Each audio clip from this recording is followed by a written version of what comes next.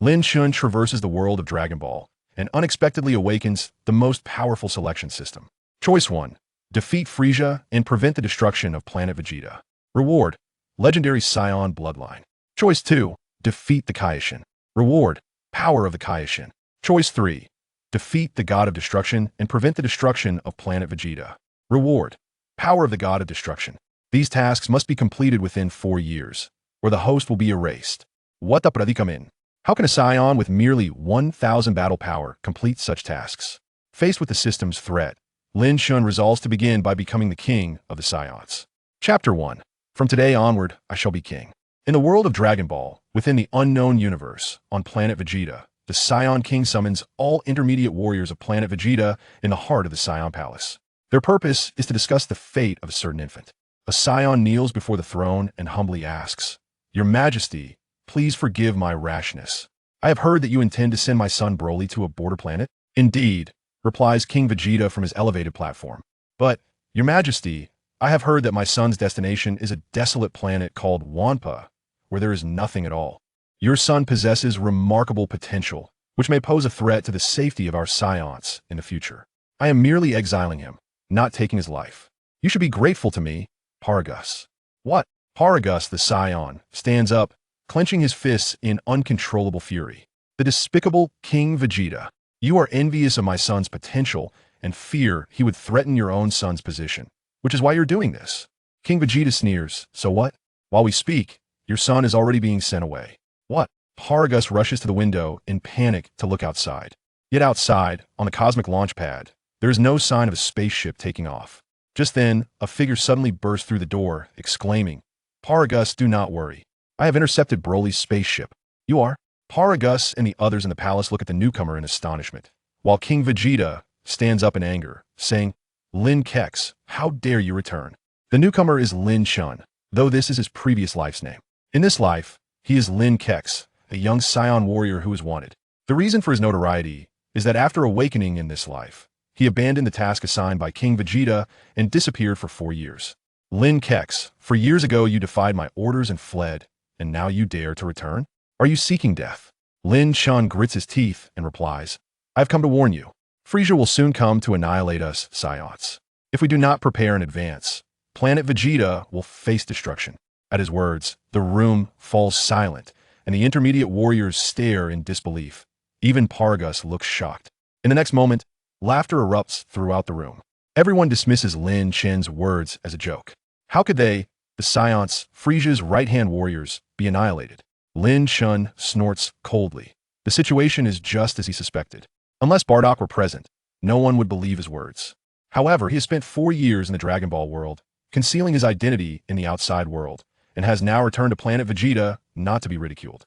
"Everyone be silent," Lin Chen shouts, then points at King Vegeta before continuing. "All Saiyans must obey the king's will. If I cannot persuade them, then I will only need to persuade you. According to Saiyan tradition, I challenge your royal authority."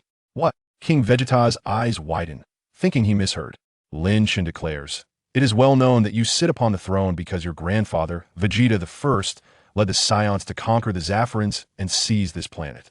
Yet, according to our Saiyan tradition, the throne should rightfully belong to the strongest. Therefore, I now challenge you.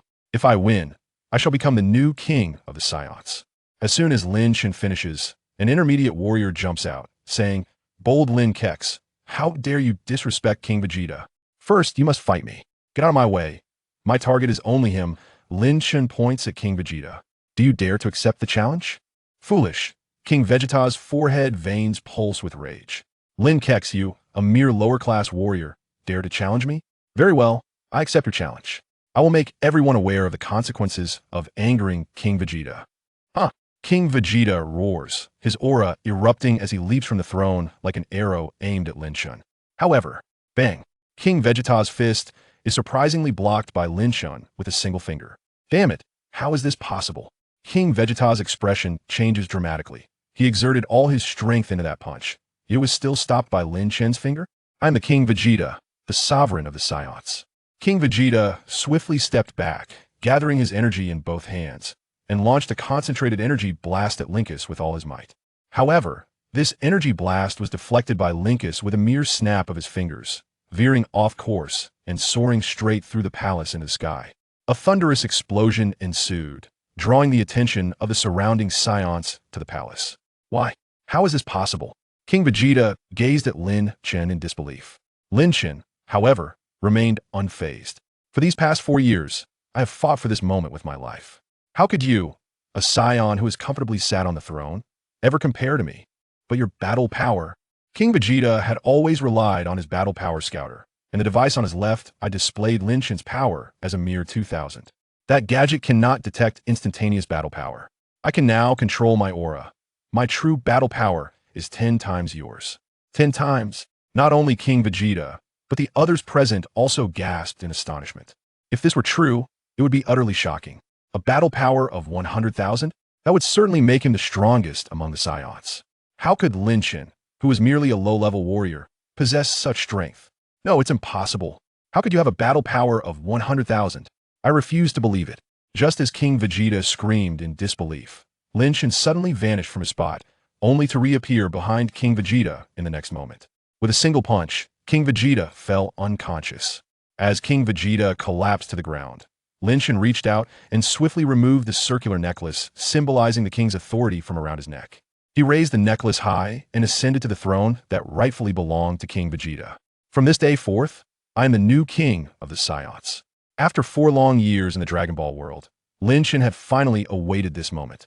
He knew that he could now embark on the final step of his plan, to kill Frieza and prevent the destruction of Planet Vegeta. He undertook this mission because upon arriving in this world, he had bound himself to the strongest choice system. The first powerful choice presented by the system was as follows. Choice 1. Defeat Frieza and prevent the destruction of Planet Vegeta. Reward. Legendary Saiyan bloodline. Choice 2. Defeat the Kaiōshin. Reward. Kaiōshin's power. Choice 3. Defeat the God of Destruction and prevent the destruction of Planet Vegeta. Reward. God of Destruction's power. Chapter 2. An impossible task. Upon discovering that he had acquired a selection system, Lin Chen was initially filled with exuberance. The quintessential tool of a traveler. He had indeed received his own. However, upon viewing the 3 options presented by the system, Lin Chen's expression turned ashen, for he was well versed in the narrative. What in the world were these selections? Each one seemed more perverse than the last. Setting aside the formidable Frieza, the Kaiōshin, and the God of Destruction, could a mere warrior like him, whose combat power barely reached 10,000, possibly contend with such entities? While others received a beginner's gift upon obtaining their systems, why was he faced with an insurmountable challenge right from the outset? Wasn't this a cruel twist of fate? In that moment, Lin Chen contemplated abandoning his choices, yet the system countered immediately. The task was non-negotiable. He must select one and complete it before the destruction of Planet Vegeta, or face annihilation. Confronted with the system's blatant threat, Lin Chen gritted his teeth and, without a second thought, chose the first option. For Lin Chen, a mere lowly warrior, Frieza was the only plausible adversary he could theoretically hope to defeat. Moreover, opportunity often accompanies risk. Should he succeed in this endeavor, his future would shine brilliantly. The world of Dragon Ball is rife with peril, and even achieving Super Saiyan status might not guarantee one's survival. However, if he could obtain the legendary Saiyan bloodline, with the prowess displayed by legendary Saiyans in the original work, Lin Chen believed he could navigate any crisis ahead with ease. Thus, he devoted himself to preparation for 4 long years, aiming to vanquish Frieza before he could obliterate Planet Vegeta. Thanks to the system's guidance, Lin Chen accurately determined that he had traversed into the year 733 of the age, just 4 years prior to the destruction of Planet Vegeta. Time was of the essence, and with Kakarot yet to be born and Prince Vegeta merely an infant, finding allies seemed nearly impossible. Facing Frieza was indeed an impossible task. Nevertheless, after meticulously analyzing the narrative, Lin Chen discerned a glimmer of hope in achieving his objective. To realize this ambition, he would need a combat power exceeding 60,000 and the support of all Saiyans. Thus, in pursuit of this goal, Lin Chen embarked on a solitary journey through the cosmos, escaping during a mission. In the first year, he endeavored to enhance his combat power through rigorous training. The body he inhabited possessed a mere combat power of 2,000, placing him at the lowest tier among the Saiyans. Although his physical age was only 14, leaving room for improvement, the prospects appeared dim. Throughout that year, Lin Chen faced numerous hardships, managing to elevate his combat power to 10,000 60,000, still a far cry from his target of at least 60,000. In the second year, Lin Chen reassessed his strategy. He had to concede that his physique lacked the innate talent of Kakarot or Vegeta, achieving a combat power of 60,000 within the remaining 3 years would be a formidable challenge. In the second year, Lin Chen devoted an entire year to seeking information about the whereabouts of Namek. Given the current circumstances, the sole method he could conceive to rapidly enhance his strength was to journey to Namek.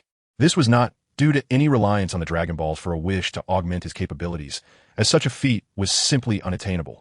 Even the Eternal Dragon had limitations on its powers. Moreover, with Lin Chen's strength at the time, it was utterly impossible for him to defeat the Namekian forces under the protection of Nail. Thus, his true objective was to negotiate with the Grand Elder, hoping to have his latent potential unlocked. The Grand Elder of Namek possessed a unique ability to unleash the hidden potential within individuals. In the original narrative, under his guidance, the combat prowess of characters such as Krillin and Gohan, who initially possessed abilities only in the range of 1 to 2,000, had surged tenfold. If Lin Chen could receive the Grand Elder's assistance, his aspirations would be effortlessly realized. Upon locating Namek, Lin Chen immediately proceeded to the planet and spent another year there. As a notorious Saiyan in the cosmos, his encounter with the Grand Elder was far from smooth sailing. Initially, the Namekians mistook him for an assailant intent on attacking their planet, and without hesitation, they launched an assault. Even after Lin Chen revealed his intentions, the Namekians remained skeptical of his words. They stipulated that to meet the Grand Elder, he must first endure their challenges. Consequently, Lin Chen spent another year undergoing a series of trials testing intelligence, courage, and combat prowess set forth by the Namekians. Only after overcoming these formidable challenges did he finally meet the Grand Elder and forge a special pact. As a result of this agreement, the Grand Elder fully unlocked Lin Chen's combat potential, culminating in a power level exceeding 110,000. Over the span of 4 years, he transformed from a lowly warrior into a Saiyan boasting a combat strength of 110,000. The arduous journey he undertook during these years was undeniably demanding. Yet every ounce of effort was worthwhile. Seated upon the throne, Lin Chen reflected on the past 4 years, then lifted his gaze to address the astonished assembly before him. Esteemed ones, I am aware that some among you may still harbor dissent towards my ascension. However, according to tradition, as the newly appointed king, I am afforded a week's respite. Should you wish to challenge me, you must wait until this week has elapsed. If I am defeated after this period, feel free to depose me or even take my life. However, until then, I shall not permit any unruliness. My forthcoming commands may seem peculiar, yet they must be obeyed. Firstly, today's events are to remain confidential among us Saiyans. The news of our new king must not reach Frieza. Secondly, I require all intermediate warriors present to immediately proceed to Planet Vegeta and eliminate all of Frieza's subordinates, leaving only those responsible for communications to relay false reports of our well-being to Frieza's forces. Our forthcoming operations must remain shrouded in secrecy. Beneath the throne, King Vegeta had awakened, lying on the ground, his face a mask of shock as he gazed at Lin Chen. What exactly do you intend to do? Lin Chen cast a glance at King Vegeta and declared, "What are we waiting for? I intend to lead all Saiyans in defiance of Frieza." Upon hearing this, the Saiyans below were momentarily taken aback. Betray Frieza? Betray the tyrant who ruled the universe with an iron fist? Had Lin Chen lost his senses? Although skepticism swirled around Lin Chen's words, the royal decree was not to be disobeyed. Thus began Lin Chen's clandestine plan for the Saiyan Rebellion. Chapter 3. Defying Fate. Protecting Planet Vegeta. As Lin Chen's rebellion commenced, on the surface, everything appeared unchanged. The elite Saiyan forces, led by mid-level warriors, swiftly suppressed the Frieza Force's communication outpost on Planet Vegeta, coercing the communication officer to relay false reports. Report to the commander. All is well on Planet Vegeta. There are no changes. Meanwhile, Lin Chen personally led a group of Saiyan warriors to swiftly eliminate the high-ranking Frieza soldiers tasked with monitoring King Vegeta. After encrypting the communications, Lin Chen summoned all squad leaders of the Saiyans to elucidate his plan. It was common knowledge that Frieza, as the Emperor of the universe, possessed power that far exceeded that of anyone on Planet Vegeta.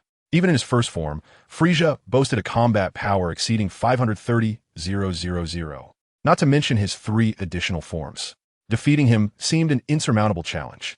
Even the proud King Vegeta did not believe the Saiyans stood a chance against Frieza. Lin Chen shared this sentiment. Yet, amidst the impossibility, Lin Chen discerned a glimmer of hope for vanquishing Frieza. This hope stemmed from Frieza's immature grasp of his own power. He had maintained his first form to effectively control his strength. Remarkably, this form's combat power could be within Lin Chen's reach to overcome. By transforming into a great ape, Lin Chen could temporarily achieve a combat power exceeding 1,000,000. Such power was sufficient to defeat Frieza, who only possessed 530,000 combat power. One might deem this impossible, yet in the original narrative, to attain the strength necessary to defeat Frieza, even Vegeta, with a combat power of at least several hundred thousand, had managed to nearly eliminate Krillin, who possessed a mere 20,000 combat power, by diminishing his own energy signature. Thus, if Lin Chen acted swiftly and struck when Frieza was unprepared, he could indeed turn the impossible into reality, potentially slaying Frieza with his modest 100,000 combat power.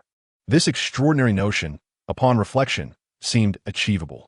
Lin Chen then commanded all Saiyans to gather in the capital in preparation for the tyrant's arrival. While they may not be able to harm Frieza directly, they could assist Lin Chen by diverting Frieza's attention. After all, Frieza was not alone. He commanded a formidable Frieza force. Relying solely on Lin Chen would likely result in Frieza transforming before he could approach. There were indeed dissenting voices concerning Frieza's plans. Since their subjugation under Frieza and his father King Cold, the Saiyans have endured a life of humiliation. Yet, on the whole, their existence has remained relatively peaceful. Serving as Frieza's subordinates, they have relentlessly conquered planet after planet, which aligns perfectly with their bloodthirsty warrior nature. Thus, for them, there exists no rationale to betray Frieza. Lin Chen, with but a single phrase, managed to persuade the former King Vegeta, subsequently leveraging his authority to sway others. King Vegeta, you must understand why Frieza sought to annihilate Planet Vegeta. A few years ago, did you not provoke the god of destruction, Beerus? Lord Beerus? In that moment, King Vegeta fully embraced Lin Chen's words. When Prince Vegeta was but 3 years old, King Vegeta had indeed incited the wrath of Beerus. It was under Beerus's directive that Frieza prepared to obliterate Planet Vegeta. King Vegeta understood that if Lin Chen spoke the truth, Frieza would surely not spare their home. Thus he relinquished his grievances and chose to submit to Lin Chen, collaborating to ensure the flawless execution of his plan. Under his persuasion, many Saiyans, albeit reluctantly, ultimately complied with the orders. Moreover, among the lower-ranked warriors, Lin Chen found an ally in Bardock, the father of Son Goku, an esteemed elite warrior with considerable influence among the lower ranks. Bardock had acquired the ability to foresee the future after being struck by the magical punch of a Kanassan during his squad's invasion of Planet Kanassa. He stood resolutely by Lin Chen's side, having witnessed in his dreams the destruction of Planet Vegeta by Frieza. With King Vegeta among the intermediate warriors and Bardock among the lower ranks, they became Lin Chen's staunch supporters, refining his final strategy.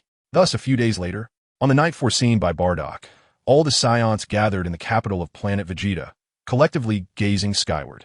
Bardock, is the time drawing near? Lin Chen inquired softly, his gaze fixed on the heavens. Beside him, Bardock replied quietly, Yes, your majesty, Frieza is soon to arrive.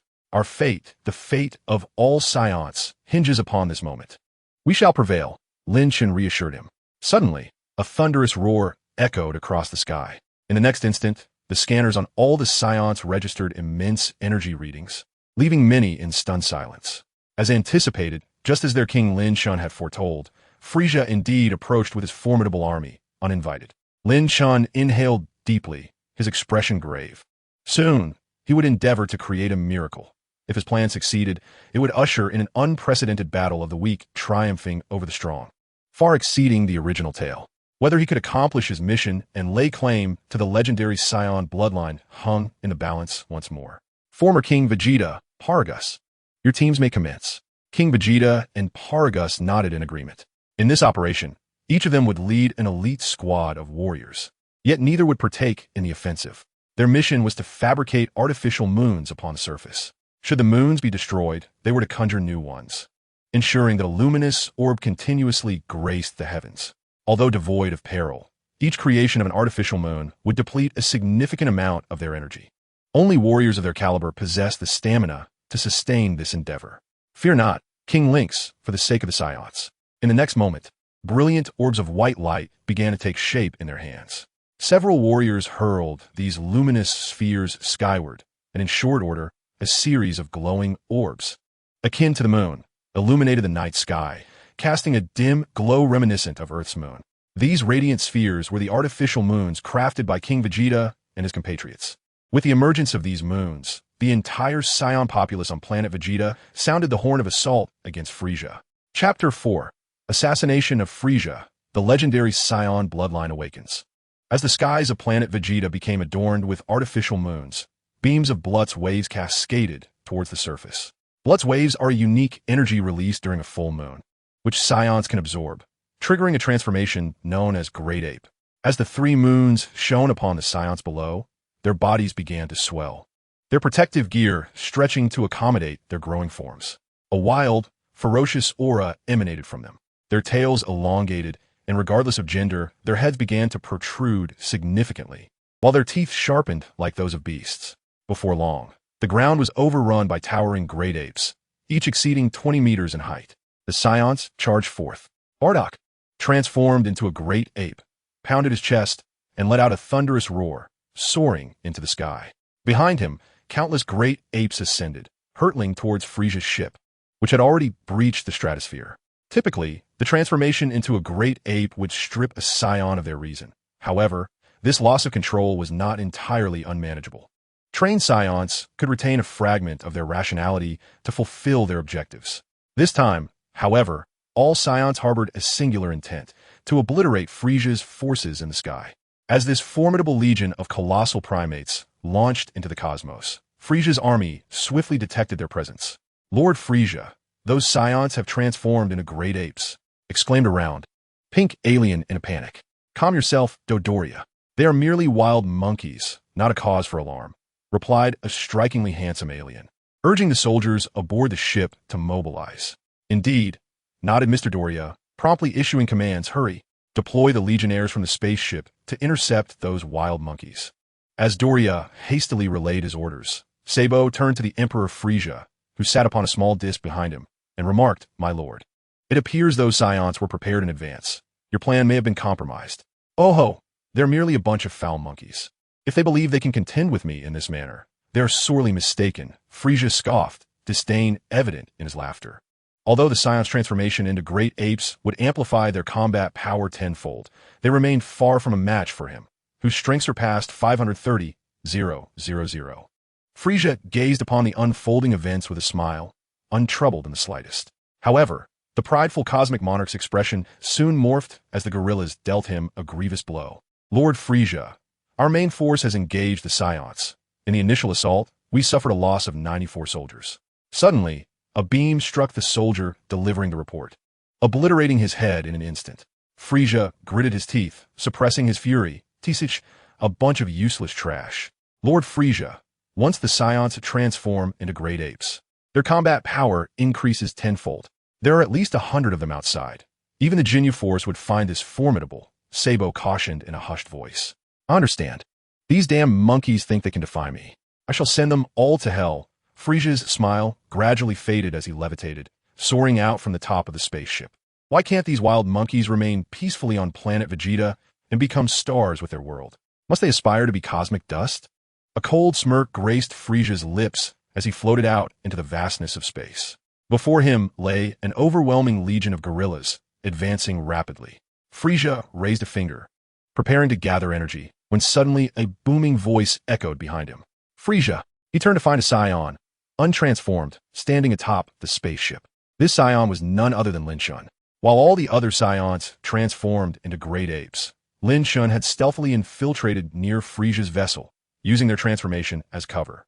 From Namek, Lin Chen had acquired not only a boost in combat power, but also a profound mastery over energy manipulation, akin to that of the Namekians. As the attention of Frieza's forces was captivated by the astonishing energy of the great apes, no one noticed Lin Chen, who had deliberately suppressed his energy, approaching unnoticed. Lin Chen's actions were meticulously orchestrated for this very moment. As Frieza stood momentarily stunned, Lin Chen shifted his gaze toward the artificial moons on Planet Vegeta.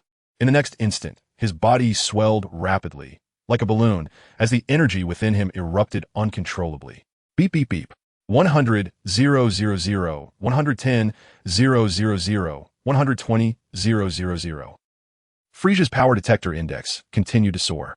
Just as the readings reached 180, 000, the device erupted in a violent explosion. In that moment, Frieza experienced an unprecedented sense of threat. The Saiyans, upon transforming into their great ape forms, could amplify their power tenfold. The Saiyan before him had already exhibited a strength of approximately 100, 000, and when multiplied by 10, would surpass even his current form. In a state of alarm, Frieza leapt from his flying disc, shattering his battle suit as he prepared to transform. However, at that very instant, Lin Chen, now a colossal gorilla, opened his mouth and unleashed a furious roar. A massive shockwave erupted from Lin Chen's mouth, hurtling directly toward Frieza. The overwhelming force engulfed the cosmic tyrant, who had not yet completed his transformation, leaving him only time to exclaim, "How dare you?" before he was reduced to a mere shadow, vanishing into the cosmos. The shockwave that consumed Frieza did not dissipate. Instead, it followed Lin Chen's movement, crashing into Frieza's spaceship. King Frieza. The occupants of the ship screamed in despair, ultimately disintegrating along with their vessel into dust. Ding! Congratulations, host, on completing the first option. Reward: Legendary Super Saiyan Bloodline. Will you merge it immediately? The long-awaited voice of the system echoed in Lin Chen's mind. In that moment, he felt an overwhelming sense of liberation. After 4 arduous years, he had achieved what seemed an impossible task, defeating the Cosmic Emperor Frieza with a mere power level of 100, 000. In the 5th chapter, Future Choices, the Saiyan Empire, the system's voice resonated once more in Lin Chen's mind. Host, will you merge the legendary Super Saiyan Bloodline immediately? As he transformed back from the Great Ape, Lin Chen pondered the implications of this decision. Will merging the Bloodline have any side effects? He inquired. The legendary Super Saiyan Bloodline possesses a unique trait that allows strength to increase in the face of adversity. The greater the injury, the stronger the power. However, this transformation requires modifications to the host's body. How long will the modifications take? 5 years. What? It requires 5 years? Lin Chen paused, contemplating the weight of this revelation, and glanced behind him. After the battle concluded, the other Saiyans gradually reverted to their human forms, their eyes gleaming with excitement as they gazed at the spot where Frieza's spaceship once hovered. We have slain that tyrant. The Saiyans are invincible. Long live King Lin Kai. Initially, there were doubts among many regarding the attack on Frieza. However, upon witnessing Frieza's demise, the innate pride of the Saiyans surged to new heights. Yet, amidst the jubilant throng of ecstatic Saiyans, Lin Chen understood that now was not the time for celebration.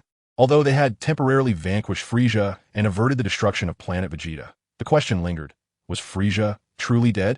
Acutely aware of the narrative, Lin Chen knew all too well the terrifying vitality of the Frost Demon race. Although not endowed with the regenerative abilities of the Namekians, even the Frozen Demon, despite being utterly shattered, still harbors the potential for resurrection. Even if Frieza were truly to perish, one must not forget that he has a father, King Cold, and an obscure elder brother, Cooler, both of whom may one day seek vengeance for Frieza's demise. To mitigate this impending threat, strategic preparations must be made. Otherwise, one might awaken 5 years hence to find Planet Vegeta in ruins. Thus, system, refrain from merging bloodlines for the time being, and await my command. Understood. As the system acquiesced, it issued a new prompt. Ding. Detecting the host's heightened awareness of crisis, triggering the strongest choices. Choice 1. Abandon Planet Vegeta and become a wandering Saiyan. Reward: Title King of the Lonely Saiyans. Effect: Battle Power 1, 000,000. Choice 2. Execute a time-limited hunt of the Frozen Demon clan. Reward: Acquire a servant from the Frozen Demon lineage. Choice 3. Protect Planet Vegeta and establish a Saiyan empire. Reward: Instantaneous movement ability of Jebit. A friendly reminder from the system. The rewards for this selection will be dispensed in advance. But if the host does not honor the chosen action, obliteration will ensue. Unexpectedly, just as the previous choice was finalized, a new selection emerged. Gazing at the 3 rewards presented by the system, Lin Chen began to ponder. The first option was immediately discarded. A mere battle power of 1, 000,000 seemed trivial, as he believed that merging with the legendary Super Saiyan bloodline would easily grant him far greater strength. The second choice appeared promising at first, suggesting the possibility of acquiring a subordinate from the frozen demon clan akin to Frieza. However, upon further reflection, Lin Chen dismissed this option as well, recognizing the inherent trap within. The time limit for hunting the frozen demon clan. How long would it be? If it were 5 years, he would scarcely have awakened from his slumber by the time it elapsed. Moreover, how could he pursue the frozen demons without merging with the Super Saiyan bloodline to enhance his capabilities? Thus, this choice was also relegated to mere consideration. System. I choose option 3. Ding. Congratulations, host. Your selection has been successful. The reward has been delivered. Henceforth, please safeguard Planet Vegeta, should it be destroyed. The host will be immediately obliterated. Moments after Lin Chen made his choice, the system's prompt resonated once more. Concurrently, a wealth of knowledge regarding the application of instantaneous movement flooded his mind. Jebit's instantaneous movement differed slightly from Goku's. It allowed direct travel to any planet within the universe without the need to sense energy, though it could not pinpoint the location of a specific individual. In essence, Lin Chen now possessed the ability to traverse the cosmos at will, no longer burdened by the time-consuming nature of space travel. Even the Namekian planet he had previously visited could now be reached in the blink of an eye. Next, preparations must be made for merging with the legendary Super Saiyan bloodline. For 5 years, he must prepare insurance for Planet Vegeta, ensuring that this clan of Saiyans does not once again succumb to the fate of annihilation before he awakens. Shortly thereafter, within the royal palace of Planet Vegeta, the victorious Saiyans, having triumphed over the cosmic tyrant, revel in jubilation outside, indulging in their favorite meats and fine wines, all in boundless supply. Inside the palace, Lin Chen, the principal architect of this victory, convenes a private meeting with 3 Saiyans, King Vegeta, Bardock, and Paragus. As Lin Chen prepares to enter a 5-year seclusion, he has conceived a strategy to safeguard Planet Vegeta, yet mere ideas provide insufficient assurance. It must be stated that the Saiyans are an exceedingly troublesome race. Despite their average strength being far from formidable within the cosmos, many alien races naturally surpass them in power. Nonetheless, these Saiyans pride themselves as a warrior race, inherently drawn to conflict. During these 5 years, Lin Chen can guarantee that enemies will not encroach upon them. Yet he cannot assure that the Saiyans themselves will not descend into chaos. Thus, he requires capable individuals to maintain order during his absence. King Vegeta and the elite warrior Bardock are the most suitable candidates in Lin Chen's estimation. King Vegeta commands respect, while Bardock possesses the calm judgment and a touch of humanity that the Saiyans notably lack, complemented by the precognitive abilities acquired from the Kaiōshins. With their presence, the likelihood of suppressing the Saiyans' reckless ambitions increases, preventing unnecessary strife. As for Paragus, he may lack personal strength, yet his son Broly is a latent threat hidden within Planet Vegeta, akin to a ticking time bomb. At merely 1 year old, Broly possesses a battle power of 10,000, and in 5 years, he is destined to evolve into an exceptionally powerful Saiyan, yet fraught with peril. A moment's negligence could lead to the destruction of Planet Vegeta. Consequently, Lin Chen's plan involves relocating Broly to a different environment, allowing him to mature in tranquility. According to Lin Chen's recollections of the narrative, as long as Broly is not provoked, he is, under normal circumstances, a communicative, filial child who values friendship, resembling the character of Gohan. He is ill-suited to coexist with the brutal Saiyans. Rather, he would harmonize better with more peaceful races. After appointing Paragus to the role of chief advisor to the Saiyan army, positioning him as the third in command after King Vegeta and Bardock, Lin Chen successfully secured the authority over Broly's fate. Paragus harbors no suspicion regarding Lin Chen's intentions. After all, without Lin Chen's intervention, he and his son would likely have faced exile at the hands of King Vegeta. Chapter 6. The Reemergence of Choices Concerning the Arrangement for Broly. In the Saiyan nursery, all Saiyans are placed after birth for collective care, subsequently dispatched to different planets based on their qualifications for various tasks. However, with Lin Chen's ascension to the throne, all of this is destined for transformation. According to Lin Chen's decree, henceforth, newly born Saiyans shall no longer be sent to distant planets. Instead, they will remain on their homeworld to grow and develop. During the past 5 years of Lin Chen's absence, Planet Vegeta must consolidate the strength of all Saiyans for self-preservation. He would not permit the already sparse population, with their relatively low combat power, to fall into the folly of dispersing their forces. However, there is one infant who requires Lin Chen's special attention. This infant is none other than Paragus' child, Broly. Standing before Broly's incubation chamber, Lin Chen raised an eyebrow. Even without a detector, he could sense that the child within the chamber possessed strength comparable to that of Bardock, who stood by his side. Indeed, this must be the power of the legendary Saiyan bloodline. Although Lin Chen would soon inherit this legendary lineage himself, Broly's potential posed a possible threat to him in the future. Ding! The system detected the host's murderous intent towards Broly and activated the strongest options. Option 1. Immediately eliminate Broly to eliminate future troubles. Reward: 1 vial of legendary Super Saiyan Serum. Combat power: 1,000,000. Option 2. Exile Broly to Planet Wampa. Reward: 5 vials of Super Saiyan Serum. Combat power: 500,000. Option 3. Personally care for Broly or assign someone to do so. Reward: Broly's loyalty to the host. Combat power: 100,000. Lin Chen was taken aback, not expecting to be presented with choices once more. However, contemplating the 3 options, he considered them carefully. Whether eliminating Broly or exiling him seemed like sound decisions. The serums, after all, were special items that could grant the ability to transform into a Super Saiyan. Conversely, the third option merely promised Broly's future loyalty, which seemed somewhat lackluster. System: I choose option 3. Ding! The host choice has been successfully confirmed. Rewards have been dispensed. The host is advised to redeem the choice promptly. In the next moment, Lin Chen felt his strength elevate slightly once again. Though he is a Saiyan in this lifetime, Lin Chen did not intend to live with the same coldness and ruthlessness typical of his kin. In fact, he aimed to thoroughly rectify the pervasive atmosphere of slaughter and the bullying of the weak that currently enveloped the Saiyans. Thus, the first and second options had never truly crossed his mind.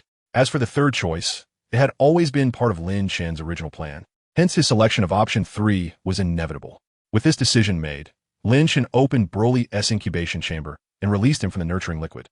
Perhaps due to the effect of the system's reward, the released Broly, upon seeing Lin Chen, did not exhibit the typical volatility of a Saiyan child. Instead, he gazed at Lin Chen quietly and obediently. Observing his son's demeanor, Paragus felt a pang of reluctance. After all, this was his son, and he was about to be separated from him. Moreover, it was vital to note that his son, at merely 1 year of age, already wielded a combat power of 10,000. Had he remained by his side, Paragus would have had no one to fear aside from Lin Chen. Upon reflecting on this, Paragus remarked, "Your Majesty Link, King Vegeta is cunning and selfish. I fear that after your departure, he may once again raise the banner of rebellion. Perhaps it would be prudent to leave Broly by my side as an ally for both myself and Bardock." Lin Chen cast a cold glance at Paragus, who immediately felt the weight of his gaze and lowered his head. Bardock's expression also shifted dramatically. For reasons unknown, he sensed that the pressure emanating from Lin Chen was significantly stronger than before. There is no need to worry about King Vegeta. He understands the gravity of the situation. Planet Vegeta is far from escaping its crisis, and he will not act recklessly. Lin Chen was acutely aware that, although Frieza had been vanquished, it was indeed the god of destruction, Beerus, who had decreed the destruction of Planet Vegeta. Once Beerus awakens from his slumber, the planet cannot evade its destined annihilation. If King Vegeta wishes to avoid being deemed a traitor among the Saiyans, he must comply with Lin Chen's directives. Very well, I shall take Broly with me now. You two must ensure you support King Vegeta diligently. Afterward, Planet Vegeta will undergo significant changes. Do not fret. Simply follow my instructions to navigate the next 5 years. Paragus and Bardock both bowed in acknowledgement. As Lin Chen prepared to employ instant transmission, the sudden sound of a baby's cries pierced the air. He glanced over and was reminded of a pressing matter he had almost forgotten. The wailing infant was none other than Bardock's son, the protagonist of the Dragon Ball universe. Kakarot, or as he would later be known, Son Goku. At that moment, Goku was merely an infant, comparable in age to Broly. Noticing Lin Chen's gaze fall upon Goku, Bardock quickly interjected, "My apologies, Your Majesty. That is my child, Kakarot." Lin Chen replied, "Bardock, after I depart, remember to send Kakarot to a planet known as Earth. Earth? If your foresight still holds merit, you should comprehend my intent." Indeed, Bardock nodded, recalling a peculiar dream he had experienced before their triumph over Frieza. In the dream, he witnessed his son Kakarot embarking on grand adventures upon an unfamiliar planet. Lin Chen smiled, realizing that everything was now properly arranged. In the next instant, he sees Broly and activated instant transmission. Paragus and Bardock were taken aback as they witnessed Lin Chen and Broly suddenly vanish from their sight. Paragus, his face a mask of astonishment, exclaimed, "They've vanished. His Majesty Link is truly formidable. By the way, Bardock, what did His Majesty mean when he instructed you to send your son to Earth? That place may hold the future for our Saiyan race," Bardock replied gravely. Shortly thereafter, a mysterious force enveloped Planet Vegeta. Although the Saiyans had received prior warnings from the palace, they were nonetheless awestruck by the power that altered the very fabric of their reality. When the force dissipated, the inhabitants of Planet Vegeta were astonished to discover that their home had moved from its original galactic position into an unfamiliar new star system. Observing this miraculous transformation, the Saiyans on the planet began to adhere to Lin Chen's commands, embarking on a 5-year period of seclusion. Shortly after the disappearance of Planet Vegeta from its original position, a spacecraft arrived at the orbit that once belonged to Planet Vegeta. Aboard the vessel, several extraterrestrial beings clad in battle attire gazed in astonishment at the vast emptiness of the starry expanse before them. It was hard to believe. Had Planet Vegeta truly vanished? Was it destroyed? Uncertain. If it had been annihilated, one would expect to see fragments of the planet. Regardless of the fate of the Saiyans, we must not forget our purpose. I know the detectors are responding. My heavens, could it truly be Lord Frieza's life signal? He is alive. Chapter 7. 5 years later. The fusion legend of the Super Saiyan bloodline. Time flies, and 5 years swiftly pass. On the alien world known as Namek, a colossal column of water suddenly erupted from the ocean's surface. An enormous aquatic beast was propelled skyward by the force of the water, soaring 1,000 meters above sea level before plummeting back down. At that moment, a black-haired youth with a tail and youthful features burst forth from the depths, colliding with the beast and instantaneously extinguishing its already fading life. The boy then lifted the beast and flew towards the shore. There, the strongest of the Namekians, Nail, stood with arms crossed, his gaze fixed intently on the approaching youth. "Nail, uncle, I have one. You need not worry about me losing control," the boy quipped, supporting the massive creature. "Broly, I have witnessed it. You can now freely control your anger, which is commendable," Nail replied with an expressionless demeanor. Though his tone was cold, it was imbued with genuine concern. After all, as Broly's guardian, Nail had lived alongside him for 5 years. Watching Broly discard the beast's carcass onto the shore and then ignite a fire to roast meat, Nail could not help but reminisce about 5 years prior. 5 years ago, a Saiyan named Linkus, who had resided on Namek for a time, brought the 1-year-old Broly before the Grand Elder. This Saiyan not only sought to entrust Broly to the Namekian's care, but also requested the use of the Dragon Balls. Nail was perplexed, as the Grand Elder had acquiesced to all of the requests without hesitation. Subsequently, Nail had inquired about the Grand Elder's intentions, but the Elder's response left him bewildered. The Elder believed that these two Saiyans might one day become the saviors of the Namekians. Saviors? Nail scoffed. While he was unfamiliar with Linkus, he knew that Broly had nearly become the harbinger of destruction for the Namekians. Nail had never anticipated the existence of a being like Broly, a natural-born powerhouse. Despite still being a child, Broly's strength grew exponentially. Fortunately, despite his daily surge in power, Broly proved to be a well-behaved child, rarely stirring trouble. At times, when confronted with peril, Broly's emotions can spiral out of control. Each instance of this emotional upheaval transforms the young Saiyan into a frenzied demon. During Broly's initial year in this realm, Neru was capable of restraining him. However, by the second year, the rampaging Broly had acquired power that far surpassed that of Neru. Fortunately, when Lynx first arrived on Namek, he seemed to anticipate the potential for Broly's emotional instability. In summoning the Namekian dragon, he utilized a wish to conjure the tranquil flute, an instrument capable of soothing any mad soul and bringing peace to the heart, which he entrusted to the Elder. It was through this flute that Namek narrowly escaped destruction at the hands of Broly on several occasions. As Neru reminisced about the past, he observed that Broly had devoured the colossal beast. Patting his swollen belly with satisfaction, Broly exclaimed, "Uncle Neru, I am full. I even saved you a piece of meat. Do you truly not wish to eat?" He continued, "I once mentioned that Namekians require only sunlight and water." "Very well, I shall consume it myself," he concluded. Neru watched Broly indulge with a slight smile creeping across his lips. Despite his demonic tendencies, Broly, when not in a frenzy, possessed a disposition that the Namekians found rather endearing. Speaking of Broly, it seems the 5-year period is drawing near, Neru suddenly remarked. Upon hearing this, Broly set down the piece of meat. Really? Uncle Neru, is Brother Link's about to emerge? It is quite possible. Shall we go and see? Yes. Broly promptly finished the last morsel of meat and soared into the air, hastily flying toward a certain location deep within the ocean, without waiting for Neru. Neru chose not to call him back, instead following closely behind. Namek is an island planet, with its surface predominantly covered by verdant oceans. Within the largest expanse of these waters, a luminous orb has been present since 5 years ago. This orb has shone like a miniature sun, illuminating the surrounding waters, and those attuned to sensing energy would perceive a powerful aura emanating faintly from within it. After a lengthy flight, Broly and Neru finally arrived at the location of the orb. Through the water, Broly immediately sensed a notable difference from previous times. Truly, Uncle Neru, Brother Link's energy is stronger than before. It feels as though he is on the verge of awakening. A bead of sweat formed on Neru's forehead. Without Broly's reminder, he had already detected the changes below.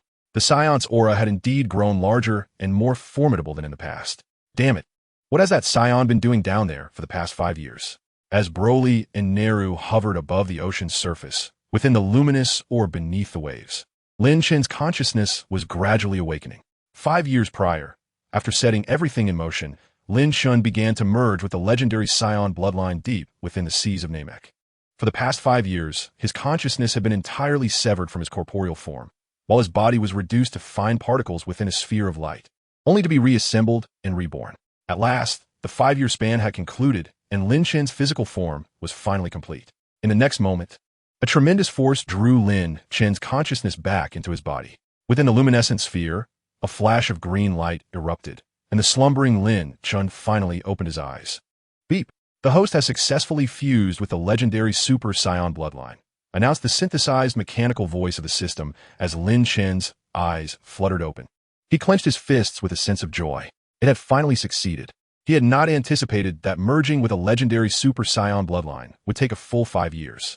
He pondered whether the system was lacking in efficacy or if the difficulty of fusing with a legendary Super Saiyan bloodline was simply too great. At that moment, the system spoke once more, informing the host that the legendary Super Saiyan bloodline was a perfect bloodline. Although it had taken 5 years, it had also eliminated the side effects associated with the uncontrollable power of the legendary Super Saiyan, ensuring that the host would not have to worry about losing his sanity in the future. Chapter 8. Awakening, the first battle against cosmic pirates. Upon hearing this, Lin Chen felt a surge of elation. The greatest flaw of a legendary Super Saiyan was its tendency to lose control of its power when fully unleashed, becoming a mindless killing machine driven solely by the urge to battle and slaughter. Lin Chen had initially planned to seek a solution after merging with the bloodline, but the system had conveniently resolved the issue for him in one fell swoop.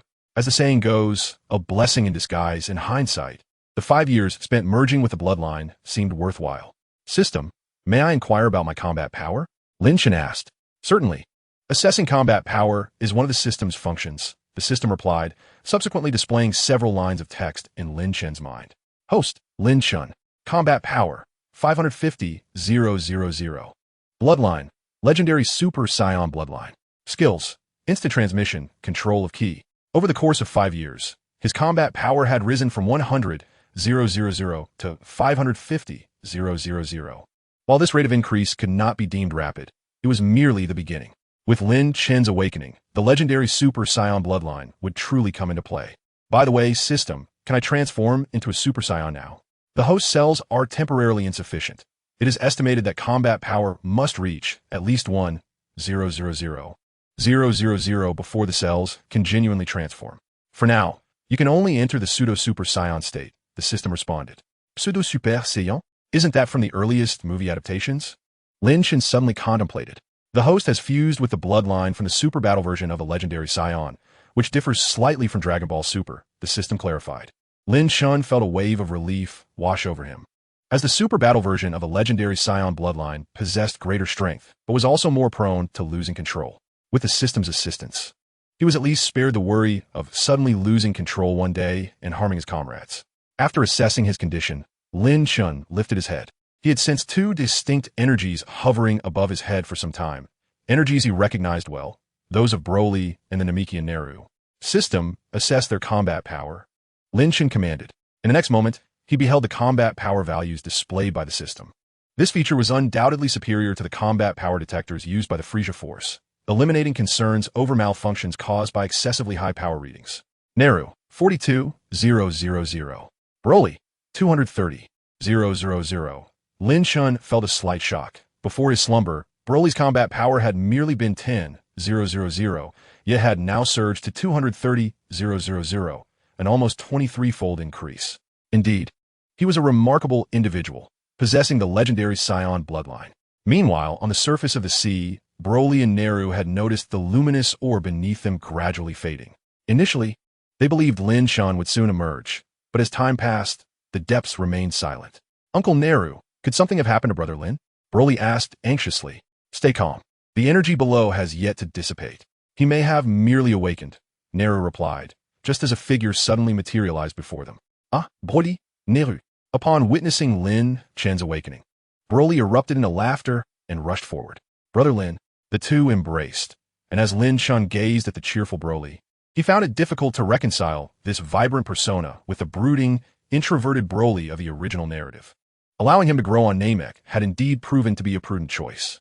Lin, what have you been doing all these 5 years? Why has your energy changed so drastically? Despite their long-standing acquaintance, Naru remained cautious. Lin Chen smiled, about to explain, when suddenly his expression shifted, and he looked up. Broly and Naru mirrored his actions, as all three felt a multitude of immense and malevolent energies approaching Namek from the cosmos. Boom! Moments later, a thunderous sound erupted from the sky, and they beheld a colossal spaceship descending through the atmosphere. Is that a ship from the Frieza Force? Lin Chen raised an eyebrow. The vessel resembled the one he had previously destroyed, belonging to Frieza. Had Frieza or another member of the Frost Demon clan arrived? No. The energy emanating from that ship was significantly weaker than Frieza's, likely a small detachment. He had already utilized the system to investigate, discovering that the highest combat power among this new group was merely 170,000. For comparison, even in his initial form, Frieza's combat power reached an astonishing 530,000. Thus, the occupants of that ship were evidently high-ranking officials, rather than members of the Frost Demon race. The reptiles of Namek. This is the ship of the cosmic pirate. Lord Pagan, immediately present your planet's overseer to us, or we shall annihilate this world. You have 10 minutes. As the spaceship broke through the atmosphere, a tremendous sound resonated from within, echoing across the entire planet. The detestable invader, Nelu, gritted his teeth, eager to rush out and teach them a lesson. However, Broly restrained him, saying, Uncle Nelu, there is a presence aboard that ship stronger than yours. Allow me to go. While the two were in heated contention, Lin Chen interjected with a smile, Enough, Broly. I have been dormant for 5 years and am eager for some exercise. Do not compete with me. With that, Lin Chen soared into the sky, heading towards the spacecraft. After 5 years of inactivity, his muscles itched for movement. Since these individuals were not part of Frieza's army, he felt no need for restraint. Lord Pigeon, the detector has detected someone approaching, one of the crew members announced. Before Lin Chen even reached the ship, it had already identified his presence. Inside the spacecraft, a cosmic being shouted in alarm. Seated in the command chair was the one-eyed giant and commander of this unit, Pigeon. Propping his head on one hand, he muttered, Who goes there? Is it a Namekian? Perhaps a Saiyan? The ship's surveillance system displayed Lin Chen's figure. Upon seeing his hair and the tail behind him, the cosmic being swiftly deduced his identity. A Saiyan? Pigeon was momentarily taken aback before bursting into laughter. Ha! To think I would encounter a Saiyan on Namek. Those damned Saiyans, rumored to have gravely injured Lord Frieza 5 years ago, vanished without a trace. Who would have thought one would appear here, mobilize the troops, and capture him alive? Pigeon rose, his massive fist clenched tightly. Recently re-emerged King Cold is recruiting powerful warriors to reorganize his army. I had only intended to gather information about the legendary Namekians as a gift for King Cold, and yet I stumble upon a Saiyan. Truly, fortune smiles upon me. Listen up, everyone. If we can capture this Saiyan and extract information about the whereabouts of the others, King Cold will surely reward us handsomely. I might even receive a position as a commander, so we must seize him. Understood, roared the soldiers, and immediately, figures began to soar from the spaceship. Chapter 9. Indestructible, the power of the legendary Saiyan bloodline. Countless warriors clad in battle suits rushed out from the spaceship. All soldiers under the fierce pirate Pigeon, who had plundered over 100 planets. Each one was a ruthless villain. A formation of nearly 100 individuals assembled before the spacecraft, awaiting Lin Chen's approach. In no time, Lin Chen arrived before them, standing defiantly. So this Saiyan really came? Ha! They say Saiyans are like rabid dogs in battle, biting anyone they encounter. Surely he does not intend to challenge us? Laughter erupted, and one cosmic being activated the detector. Let me assess his battle power. 15,000. 15,000. Ha ha! Upon hearing the words, the extraterrestrial beings erupted into laughter. A battle power of 15,000 might be considered commendable among the Saiyans, yet before their multitude, it paled in comparison. Wasting no time, they hastily set out to capture him, for they still needed to locate the Namekian. At that moment, the voice of their leader, Pagan, emanated from the communicators of these aliens. Immediately, one of the extraterrestrials advanced towards Lin Chen. Hey, Saiyan over there, comply and accompany us willingly, and we may spare you some hardship, they urged. Observing the battle power detectors on their faces, Lin Chen refrained from any rash actions. Well versed in the narrative, he recognized that these detectors also functioned as communicators, capable of transmitting everything occurring in the vicinity across the cosmos. He feared not these beings, but rather the possibility of attracting more foes after dispatching them. Who are you? Are you affiliated with Frieza? Lin Chen inquired. Did you not hear us earlier? We are the pagan pirate crew, but soon we shall serve the great King Cold, one alien responded. King Cold? Lin Chen recalled that name. King Cold, the father of Frieza, had long been renowned throughout the universe even before Frieza's rise. However, more pressing than this revelation was the realization that the individuals before him were mere scattered mercenaries, unconnected to Frieza or any other significant power. Thus, he felt liberated from any concerns.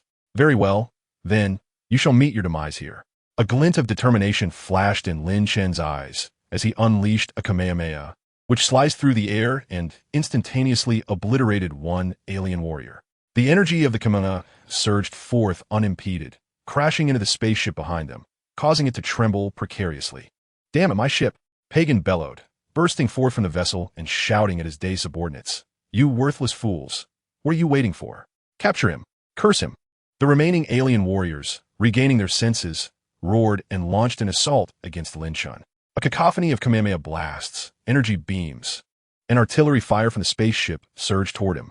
In an instant, Lin Chen's position was engulfed by the chaotic onslaught of energy, rendering him momentarily invisible. Brother Lin Kex, from a distance, Broly, sensing the battle's intensity, grew alarmed, his hair standing on end as his aura swelled. Yet, a hand rested upon his shoulder. Do not fret, Broly. Have you not noticed? Lin Kex's aura remains stable. He is merely testing his power. Upon hearing this, Broly's chaotic energy subsided. At that moment, in the skies above, the extraterrestrials, after their frenzied attack, finally paused. Gazing at the acrid smoke before them, they wore malicious smiles. Oh dear, it seems we may have overexerted ourselves. Indeed, that Saiyan should be nothing but a pile of ashes by now. That fool, did he think he could provoke the pagan pirate crew? Would it not have been wiser to submit as a captive? At that moment, some extraterrestrial beings suddenly noticed, amidst the smoke of battle, what appeared to be a human figure. What could this mean? Could it be that the Saiyan still lived?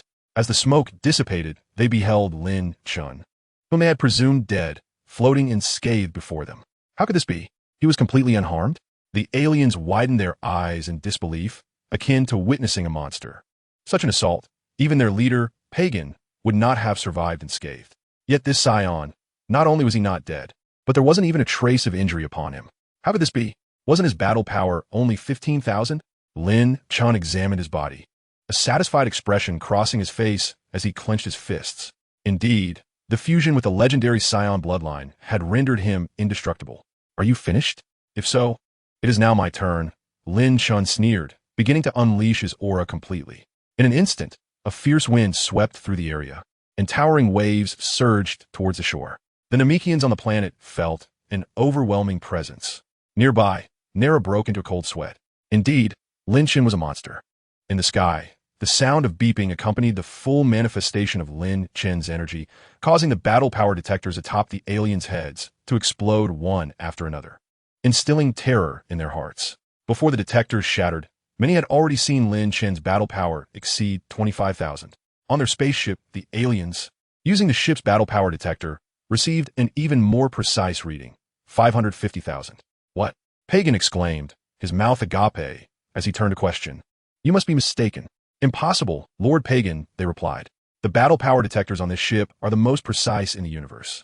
Pagan soon realized that the ship's readings could not be wrong. For this vessel was purchased at a high price from Frieza's army and was of the same model as Frieza's own ships.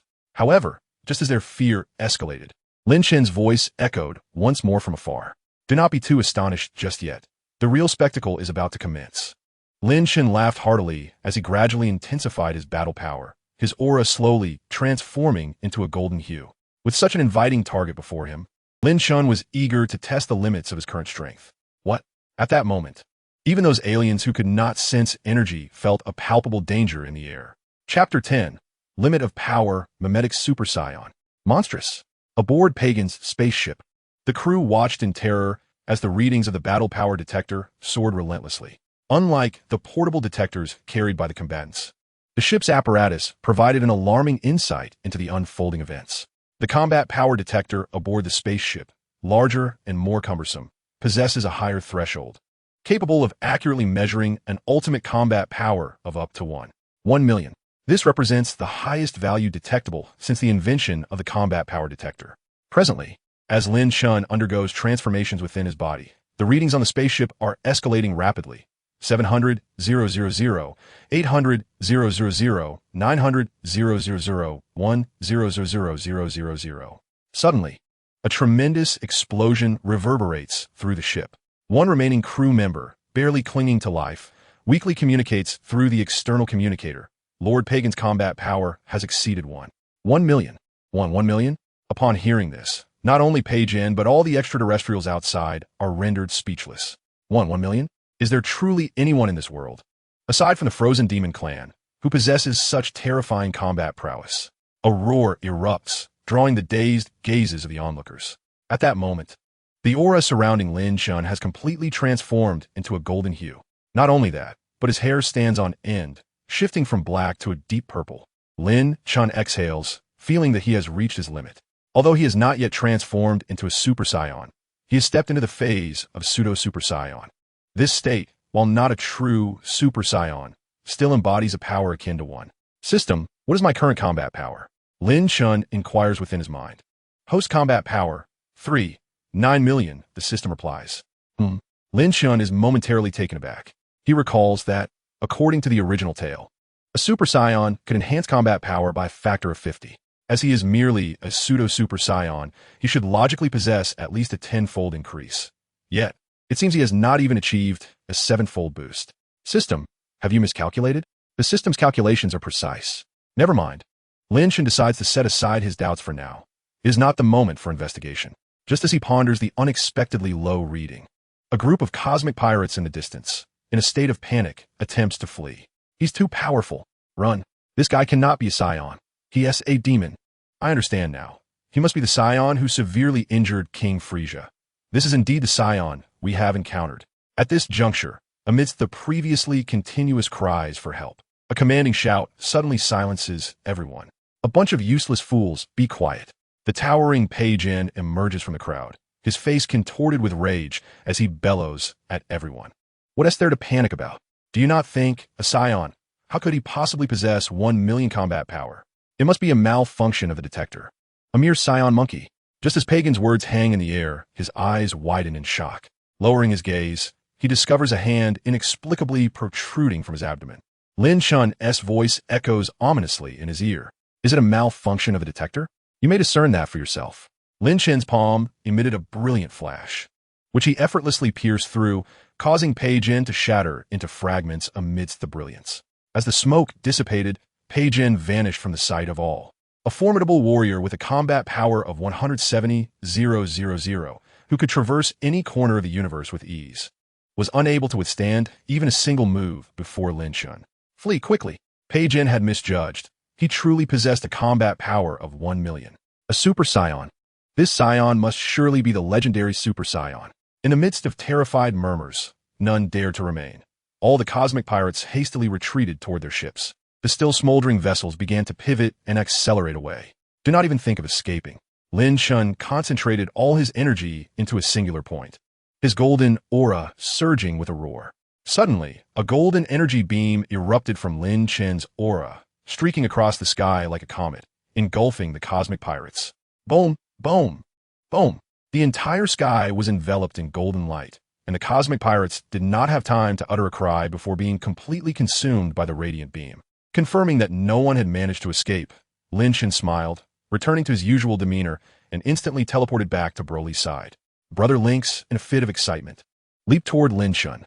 Lin Chen chuckled, ruffling his hair, then turned to Naru, saying, "That should count as fulfilling a promise, right? When we meet the Elder, do remember to testify on my behalf." Naru nodded, though internally astonished. Years ago, when Lin Chen first met the Elder, he had bargained to protect the Namekians 3 times in exchange for the Elder's consent to enhance his potential and grant him the opportunity to summon the dragon 3 times. At that time, he had dismissed Lin Chen's words as mere bravado. Even with the Elder's bestowed power, he felt Lin Chen's abilities were insufficient to claim he could safeguard the Namekians. Yet, 5 years later, this Saiyan's strength had ascended to such heights. Among the cosmic pirates, Naru could distinctly sense several whose power far surpassed his own. Had Lin Chen not intervened, relying solely on the Namekian strength would likely have led to utter catastrophe. However, the Saiyan before him effortlessly vanquished the adversaries, thereby rescuing the Namekians once more. The Elder's prophecy had indeed proven accurate. This Saiyan had become the savior of the Namekians. Utilizing Lin Chen's instantaneous movement, the 3 swiftly approached the Elder's residence. At that moment, several Namekian elders were already consulting the Elder regarding the earlier broadcast from the Cosmic Pirates.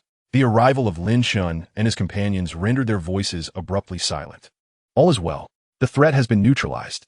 At this juncture, the aged Elder spoke. "The Cosmic Pirates have been dealt with by the Saiyan Lynx. If you have no further matters to attend to, please return to your respective villages to ensure everyone's peace of mind." The assembly of elders gazed at the sudden arrival of Lynx and his companions, rendered momentarily speechless. At last, one among them spoke. "Lynx, you have awakened." Lin Chen had spent an entire year honing his skills on Namek, traversing nearly every village of the Namekians, hence several elders were not unfamiliar with him. Indeed, the Grand Elder was correct. "I have dealt with the Cosmic Pirates. You may rest assured and return home," Lynx replied with a smile. Upon hearing this, the elders exchanged glances, ultimately nodding in agreement before departing, entrusting everything to the most reliable Grand Elder. Chapter 11. Return to Planet Vegeta.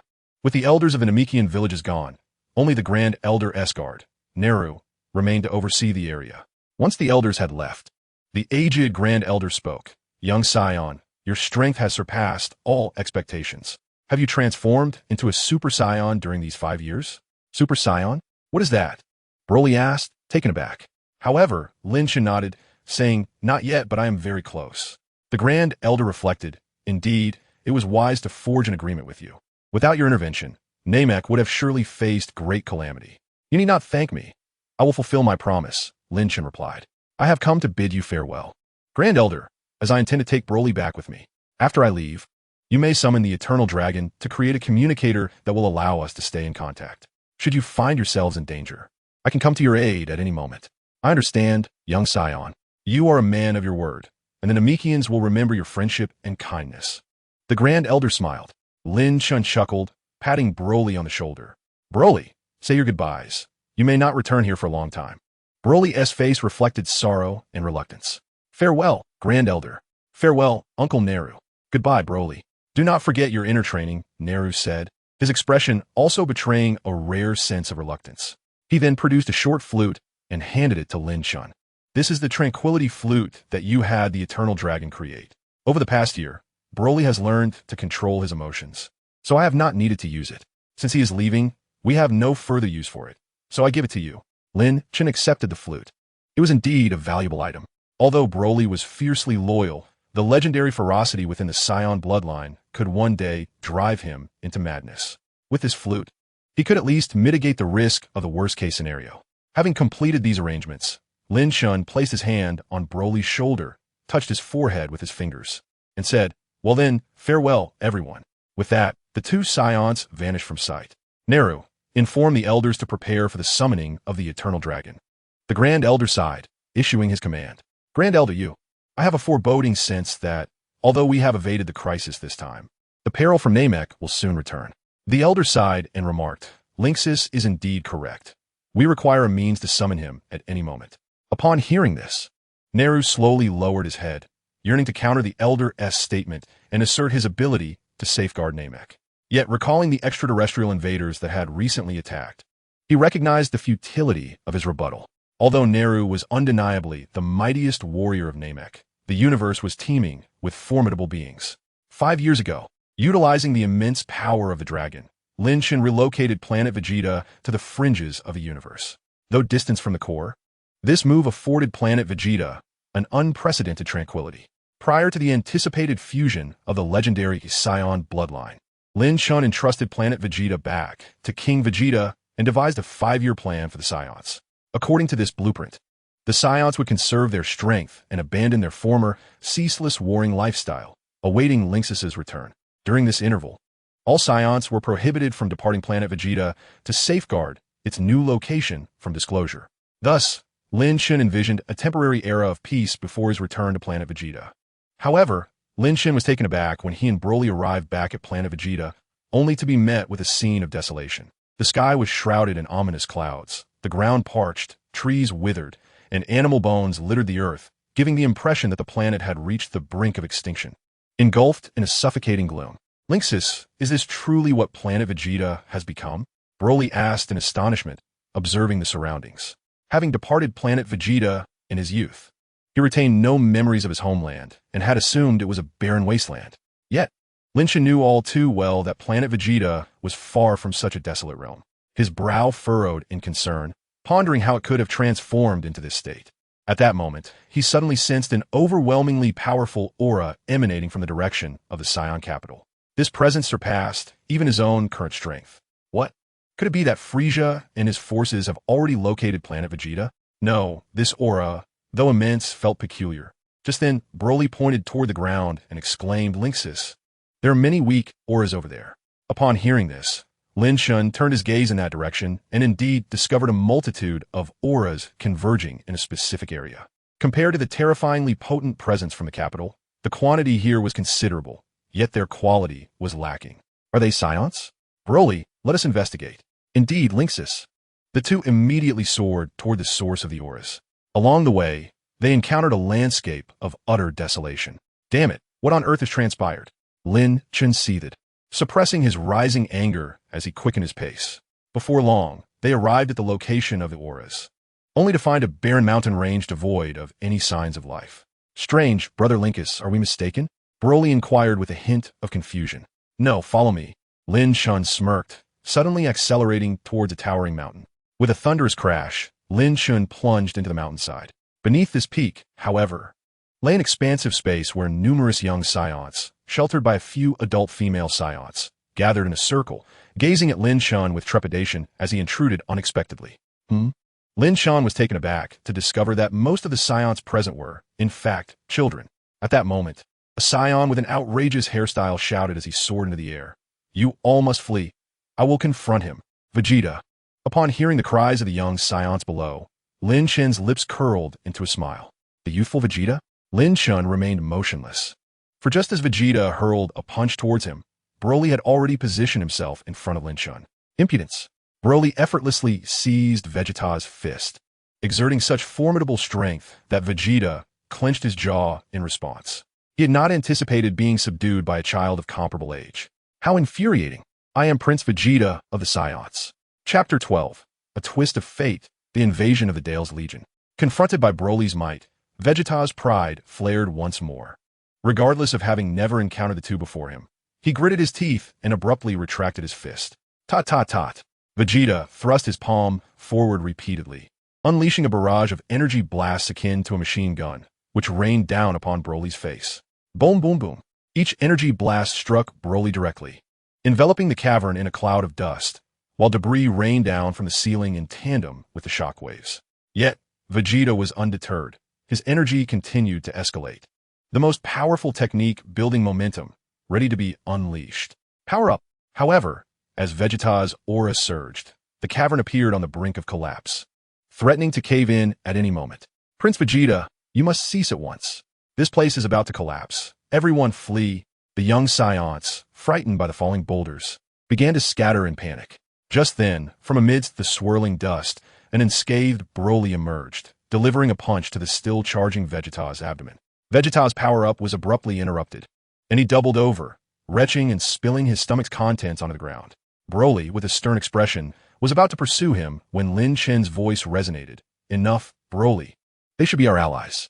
As Vegeta collapsed, the once trembling cavern returned to tranquility.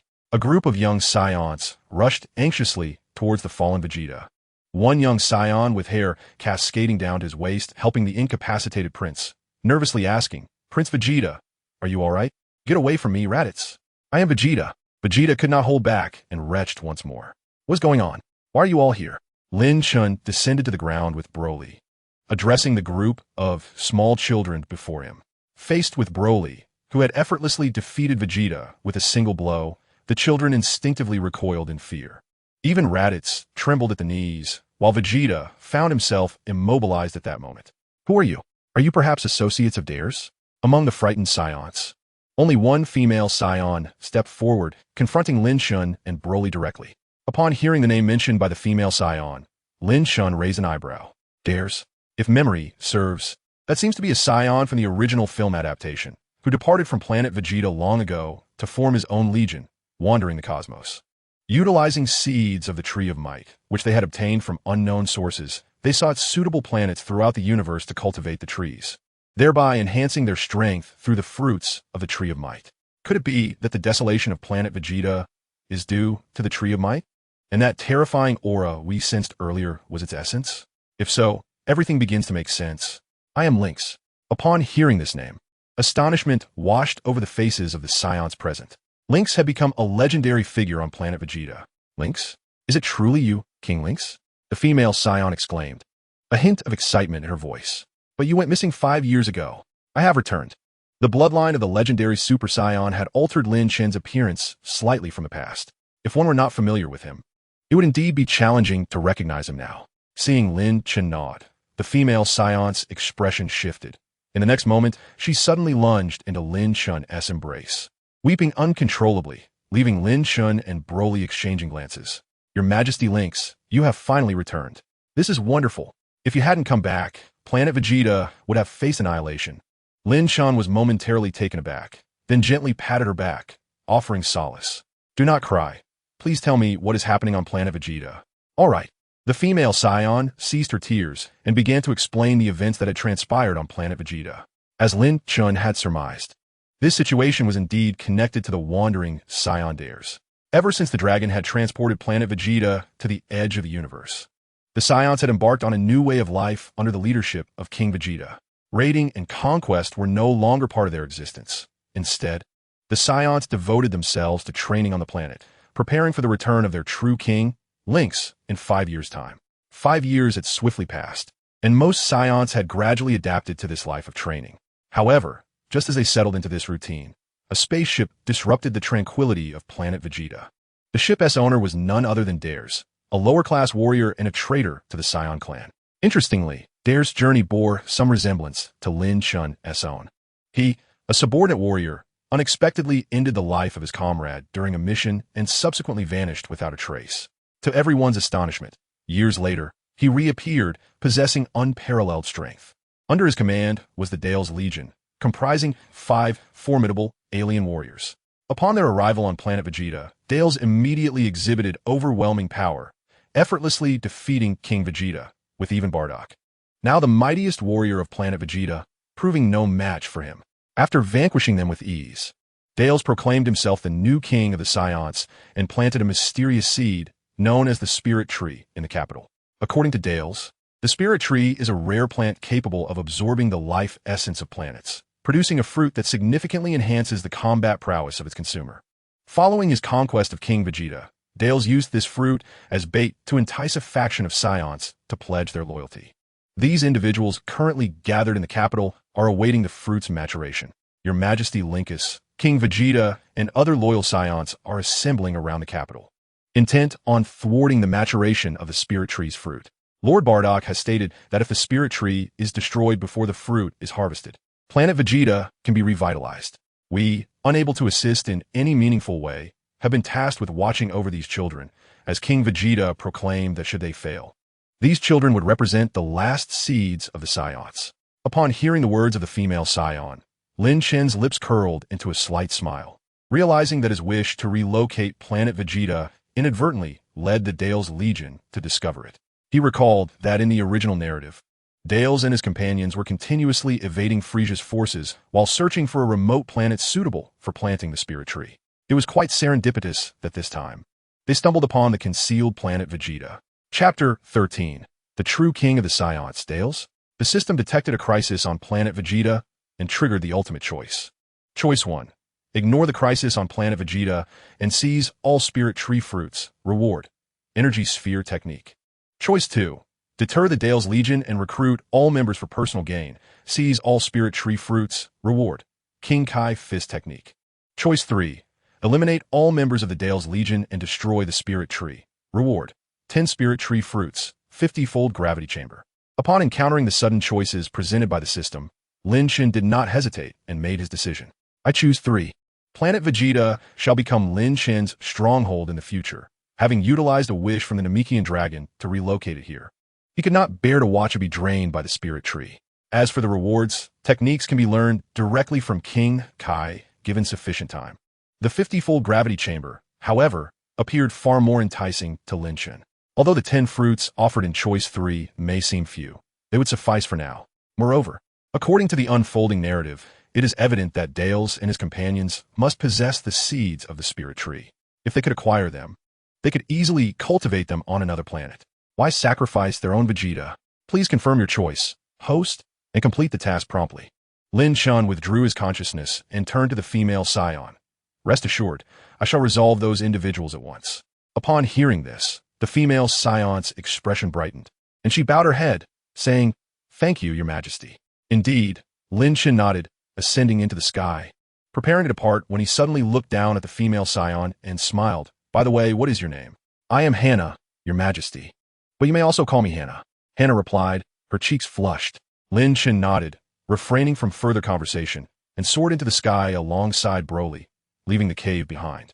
Once they departed, the other female Saiyans immediately gathered around Hannah, exclaiming, Hannah, congratulations! Has King Lynx taken a liking to you? You are truly remarkable. I wish I had spoken to His Majesty as well. As the female Saiyans laughed, Vegeta gritted his teeth in frustration. Damn rabbits, we must follow them. Huh? But it is dangerous outside. If you are afraid, stay here. I must witness the strength of that lynx with my own eyes. Vegeta clenched his jaw. Discontent etched across his face. The mere presence of a child by Lynx's side left him feeling profoundly unsettled. What could be said of Lynx himself? He was deeply dissatisfied. As the prince of the Saiyans, he was meant to be the mightiest among them. Yet now, 2 individuals had emerged, far surpassing his own prowess. And he cannot accept this. I must ascertain their strength with my own eyes, and one day, I shall surpass them and reclaim the throne for my father. As Vegeta made this vow, in the Saiyan capital on Planet Vegeta, the once glorious city lay in ruins. The entire Saiyan capital had been devastated by a colossal tree. The site of the capital was now dominated by towering trunks, ascending into the misty clouds above. This great tree was the legendary spirit tree. At its edge, a group of Saiyans gazed upon this massive tree, their teeth clenched in anger. Bardock, you claimed that King Lynx would come to save Planet Vegeta. But why has he yet to appear? The fruits of the spirit tree must be nearing maturity, correct? Among the crowd, King Vegeta, his forehead bandaged, glared furiously at the giant tree that had destroyed his palace. Had it not been for Bardock, he would have ordered an assault long ago. However, prior to taking action, Bardock, one of King Vegeta's appointed aides, had foretold the arrival of Lynx, possessing the gift of foresight that King Vegeta had come to rely upon. Yet as time passed, his patience waned little by little. King Vegeta, please endure a little longer. The forces of Dales are exceedingly formidable. Without the assistance of His Majesty Lynx, all our efforts may prove futile. Beside King Vegeta and Bardock stood another Saiyan, Paragus, who had also been appointed as the advisor by Lin Chen. Their words compelled King Vegeta to bide his time. Just then, the scouter worn by the Saiyans began to emit a series of beeping sounds. Simultaneously, laughter echoed above them.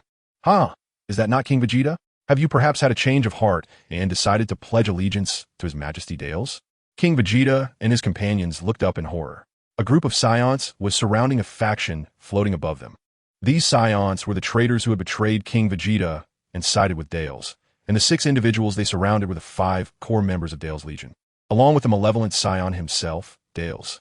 Upon realizing they had been discovered, cold sweat trickled down King Vegeta's face, while Bardock gritted his teeth, viciously glaring at the Saiyan intent on destroying his homeland. To Bardock's further disdain, this Saiyan bore an uncanny resemblance to him.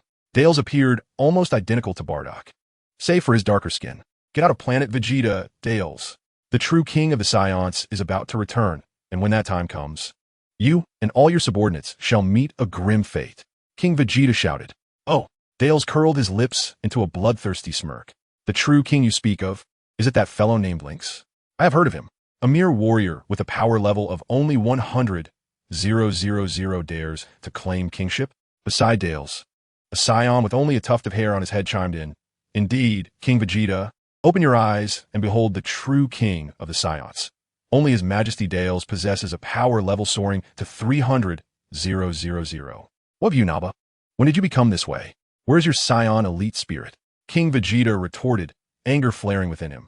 The individual in question was Naba, once King Vegeta's loyal guard and a noble among the Saiyans, who had immediately sought Dale's favor following the invasion. Under Naba's influence, many Saiyans chose betrayal. Spirit? Do you have the right to utter such words? Where was your spirit when you groveled before Lynx? King Vegeta shot back. Naba turned to Dales with a sycophantic smile.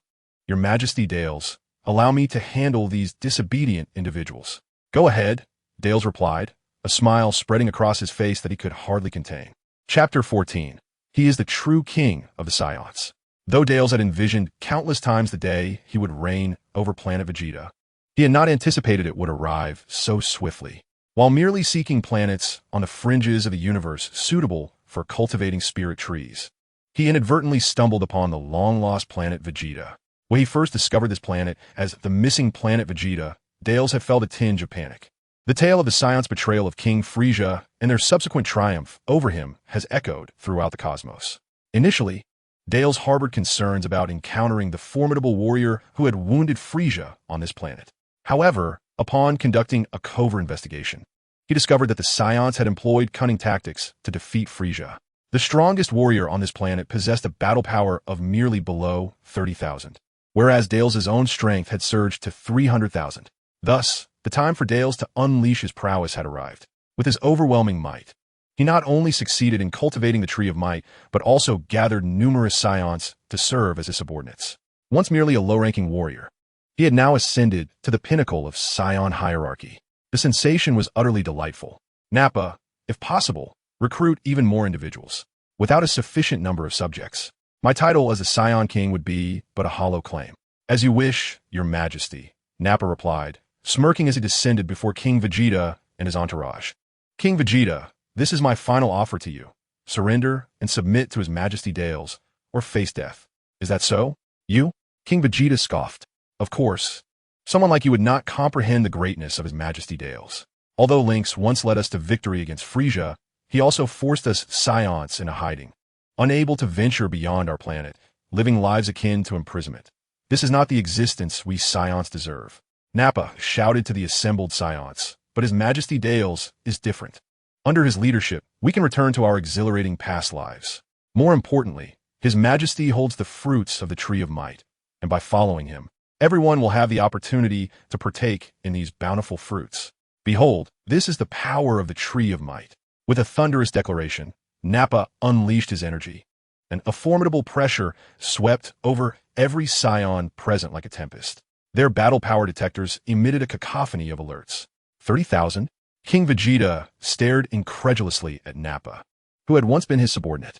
Despite the significant boost in Nappa's strength over the past 5 years, his power had only been a meager 10,000 before his betrayal. How could it have tripled in mere days? Could the fruits of the Tree of Might truly possess such miraculous properties? Even King Vegeta felt a flicker of doubt, while the other Saiyans exhibited expressions of fear or longing, clearly shaken. Sensing the trepidation around him, King Vegeta clenched his jaw and suddenly charged forward. Bluster all you want. Nappa, I will show you who truly belongs to the Saiyan royal lineage. He threw a punch, only to have Nappa easily catch it. Nappa smirked coldly and said, King Vegeta, may I remind you? You're no longer part of the Saiyan royalty. With that, he delivered a ruthless blow, infused with overwhelming power, to the head of King Vegeta. Blood sprayed into the air as King Vegeta let out a harrowing cry, his body resembling a meteor streaking across the horizon, hurtling backward. Yet, Nappa astonishingly pursued the retreating King Vegeta, delivering a powerful kick that sent him crashing to the ground. The earth shattered beneath him, creating a deep crater where he landed. Nappa planted his foot firmly upon King Vegeta, erupting into uncontrollable laughter. Ha! The Saiyan royal family? King Vegeta, do you see? This is the true power bestowed upon me by the genuine king of the Saiyans. Before him, you are but an insignificant insect. Furious, King Vegeta struggled to rise, but was forcefully pressed back down by Nappa's heavy foot, his face buried in the dirt. A worthless fool. Nappa spat contemptuously, casting a sweeping gaze over the remaining Saiyans.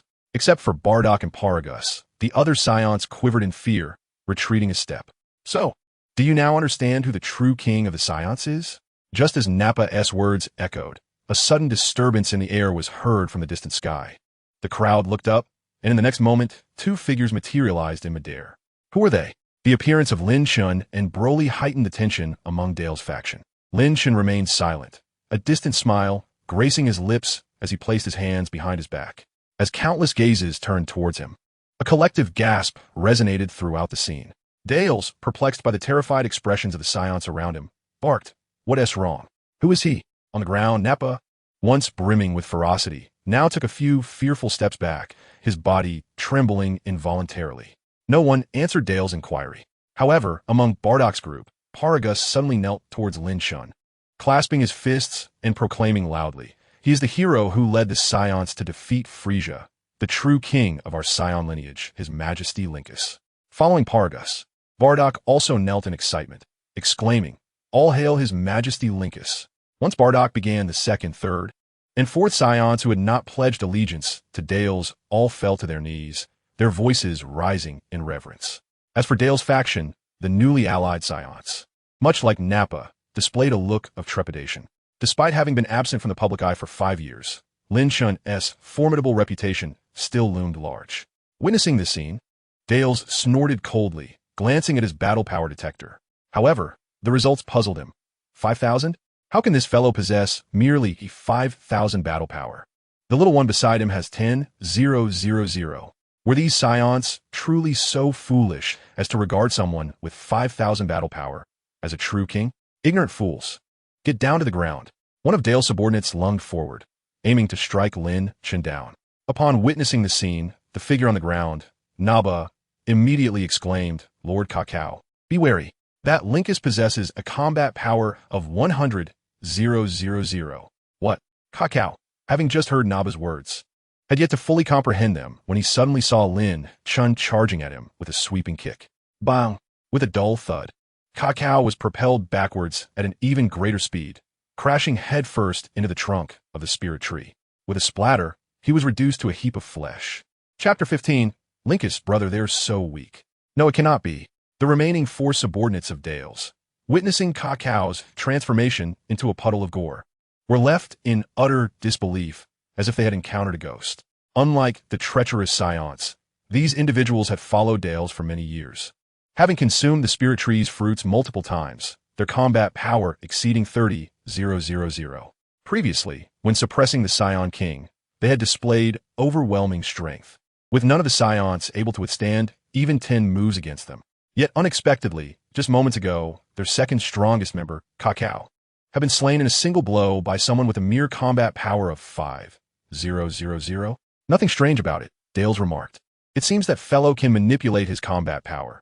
He must have instantaneously enhanced his strength.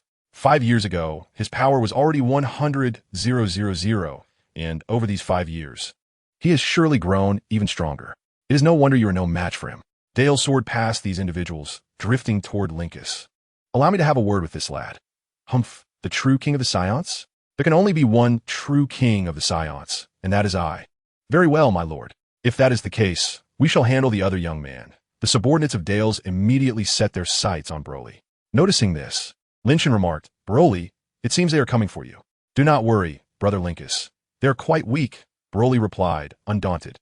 Upon hearing this, the Saiyans below fainted in disbelief. To them, The subordinates of Dales were monstrous beings, and now a mere Saiyan child dared to declare them weak? Did that imply they were inferior, even to this child? Amidst the crowd, Bardock was momentarily taken aback, excitedly patting Paragus on the shoulder. "Hey, ISNT that, Broly? Broly?" Paragus gazed at his son in disbelief. After 5 years apart, he could hardly fathom the immense transformation his son had undergone. This composure and calmness, was this truly his son, who used to burst into tears and rage at the slightest provocation? The last time someone spoke to them like that, they had already perished. The 4 enraged subordinates of Dales charged forward, but just as they were about to approach Broly, he suddenly unleashed his own aura. A tempest surged forth, and the terrifying energy rendered the 4 subordinates immobile. What? Beep, beep, beep. They watched in astonishment as Broly's combat power began to ascend at an astonishing rate. 10,000, 15,000, 20,000. Bang!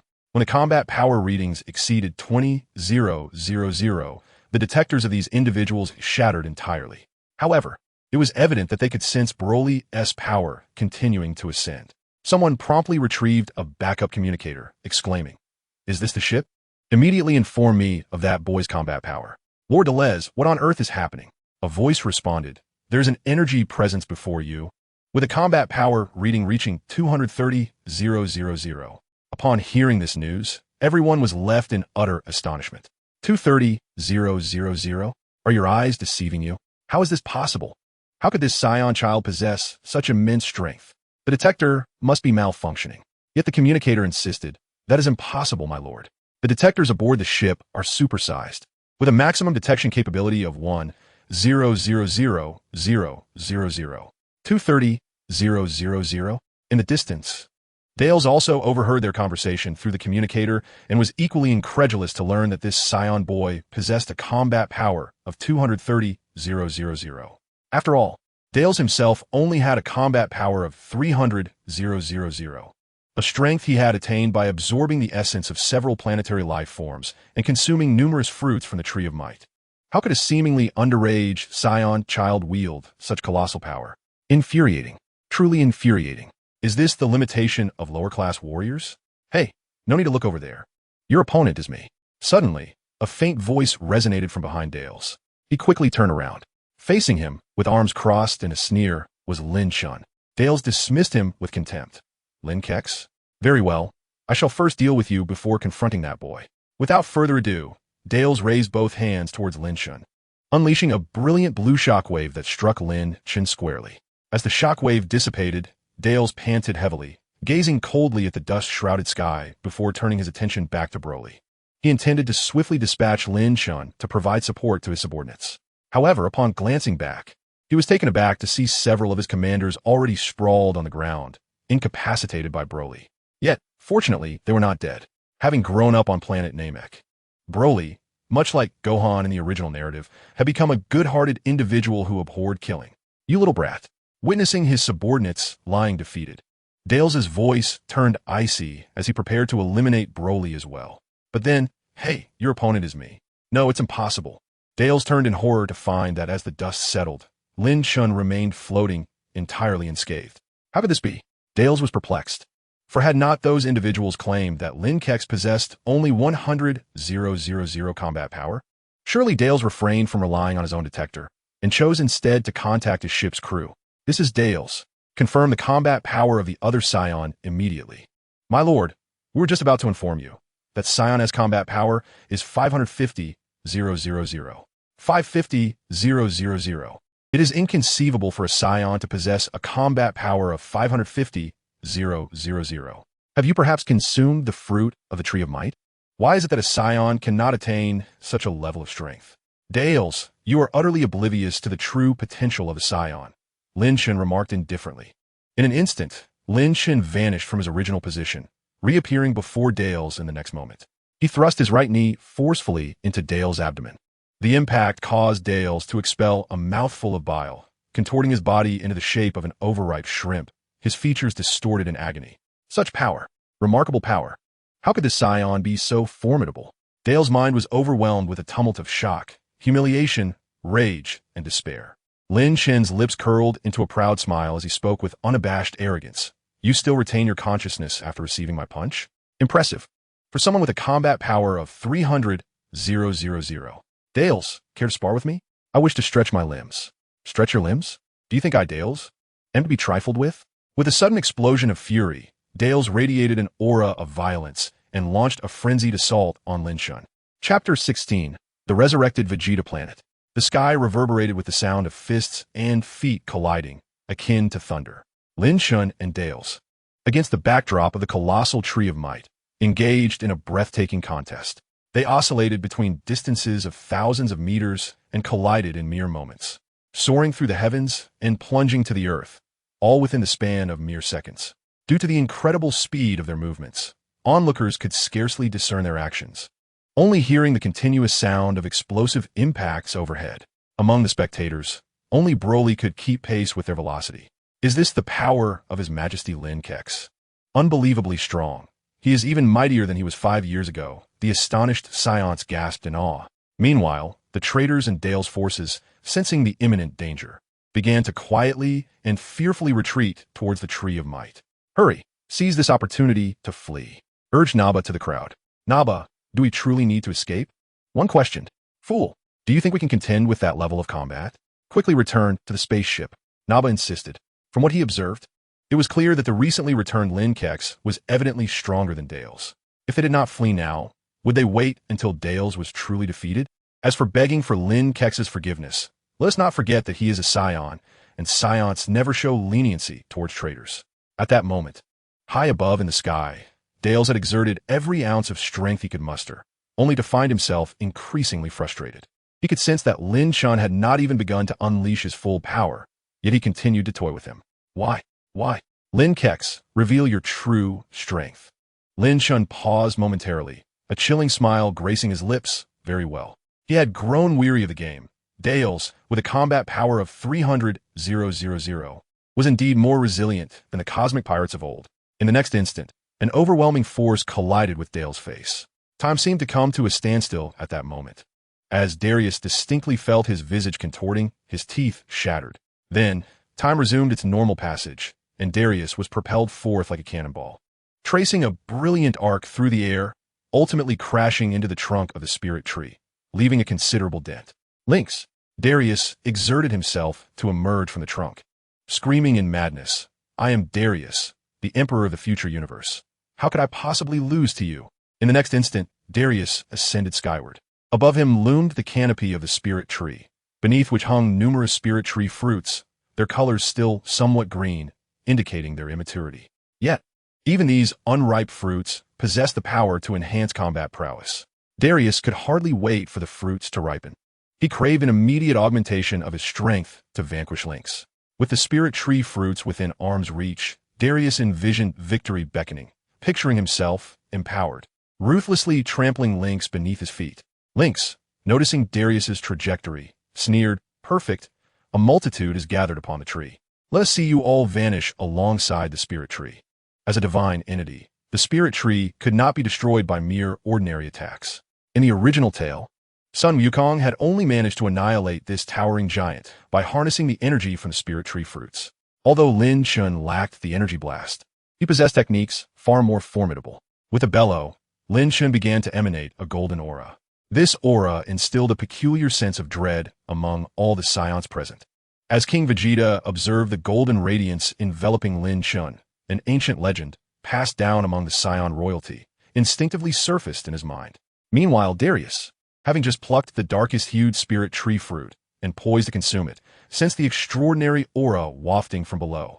It was a terror imprinted in the genes of every Saiyan, a fear of the legends. Lynx? Could it be impossible? Gritting his teeth, Darius bit into the spirit tree fruit. No sooner had it slid down his throat than he felt an astonishing transformation within his body. The injuries inflicted by Lin Chen were instantaneously healed, and the strength he had lost not only returned but surged exponentially. Darius activated his communicator. This is Darius. Inform me of my current combat power.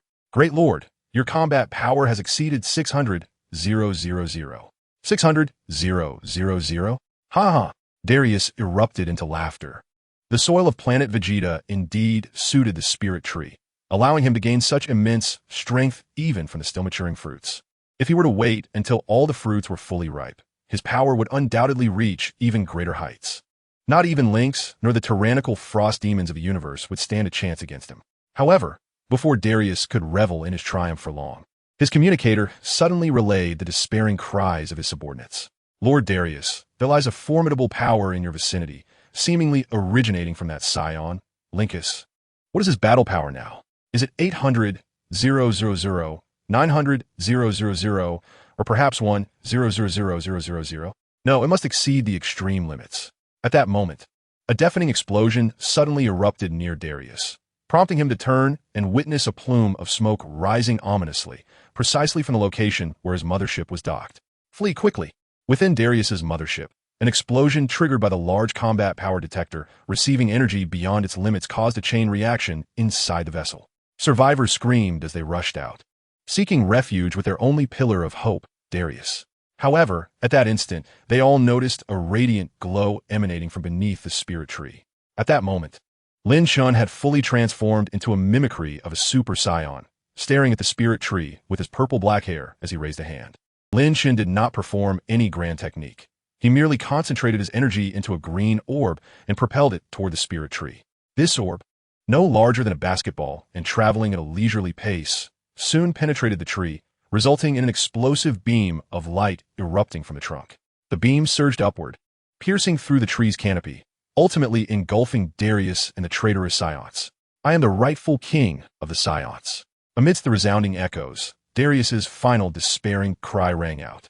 The ground trembled violently as a cataclysmic aura spread forth, enveloping a significant portion of Planet Vegeta in blinding white light.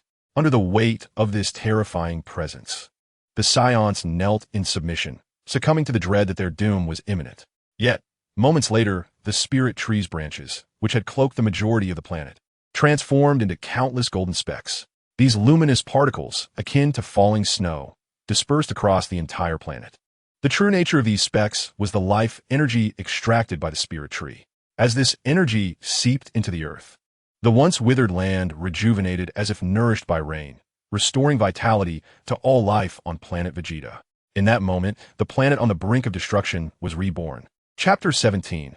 Lin Chen's Ambitions and the Emergence of New Choices. Congratulations, host, for eliminating all members of Darius's legion and destroying the spirit tree.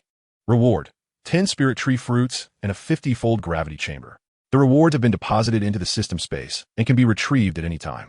3 days have passed since Lin Chen defeated Darius and revived Planet Vegeta. During this time, under the leadership of King Vegeta, the Saiyans commenced the reconstruction of their capital. The first restoration was the Saiyan Royal Palace, which had been ravaged by Darius and his cohort. At present, in a corner of the palace, Linkus slumbered peacefully, cradling Hannah. Upon his return to Planet Vegeta, the first female Saiyan he encountered had already become Lin Chen's concubine, enjoying his exclusive favor. However, a sudden knock at the door abruptly roused the two from their reverie. Lin Kex, it's Broly outside, came the voice from beyond the door. Lin Chen opened his eyes and sat up from the bed. Understood, Broly. Please have them wait in the council chamber. Your Majesty, Hanasia said, as she entwined her long legs around Lin Chen like a serpent, her expression one of fervent desire. Do not heed them. I still wish for more. Fierce and passionate. The female Saiyans embodied strength in both life and intimacy, and Hanasia was a formidable woman who captivated Lin Chen immensely. Yet, he was acutely aware that remaining ensnared in such pleasures would lead him inexorably towards his doom. Thus, with an air of icy indifference, Lin Chen gently extricated himself from Hanasia's embrace. Enough. You should rise as well. Let us go to meet King Vegeta and the others. Seeing Lin Chen's countenance cool for the first time in 3 days, Hanasia understood the need for restraint and quickly acquiesced. Yes, Your Majesty. Momins late, Shen. Accompanied by Hanasia and Broly, now akin to his personal guardian, made their way to the council chamber. King Vegeta, Bardock, and Paragus had been awaiting their arrival for some time. Their purpose was twofold: to report on the progress of the capital's restoration over the past 3 days and to seek Lin Chen's new directives. 5 years had swiftly passed, and it was time for Planet Vegeta to undergo transformation. Previously, Lin Chen had refrained from implementing many plans due to his prolonged slumber. Now, having returned as a ruler, he could naturally set in motion those undertakings he once hesitated to pursue. He permitted King Vegeta to lift the ban on interstellar travel, allowing Saiyans to depart from planet Vegeta freely. Simultaneously, Lin Chen commanded Paragus to establish new laws to instill order within the previously might-makes-right society of the Saiyans. His ambition was to forge a Saiyan empire in the not-so-distant future. Though the current Saiyans were still relatively weak, Lin Chen's aspirations envisioned a future where his followers would possess entire legions of Super Saiyans, Super Saiyan 2s, and even the mightier Super Saiyan gods. In that eventuality, Lin Chen would stand as the apex of the Saiyan Empire, wielding power that could rival the divine. When that time came, he would face the gods of destruction, angels, and even the Omni King without fear. To achieve all this, a profound transformation of the Saiyan race was imperative. Well-versed in the lore of Dragon Ball, Lin Chen perceived the present Saiyans as a fallen people. Historically, they had birthed not only Super Saiyans, but also Super Saiyan gods, capable of standing against the divine. Yet, the current Saiyan kingdom, aside from anomalies like Lin Chen and Broly, was a race with an average battle power barely exceeding 10,000. How had this decline occurred? Through careful analysis of a narrative, Lin Chen deduced that it was the result of the Saiyans' descent into barbarism and ignorance. According to the narrative threads of the original work, the ancient Saiyans were, in fact, a race that cherished peace and embodied a strong sense of justice. This is evident from the two pivotal elements that determine their strength: the cells and the heart of justice. The cells are crucial for the transformation of a Saiyan into a Super Saiyan, and these cells thrive in an environment of tranquility and stability. As for the heart of justice, it is an essential condition for a Saiyan to ascend to the status of a Super Saiyan god. One must ponder, if the Saiyans were perpetually as warlike and bloodthirsty as they are now, how could they have ever given rise to Super Saiyans and Super Saiyan gods in the past? The sole explanation lies in the notion that Saiyans were not inherently imbued with the aggressive and selfish genes that define them today. Rather, some external factors must have catalyzed their transformation, leading to the decline of their combat prowess to its current state. Lin Chen's mission now is to restore the Saiyans to their original form. Though this transformation may be arduous, it is not unattainable. Soon, the younger generation of Saiyans will come of age, and they shall serve as Lin Chen's greatest asset in altering the Saiyan Empire. The system has detected the host's desire to enhance the strength of the Saiyans and has activated the ultimate selection. Choice 1. Within 1 year, elevate the combat power of over 1,000 Saiyans to exceed 10,000. Reward: 5 vials of cell reagent. Each vial can enhance the cellular count of a single Saiyan by 20. Choice 2. Within 1 year, elevate the combat power of over 50 Saiyans to exceed 100,000. Reward: a room of spirit and time. Choice 3. Within 1 year, elevate the combat power of over 5 Saiyans to exceed 500,000. Reward: talent, beginner martial arts genius, which grants a 30 probability of directly mastering any techniques used before the talent's possessor. Is it out? Lin Chen had anticipated the emergence of this new system selection. He had begun to grasp the patterns governing the appearance of these choices. Typically, they manifest when he is faced with significant decisions. He contemplated the 3 options before him, engaging in silent reflection. The difficulty of the choices escalates incrementally, yet the rewards grow increasingly enticing. The first reward would enable Lin Chen to directly facilitate the birth of a 3rd Super Saiyan, aside from himself and Broly. The second reward would grant him access to the highly coveted room of spirit and time, a rare ability to manipulate time within the cosmos of Dragon Ball, previously seen only on Earth and in the realm of destruction. The final choice is particularly invaluable to Lin Chen at this juncture, as, despite possessing the bloodline and strength, he currently lacks a formidable technique to complement his prowess. Securing this reward would allow him to learn techniques merely by observing others perform them, a convenience beyond measure. Chapter 18. I desire all 3 rewards. After deliberation, just as Lin Chen was poised to make a selection, he suddenly perceived a potential flaw in this choice. System: what would happen if I simultaneously fulfill the conditions of the 3 choices? Though these 3 options are increasingly challenging, they are not mutually exclusive. If Lin Chen possesses the capability, he could indeed accomplish all 3 choices at once. The system seemed momentarily taken aback, pausing for a while before responding. This selection allows the host to choose all options, but should any one of the choices remain unfulfilled, the host will face erasure. Please choose wisely. Choose wisely? Opportunities are, of course, intertwined with risks. System: I desire the rewards of all 3 choices. Ding! Your selection has been confirmed. Please complete the tasks promptly. The countdown for 1 year has now commenced. In the next moment, Lin Chen beheld a timer in his field of vision that was constantly shifting. From that day forth, the Saiyans on Planet Vegeta entered an era of universal training. All Saiyans, regardless of age or gender, commenced fervent cultivation. In truth, during Lin Chen's 5-year absence, the Saiyans, confined to Planet Vegeta, had already begun to embrace a fervor for training to pass the time, and their overall strength had significantly surpassed what it was when they faced Frieza. Unfortunately, nearly none of the Saiyans on this planet understood the correct methods of cultivation. Historically, the Saiyans had never developed a habit of training. Thus, their strength had only incrementally improved over the past 5 years. Upon realizing this, Lin Chen promptly devised a training regimen for the Saiyans to follow. Simultaneously, he selected the 50 most talented Saiyans, granting them the opportunity to train in a gravity chamber set to 50 times Earth's gravity, hoping they could elevate their combat power by at least 100,000 within a year. As for the task of having more than 5 Saiyans surpass a combat power of 500,000, Lin Chen understood that, under normal circumstances, this would be a formidable challenge. After all, even after 5 years of merging bloodlines, he had only attained a combat power exceeding 500,000. It was rumored that Broly, a Saiyan of legendary bloodline, had only reached 230,000 in 5 years. Both he and Broly shared the legendary Saiyan bloodline, and their growth rate was merely so. For the ordinary Saiyans, breaking through their limits within a year through conventional means was utterly impossible.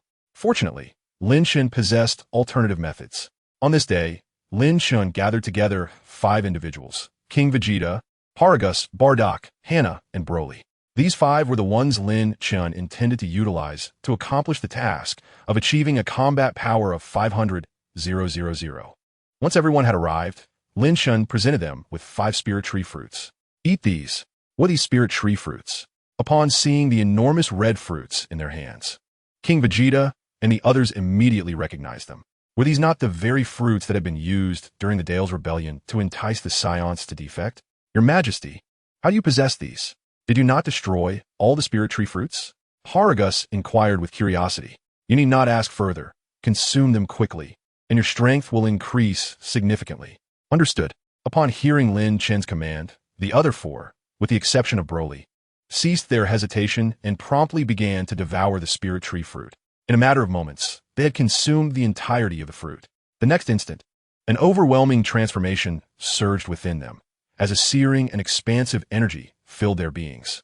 This energy not only imbued them with a sensation of bodily expansion, but also rendered their minds astonishingly clear. Instinctively, all 4 unleashed their auras. Vegeta, brimming with excitement, gazed at his own fists, feeling the tumultuous power coursing through him.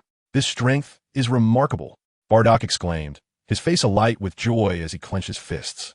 Who knew the spirit tree fruit was so extraordinary? Both Hannah and Paragus were equally exhilarated.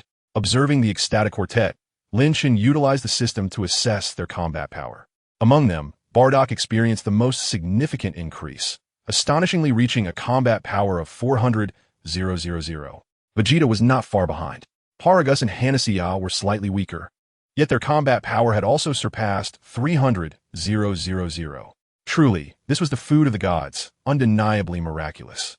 At that moment, Lin Chen turned his gaze to Broly, who stood aside, holding the spirit tree fruit, yet making no move to consume it. Broly, why aren't you eating? Broly hesitated before responding. Brother Linkus, this item is so precious. Why aren't you eating? Lin Chen replied, I've already tasted one. To be candid, the impact of this fruit on combat power is more pronounced the weaker one is. After reaching a certain threshold, its effects become less noticeable. The spirit tree fruit that Lin Chen bestowed upon them was indeed a reward for completing his task. After vanquishing Dales, Lin Chen had sampled one himself, but felt somewhat disappointed by the results. He had initially believed that the spirit tree fruit would directly enhance combat power. However, after experiencing it firsthand, he realized that its primary benefit lay in augmenting mental strength, with the increase in combat power being a byproduct of its ability to nourish and strengthen the body. Lin Chen's physique had already been fortified through the integration of the legendary Saiyan bloodline, resulting in minimal enhancement to his combat power from the spirit tree fruit. After consuming a single fruit, his combat power had only risen by approximately 100,000, bringing his current baseline to 650,000. Prior to this, Lin Chen had regretted exerting excessive force that day, inadvertently dismantling Dale's spacecraft and leaving no seeds of the spirit tree. However, upon understanding the true nature of the spirit tree fruit, his regrets dissipated. Broly, this fruit will not significantly benefit you either, but consuming it will greatly aid you in managing your emotions. You should eat it promptly. Upon hearing this, Broly finally relinquished his hesitations and obediently consumed the fruit. As anticipated, after ingesting the spirit tree fruit, Broly's aura did not experience a substantial growth, and his combat power increase was even less than Lin Chen's, only a modest 70,000, raising his combat power from 230,000 to 300,000. Although the 5 individuals have yet to attain a battle power of 500,000, they have a year ahead of them. With the enhancement provided by the fruit of the Tree of Might, it should be entirely feasible for them to reach that threshold. King Vegeta, along with the others, must diligently train after consuming the fruit. Within a year, if anyone fails to exceed a battle power of 500,000, do not blame me for my harshness. King Vegeta and the others immediately nodded in agreement and took their leave. Broly seemed to have something to express, but was pulled away by his father, Paragus. The remaining Hanasia, her cheeks flushed, rushed to Lin Chen's side, wrapping her arms around his. Your Majesty, I feel significantly stronger now. I wish to engage in 300 rounds with you to test my limits. Bardock? Why are you still here? Just as Lin Chen was about to acquiesce, he suddenly noticed an uninvited presence. Bardock, scratching the back of his head with an awkward smile, said, Your Majesty Linkus, I have another matter to report. Chapter 19. The Impending Journey to Earth. Insufficient medical equipment? Lin Chen furrowed his brow. After Hanasia departed, Bardock finally elucidated the reason for his lingering presence. According to him, the entire Saiyan populace had begun training using the novel methods Lin Chen had introduced. But this led to the emergence of new issues. The most pressing concern was the inadequate number of medical devices on Planet Vegeta. Historically, the Saiyans did not develop their own technology. Much of the advanced equipment on their planet had been acquired through conquest or trade with extraterrestrial beings. During their subjugation under Frieza, the Saiyans received 3 medical devices, those high-tech apparatuses previously utilized to treat Goku on Namek in the original narrative. However, with only 3 units available for thousands of Saiyans, it was evidently insufficient. The training regimen Lin Chen devised for the Saiyans was a refined combination of Goku's and Vegeta's methods, primarily aimed at pushing them to their physical limits. This approach, of course, posed a significant risk of injury. If there had been an ample supply of medical devices, this would not have been a major issue. But the current shortage meant that many Saiyans were unable to receive timely treatment, thereby hindering their training progress. This was my oversight, Lin Chen acknowledged with a nod.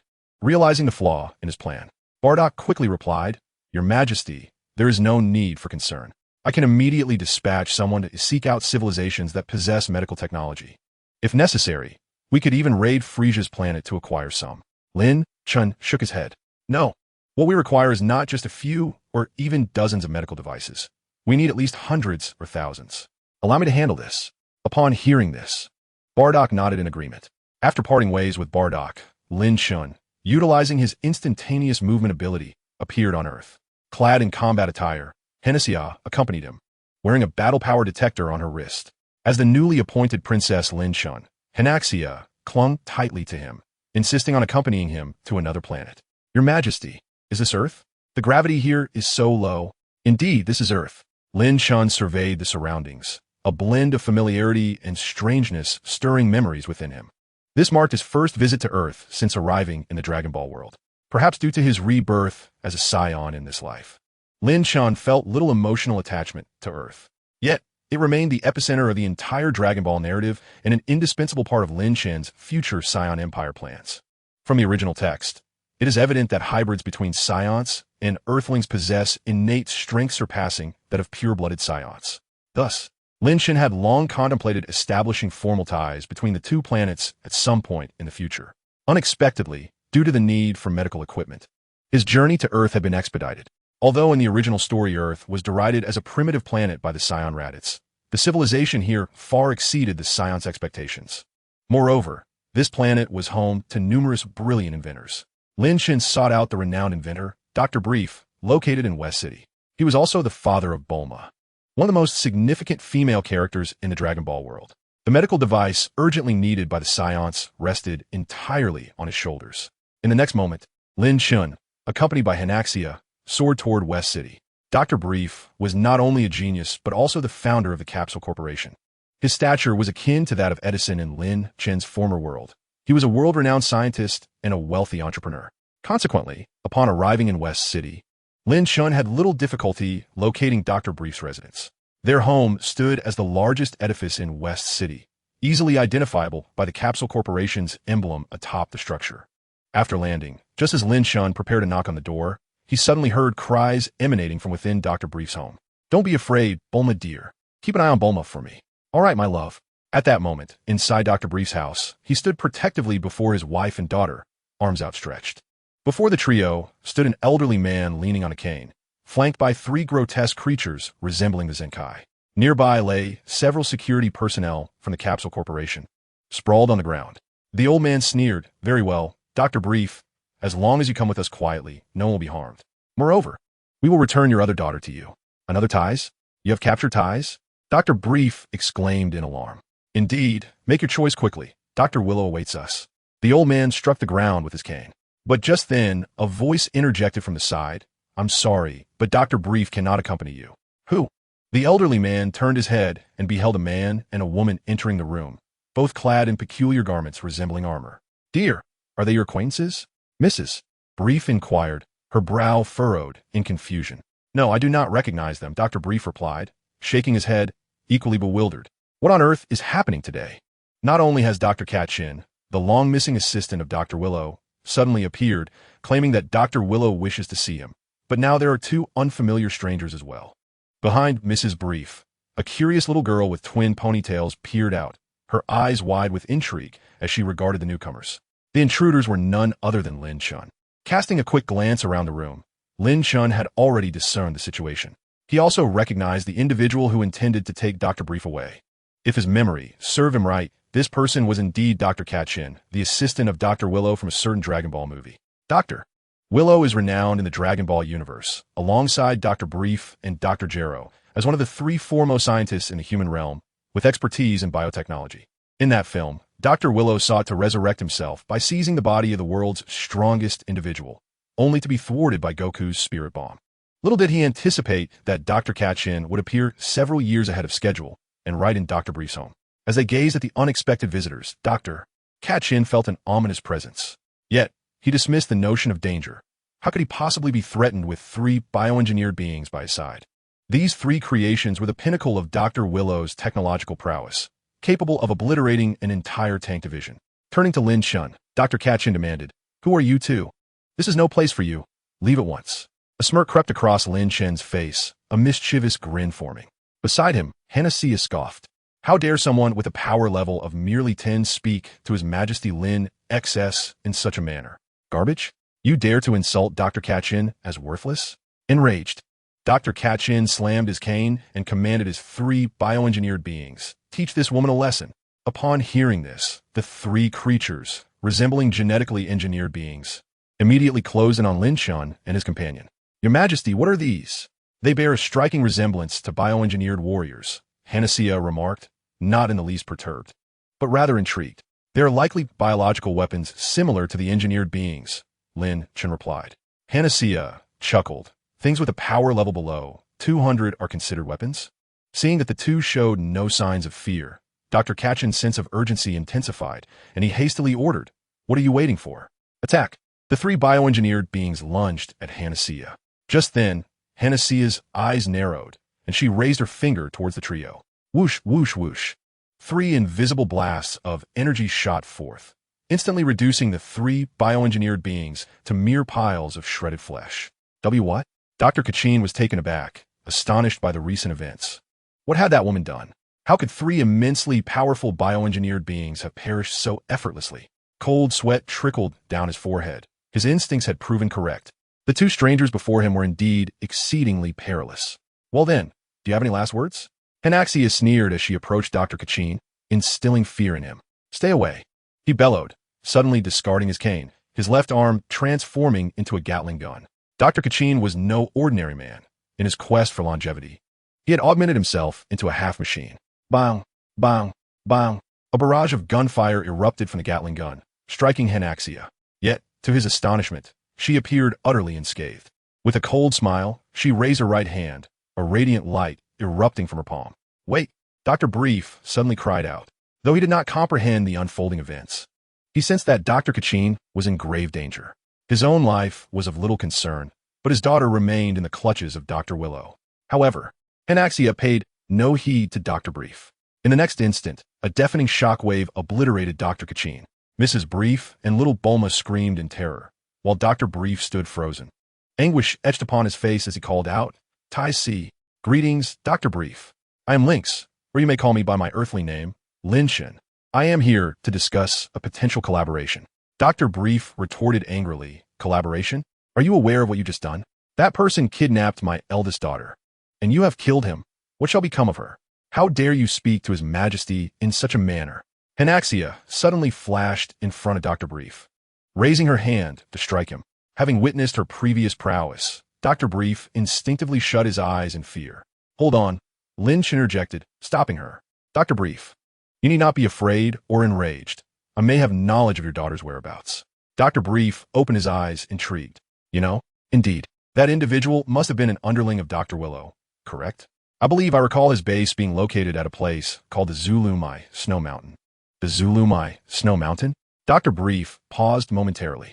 Father, the Zulumai Snow Mountain is the site of Dr. Willow's former research facility. A youthful voice chimed in. Lin Chen and Dr. Brief turned to see Bulma, still a little girl, who had spoken. Upon noticing Lin Chen's gaze, Bulma timidly hid behind Mrs. Brief, stammering. I read about it in a book. Dr. Brief, do you know where the Zulumai Snow Mountain is situated?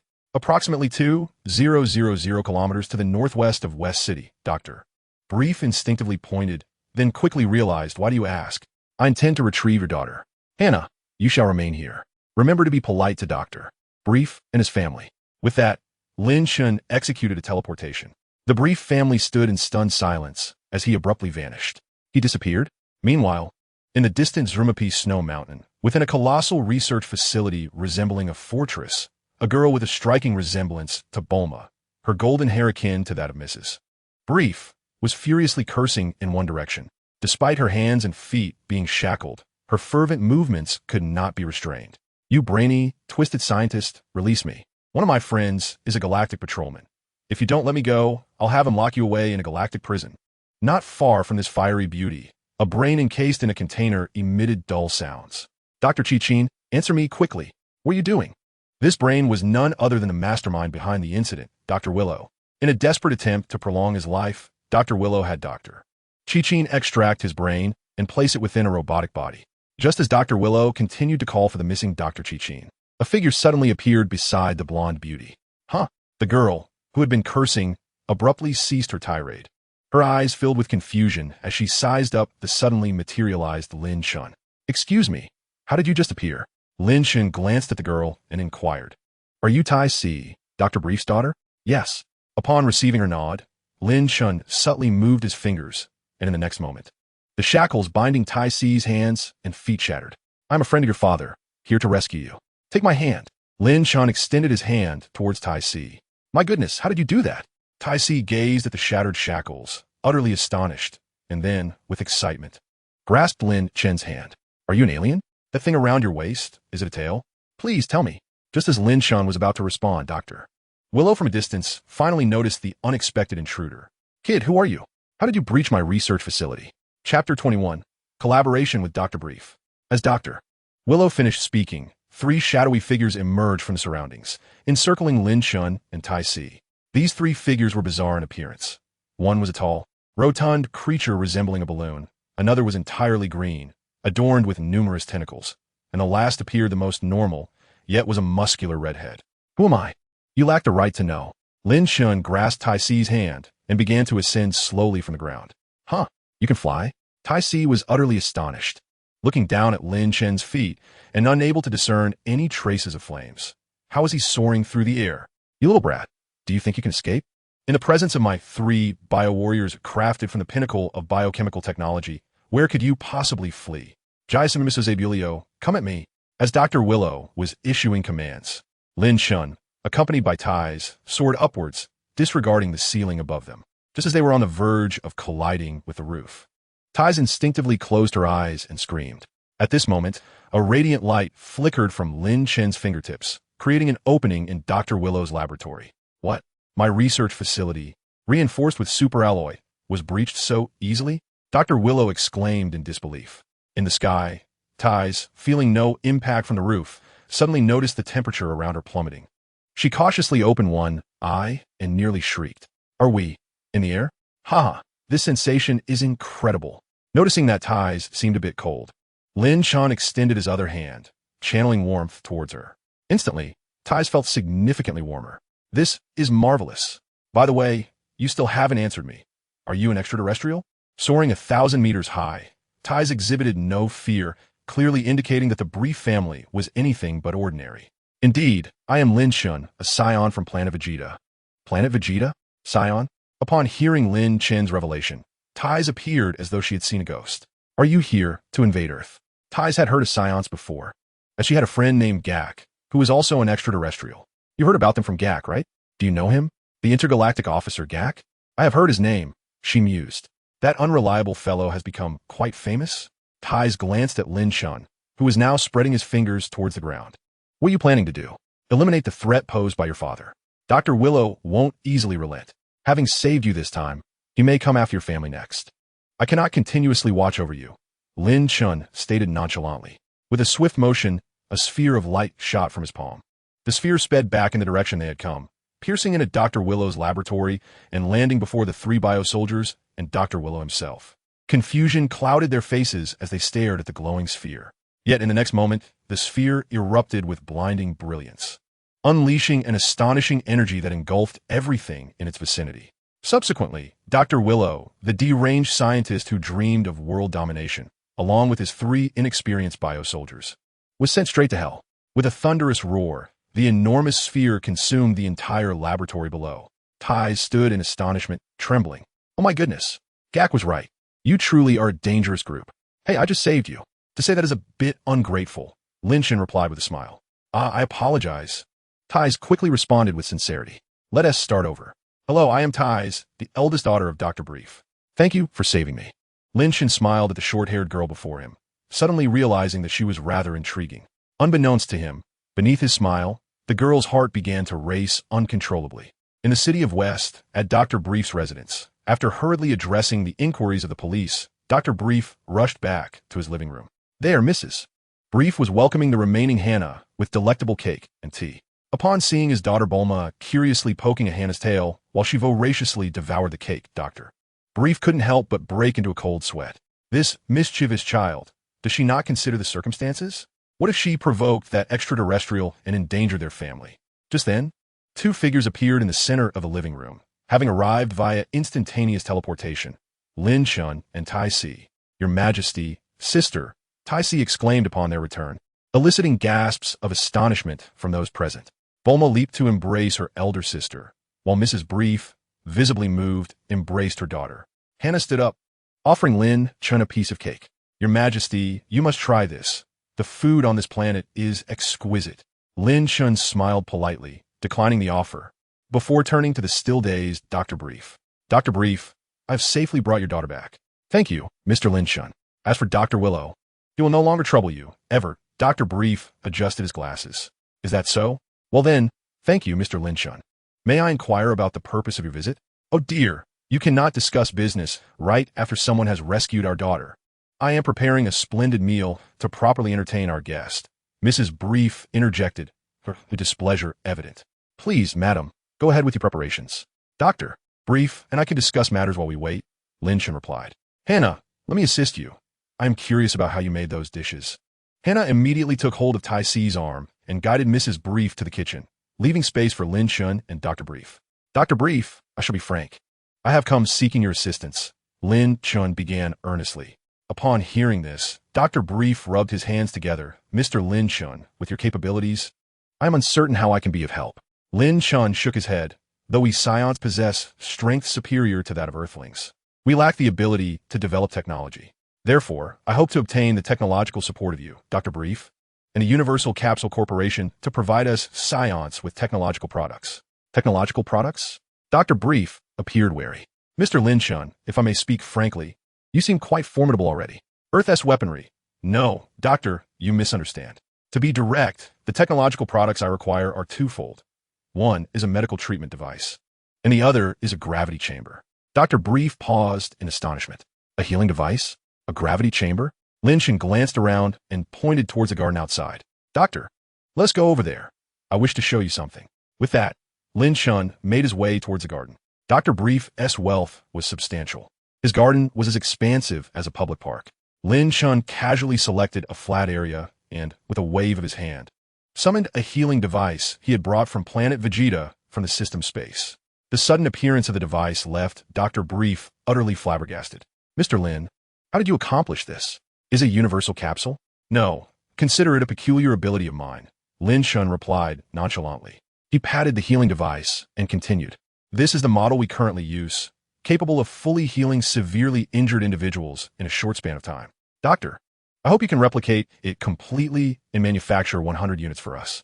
After the healing devices are completed, I will also require at least 10 gravity chambers that can regulate artificial gravity.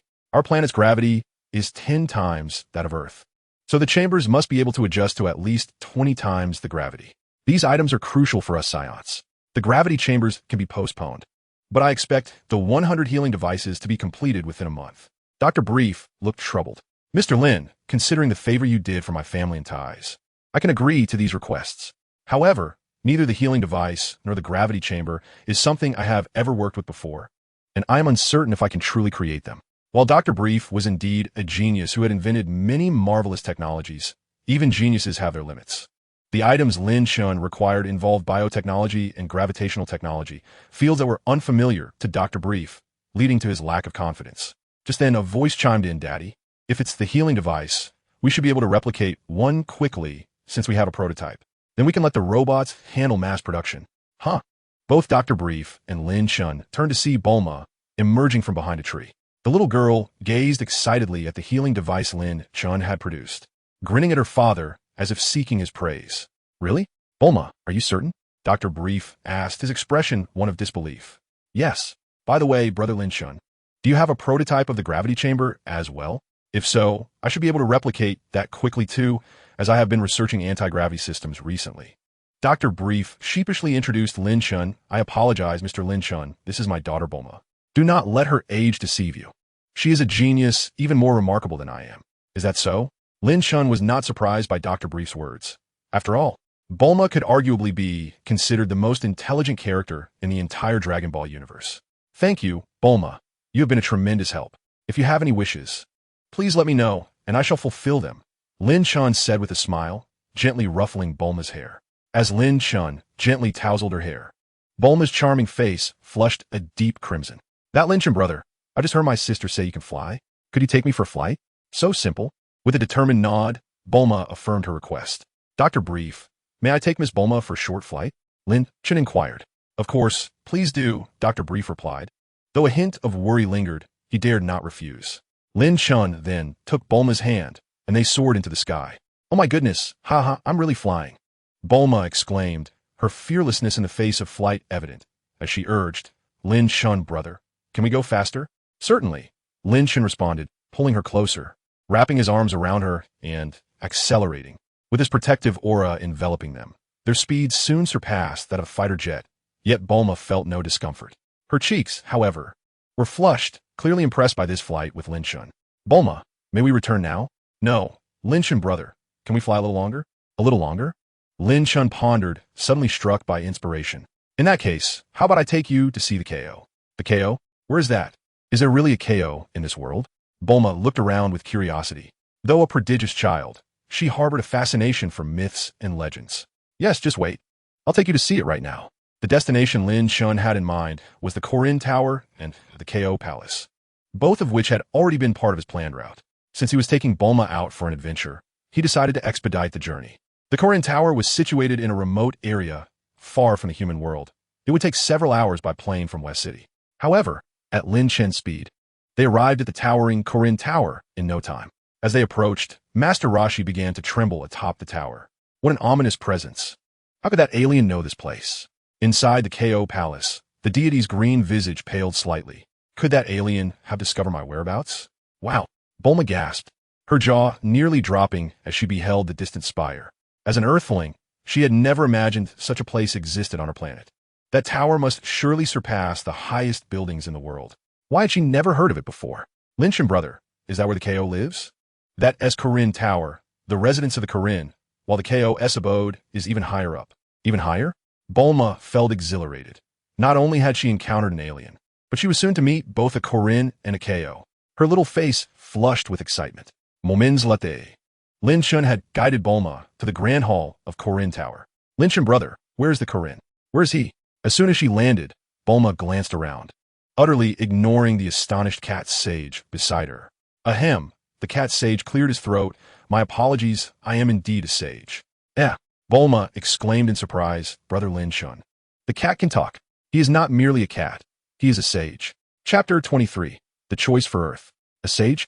Bulma was momentarily taken aback. Then, with a hint of amusement, she lunged towards the cat sage, eager to pet the large white cat. However, the cat sage was not inclined to oblige. Just as he was about to leap away, an unexpected aura enveloped him, rendering him immobile. The cat sage looked at Lin Chen, who stood at a distance with his arms crossed, beads of cold sweat forming on his forehead. Fat cat, you are a sage? Bulma stroked the cat sage's fur and pinched his plump face. Brother Lin Chen, you are deceiving me. He is just a cat. At that moment, Lin Chen withdrew the aura controlling the cat sage. Instantly, the cat sage seemed to regain his vitality, gasping for air while exclaiming, I am a sage, not a cat. Ah, he really can talk. All right, Bulma, I have matters to discuss with him. Lin Chen approached the cat sage, his dangerous aura causing the cat sage's fur to stand on end. Aren't you an extraterrestrial? How do you know about this place? The cat sage inquired, perplexed. Not only do I know about this place, but I'm also aware that you possess sense of beings. Hand them over to me, Lin Chen stated. Before the healing device is complete, the senzu beans from Corinne Tower will suffice. Although using them this way is somewhat wasteful, it is a lesser evil compared to being obliterated by the system. Absolutely not. You are of unknown origin. I cannot part with the senzu beans. The cat sage's words were cut short as Lin Chen waved his hand, and a fish, completely unlike any found on Earth, suddenly appeared before the cat sage. This is a fish from Planet Vegeta. Give me the senzu beans, and I will provide you with 100 of these. Meow, I will give them. The cat sage quickly changed his tune. No cat can resist the allure of fish, not even a sage. Cat sage, cultivate more in the future, and I can bring you fish from across the universe. After collecting the senzu beans left by the cat sage and leaving only the seeds behind, Lin Chen took Bulma and soared once more to greater heights. The heavenly temple awaited just above. Easily piercing through the barriers of the heavenly temple, Lin Chen gently landed with Bulma upon its sacred grounds. The young girl was filled with exuberance, yet soon found herself startled. For not far away, the green heavenly being and the black Bobo awaited them. Lin Chen cast a glance at the two. The heavenly being, whose true identity was that of a Namekian, appeared somewhat reserved, while Mr. Bobo, standing beside him, maintained an impassive expression. Welcome, esteemed guest from another world, the heavenly being greeted. Hello, heavenly being, I am Lin Chen. Lin Chen responded to both of them. Upon hearing Lin Chen's words, Bulma was taken aback. Brother Lin Chen, are they really the heavenly beings? He is the heavenly being, and I am Bobo, the servant of the divine, Mr. Bobo stated. Indeed, he is the heavenly being. Are you somewhat disappointed? Lin Chen remarked. Bulma nodded, feeling that her fantastical notions of the divine had been shattered. Mr. Lin Chen, what brings you here this time? The heavenly god inquired with caution. Lin Chen replied, I wish to know if you can summon the dragon for me directly. Summoning the dragon requires locating the 7 Dragon Balls. But even I am unable to discern their whereabouts, the heavenly god murmured. Bulma, with an inquisitive expression, asked Brother Lin Chen what are Dragon Balls. They are magical orbs capable of granting wishes. After providing a brief explanation, Lin Chen continued, since summoning the dragon is not possible, let us forget about it. My primary purpose for visiting is to show Ms. Bulma around and to acquire some senzu beans. The heavenly god, taken aback, inquired if that is the case. Would you like me to guide you on a tour here? No need. We have been out long enough and should return. Huh, Brother Lin Chen, I still wish to see more. Enough, Bulma. Dr. Brief and the others must be anxiously awaiting our return. As Lin Chen held Bulma's hand, preparing to use instant transmission to leave, the heavenly god stepped forward, asking, "Mr. Lin Chen, do you not have any thoughts regarding Earth?" "Thoughts?" Lin Chen turned his head. "With your power, conquering Earth should be effortless, yet you merely engage in transactions with mortals. I fail to comprehend." The confusion in Lin Chen's heart brought a slight smile to his face. Indeed, with his current strength, conquering Earth would be a trivial task. But why would he wish to do so? Ding!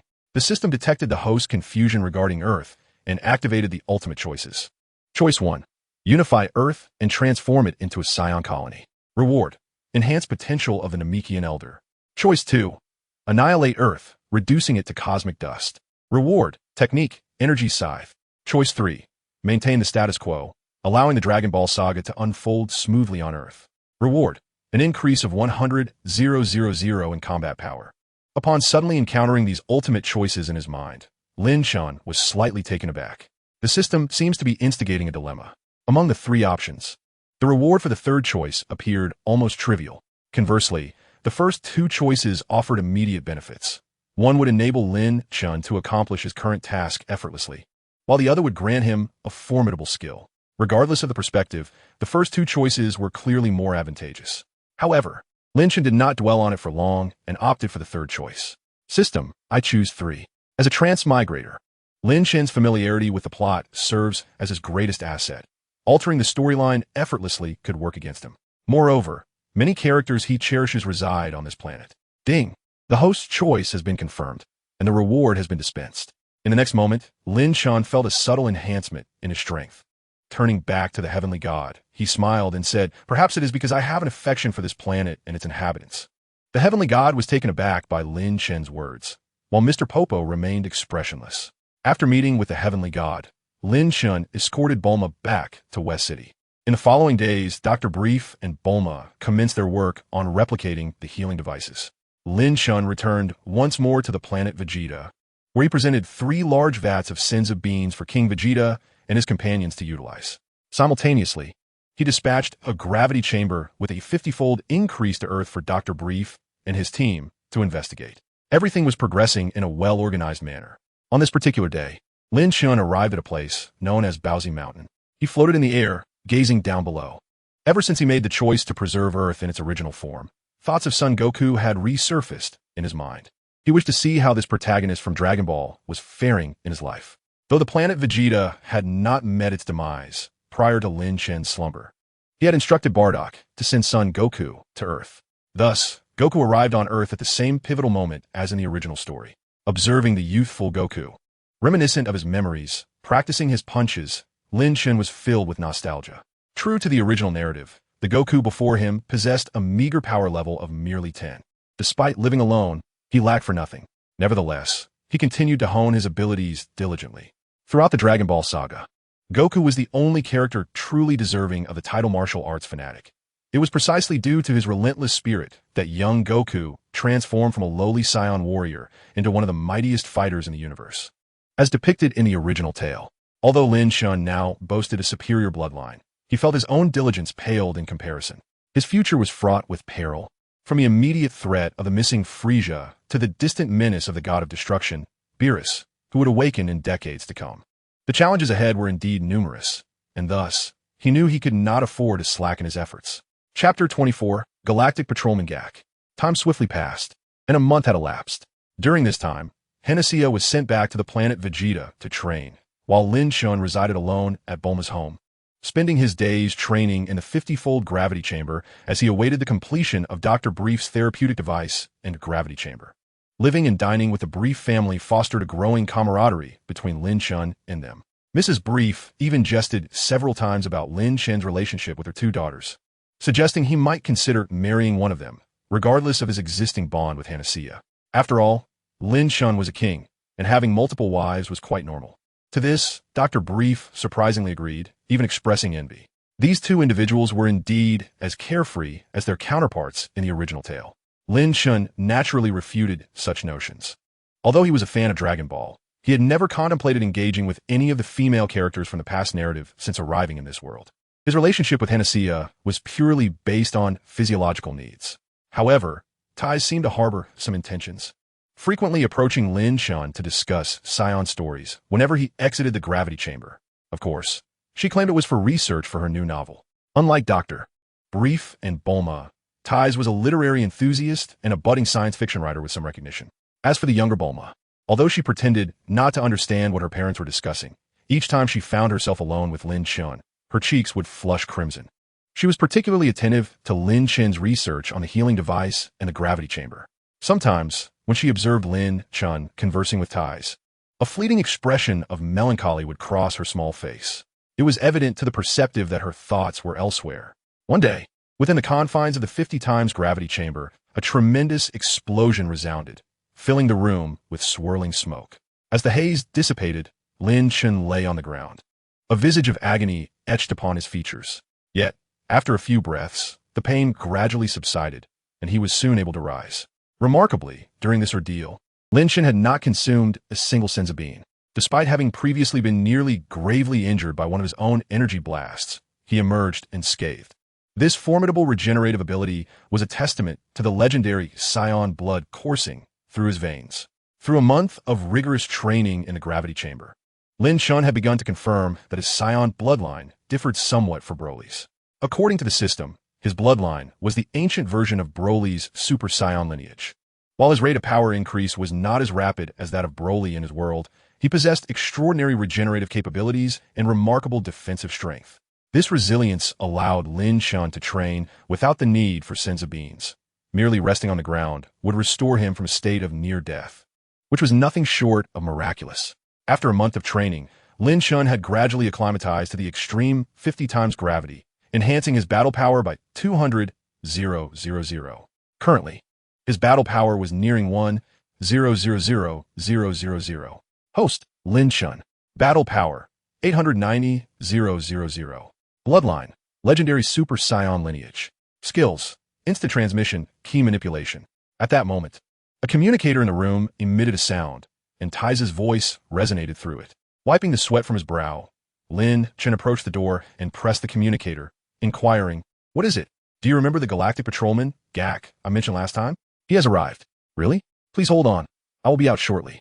Gak was indeed Tize's friend from the Galactic Patrol.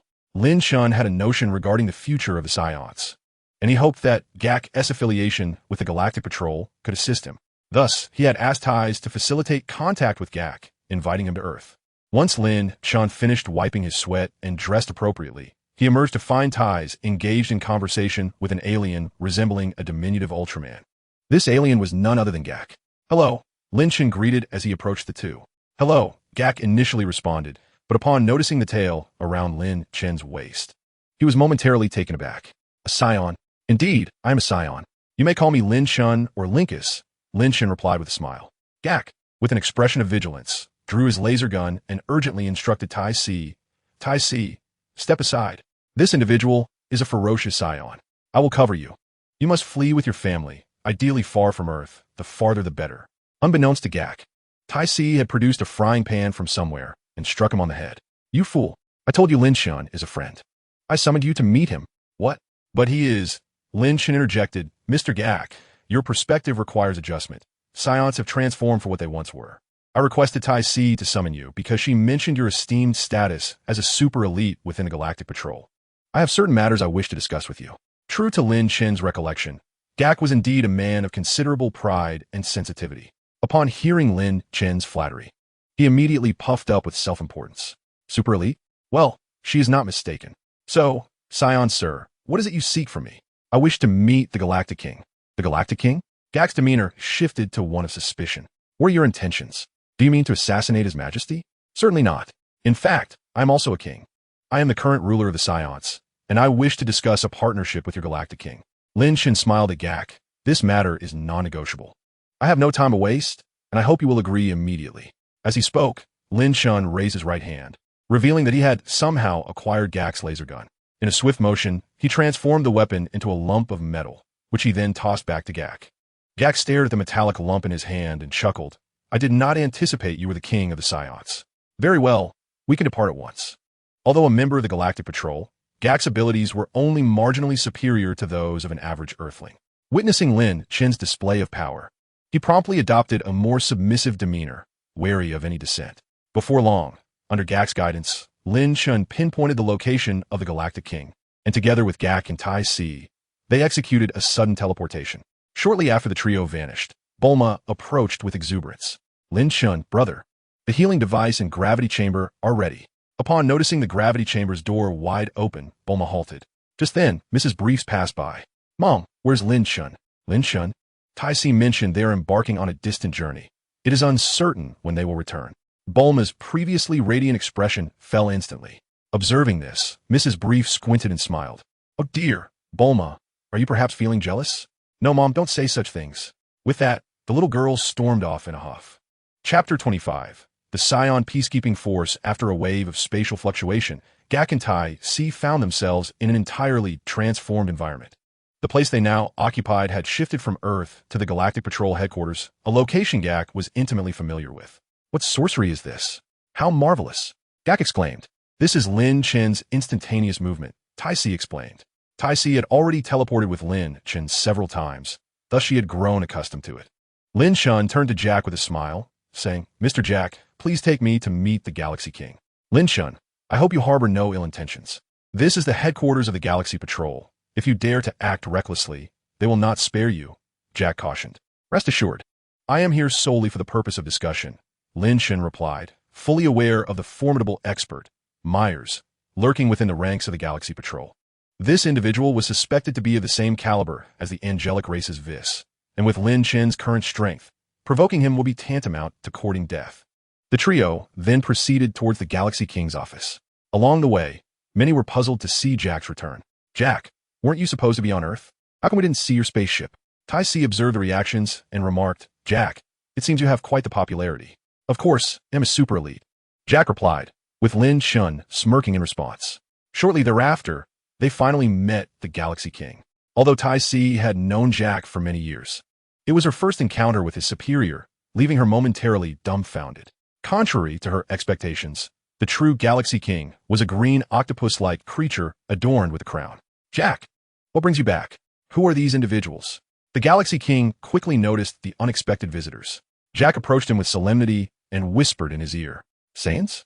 The Galaxy King was taken aback, his body trembling slightly. One of his guards stealthily moved towards a button in the room. Lin Chen suddenly shot a glare at the guard, unleashing a restrained aura that knocked him to the ground. There is no need to be alarmed, everyone. While I am indeed a Saiyan, I come in peace. What do you intend to do? The Galaxy King inquired. Your Majesty, I come with a proposition for the Saiyans to serve the Galaxy Patrol, Lin Chen stated. At this, the Galaxy King was momentarily taken aback. Serve us? What does that entail? Lin Chen then elaborated on his plan. Now that the Saiyans were under his control, they had been prohibited from raiding and invading other planets. However, this restriction also deprived them of practical combat experience. The fighting prowess honed in training rooms had its limits, and to surpass those limits, real combat was essential. Since the Saiyans could no longer engage in nefarious deeds, Lin Chen intended for them to follow the path of the Saiyans from Universe 6 as depicted in the original narrative. In that universe, the Saiyans earned their keep by protecting other planets and being hired to deal with malevolent forces. Lin Chen, familiar with the original story, understood that aside from Myers, the Galaxy Patrol was not particularly strong. They often found themselves only capable of dealing with petty bandits and were utterly powerless against more formidable foes, such as the Frieza Force. However, they found themselves at a loss, while the Saiyans of today possess remarkable capabilities. What say you, Your Majesty, the King of the Galaxy? Should you give your consent, the Saiyans could serve as a specialized operational force within the Galactic Patrol. I propose to name this unit the Peacekeeping Force. Should you encounter particularly troublesome criminals, the Saiyans could be dispatched to address the situation. Upon hearing this, the King of the Galaxy was momentarily taken aback. Is that so? This notion is indeed intriguing.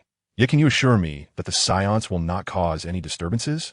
Your past reputation is less than favorable. That is bygone, I replied. Now, the Saiyans are under my governance, and I shall guide them towards the righteous path. Very well then. Thank you, Your Majesty. I shall arrange for my subordinates to contact you regarding the specifics. After reaching an agreement with the king, Lin Chen did not linger long, departing for Earth with Ties and Jike. As they left, a Galactic Patrol officer hurried in, laser gun in hand. Your Majesty, where are the Saiyan miscreants? I have heard reports of a vicious Saiyan attacking you. Ah, Melis, rest assured, it was all a misunderstanding. Upon hearing this, the officer named Melis paused, and as he learned of Lin Chen's intentions, a flicker of astonishment crossed his eyes. A Saiyan king wishing to lead his people towards reformation? Such a figure emerges within the ranks of this universe's Saiyans. A month later, on Planet Vegeta, the fervor of training had been reignited.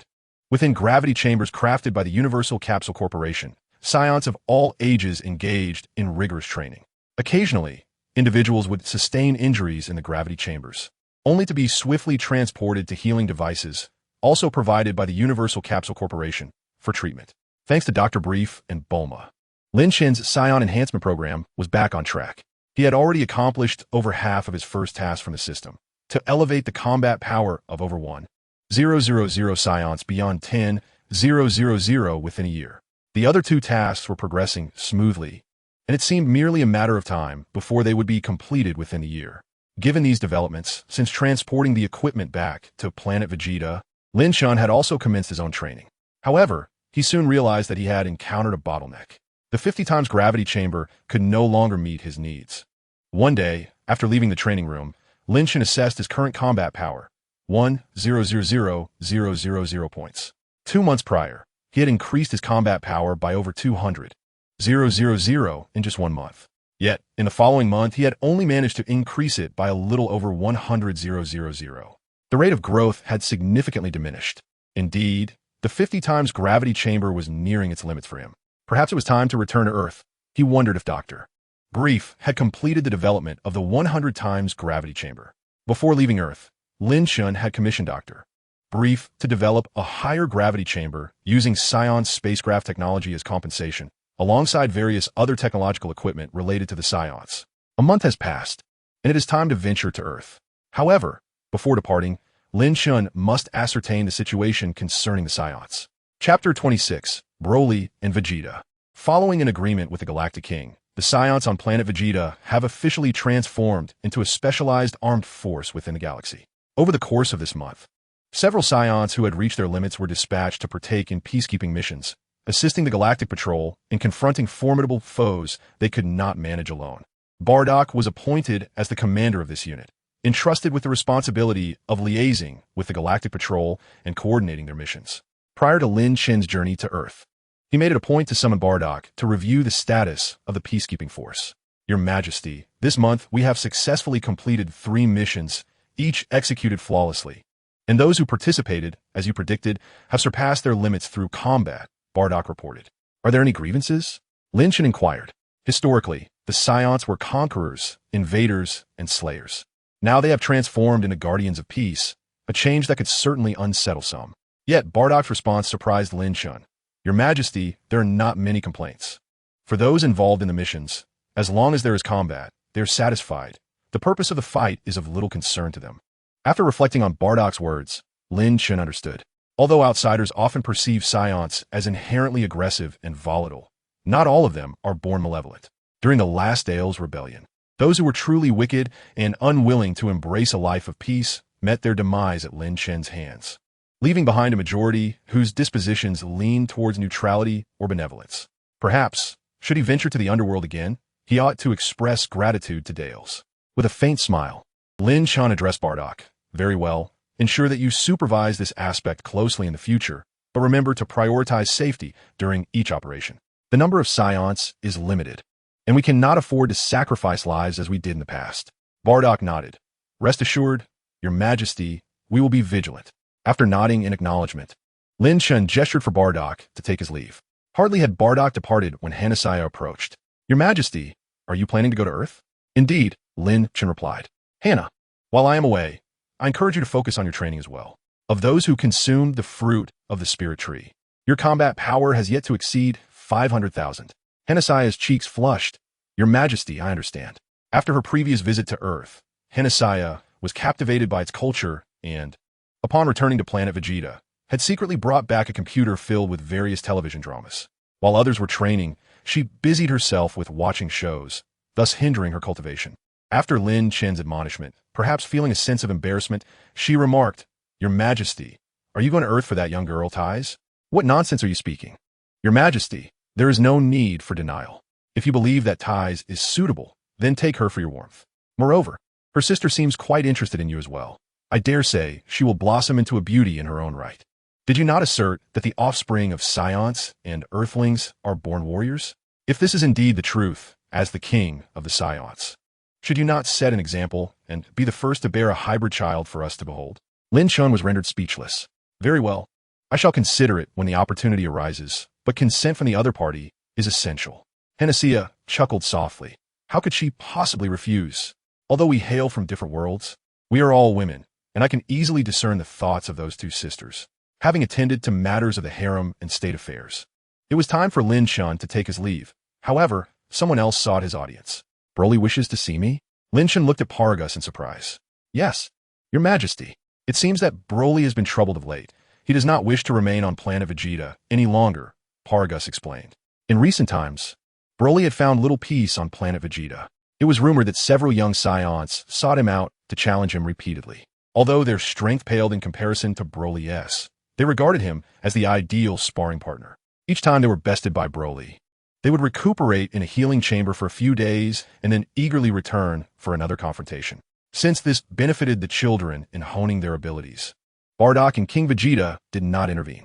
Yet, Broly was growing weary of this routine. The current life was a far cry from his days on Namek. The inherently aloof Broly found little enjoyment in this existence and had voiced his grievances to his father on several occasions. In this life, Paragus, having not been exiled, retained a balanced disposition, filled with pure paternal love for Broly, devoid of ulterior motives. Unable to bear his son's turmoil, he sought Lin Chen's assistance. Is it not peculiar for a Saiyan to be uncomfortable in the lifestyle of Planet Vegeta? Lin Chen remarked. Very well, let us go and see. At that moment, on a lush green hillside just outside the capital, stood a modest little cottage, solitary against the landscape. This dwelling, resembling the architecture of an Namekian's rather than that of the Saiyans, was indeed Broly's residence. Disliking the boisterous and competitive nature of the Saiyans, Broly had departed from the royal city shortly after returning to Planet Vegeta, choosing to live here in solitude, rarely returning unless summoned by Lin Chen. However, today, two young Saiyans stood outside Broly's abode. Hey Broly, come out. Let's compete again. I must prove that I am the second strongest Saiyan after His Majesty Linkus, not you. Vegeta, we should go back. You've already lost to Broly 4 times, Raditz implored. If you wish to leave, then do so. I must settle the score with Broly. Broly, do not pretend you cannot hear me. I know you are inside. If you do not come out soon, I shall destroy this place, Vegeta declared, his youthful visage resolutely channeling energy, indicating he was indeed prepared to take action. At that moment, the previously silent cabin finally swung open, and Broly emerged. Vegeta, I have no desire to compete with you. Whether you aspire to be the second strongest or the mightiest Saiyan is of little concern to me. Please refrain from disrupting my life. How can that be? Among the younger generation, you are the only one I cannot surpass. If I cannot surpass you, how can I hope to exceed Lord Lynx? Vegeta implored. Broly, come, let's engage in a contest. Chapter 27. A year's time, choices realized. Whoosh. At that instant, a sound sliced through the air. Who goes there?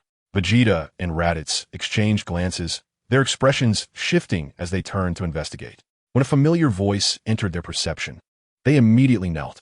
Vegeta, Raditz, we pay our respects, Your Majesty. Rise, Lin Chen replied coolly, his gaze narrowing as it settled on Vegeta. To his surprise, the child who had disturbed Broly was none other than the second protagonist of the original tale, Vegeta. It was no wonder considering that among the younger generation, only Vegeta possessed the potential to exchange blows with Broly. Since Lin Chen had imparted the original training methods to the Saiyans, many had made remarkable progress in their strength. As the genius warrior second only to Goku in the original narrative, Vegeta naturally experienced significant enhancements in his combat prowess due to the new training regimen. Now, Vegeta's battle power had surpassed 20,000, making him the youngest Saiyan after Broly, with the potential to exceed 100,000. Nevertheless, even with this advancement, he still paled in comparison to the extraordinary capabilities of Lin Chen and Broly. Vegeta, I have matters to discuss with Broly. You and Raditz may leave. Your Majesty, may I request something of you? Vegeta suddenly stepped forward, his countenance betraying a hint of trepidation as he regarded Lin Chen. What is it? Lord Lynx, I have heard that Broly lived with you for 5 years and became your disciple. Therefore, I wish to become your apprentice as well, Vegeta stated. Oh, Lin Chen's brow twitched slightly, revealing a hint of surprise. He had not anticipated the proud Vegeta would seek him out as a mentor. Was it possible for the fiercely proud Vegeta to be humbled? The thought brought Lin Chen a modicum of satisfaction. He smiled and replied, Vegeta, you possess great potential. Given time, you will undoubtedly become a formidable warrior. However, I'm sorry, Vegeta, but I cannot teach you anything. What? Vegeta's face fell instantly. Yet, Lin Chen's subsequent words rekindled his spirit. In truth, Broly is not my disciple. Our strength arises from innate talent. It is a natural gift, one you cannot emulate. Regardless of your desire. Talent? Vegeta found it somewhat incredulous, for in the past, his father, King Vegeta, had always imparted to him the belief that he was the sovereign among Saiyans, a born warrior, with royal blood coursing through his veins, making him the most gifted fighter. However, he was taken aback to discover that, in comparison to Broly, his own talents were scarcely worth mentioning. Observing the shock etched on Vegeta's face, Lin Chen smiled and continued, Yet, there is no need for despair. Regardless of how extraordinary one's gifts may be, they merely dictate an individual's starting point and the pace of their development. If you dedicate yourself to diligent practice, in due time, you may well catch up to Broly. Really? I can truly catch up to Broly? But what about you, your Majesty Linkus? Can I surpass you? Perhaps it is not beyond the realm of possibility. Lin Chen replied with a knowing smile. After encouraging the future proud prince, Lin Chen sent the two children on their way and turned his attention to Broly. After more than a month apart, it was evident that fatigue had settled upon Broly's countenance. Lin Chen, after observing him, casually suggested, Broly, would you care to accompany me to Earth? Earth? Indeed. It was clear that the Saiyan lifestyle did not suit Broly. Since Lin Chen had left him on Namek for 5 years, Broly's demeanor had diverged entirely from that of a traditional Saiyan. His temperament was remarkably composed and introverted. Though still young, he possessed a wisdom akin to that of an old sage, remaining undisturbed by the tumult around him. This was fortuitous, as it spared Lin Chen the worry of Broly succumbing to an explosive rage. Given that Broly wished to leave Planet Vegeta, it would be far better for him to reside on Earth, where Lin Chen knew a certain individual who would surely resonate with Broly. Before long, Lin Chen and Broly materialized within the serene confines of the heavenly temple on Earth. As Broly surveyed the tranquil hall, a sense of curiosity washed over him. Heavenly God, Lin Chen called out. Moments later, the Heavenly God and Mr. Popo approached. Mr. Lin Chen, what brings you here once more? The Heavenly God began to perspire nervously at the sight of Lin Chen, who exuded a formidable pressure. Before Lin Chen could elucidate, Broly, upon seeing the Heavenly God, exclaimed in astonishment. The Namekian, the Heavenly God, taken aback, replied, You recognize me, little one? Indeed. Are you not a Namekian? How did you end up on Earth? A Namekian? I was once a Namekian? Enlightened about his origins, the Heavenly God felt an unprecedented joy swell within him. Thus, when Lin Chen later requested that Broly remain in the Heavenly Temple, he readily acquiesced. With the Heavenly God's guidance, Lin Chen felt at ease regarding Broly's well-being, as Broly would be familiar with the Namekian. Furthermore, the Heavenly God and Mr. Popo's gentle dispositions were perfectly suited to Broly's character. He would undoubtedly thrive in their company. With his concerns alleviated, Lin Chen felt liberated and swiftly made his way to West City to resume his training. Time passed swiftly, and in the blink of an eye, over 9 months had elapsed. Congratulations, host. You have successfully completed the objective. Within 1 year, facilitate over 50 Saiyans to attain a combat power exceeding 100,000. Congratulations to the host for simultaneously completing 3 selections. All rewards are now being dispensed. 5 vials of cellular reagents, a room of spirit and time, and the talent of a beginner martial arts genius. Within the gravity chamber, where a 50-fold gravitational force is still active, Lin Chen lay on the ground, asleep. However, upon hearing the system's notification of rewards, he quickly sprang to his feet, fully alert. System, have I completed my task? Beep detection complete. Rewards have been issued to the system space. Please check host. With a mere thought, Lin Chen observed that his system space indeed contained 2 new items. One was a set of 5 vials filled with a substance that grants Saiyans the ability to transform into Super Saiyans, a capability that typically develops only within Saiyans living in peaceful environments. The other was a capsule containing the room of spirit and time. Additionally, Lin Chen's skill set now included the talent of a beginner martial arts genius, allowing him a 30% chance of instantly mastering any unique technique demonstrated in his presence. Receiving 3 rewards at once made the year-long task undeniably worthwhile.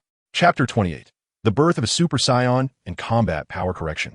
Lin Chen flicked his right hand, and a test tube fell into his grasp.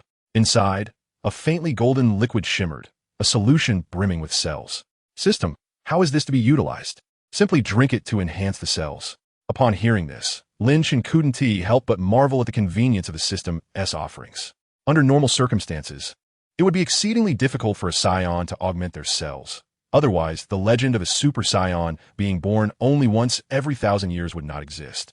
However, Lin Chen had no need for these cells himself, as his battle power had already surpassed 1 million. According to prior system notifications, he possessed sufficient cells within him to transform into a Super Saiyan. Thus, these cells were destined for another. With this thought, Lin Chen seized the vial and, with a swift teleportation, arrived at Planet Vegeta, the royal palace of the Saiyans. The palace, seldom visited by him, now bore an air of desolation. However, within Hannah's chamber, a cacophony of voices could be heard. As Lin Chen entered, he found Hannah engrossed in a soap opera. Startled by his presence, she exclaimed, hurriedly shielding the computer screen. "Your Majesty, what brings you back?" "Hannah, have you been slacking off again?" "My apologies, Your Majesty, but I already possess a battle power of 500,000. "Very well. Since you are disinclined to train, I shall present you with something special." As he spoke, Lin Chen produced all 5 vials of cellular reagent from his pocket and handed them to Hannah. She eyed them curiously and inquired, "Your Majesty, what are these?" "Drink them all, and I shall explain shortly," Lin Chen replied. Without hesitation, Hannah consumed all 5 vials. Afterward, her face contorted in disgust, as though the cells were most unpalatable. Yet, aside from that, she exhibited no further changes. "Your Majesty, could you enlighten me about what just transpired?" Observing the unresponsive Hannah, Lin Chen felt perplexed. Surely, the provisions bestowed by the system were not in vain. "Hannah, do you not sense any changes within your body?" "No, Your Majesty." "Did you perhaps administer poison to me?" After a moment of contemplation, Lin Chen suggested, "Hannah, why not try to feel a surge of anger?" "Anger? I apologize, Your Majesty, but I cannot muster such feelings in your presence," Hannah replied with a sheepish smile.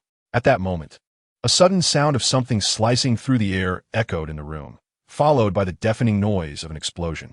Hannah's expression stiffened at the realization. The source of the explosion was the computer she had brought from Earth, which had been her constant companion, containing over 300 episodes of the series she had yet to watch. Unforgivable. Not even Your Majesty can absolve this. A surge of heat flooded Hannah's face, and in an instant, her hair began to sway as if caught by an unseen wind, transforming from its natural black to a brilliant gold. As her hair fully shifted to gold, an overwhelming aura erupted from her being.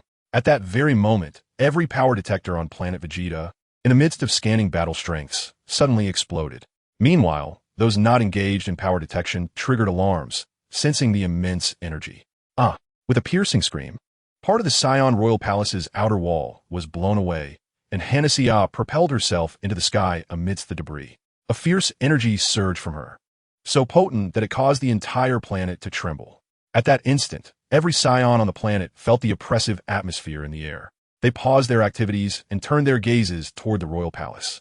Then, they beheld Hannah floating gracefully with her golden hair. Who is that? Is it Princess Hannah? How has her hair turned golden?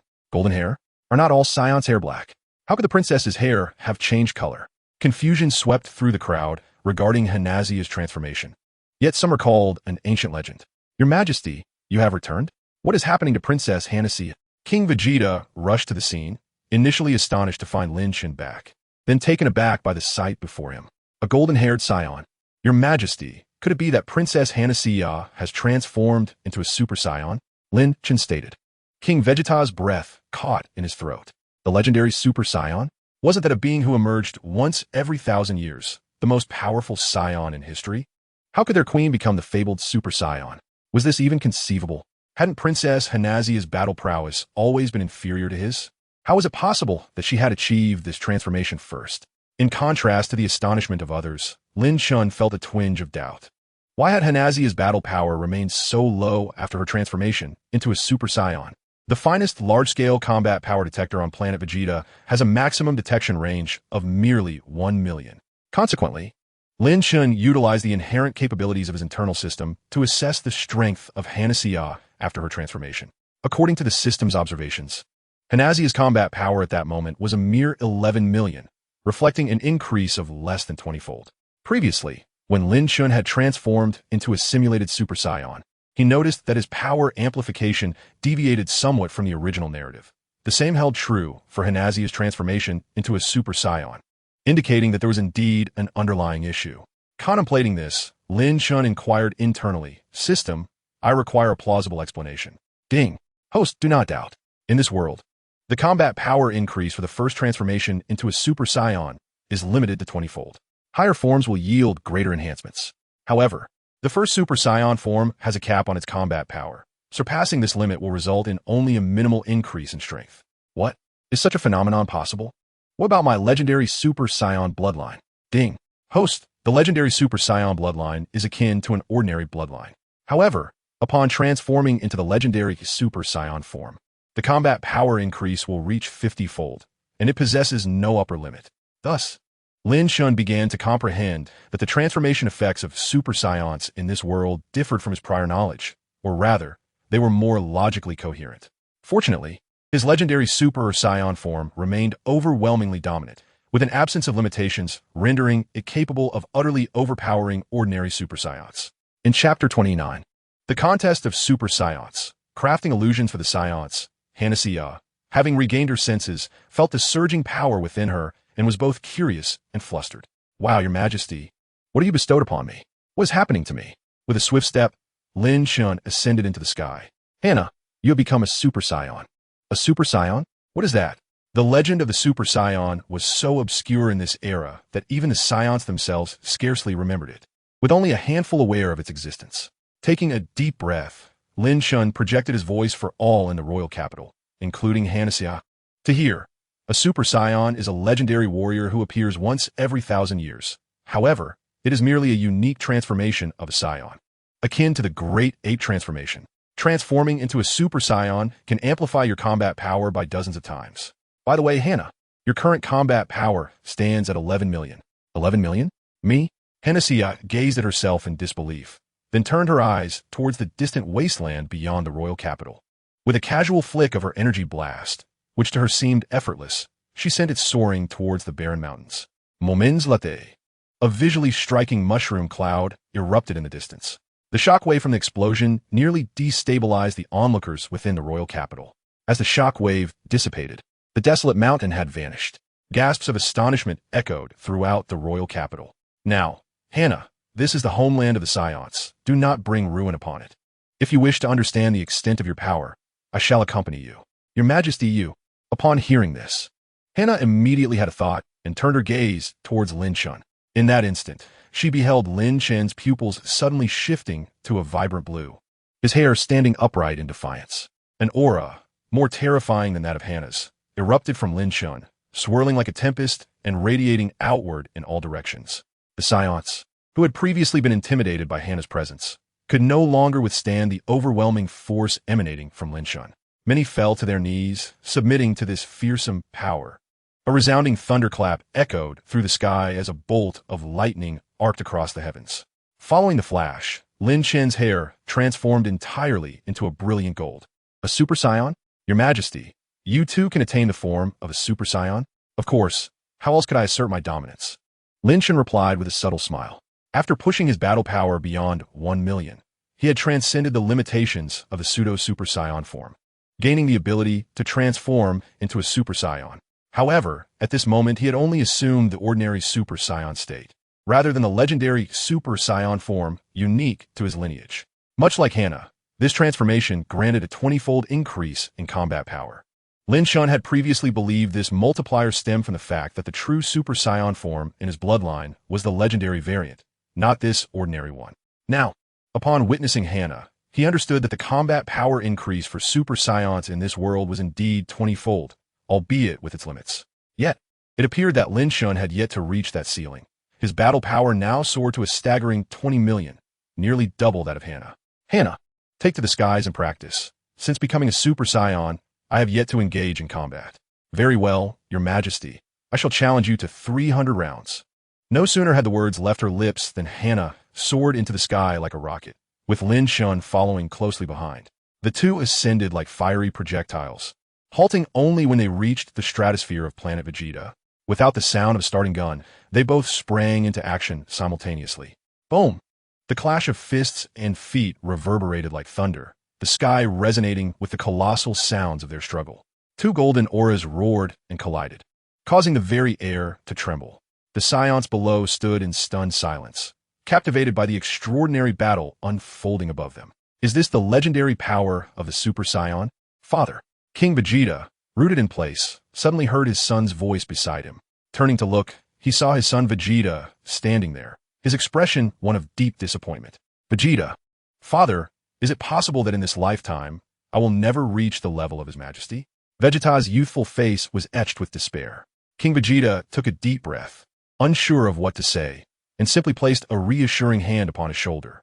Originally, King Vegeta held high hopes for his son, believing that, given time, even if Vegeta could not surpass Lin Chen, he would undoubtedly exceed his father and become the second most formidable Saiyan after Linkus. Yet now, he realizes that his aspirations were hopelessly naive. It turns out that Linkus and his companions had long since ascended to an unattainable realm. Boom! Boom! Boom! In the sky, two bolts of lightning continued to clash, each collision igniting a breathtaking blaze and unleashing a fierce torrent of razor-sharp winds. These gales, if unleashed upon the ground, could instantaneously obliterate any Saiyan with a combat power below 100,000. The confrontation between Super Saiyans is fearsome.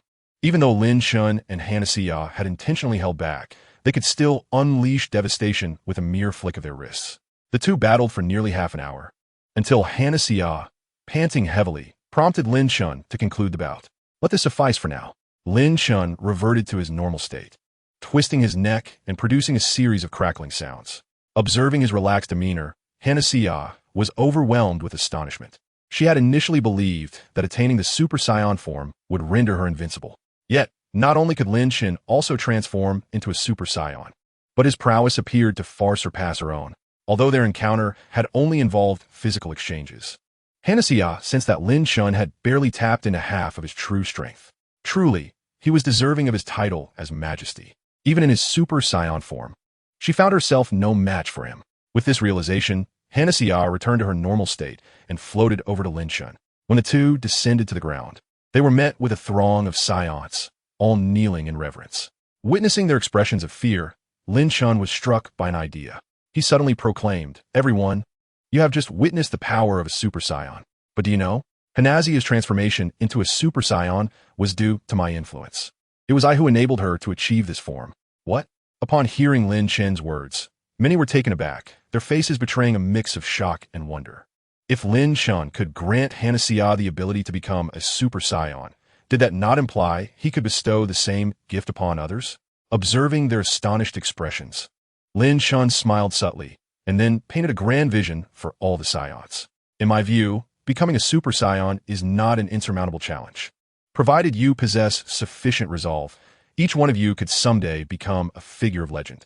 The potential lies in your own endeavors. Could we truly become Super Saiyans? Indeed, after hearing Lin Chen's words, many faces shifted, their expressions reflecting newfound hope. Not just Hanasiya, but they too had a chance? Lin Chen gazed at their astonished visages, remaining silent yet smiling. As long as the Saiyans remained loyal and diligently served him, granting them the ability to transform into Super Saiyans would be a feat easily achieved. After all, he possessed a system within himself. Chapter 30. The Dilemma of Combat Power and Martial Arts Choices. As time passes, another year has slipped away. In the western capital, Lin Chen emerged from the 100-fold gravity chamber with a furrowed brow. He found himself once again confronting the formidable wall of a training bottleneck. Over the past 3 months, although his combat power had been growing, it perplexingly remained just out of reach of the legendary Super Saiyan transformation.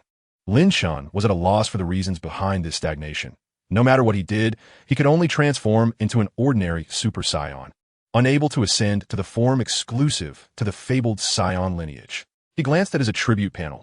Host, Lin Chen combat power, 1, 280. 000 bloodline. Legendary Super Saiyan bloodline skills. Instant transmission, basic control of ki, talented martial arts prodigy. Upon seeing his combat power, Lin Chen recalled an oddity. After surpassing 1 million in combat power, his growth rate had significantly slowed. Logically speaking, with Lin Chen's extraordinary bloodline, One would expect his combat power to soar like a rocket. Yet, despite his arduous training, he had only managed to increase it by a mere 200,000. This was a source of deep frustration. Reflecting on his year of training, he recalled that during the original storyline, Gohan had skyrocketed from a few 100,000 to several million in combat power. Comparing their rates of advancement left Lin Chen feeling a sense of injustice. It seemed that in this world, once combat power surpassed the million mark, further enhancement became exceedingly difficult. This was evident in Broly as well. Despite sharing the same bloodline, Broly's combat power continued to grow daily without training, and at a pace even faster than Lin Chen's. However, Lin Chen remembered visiting the Supreme Kai 3 months prior, where he discovered that Broly's combat power had only reached 800,000, far from the exaggerated figures of the original tale. This left Lin Chen in a state of confusion. At that moment, the roof of the 100-fold gravity chamber suddenly collapsed, creating a loud crash that startled the Brief family. Staring at the wreckage of the gravity chamber, they were all left speechless. Tai approached, concern etched on her face. Lin Chen, what happened? I'm fine, Lin Chen replied, snapping out of his reverie. He glanced back at the gravity chamber and sheepishly said, I apologize, doctor. It seems the 100-fold gravity chamber is no longer sufficient. What? Doctor? Brief dropped his cigarette in shock. Have you grown accustomed to 100-fold gravity? In fact, I adapted 3 months ago. Doctor, could you please consider constructing a chamber with an even higher gravity? Perhaps one that offers a maximum of 500-fold gravity? Lin Chen suggested. 500-fold? Lin Chen, with your weight of 200 pounds, that would equate to 50 tons. Are you certain you can handle that? Absolutely, I can acclimate gradually. However, with a gravity of 500 times that of Earth, the materials available would likely be unable to withstand such immense density. Lin Chen, I can commence the development of the gravity chamber, but it would be prudent for you to procure some new high-density metals. Otherwise, it may prove unfeasible. Very well. I shall have the inhabitants of Planet Vegeta prepare accordingly. After promising Dr. Brief, Lin Chen simultaneously reached a decision. Since the gravity chamber was temporarily unusable, he should perhaps contemplate alternative methods of training. Ding! The system has detected the host's fervent desire to enhance his strength, triggering the ultimate selection. Option 1. Seek the North Kai and acquire any technique from the Kai. Reward: Evil Energy Bomb Technique. Option 2. Consult Master Rashi and learn any technique from him. Roi, Instant Transmission Kamehameha Technique. Option 3. Approach the Supreme Kai and master any divine technique. Roi, Gigantification Technique. Lin Chen was taken aback upon witnessing this ultimate selection. Given his current nascent martial arts talent, the prospect of receiving mere techniques seemed somewhat superfluous. Yet, he quickly realized that these rewards were likely techniques he might not be able to acquire through his innate abilities in the foreseeable future. The reward for Option 2 was particularly comprehensible. It was likely a technique that would be developed after Sun Wukong mastered instant transmission and fused it with the Kamehameha technique. The reward for Option 3 appeared to be an inherent ability of the Namekians, not an ordinary technique, akin to their cellular regeneration capability, which Lin Chen could not learn through conventional means. As for the first option, Lin Chen had never encountered anything like it. System: what does the evil energy bomb entail? Ding. Host: the orthodox energy bomb merely absorbs a small amount of energy from the life force of others, while the evil energy bomb disregards the safety of the energy provider and absorbs all of their energy. Thus, the evil energy bomb is more potent, but each use requires a longer absorption time, ultimately creating a realm of death after its deployment. Now I understand, Lin Chen thought.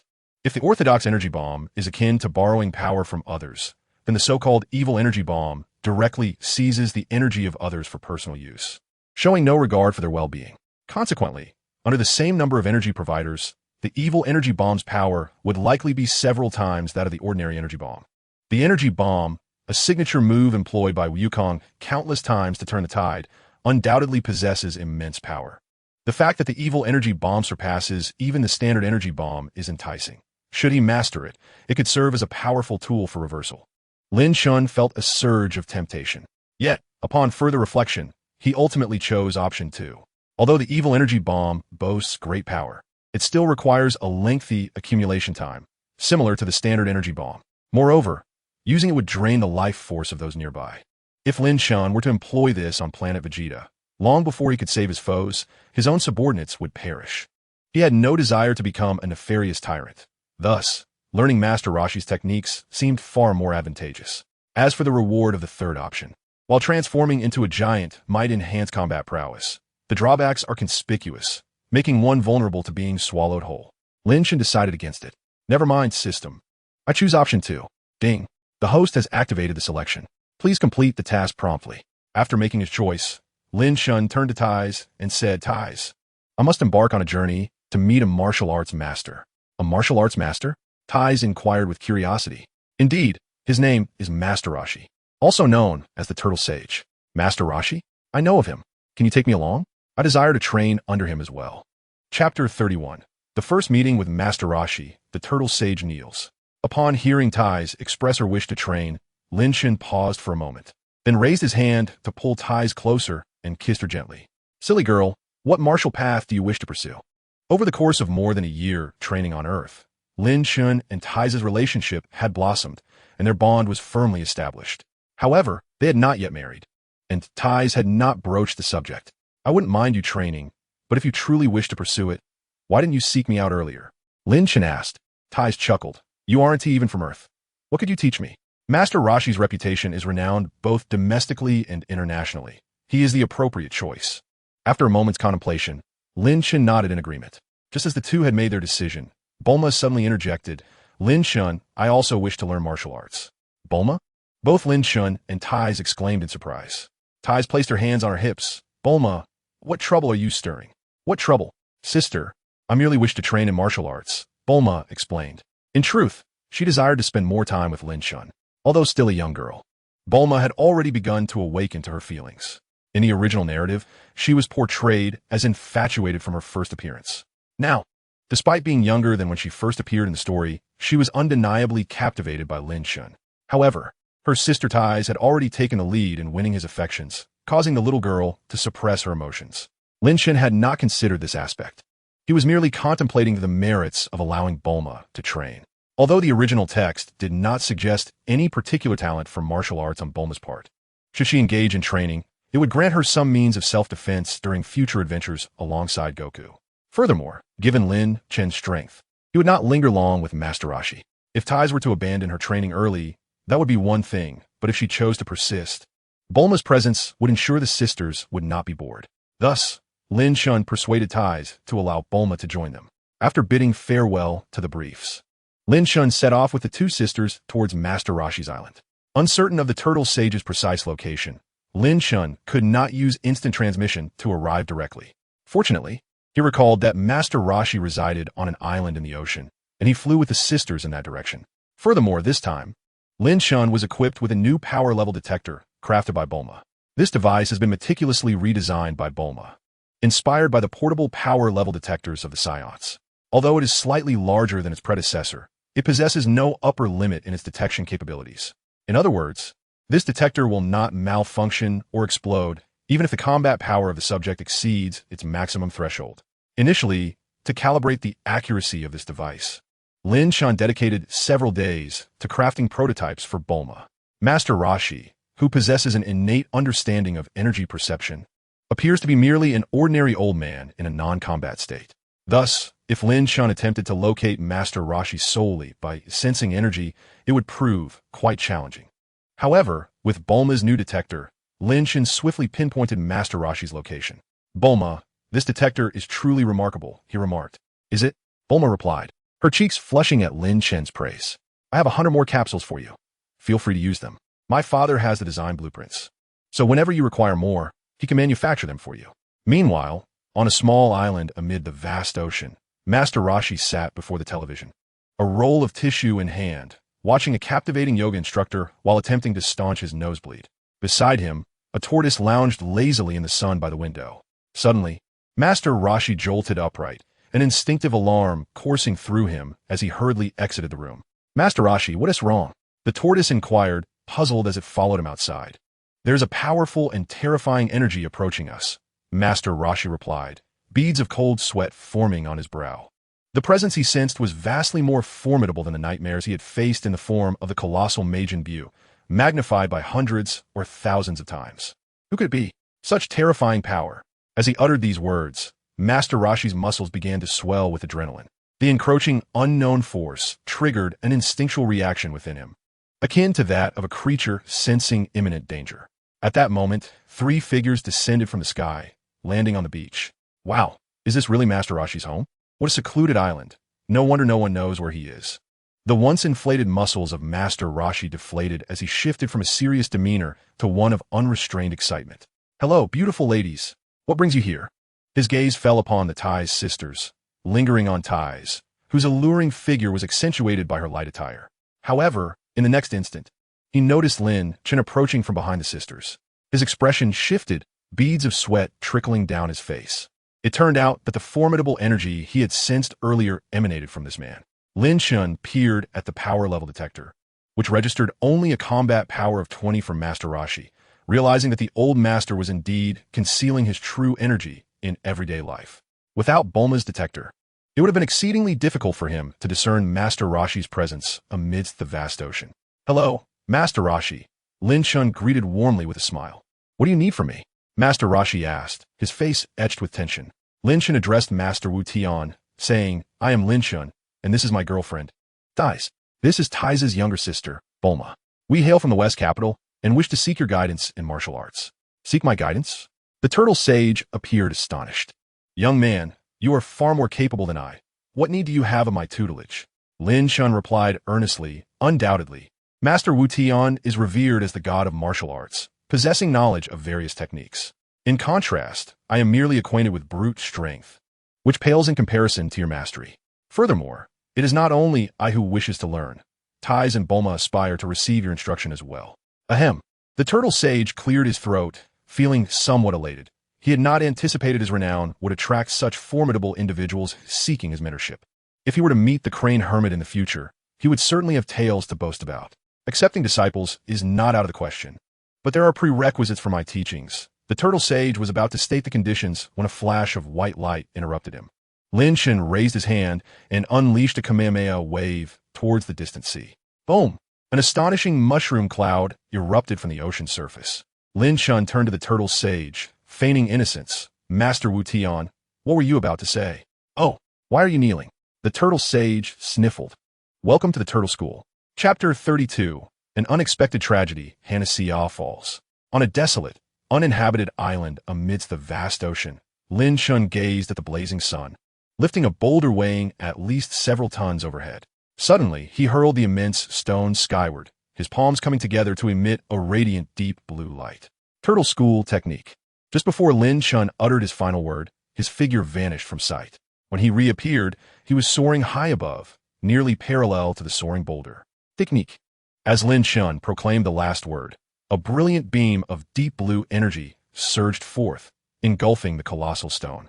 The energy wave, slicing through the sky, was reflected in the eyes of the turtle sage and his companions below. Witnessing the energy wave, which was several times more robust than his own maximum effort, the turtle sage's nose ran once again.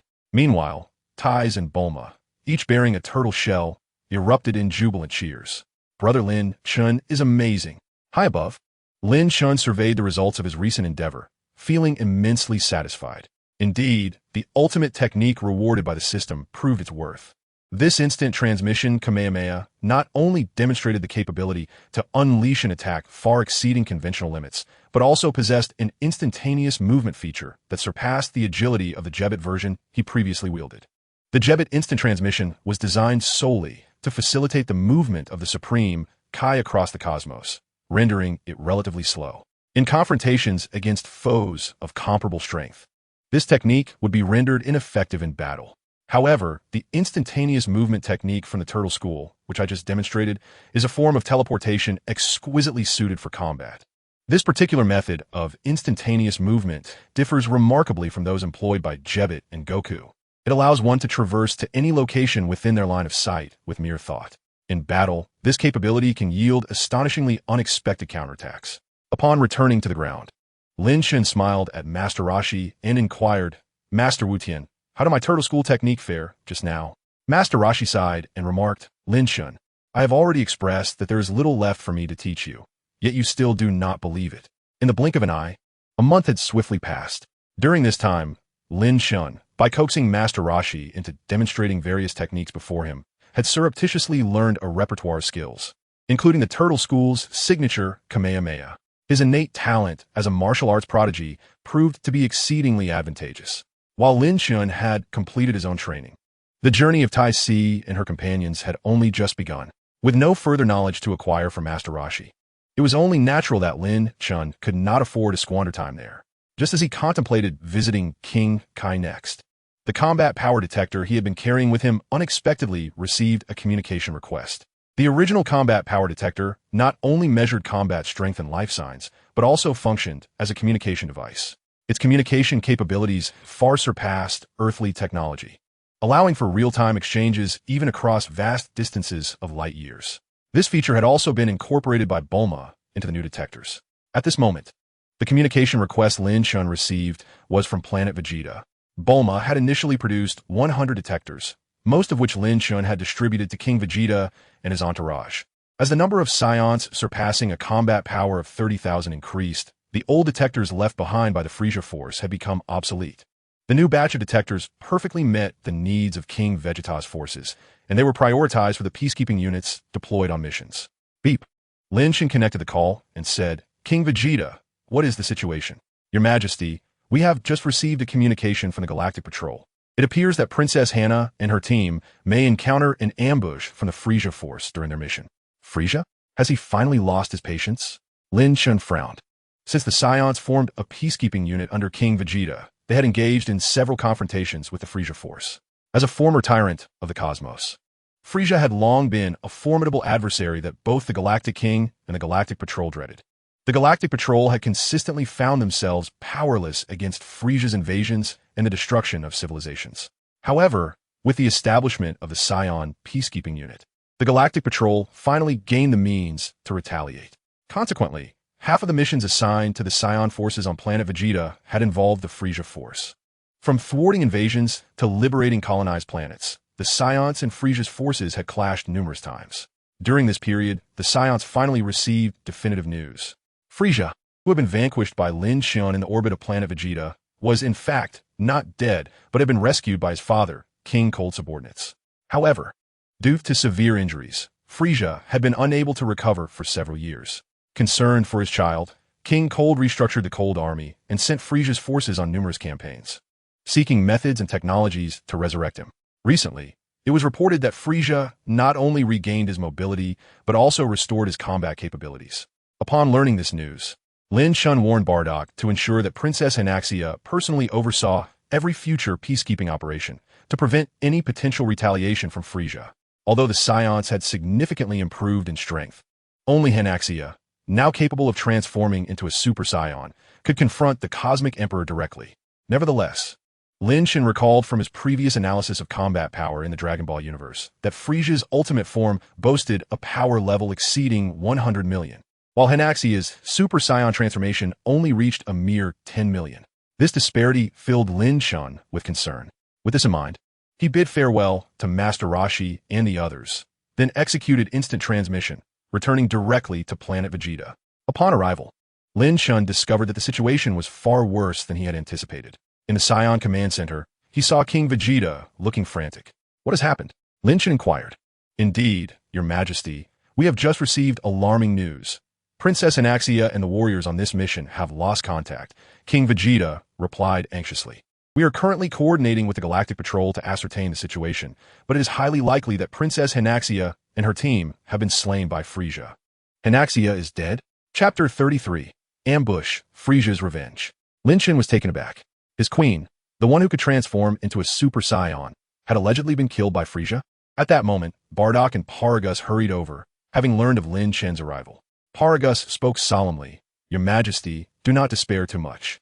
This is merely speculation from the Galactic Patrol. The specifics have yet to be verified, and it is possible their communication devices have malfunctioned." Lin Chen furrowed his brow. Yet his heart was far from optimistic. After all, Hanaxia's combat power was only around 10 million, which paled in comparison to what he knew of Frieza. In the Dragon Ball universe, while Frieza had never disclosed the combat power of his final form, the prevailing consensus was that when exerting his full strength, it reached approximately 1.2 billion. If this world's Frieza possessed a similar level of power, Hanaxia would undoubtedly be no match for him. Even Lin Chen, at his utmost, could only attain a combat power of over 20 million upon transforming into a Super Saiyan. 20 million against 1 billion. This is undoubtedly a battle destined for failure. Yet, Lin Chen has resolutely decided to venture to Hanasiya. If they're still alive, he will bring them back to Vegeta immediately. If Hanasiya and the others have perished, he shall avenge them, even fully aware of the insurmountable odds. Reflecting upon the original tale, where Sun Wukong, possessing merely a few million in combat power, dared to confront the nefarious Frieza, how could Lin Chen, who bears the legendary bloodline of the Super Saiyan, waver? To fight to the bitter end is the true essence of one who possesses such a noble heritage. Which planet did Hanasiya and the others travel to? Provide me with the coordinates. Your Majesty, Bardock interjected, gripping Lin Chen's arm. I implore you to reconsider. You are the king of our Saiyan race and must not act rashly. Bardock, stand down, Lin Chen bellowed. However, Bardock did not yield, and even King Vegeta urged. Your Majesty, the situation is unclear. Perhaps it would be wise to wait for the Galactic Patrol's investigation before making a decision. Lin Chen cast a sidelong glance at him and replied, King Vegeta, do not forget, aside from Frieza, we Saiyans have another formidable adversary. If we cower, even before Frieza, how shall we ever confront that greater threat? Send me the coordinates. King Vegeta paused, fully aware that the formidable foe Lin Chen referred to was none other than the god of destruction, Beerus. Indeed, compared to Beerus, what was Frieza? With this realization, King Vegeta finally lowered his head and said, I understand, Your Majesty. Soon, King Vegeta transmitted the coordinates of the planet Hanasiya, and the others were dispatched too. Their mission was to explore a planet called TV, a world whose civilization was even more primitive than Earth, yet produced a unique metal exceedingly suitable for spacecraft construction.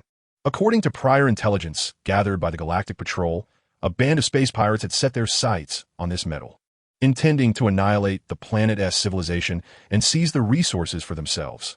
As these pirates hailed from high combat power races, the Galactic Patrol found themselves outmatched and called for Saiyan reinforcements. However, not long after, the Galactic Patrol received a tip-off revealing that there was a deeper conspiracy at play. The band of space pirates was merely a decoy.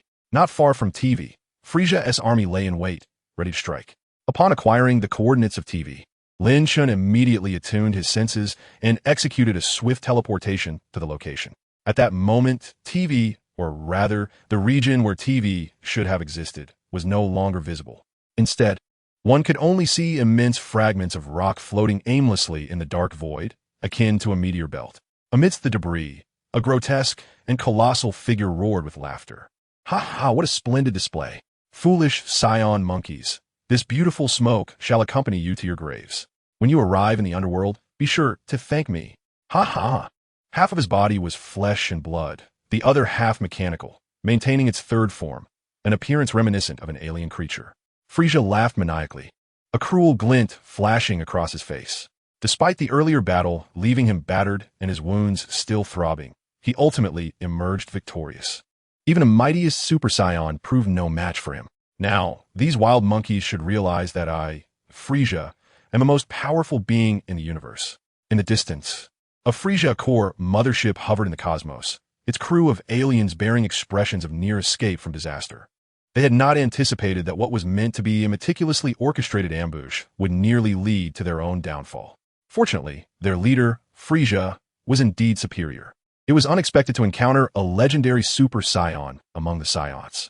No wonder King Frieza had nearly met his demise at their hands. These Saiyans were truly terrifying. Thankfully, Saiyans could not survive in space. The female Super Saiyan had been overly careless, or else Frieza might have perished once again. Regrettably, all the combatants on the planet had perished alongside the Saiyans. Enough! Silence! Shouted an alien with purple skin and 2 black horns protruding from his forehead.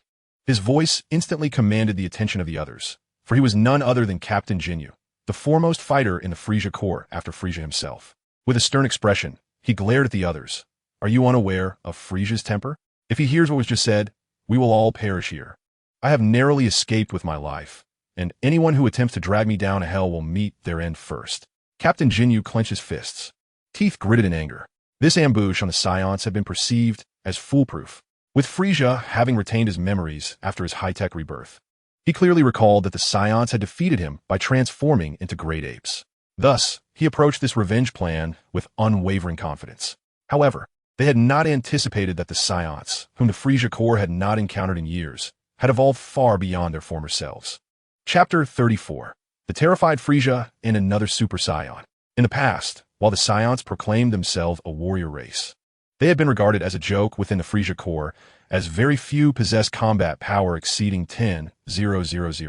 Were it not for their ability to transform into great apes, they would have been treated as mere cannon fodder within the ranks. Yet this time, when hundreds of Frieza soldiers launched an attack on a Saiyan force of fewer than 10 on TV Star, those Saiyans unleashed a performance entirely unlike anything seen before. But a mere handful of Saiyans managed to utterly rout Frieza's forces, leaving even the Jinyu force, who participated in the assault, nearly annihilated. The four subordinates of Jinyu, Raikum, Berta, Gudo, met their demise at the hands of a single female Saiyan in an instant. Had it not been for Frieza, who had been merely observing, realizing the threat posed by the female Saiyan and intervening personally, Jinyu himself would have been on the brink of death. The subsequent battle unveiled to Jinyu the source of her extraordinary power. She was none other than the legendary Super Saiyan. Even Lord Frieza, before her formidable prowess, found himself utterly defenseless, having undergone two transformations that significantly amplified his battle power, yet still suffered grievous injuries. Fortunately, in a fit of rage, Frieza seized the moment when she was unprepared to unleash his ultimate technique, the Planet Destruction Ball, obliterating Planet TV. Otherwise, it seemed that the recently revived Frieza would have met his demise at the hands of the Super Saiyan once more. Damn those Saiyans. I must recruit members for the Special Forces again. I wonder if I can find exceptional fighters like Raikum and the others. Jinyu gritted his teeth, pondering his next move. At that moment, the energy detector on the bridge suddenly emitted a series of alarming beeps. Jinyu looked up and inquired, "What is happening?" "Captain Jinyu, we've detected a high-energy reaction up ahead." "What? Where?" "It appears to be a Saiyan, located near Lord Frieza." With a swift motion, Lin Chen exited his instant transmission state, materializing at the coordinates of Planet TV. However, in the next moment, he found himself plummeting, an overwhelming sensation of suffocation enveloping him entirely. Panic-stricken, Lin Chen held his breath, soon realizing he was adrift in the vastness of space. Where's Planet TV? Glancing around, he quickly grasped the gravity of the situation. No wonder everyone, including Hanasiya, had lost contact. Planet TV had indeed been annihilated. In this realm, only Frieza possessed the capability to obliterate Planet TV in an instant, leaving even a formidable warrior like Hanasiya unable to escape. Where is Frieza? As this thought crossed his mind, Lin Chen sensed an immense aura nearby. Turning his head, he was not surprised to see Frieza, equally astonished, not far away. After surveying Frieza closely, Lin Chen understood that the Frieza of old had indeed survived. The current iteration seemed to be a mechanical version, restored through the technology of the universe people. However, in stark contrast to the original narrative, this mechanical Frieza was in his third form rather than his ultimate form. A chilling cackle echoed in Lin Chen's ears, Frieza's signature laugh resounding through the remnants of space surrounding them. Given that Planet TV had just been destroyed, remnants of gaseous substances lingered in this cosmos. Not breathable oxygen, but sufficient to carry sound. Let's see who this is. Why? If it isn't the Saiyan who nearly ended my life all those years ago. Frieza let out a cold sneer, abruptly shifting his expression to one of fury as he bellowed at Lin Chen. "Damn monkey! How dare you strut before me? Prepare to meet your end." With those words, Frieza pointed an accusing finger at Lin Chen, unleashing a violet beam that shot forth with deadly intent. The animosity between them was palpable. The last encounter had nearly cost Frieza his life at Lin Chen's hands. Now, upon seeing Lin Chen's sudden appearance, he did not pause to ponder the circumstances, immediately resorting to his lethal technique. A skill that had previously annihilated countless adversaries collided with Lin Chen, erupting in a dazzling explosion of light. Amidst the brilliance, Frieza smirked, "Damn monkey, at last, I can avenge my earlier defeat. Next comes Planet Vegeta, and all Saiyans shall perish." Perish? The only one who will meet their demise today is you, Frieza. A voice pierced through Frieza's thoughts. In an instant, Lin Chen emerged from the radiant glare, and upon seeing him, Frieza's face contorted in horror. The golden hair that adorned the Saiyon's head mirrored that of the female Saiyan from before, transforming into a brilliant golden hue. You two are Super Saiyan? No, it can't be. There can't be so many Super Saiyans in existence. Such things are merely legends. How can they possibly be real? Before Frieza could finish his sentence, he concentrated his fingers to conjure 3 violet beams once more, directing them toward Lin Chen. However, this time, Frieza was astonished to witness his ultimate technique being effortlessly deflected by Lin Chen's piercing gaze as he raised his palm and sent the beams flying. The beams collided with a drifting meteor, igniting into a spectacular explosion. What? How can my death beam be thwarted? Frieza, is this truly your prowess? Lin Chen proclaimed, using his energy to project his voice into the cosmos. Hurry and unleash your full strength. I seek vengeance for Hanasiya and all the Saiyans you have slain. Full strength? For a wild Saiyan? Frieza's lips twitched in disdain as he concentrated his fingers again, summoning 3 more violet beams aimed at Lin Chen. Yet, with a mere flick of his hand, Lin Chen swatted the beams away as if they were bothersome insects. The beams soon illuminated the distant horizon. Ding! Beginner martial arts genius talent activated, acquiring the technique, Death Beam. Observing his newfound ability, Lin Chen remained unperturbed, merely offering a cold chuckle. You've had your turn. Now it is my time to retaliate. With that, Lin Chen's smile vanished as he charged toward Frieza with ferocity. In a resounding clash, Frieza barely had time to react before Lin Chen's fist struck his head with tremendous force. Whoosh! Frieza was propelled backward like a cannonball, crashing into a towering rock formation, only to emerge and crash into another. This relentless barrage continued until Frieza finally came to a halt after colliding with the 7th rock. What is happening? Why is he so powerful? How can a mere Saiyan possess such strength? Frieza cried out, utterly bewildered by the unfolding events. Chapter 35 revealed the truth, Frieza's true battle power. Meanwhile, aboard Frieza's spaceship, Captain Jinyu and his crew held their breath in suspense. Why? Why had 2 Super Saiyans emerged? Had the Saiyans truly grown this formidable? Could Frieza the Great prevail? These Saiyans were indeed terrifying. It was absurd. Frieza had just slain a Super Saiyan, and this one would surely meet the same fate. Upon hearing this, silence fell over the ship. Then, someone tremulously spoke up. Wait, why is this Saiyan still alive? How can a Saiyan survive in space? As this voice echoed, a chill swept through the crew. Indeed, they were in the vastness of the cosmos, and Planet Vegeta had long been obliterated. How could that Saiyan possibly endure in such an environment? At that moment, Frieza, amidst the battlefield, pondered the same question. He gazed incredulously at the approaching Lin Chen. His anger flaring. Why? Why are you still alive? When did Saiyans learn to survive in a vacuum? Ordinary Saiyans could not, but I am no ordinary Saiyan. I am the legendary Super Saiyan. Lin Chen replied nonchalantly, projecting his voice through the surrounding energy. The legendary Super Saiyan? Preposterous. Do you think I would believe such nonsense? Frieza scoffed, dismissing the claim with a wave of his hand. Yet at that moment, his enhanced vision detected a faint energy shield enveloping Lin Chen. Frieza surmised it to be some form of protective barrier. His conjecture was correct. These energy shields were indeed a manifestation of Lin Chen's innate Saiyan bloodline. If the vacuum cannot kill you, I shall take it upon myself to end your life, Frieza declared. In an instant, his figure materialized before Lin Chen, delivering a powerful punch to his abdomen. To Frieza's astonishment, his fist struck as though it had collided with solid iron. Lin Chen remained unfazed, while Frieza's hand throbbed with pain. Is this all the strength you possess? Frieza, do you not have another transformation? Unleash it, or do you intend to be defeated again without revealing your full power? Lin Chen spoke with an icy demeanor, though a flicker of anger danced in his eyes. This time, Lin Chen was genuinely enraged, not solely due to Frieza's murder of Hannah, but because Frieza had not slain her in honorable combat. He had resorted to annihilating a planet. How could my beloved be taken from me in such a manner? Come now, Frieza. Unleash your full strength for those you have slain. I shall defeat you in a fair fight. A mere Saiyan, worthy of my full power? Frieza's malvol aura erupted. His body engulfed in a blinding white flame as his fists rained down furiously upon Lin Chen. Bang, bang, bang. Though the cosmos is devoid of sound, the vibrations produced by Frieza's punches resonate throughout this vast expanse. All hail King Frieza, the invincible King Frieza. The extraterrestrial beings aboard Frieza's spacecraft erupted in exhilaration as they witnessed his relentless assaults. Among them, only Jinyu displayed a countenance of dread, retreating in trepidation. As the mightiest warrior aboard, Jinyu discerned the truth. Despite Frieza's unceasing attacks, the Saiyan remained utterly unscathed. The disparity between the two was overwhelmingly apparent. The Super Saiyan was indeed a terrifying force. How could this be possible? After delivering thousands of strikes, Frieza was astonished to find that he had inflicted no damage upon Lin Chen. Why can't my battle power of 3 million penetrate your defenses?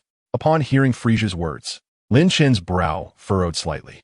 At that moment, Frieza abruptly ceased his onslaught and distanced himself from Lin Chen. Very well, you wretched monkey. Since you desire me to unleash my full power, prepare to experience sheer terror. My final form boasts a battle power exceeding 100 million. In the next instant, a malevolent aura erupted explosively, and Frieza's body began to undergo a profound transformation. However, to Lin Chen's eyes, this metamorphosis was rather grotesque. As he observed Frieza's form twisting and contorting, with flesh protruding unsettlingly. Unbeknownst to Lin Chen, Frieza was most reluctant to undergo this ultimate transformation. His aversion stemmed not from the same reasons as before. The original Frieza hesitated to transform into his final form due to the difficulty in controlling his power. In contrast, the present Frieza feared the immense agony that accompanied this transformation. When Frieza was slain by Lin Chen, it was in his first form. Thus, upon his resurrection through advanced technological means, he was reassembled in the likeness of his initial shape. Although the technicians endeavored to ensure that Frieza's mechanical body would not hinder his ability to transform, the artificial body was inherently different from his original flesh. Each transformation inflicted considerable suffering upon Frieza due to the remnants of his damaged physique, particularly when shifting into his final form, where the pain was most excruciating. Consequently, even when faced with Hanasiya earlier, Frieza opted for his third form, and upon realizing he could not best her, chose to annihilate a planet rather than assume his final form to achieve victory. Now, confronted with Lin Chen, who could survive in the vacuum of space, Frieza had no choice but to endure the torment and undergo the ultimate transformation. As the aura enveloping him erupted completely, a diminutive Frieza finally materialized before Lin Chen. Gasping for breath and sweating profusely, Frieza proclaimed, "You have waited long enough, Saiyan. Behold, this is the form of your king at his most formidable." Frieza raised a finger and scoffed at Lin Chen, saying, "Let me inform you in advance, my current combat power exceeds 100 million. Upon hearing Frieza's words, Lin Chen's confusion was finally dispelled. A smile graced his face as he replied, 100 million? Frieza, I never imagined your capacity for boasting was so grand." Frieza paused, his expression darkening as he demanded, "What do you mean by that?" "Ah, Frieza, can you enlighten me on how you determined your combat power to be 100 million? To my knowledge, even the most advanced combat power detection device from the Frieza Force had a maximum limit of merely 2 million. So, how did you arrive at this figure of 100 million? Lin Chen inquired with a smile. Frieza's expression stiffened. Lin Chen continued, "Frieza, if I'm not mistaken, that so-called combat power of 100 million is entirely self-inflated, isn't it? The truth is, you have no idea what your actual combat power is. This figure of 100 million is merely a fabrication of your own imagination. Regrettably, your true combat power stands at a mere 11 million, approximately 1/10 of what you have speculated." Chapter 36. Overwhelming Power, the Fall of an Emperor. Utter nonsense. Frieza fumed, yet internally he felt a pang of insecurity. For Lin Chen's assertions were, in fact, entirely accurate. Frieza's understanding of his maximum form's combat power was purely speculative. Since the invention of the combat power detection device, its maximum detectable limit had only slightly exceeded 2 million.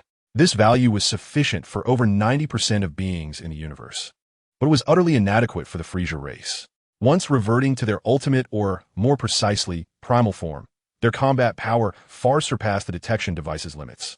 Thus, Frieza and his father had always relied on rough estimates of their own power.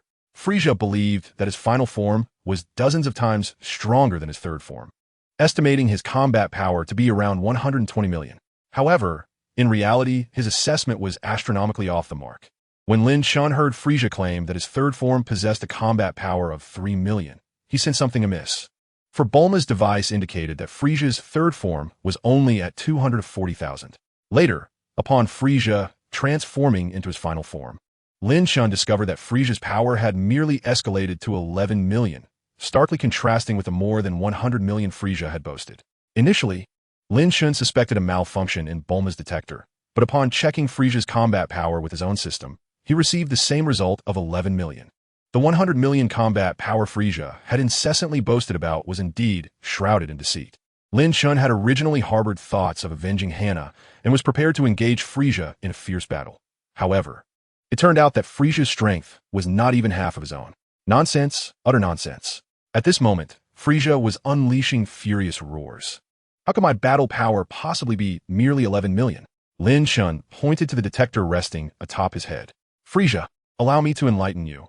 My battle power detector is a cutting-edge invention crafted by a genius. Its readings are limitless, and it indicates that your battle power stands at a mere 11 million. What? Frieza exclaimed in shock. Moreover, my battle power exceeds 20 million, and the female Super Saiyan you previously vanquished possessed a battle power of 12 million. Thus, you are severely outmatched. You wild monkey dare to claim I, Frieza, am weak? How dare you? I, Frieza, am invincible. Suddenly, Frieza bent his left arm and spun half a circle, gathering energy. In the next moment, an astonishing wave of energy erupted forth, akin to flames, unleashed by Frieza. Boom! Boom! Boom! All of it struck Lin Chen. Yet this was not the end. Frieza continued to unleash waves of fiery energy towards Lin Chen. Ding! Congratulations, host, you have mastered the technique. Flame wave. The dark expanse of the universe was illuminated for nearly an entire minute by the blazing crimson flames. When Frieza finally paused, panting heavily, a sinister grin emerged on his face. Did you dare to call me weak? Now you comprehend my might, do you not? Apologies, but you're simply too feeble. Suddenly, a voice resonated, and Frieza, as if struck by lightning, froze for a moment. His pupils constricted sharply, a chill coursing through him from his toes to his brain. When Lin Chen emerged from the smoke, he beheld a Frieza who appeared utterly terrified, a flicker of fear evident in his eyes. Lin Chen sighed. In this state, if Hanasia were not hindered by her inability to survive in a vacuum, she could likely defeat him. Alas, this Frieza is far too malevolent and cunning. Meanwhile, Frieza's eyes darted rapidly. For the first time in his life, he experienced the sensation of fear. Confronted with the looming specter of death, Frieza panicked internally. No, I must flee immediately. I need to reach my father. In my current state, I am no match for him. Only my father can protect me. Realizing that victory over Lin Chen was impossible, Frieza's thoughts solely focused on escape. Scum, I will see you dead. Frieza shouted, raising his hand to conjure a swirling sphere of dark purple energy, brimming with chaotic power. With a fierce gesture, he directed the energy sphere towards Lin Chen. Ding! Primary martial arts genius talent activated, technique learned, planet destroying sphere. As the system notification echoed in Lin Chen's mind, Frieza transformed into a streak of light, racing away in the opposite direction from Lin Chen. In that direction lay Frieza's spaceship. While Frieza could survive and move through space, traversing the cosmos was far swifter with a spaceship than through the limitations of his own physical form. Frieza gazed at the approaching spaceship in the distance, murmuring to himself, once I reach my father, I shall diligently train. I shall never be outdone by a mere handful of Saiyan monkeys. Born in natural prodigy, Frieza had never undergone any training, firmly believing that with a modicum of effort, he could surpass any Saiyan. Before long, he was nearly at the ship, and through the porthole, he could discern his subordinates' faces etched with terror. Yet, he suddenly noticed that they were frantically pounding on the glass, desperately gesturing behind him. Behind? Frieza turned to look, only to be met by a brilliant blue light, radiant as the sun, manifesting in the space behind him. Lin Chen clasped his palms together, fixating on Frieza in the distance, silently intoning Kamehameha. The moment he uttered the word wave, Lin Chen's figure vanished from sight, narrowly evading the energy sphere hurled by Frieza. In the next instant, Lin Chen reappeared behind Frieza, causing him to startle and turn in disbelief. How did you, Frieza began? But Lin Chen had already shouted the final word. Kamehameha! With a thunderous cry, he thrust his hands forward, unleashing a blue energy wave that surged forth with an unstoppable force. I shall not perish. Knowing he could not evade in time, Frieza bellowed as he spread his palms, attempting to deflect Lin Chen's Kamehameha. However, his hands barely held against the wave for an instant before being obliterated by the overwhelming energy. In the next moment, even Frieza himself vanished within the azure glow. Chapter 37. The Rumors of the Dragon Balls. Boom! The monstrous energy appeared in the cosmos as swiftly as it vanished. Soon, tranquility was restored. Lin Chen's gaze remained cold as he stared ahead, where 1,000 meters away, a bloodied and battered form floated in the void, none other than the once mighty cosmic emperor, Frieza. Yet, His current body was reduced to less than a quarter of its original form.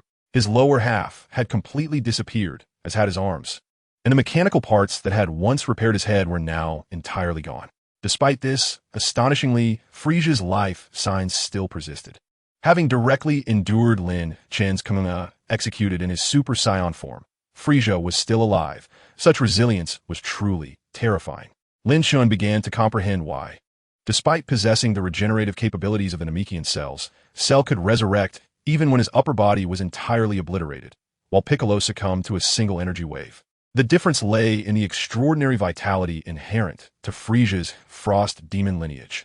Lin Chen drifted before Frieza, gazing down upon him, raising his right hand, poised to deliver the final blow. It seemed that Frieza had come to the realization that he could not escape his fate this time, as a hint of a pleading expression emerged on his face. "Please, save me, forgive me." "Save you? I am not Sun Wukong, nor do I possess his benevolent disposition." Lin Chen retorted with a cold laugh. Although Frieza did not comprehend who Sun Wukong was, he sensed Lin Chen's unwillingness to grant him mercy. Consequently, the emotion of fear gradually transformed into despair, which soon morphed into rage. "This time, you have one, Saiyan, but at least I have taken many Saiyans down with me, including that female Saiyan. She must be your companion, right? Ha. Once in hell, I will educate them well." "Fool, they will not accompany you to hell," Lin Chen replied indifferently. "What?" Frieza was taken aback. "Once you are dead, I shall seek the Dragon Balls to resurrect Hannah and the others, even restoring this TV star." "The Dragon Balls? Then go to hell yourself." With a gesture of his hand, Lin Chen unleashed a golden energy beam identical to Frieza's death beam, severing Frieza's remaining right arm in a single strike. "Death beam? Why do you know my technique?" "A mere parlor trick. Having seen it once, it is easily mastered." "Frieza, let you perish by your own methods." With that, Lin Chen fired 5 additional death beams, each one completely disintegrating Frieza's remaining body. As the final death beam shot toward Frieza's head, it was accompanied by his desperate cries of "I don't want to die." Thus, this infamous cosmic tyrant in the Dragon Ball world met his ultimate demise. This time, Frieza's body was utterly shattered and evaporated, and even the most advanced technology could not resurrect him.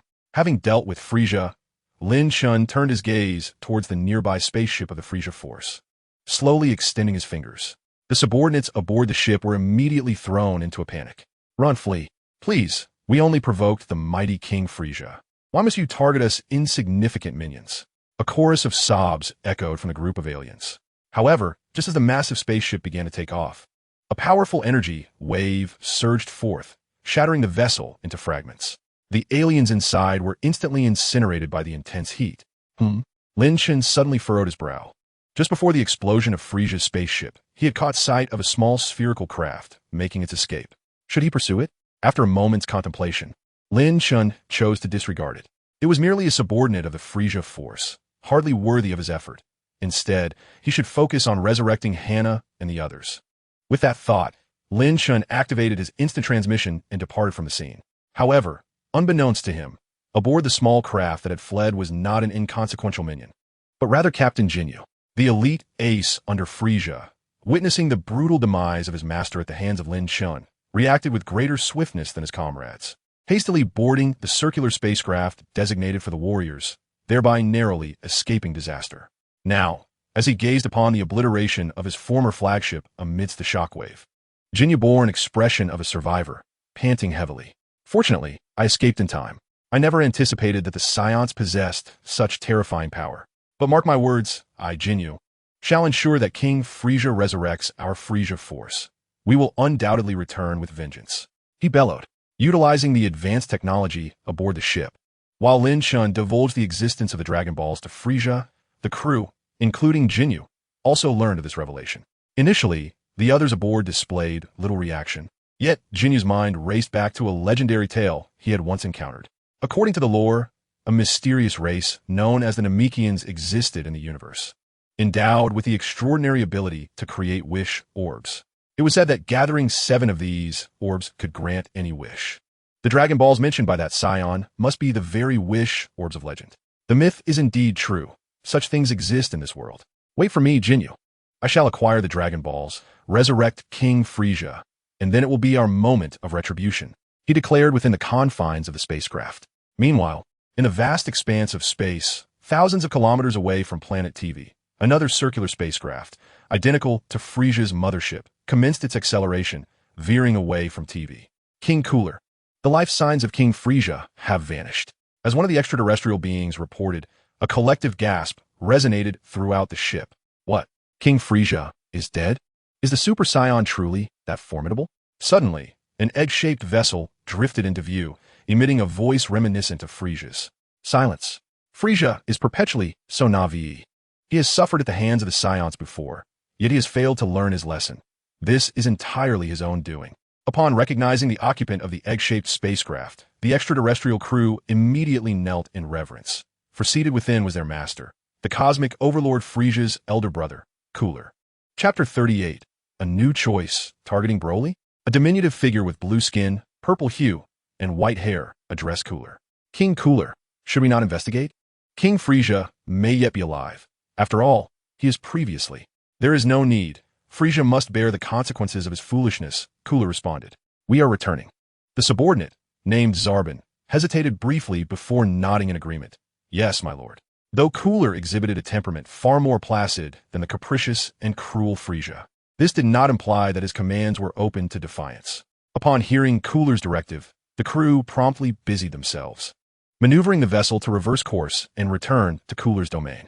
However, these individuals failed to realize that their leader, King Cooler, was presently wearing a grim expression, his countenance elongated with dread. The reason Cooler refrained from ordering the spacecraft to approach was not due to a desire to abandon Frieza to his fate, but rather because he was engulfed in fear. An adversary capable of surviving in the cosmos and effortlessly vanquishing Frieza was likely a foe even Cooler could not contend with. He dared not draw near, fearing that the individual who had slain Frieza had yet to depart, nor could he linger, apprehensive that this person might take notice of their presence. The great Cooler, reduced to fleeing in terror, was a scenario he had never envisioned. A profound sense of humiliation compelled Cooler to resolve firmly within himself. Damn it, my Ice Demon Clan, we are the mightiest Saiyans in the universe. Await my ascension. For the day I achieve my fourth transformation will mark our fateful encounter. At that moment, I shall defend the honor of my Ice Demon Clan on behalf of Frieza. Meanwhile, Lin Chen had returned to Planet Vegeta, sharing the revelations of his experiences with King Vegeta and others. While they mourned the deaths of Queen Hannah and her companions, they also rejoiced at Lin Chen's decisive defeat of Frieza. Your Majesty Linkus, King Vegeta proposed, with Frieza's demise, the threat we face has diminished significantly. I believe we can now unleash our full potential and undertake great endeavors. What do you have in mind? Lin Chen inquired. Are you still contemplating the conquest of the universe? Of course not. King Vegeta quickly shook his head. Having spent considerable time with Lin Chen, he recognized the stark contrast between this ruler and the Saiyans of yore. Though he harbored ambitions, they were of a fundamentally different nature from Frieza's. Lin Chen had repeatedly articulated to his companions, including King Vegeta, that the future of the Saiyans must not tread the path of conquest and destruction through violence. King Vegeta continued, Your Majesty Linkus, with Frieza now deceased, his minions will undoubtedly disband. Frieza once subjugated over 100 planets, their inhabitants similarly oppressed like us Saiyans. Since you wish to elevate us Saiyans as champions of justice, why not liberate those worlds? To liberate the planets? Lin Chen pondered King Vegeta's words when suddenly a voice resonated in his mind. Ding! The system detects that the host is faced with a new choice, triggering the ultimate selection system. Choice 1. Liberate over 70 territories of Frieza's Legion. Reward: 50 vials of Ice Demon Serum. Choice 2. Liberate over 70 territories of Frieza's Legion and over 50 territories of Cooler's Legion. Reward: 20 vials of Ice Demon Serum and 1 tube of 100 cell reagents. Choice 3. Liberate the Southern Galaxy controlled by the legendary Super Saiyan. Reward: 1 experience card for the legendary Super Saiyan Transformation Stage 2. This mission allows only one selection. Multiple choices are prohibited. Upon witnessing the triggering of choices, Lin Chen immediately signaled to King Vegeta and the others to wait, as he needed time to deliberate. He then began to examine the 3 options presented by the system. This time, among the rewards presented, there were several items that Lin Chen encountered for the first time, necessitating confirmation. System: what is the Frozen Demon Serum? Beep. To the host, the Frozen Demon Serum can transform any intelligent race into the Frozen Demon tribe. Note that this frozen demon tribe refers to the original frozen demons, rather than mutated beings like the Frieza clan. Original frozen demons? So, does that resemble Frieza's ancestor, Chilled? Lin Chen recalled that these frozen demons seemingly lacked the transformation abilities characteristic of Frieza and his kin, thus their combat power was relatively low. Yet it should still exceed 400,000. Therefore, this serum appeared somewhat redundant for the Saiyans. However, if Lin Chen wished to recruit extraterrestrial beings of other races in the future, these serums could prove beneficial. Yet, in comparison to the frozen demon serum, Lin Chen's greater interest lay in the choice of the third option, the legendary Super Saiyan 2 Transformation Experience Card. System, what is the function of this experience card? Beep. To the host, the experience card allows the host to transform into the legendary Super Saiyan 2 form for 1 hour. The legendary Super Saiyan 2 form? Now this is intriguing. Lin Chen understood well that the system referred to the legendary Super Saiyan transformation he had yet to master. This transformation was a unique ability reserved for individuals like Lin Chen and Broly, who possessed the legendary Super Saiyan lineage. The Super Saiyan 2 form represented a more potent evolution of this transformation. In the original narrative, even the mere Super Saiyan form boasted nearly limitless power, and the further transformation was something Lin Chen had never heard of. The prospect of experiencing a more formidable transformation, despite not having mastered the Super Saiyan form, stirred excitement within Lin Chen. Both options 1 and 2 would enhance Lin Chen's power, but option 3 merely offered a 1-hour strength experience. Which should he choose? After deliberating, Lin Chen suddenly noticed another detail. Liberate the Southern Galaxy, controlled by the legendary Super Saiyans? Wait a moment. This choice mentioned the Southern Galaxy under the control of legendary Super Saiyans, which is not that the plot from the Dragon Ball movie. And in that film, the legendary Super Saiyan was indeed another version of Broly.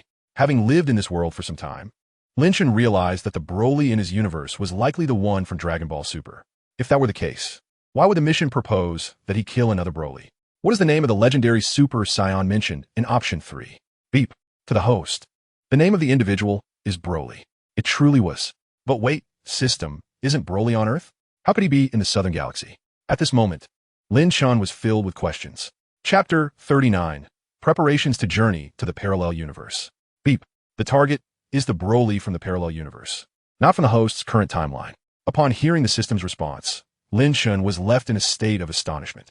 Is it truly Broly from a parallel universe? Fortunately, I inquired about it. Otherwise, how would I have accomplished this choice?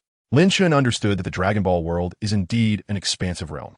This universe encompasses the concept of multiple universes, with a total of 12 universes existing. The universe Lin Chen inhabits is but one of these 12. The relationships among the various universes resemble those of different nations, with significant distinctions. Take the Saiyans as an example.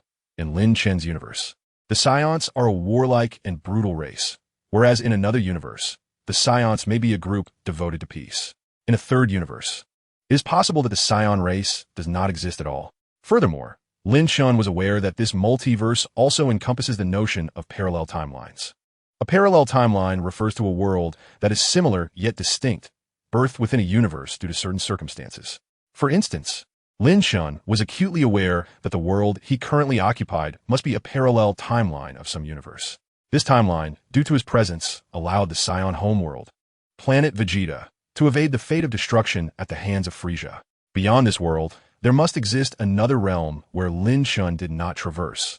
In that world, without his intervention, Planet Vegeta would have met its demise just as depicted in the original narrative. Now, the task assigned to Lin Chen by the system is to confront another Broly within a parallel timeline. The question remains, how shall Lin Chen traverse to the desired parallel timeline?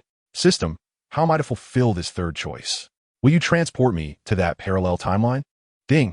To the host. You must devise your own means to complete the task. However, the system can provide a hint that there exists a method to reach the intended timeline within this universe. System, I choose option 3. After some contemplation, Lin Chen could not contain his curiosity and opted for the choice that appeared most challenging. After all, the frozen demon serum offered in options 1 and 2 would not significantly aid him, as his subordinates primarily comprised Saiyans. Conversely, he was eager to explore the legendary Super Saiyan 2 Transformation Experience Card and discern its nature. Ding! The host has made a selection. Please complete the task promptly. Due to the considerable difficulty of this task, the time limit has been extended to 3 years. With his new objective confirmed, Lin Chen issued fresh commands to King Vegeta and the others. Henceforth, the Saiyans would commence attacks on the territories previously held by Frieza's army, liberating the planets that had once been under Frieza's dominion. Although this endeavor would not yield system rewards, the assault on Frieza's territories would allow the Saiyans to accumulate some combat experience. The lesson learned from Heinesiad demonstrated that sheer power sometimes proves ineffective. 5 years of peace had caused many Saiyans to forget the brutality of battle. While the Saiyan forces launched their offensives, Lin Chen returned to Earth. The deadline for this system task is 3 years. Thus, Lin Chen intends to resurrect Hannah and the others first. Upon returning to Earth, Lin Chen first visited the Turtle House. Upon his return, he observed Master Roshi instructing Tais and Bulma in martial arts. Lin Chen greeted them and shared playful banter with Tais before directly stating his purpose. "You wish for this Dragon Ball of mine? I have studied it for many years and still cannot comprehend its nature," Master Roshi remarked, lifting the Dragon Ball that hung around his neck with a puzzled expression. "Indeed, this object is known as a Dragon Ball. There are 7 in total, and collecting all of them grants you a single wish." "What? How extraordinary!" exclaimed Master Roshi. Yet he still handed the Dragon Ball to Lin Chen. "You are already so powerful, yet you still desire this. There must be something urgent at hand." "Thank you, Master Roshi," Lin Chen replied. After taking the Dragon Ball and bidding farewell to the 3, he instantaneously teleported to another location. However, after Lin Chen departed, a glimmer of intrigue flashed in Bulma's eyes. Could it be that the Shinran Lin Chen spoke of was indeed real? Having taken Master Roshi's Dragon Ball, Lin Chen next arrived at Baozi Mountain. There, the solitary Goku was out hunting, and Lin Chen quietly expressed his apologies as he took the 4-star ball. He then proceeded to the Heavenly Temple. Brother Linkus. The first to greet Lin Chen was Broly, who had been living there for over a year. Dressed in attire reminiscent of a deity and noticeably taller, Broly was almost unrecognizable to Lin Chen. "Oh, Broly," Lin Chen exclaimed, taken aback by the warm demeanor of the once fierce warrior. Reflecting on the task that required him to confront a different Broly, Lin Chen felt a sense of pride, realizing he had transformed Broly into such a gentle soul. "How are you faring here, Broly?" he inquired. "Fantastic. I owe it all to Brother Linkus for bringing me here. Every day, I learn new knowledge alongside Mr. Bobo and the deity," Broly replied with enthusiasm. Lin Chen smiled and then turned to greet the approaching deity. After exchanging pleasantries, he articulated his purpose. "Deity, I have come to request your assistance in locating the remaining Dragon Balls. I currently possess 2. Lin Chen produced the 2 Dragon Balls he had gathered. The deity glanced at them and remarked, "Mr. Lin Chen, I believe I have mentioned before that you do not know where the Dragon Balls are, do you?" Lin Chen interjected. "Deity, if you assist me this time, I can take you to see your homeland, Planet Namek." The deity's eyes widened in astonishment. During Lin Chen's previous visit with Broly, the deity had learned that he was, in fact, an alien from another planet. As an extraterrestrial orphan, he had long harbored a desire to return to his homeland. Yet, the deity soon furrowed his brow and shook his head, stating, "No, I am the deity of Earth. I cannot leave the Heavenly Temple for too long." Lin Chen promptly reassured, "Rest assured, it will not take long. I shall teleport you to Namek in an instant." At this, the God of Heaven felt a profound stirring within. If it were merely a matter of hours, it posed no significant issue. Thus, driven by the longing to return home, the God of Heaven ceased to feign indifference and immediately instructed Mr. Bobo to gather all the remaining Dragon Balls. Chapter 40, Resurrection. The Dragons of 2 Planets. Is this Namek? Upon his first glimpse of the sacred soil of Namek, the God of Heaven could not help but tremble. An overwhelming sensation of familiarity surged from the depths of his soul, compelling him to inhale deeply, as if the very air bore a comforting scent. "Come, God of Heaven, let me escort you to meet the Elder," Lin Chen said, patting him on the shoulder, and then led him towards the Elder's residence. Shortly thereafter, the God of Heaven encountered his first Namekian, aside from the great demon king Piccolo. Awaiting their arrival was the Elder's guardian, Neru, who bowed to Lin Chen and declared, "It has been a long time, Mr. Lin Chen. The Elder has sent me to welcome the prodigal son of Namek back home." What followed was a heartwarming scene of reconciliation, as the God of Heaven learned from the Elder that he was the son of a Namekian named Kadas, who had sent him to Earth during a catastrophic climatic disaster on Namek. Throughout this time, Lin Chen stood quietly by, observing the unfolding events. Once the God of Heaven had finished reminiscing with the Elder turned to Lin Chen and inquired, "Mr. Lin Chen, have you come seeking the Dragon Balls? Indeed, Elder. I wish to make a wish with the Dragon Balls.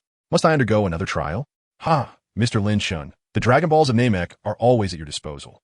The Elder possessed a certain prophetic ability and had long foreseen that Lin Chen might assist the Namekians. As time passed, the Elder noted that with each encounter, Lin Chen had grown significantly stronger. Establishing a rapport with such a formidable being was deemed worthwhile by the Elder. Having received the Elder's permission, Lin Chen swiftly gathered all 7 Dragon Balls from the various Namekian villages across the planet, utilizing his instantaneous movement. Once the 7 Dragon Balls of Namek were assembled, the God of Heaven presented the 7 Earth Dragon Balls he had brought along. Are these the Dragon Balls you created? Indeed. You are an exceptional member of the Dragon Clan, the Elder remarked upon seeing the Earth Dragon Balls. Thank you for your kind words, Elder. Now, Lin Chen, shall we commence? Very well, Lin Chen nodded. Dragon, arise and grant my wish, he called out emphatically.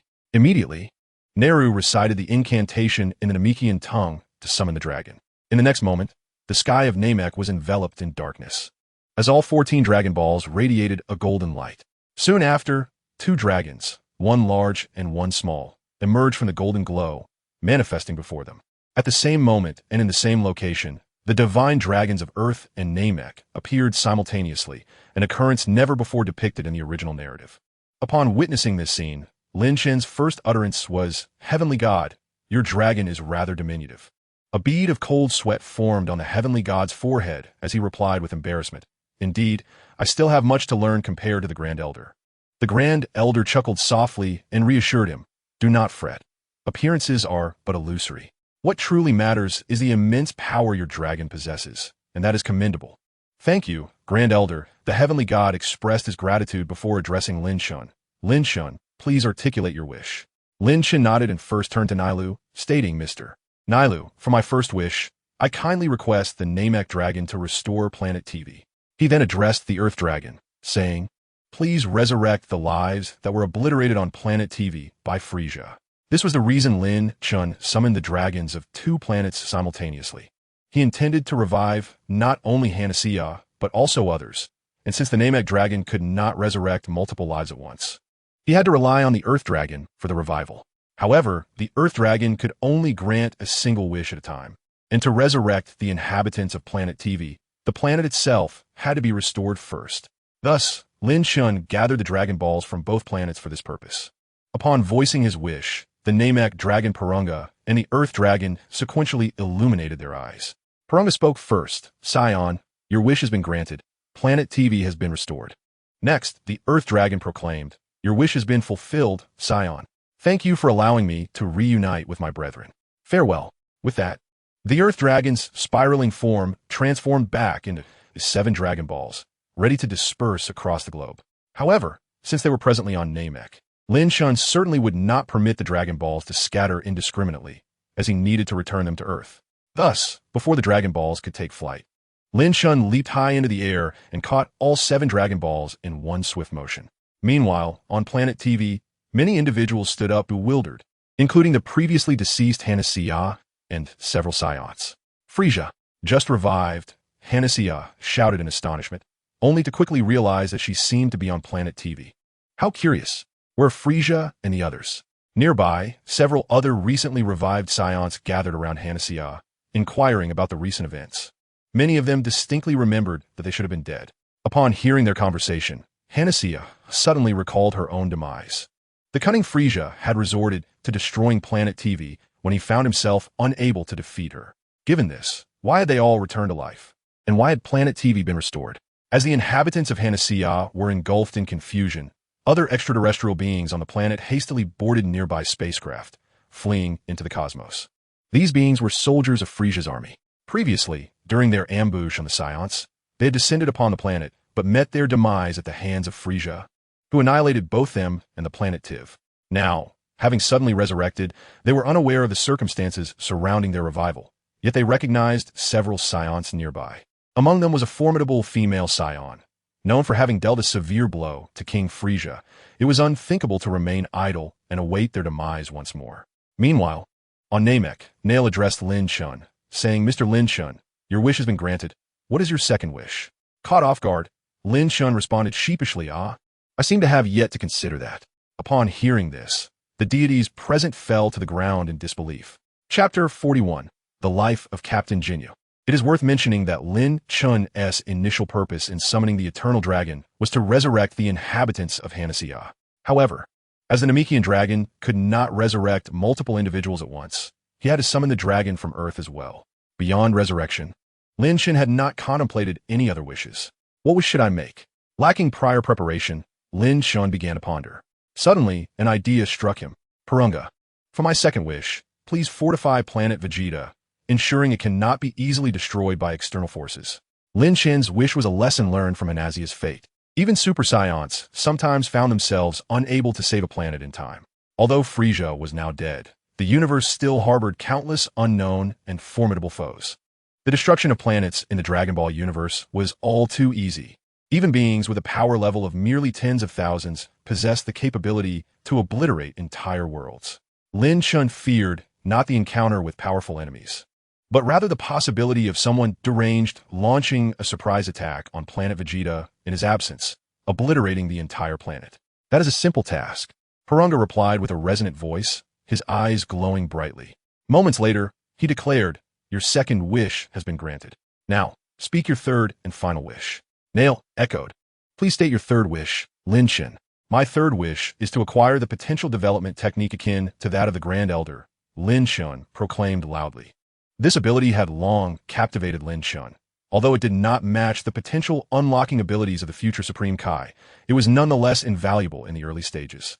With this power, Lin Chen could elevate the overall strength of the Saiyans, serving as compensation for his prior lack of options to enhance his forces. This wish is quite straightforward. As Purunga's eyes glowed red once more, Lin Chen suddenly felt something merging into his consciousness. Subsequently, he noticed changes in his personal attribute panel. Host, Lin Chen. Battle Power, 1-360-000. Bloodline, the legendary Super Saiyan lineage. Skills, instant transmission, mastery of ki, novice martial arts talent, basic potential development technique. Techniques, planet-destroying bomb, death beam, flame-ripping Kamehameha phantom fist. Saiyan, your wishes have all been fulfilled. With these words, Purunga ascended into the sky, transforming back into the 7 Dragon Balls, scattering across Namek. The entire sky regained its brilliance as the radiant sunlight bathed the land, casting a warm and harmonious aura. Witnessing the fulfillment of his wishes, Lin Chen smiled contentedly, casually retrieving a spirit tree fruit from the system space and presenting it to Neru. This is the fruit of the spirit tree, capable of enhancing combat power, but its greater purpose lies in fortifying one's physical recovery and mental vitality. Take this to the elder. It will extend his lifespan, Lin Chen stated. Is that so? Thank you. Neru expressed his gratitude. Lin Chen harbored a premonition that he would soon require the dragon of Namek once again. Thus offering the elder a spirit tree fruit was also a means of fostering camaraderie. At that moment, as Lin Chen summoned the dragon to fulfill his own desires, in a distant corner of the universe, a circular spacecraft descended upon a planet named Kurd 001. As the name suggests, this was the stronghold of King Kurd, Frieza's father. Upon landing, the spacecraft was immediately surrounded by a throng of aliens.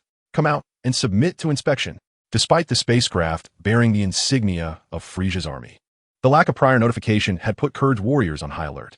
In contrast to Frieza's forces, the Kurd army was far more disciplined. Soon, the hatch of the spacecraft opened, and a purple figure emerged. Do not attack. I am Captain Jinyu of the Jinyu Force under Frieza's command. Captain Jinyu? The aliens momentarily hesitated, but quickly recognized the infamous captain.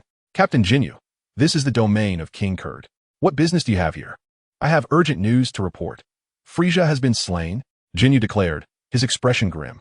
Not long after, within the palace of King Kurd, who bore a striking resemblance to Frieza's second form, the king received the devastating news about his son. In a fit of rage, he struggled to control his own energy. What? My son Frieza is dead? The air around them trembled as Jinyu knelt in fear. Forgive me, King Kurd. Frieza was killed by a Saiyan, who appears to be the legendary Super Saiyan. Kurd waved his hand forcefully. Super Saiyan? Ridiculous. That is merely a legend. Not a legend, my lord. We encountered 2 Super Saiyans, one of whom can even survive in a vacuum. Frieza was brutally killed by that Saiyan. And what of you? Frieza has been killed. And what were you doing? King Kurd glared menacingly at Jinyu. My apologies, esteemed lord. At that moment, I found myself aboard Frieza's spaceship, whether battle had escalated beyond our capacity to assist. However, I possess a piece of information. Captain Jinyu intended to inform King Cold about the intelligence he inadvertently overheard regarding the Dragon Balls. If they were to locate all 7 Dragon Balls, they could resurrect Frieza. Yet, before Jinyu could finish his words, a swift beam of death pierced through his body. King Cold's expression darkened. Since you can't aid my son, why do you still linger in this world? With a gasp, Jinyu lay on the ground, struggling to comprehend that he was to perish in such a manner. He had sought to deliver news that could bring Frieza back to life, having remained steadfastly loyal to the Frost Demons. Why? Why must it end this way?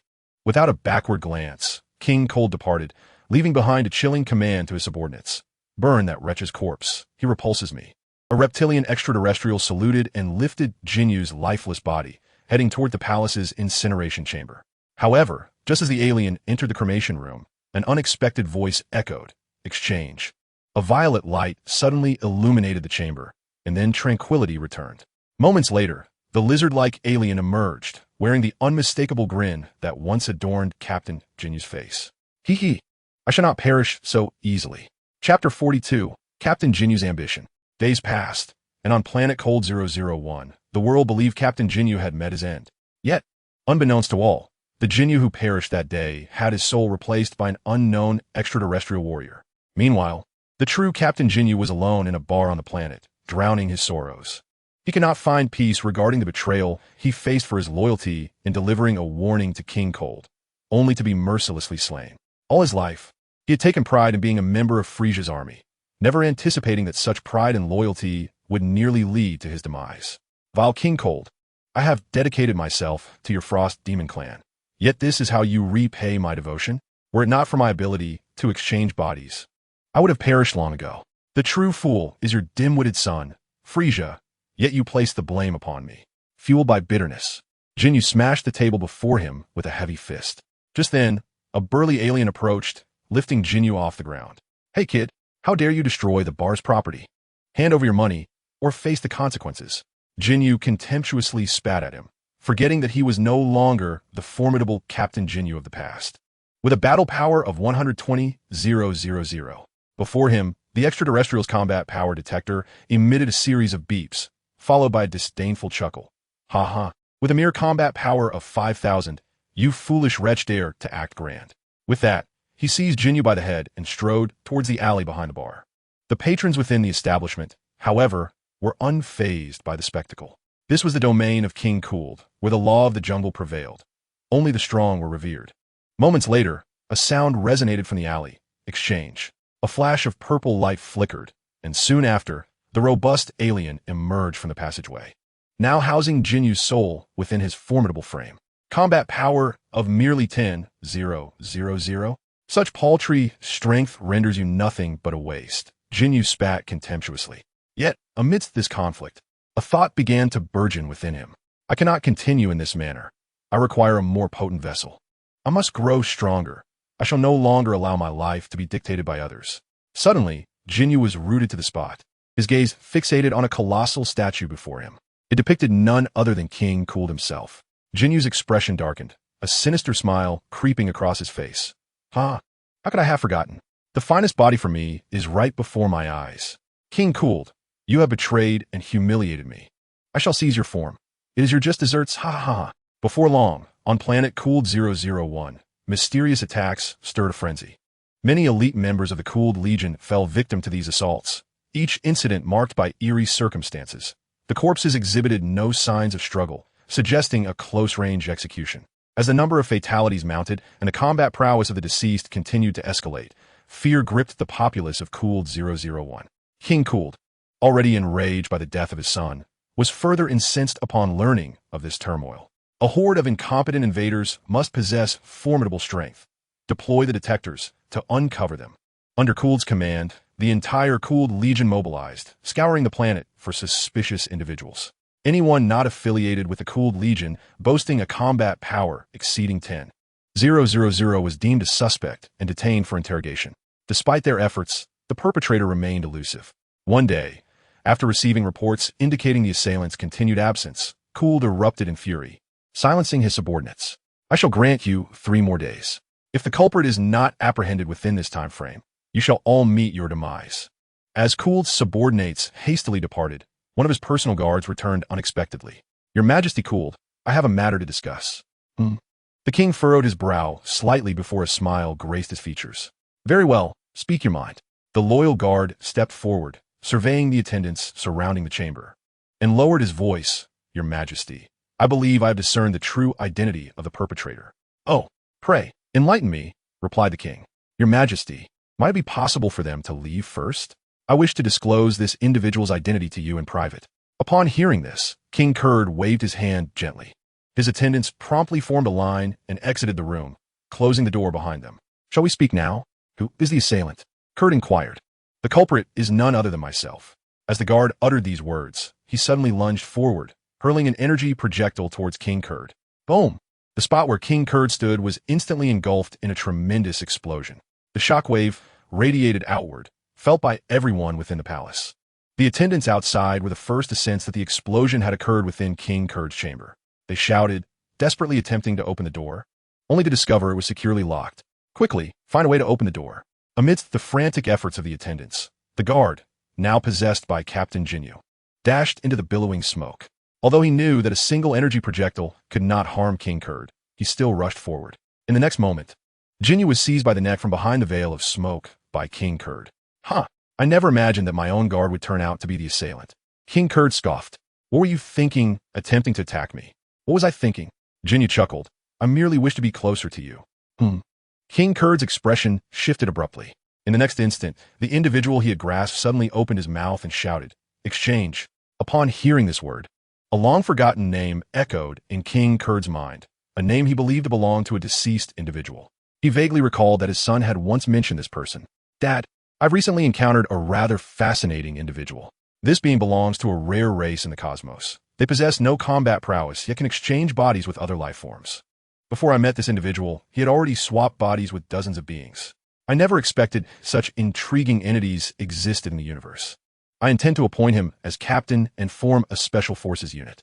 Gula commands the Gula Mech Army, and I shall have my own elite task force. Oh, that is indeed intriguing. What is this person's name? Jinyu. Jinyu. So it is he. Chapter 43. The All-Knowing Lord Zuno. Bang. Upon hearing King Kurd's cries emanating from within the chamber, the guards outside could no longer hesitate and immediately shattered the door with a shockwave. King Kurd. When they rushed into the room, they beheld the sight of King Kurd gripping a guard, whose head now hung lifelessly to the side, clearly deceased. King Kurd. You worthless beings are the perpetrators behind the recent series of attacks, declared the king of the Kurds, unceremoniously discarding the lifeless body onto the ground. Clean up this scene and incinerate this wretch. With that, the king of the Kurds strode out of the room. Yes, your majesty, replied the kneeling attendants. Watching as he departed, they then gazed at the corpse on the floor, puzzled. How could this man, a personal guard of the king, dare to strike against him? Who knows? Perhaps he has gone mad. Even as a personal guard, how could he be unaware of the terror that is the king of the Kurds? Truly a fool. Unbeknownst to these attendants, the king of the Kurds they spoke of was, in fact, the very corpse lying before them. The individual who had just exited was none other than Jinyu, who had seized the king's body. Upon returning to the chamber exclusively reserved for the king of the Kurds and closing the door, Jinyu could no longer contain his laughter. I can sense the power. Is this the body of the frost demon? The strength within is surging, almost as if it were about to explode. Furthermore, the Frost Demon clan can transform like the king of the Kurds and Frieza. Having repressed my own power, if I were to transform again, would I not become invincible? Suddenly, Jinyu composed himself. No, I am not yet invincible. Even in my ultimate form, I doubt I could contend with a Super Saiyan. To grow stronger, I must become even more powerful. This body has much potential yet to be harnessed. And there is that Dragon Ball. I shall use it to attain eternal life. With everlasting longevity and this body of a frost demon, I, Captain Jinyu, shall undoubtedly reign over the entire universe. Just wait, Saiyans. Once I surpass the limits of the Frost Demon clan, I will come for you. The mightiest emperor of the universe shall not be Frieza or any of you Saiyans. But I, Jinyu, does that Zuno truly know everything? Inkui Red Gut. Of course, Lord Zuno is the most formidable being in the universe. His knowledge may even surpass that of your dragon, Gak replied while piloting the spacecraft. At that moment, Lin Chen and Tais were aboard Gak's ship, their destination set for a remarkable planet within the cosmos. This celestial body was home to the enigmatic figure known as Zuno. According to Lin Chen's recollections, Zuno was an extraordinary being, possessing knowledge of all things. The reason for Lin Chen's quest to find Zuno was to discover a method for traversing parallel dimensions. Thus, upon returning to Earth, he had requested Tais to reach out to Gak on his behalf. Although he possessed the ability to teleport, he was unaware of Zuno's location and could only rely on Gak for guidance. As for Tais, upon hearing about Zuno, she was eager to witness such a being firsthand. After all, what could be more intriguing than an omniscient extraterrestrial? Initially, Bulma had expressed a desire to join them, but Lin Chen, aware of the young girl's true intentions, had promptly declined her request. The planet of Zuno lies quite far from Earth, and after several hours of travel, the passengers began to lose their patience. How much longer until we arrive, Gak? Tai Si asked, her voice tinged with boredom. Perhaps another 2 hours? Gak estimated. What? 2 hours? Is the spaceship really so slow? It seems Lin Chen's teleportation is far more convenient. Gak bristled at Tai Si's words, responding, please. This ship was a reward from the Galactic King for my valor in the TV Star battle. I risked my life for it. Oh, TV Star? I've heard Lin Chen mention it. So Gak, did you die back then? Hey, what's the afterlife like? Do tell. Tai Si inquired with curiosity. I have no idea. Gak replied, turning away. Tai Si quickly grasped his shoulder and urged, come on, don't be stingy. Share with me. I could use it for my new book. Gak, perplexed, asked, new book? IS Galactic Patrolman. Gak finished? Indeed it is. I'm currently serializing a new book titled My Saiyan Boyfriend, which has topped the bestseller list, far surpassing Galactic Patrolman Gak, she declared proudly. Well then, I won't tell you, Gak retorted, sulking as he turned away again. Amidst their banter, they finally arrived at Zuno's planet. Much like its namesake, Zuno's planet exhibited a certain mystique. It was modest in size, only a few times larger than King Kai's planet, and its appearance resembled a colossal wooden box encasing a celestial body. The surface was lush and green, adorned solely by Zuno's palace. The palace boasted a distinctly Japanese architectural style, yet a massive escalator positioned at its entrance lent an oddly incongruous feel. As the trio ascended the escalator and stepped onto the corridor before the palace, they were greeted by a long queue ahead. Just as they steadied themselves, several alien figures resembling samurai approached, each clutching a small notebook. Tai Si, noticing the warriors, inquired, These fellows look rather peculiar. Which one of them is Zuno? We are not Zuno. We're the attendants serving Lord Zuno, the samurai-like aliens replied in unison. They then encircled Lin Chen, stating, Lord Zuno has mentioned an unexpected guest arrival, so we have come to investigate. Unexpected guest? Tai Si echoed, puzzled. Indeed, Lord Zuno does not receive visitors without an appointment. One attendant explained. What? Gak, why didn't you inform us? Tai Si exclaimed in frustration. After flying for hours, the prospect of not meeting Zuno would vex anyone. Gak was equally bewildered. It was his first time on Zuno's planet, and he was unaware of such regulations. At this moment, the attendant opened the notebook and said, If you wish to make an appointment now, the earliest slot available is in 5 years. What do you say? Would you like to book? 5 years? Gak responded awkwardly. I'm a galactic patrolman. Could we perhaps make an exception? No, the attendant replied without hesitation. What now? Gak found himself at a loss. Simple. Lin Chen smiled and stepped forward. I have an appointment. Please allow me to meet Lord Zuno. You? The attendant of Zuno paused momentarily, flipping through his notes. What is your name? Let me check. My Saiyan name is Lynx, Lin Chen replied. Lin Chen, Lynx? The attendant examined the names closely before regretfully stating, apologies, but you're not on the appointment list. Before his words could fully dissipate, a golden light suddenly illuminated before them. In the next moment, Lin Chen transformed into a Super Saiyan and unleashed a powerful energy wave towards the corridor. How ridiculous! Planet Zuno is under the protection of Lord Zuno's might. You cannot inflict any harm upon it. With a thunderous roar, the energy wave collided with a distant forest, penetrating the ground and emerging from the other side of Planet Zuno. Witnessing the spectacle, all the guards and guests widened their eyes, tears streaming down their faces. Have you found my name? It should be Lin Chen, correct? Please allow me to enter. The guests who were originally in line immediately parted to create a path for Lin Chen. Let us proceed. Lin Chen did not revert to his normal state, striding down the corridor with his golden hair shining. Tai Si was about to follow when she was stopped by Gak. Tai Si, is that really a Super Saiyan? Indeed. Tai Si replied. Do you not find it magnificent? His hair can turn golden. Lin Chen remarked that it could also change to yellow, green, red, and blue in the future. After saying this, she glanced at Gak and added, "You're not thinking of arresting him for the destruction he just caused, are you?" Gak quickly shook his head. "Of course not. We are comrades, after all. Haha." Soon, they arrived in a grand hall deep within the building, where a figure resembling a Japanese samurai sat atop a bowl-like flying craft. He was none other than the master of this planet, Lord Zuno. Besides Zuno, an attendant was whispering to him, evidently reporting the recent events outside. As Lin Chen entered, Zuno immediately adopted a stern expression and inquired, "Are you the one who disrupted the rules and barged in? Do you have any objections?" Lin Chen asked. Zuno, however, did not respond but instead gazed ahead, adopting an air of mystery. At that moment, another attendant standing beside Zuno spoke up. "Please present your tribute." In truth, Zuno's tribute required very little. A mere kiss would suffice to answer one question, and if it were from a beauty, the number of questions could be even greater. However, as the proud Saiyan king, Lin Chen would not engage in such a demeaning act. What is a tribute? This? Lin Chen raised a finger, condensing a planet-destroying bomb in his hand. This was one of Frieza's most formidable techniques, capable of effortlessly annihilating an entire planet. Sensing the immense power behind it, Zuno, a figure of mysterious strength, hurriedly nodded. "That is sufficient. You may ask one question, or even 3, or as many as you desire." "Excellent." With a flick of his wrist, Lin Chen obliterated the planet-destroying bomb. "Now listen closely. My question is, how does one traverse parallel dimensions?" Zuno cleared his throat and began to explain in a manner akin to reciting scripture. To traverse parallel dimensions, there are the following methods. The first method involves the use of a time machine. In theory, such machines do not truly exist. Each utilization of a time machine results in a traversal to a parallel universe. The second method entails becoming a Kaiōshin and employing the Kaiōshin's unique time ring. When the world gives rise to various parallel universes, green time rings are born, and utilizing the corresponding ring allows access to different parallel realms. Before Zuno could finish, Lin Chen interjected, "Wait, Zuno, what I wish to know is the means to reach a specific parallel universe."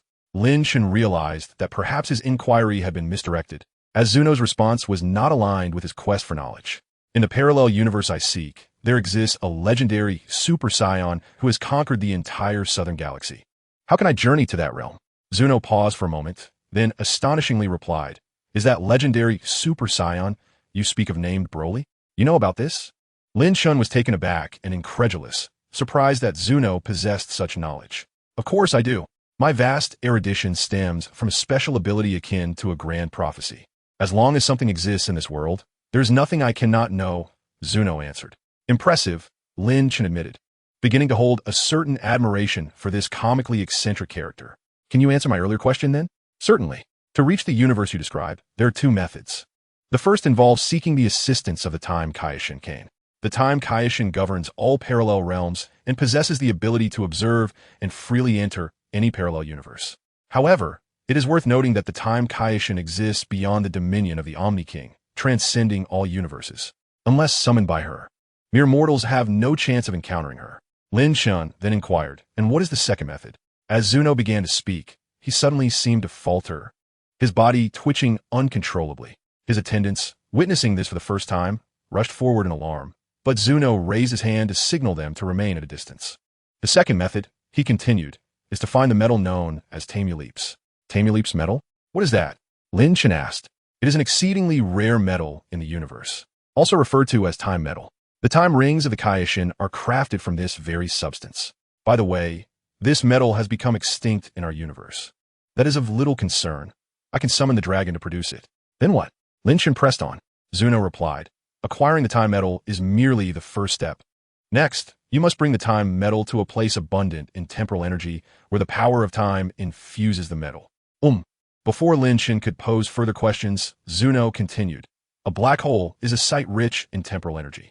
Infusing the time metal with the energy of time requires casting the time metal into the black hole. Is that all?" Lin Chen furrowed his brow, finding the method rather implausible. Zuno nodded affirmatively. "Indeed, that will suffice. In truth, this action merely opens a portal through time and space, without granting control over the destination it leads to." However, Zuno suddenly declared with utmost seriousness, "My abilities inform me that if a Saiyan named Linkus were to undertake this, a pathway to a specified realm could indeed be forged." Chapter 45. Preparations for the journey to parallel realities. "Me? Lin Chen expressed surprise, pondering why this individual could create a route to a designated space. Are you speaking nonsense? My brother Lin Chen lacks superpowers. How could he possibly achieve this? Taisi exclaimed from the side. Zuno didn't even spare her a glance. You possess no offerings. Thus, you are not permitted to inquire. What? You insufferable fatso! Taisi's words trailed off as Jack covered her mouth. Please, Taisi is not Lin Chen. How can you speak to Lord Zuno in such a manner? Zuno continued. Unless it is merely a coincidence of names, it must be you. You harbor a unique power within. As long as you carry the time metal to a black hole, you can open the path to the specified realm. Could it be? Lin Chen's eyes narrowed slightly as he began to grasp Zuno as implication. The unique power Zuno referenced likely pertained to the system residing within Lin Chen's body. In other words, if he were to take the time metal to a particular black hole, his system might assist him in traversing to the dimension where Broly resides? System? Is that what you mean? Lin Chen silently inquired in his mind. Ding. Host, the system prohibits disclosing related information until the new function meets the triggering conditions. So it's implied then. Lin Chen chuckled softly. All right, I understand, thank you. With that, he prepared to depart. Just as he turned, a sudden thought struck him, and he asked, by the way, is there a way for me to quickly acquire power sufficient to rival that of a god of destruction? You have exhausted your opportunity for inquiries, Zuno replied habitually, but he soon noticed the energy orb glowing at the tip of Lin Chen's finger. The first method, undergo the training of angels. Angelic training can expedite your growth. The second method, alas, is non-existent. Strength must be cultivated through one's own efforts. There has never been a shortcut to ascendancy. Zuno closed his eyes, reflecting for a moment, before opening them to regard Lin Chen. No, if it is you, perhaps there exists a way to achieve rapid ascension. You truly are all-knowing, Lin Chen smiled, then turned to Tai Si and the others. Let us return to Earth. As they vanished from sight, Zuno, the omniscient, finally exhaled in relief. His attendant, visibly irate, inquired, Lord Zuno, who exactly is that Saiyan? Should we seek the Kaiōshin to deal with him? Forget it. He is beyond our capacity to confront. Even the Kaiōshin would struggle. Subsequently, Zuno solemnly instructed his attendant to close the door, declaring a temporary cessation of visitors. Upon returning from Zuno's star, Lin Chen commenced preparations for his journey through time and space. Though the time metal, Temerpes, was said to no longer exist in this world, Lin Chen was confident that as long as he summoned the dragon, he would undoubtedly acquire a piece. However, the dragon of the two planets had only recently been summoned, and Lin Chen would have to wait a minimum of 130 days before he could make a wish to the dragon of Namek. Although this waiting period seemed lengthy, it was, in fact, quite fortuitous for Lin Chen. After all, he was about to embark on a journey to a parallel universe. Despite his ability to transform into a Super Saiyan, he could not guarantee a safe return. The 130 days would provide him with ample time to hone his skills. Thus, in the following days, Lin Chen dedicated himself to rigorous training between Earth and Planet Vegeta. At times, he would endure grueling workouts in the 500 times gravity chamber on Earth, while at other moments, he would spar with Hanasiya, engaging in battles between Super Saiyans. Nevertheless, Lin Chen felt his efforts were still insufficient. He was about to confront the legendary Super Saiyan Broly, who shared his bloodline. Although this Broly bore a resemblance to the one Lin Chen knew, he was an entirely different being, embodying all the negative emotions of the Saiyan race. Due to the adverse effects of his lineage, this Broly had long since lost nearly all rationality, driven solely by instincts for combat and destruction. In the tales Lin Chen was familiar with, even when Goku and his allies united their strength as 4 Super Saiyans, they could not vanquish the formidable Broly. Ultimately, it was only through the collective energy of all warriors being channeled into Goku that they managed to triumph over him. Lin Chen understood that, given his current state, it would be challenging to contend with even 4 Super Saiyans simultaneously, let alone face 4 Hanasias. If he failed to rapidly enhance his strength, his journey to the parallel universe would likely end in peril. As time passed, the days until the Namekian dragon's revival dwindled. Yet Lin Chen felt he was still lacking. Compared to his power over 100 days ago, he had indeed improved, but the pace of his growth was insufficient for the challenges that lay ahead. Hanasiya, lacking natural talent for combat, could not provide Lin Chen with new insights, as she was already weaker than him. Then, a thought crossed Lin Chen's mind. What if he were to fight the Broly from this world? Although the formidable foe he would eventually confront was the Broly from another universe, this world also contained a version of Broly. Engaging in battle with this Broly might offer him valuable experience for his impending confrontation. With this notion in mind, Lin Chen promptly made his way to the sacred world, where he met Broly and shared his intentions. Brother Link, do you wish to spar with me? Indeed, I may soon face a powerful adversary and hope to enhance my strength. Hennessy can no longer assist me, which is why I thought of you. Lin Chen gazed at Broly with anticipation, even as Broly suppressed his energy, revealing only a power level of 5,000 on the scouter. However, within the system that Lin Chen possessed, he could distinctly perceive that Broly's combat power had reached an astounding 1.2 million. Lin Chen was acutely aware that since his birth, Broly had never undergone any training, and yet he boasted such an impressive level of power. Truly, he was worthy of the legendary Super Saiyan lineage. Broly's unique Super Saiyan bloodline differed somewhat from Lin Chen's. In the context of the Dragon Ball universe, Broly's bloodline was derived from Dragon Ball Super, whereas Lin Chen's was from the Dragon Ball Super Broly movie. In terms of combat power enhancement, Broly's lineage was far superior to Lin Chen's. Thus, engaging in a battle with Broly would undoubtedly benefit Lin Chen. Yet, to Lin Chen's surprise, upon understanding Lin Chen's intentions, Broly expressed some reluctance, stating, "Brother Linkus, I do not wish to fight, not even with you." Lin Chen reassured him, "Broly, we are merely practicing." Broly responded, "Brother Linkus, have you forgotten why I came to Earth in the first place?" Lin Chen was momentarily at a loss for words. Indeed, Broly had come to Earth to evade the incessant challenges posed by the Saiyans on Planet Vegeta. Now, Lin Chen found himself desiring a confrontation with Broly. Akin to those very Saiyans, he sought to escape. "I apologize, Broly. I did not consider your feelings." Lin Chen realized his mistake and promptly offered his apology. However, he soon found himself in a quandary. If he could not battle Broly, how would he enhance his own strength? Chapter 46, The Enigmatic Mr. Popo. Lin Chen, if you seek to strengthen your abilities, I may have a way to assist you. Just as Lin Chen was grappling with his dilemma, a voice suddenly emerged from the side. Turning to look, he saw the Supreme Kai speaking. "Supreme Kai, you can help me? To be precise, it is not I, but Mr. Popo," the Supreme Kai replied with a smile. "Mr. Popo?" Lin Chen turned to glance at the seemingly expressionless Popo. Could he truly assist him? With his coin-like, tranquil eyes, Popo regarded him with an air of innocence. "Since the Supreme Kai has spoken, I am willing to offer you some guidance." "How do you intend to guide me, Mr. Popo? By the way, I do not have much time." Lin Chen did not immediately decline. Although it appeared to him that with Mr. Popo's mere combat power of a few hundred, he could not possibly offer valuable advice, he sensed that Mr. Popo was far more complex than he appeared, and perhaps he genuinely possessed insights to share. "I am somewhat aware of your abilities, Lin Chen. Conventional methods would not be of much assistance to you. I plan to guide you in a different manner. As for the time constraint, allow me to take you to a certain location." "Supreme Kai, is that acceptable?" Popo turned to inquire of the Supreme Kai. The Supreme Kai nodded in agreement, saying, "Mr. Popo, do you wish to proceed there? Very well, you may take Mr. Lin Chen with you." "Understood." Meanwhile, Broly also expressed his apologies to Lin Chen. "I am sorry. Brother Linkus, I cannot assist you this time." "It is quite all right, Broly. You are a good child, and fighting is indeed not suited for you." Transforming a combat genius into such a state, Lin Chen could not discern whether it was a blessing or a curse. However, for Broly, this life was precisely what he yearned for. Subsequently, Lin Chen followed Mr. Popo as they ventured deeper into the Temple of the Gods. Trailing behind Popo, he navigated several corridors, gradually making his way towards the depths of the sanctuary.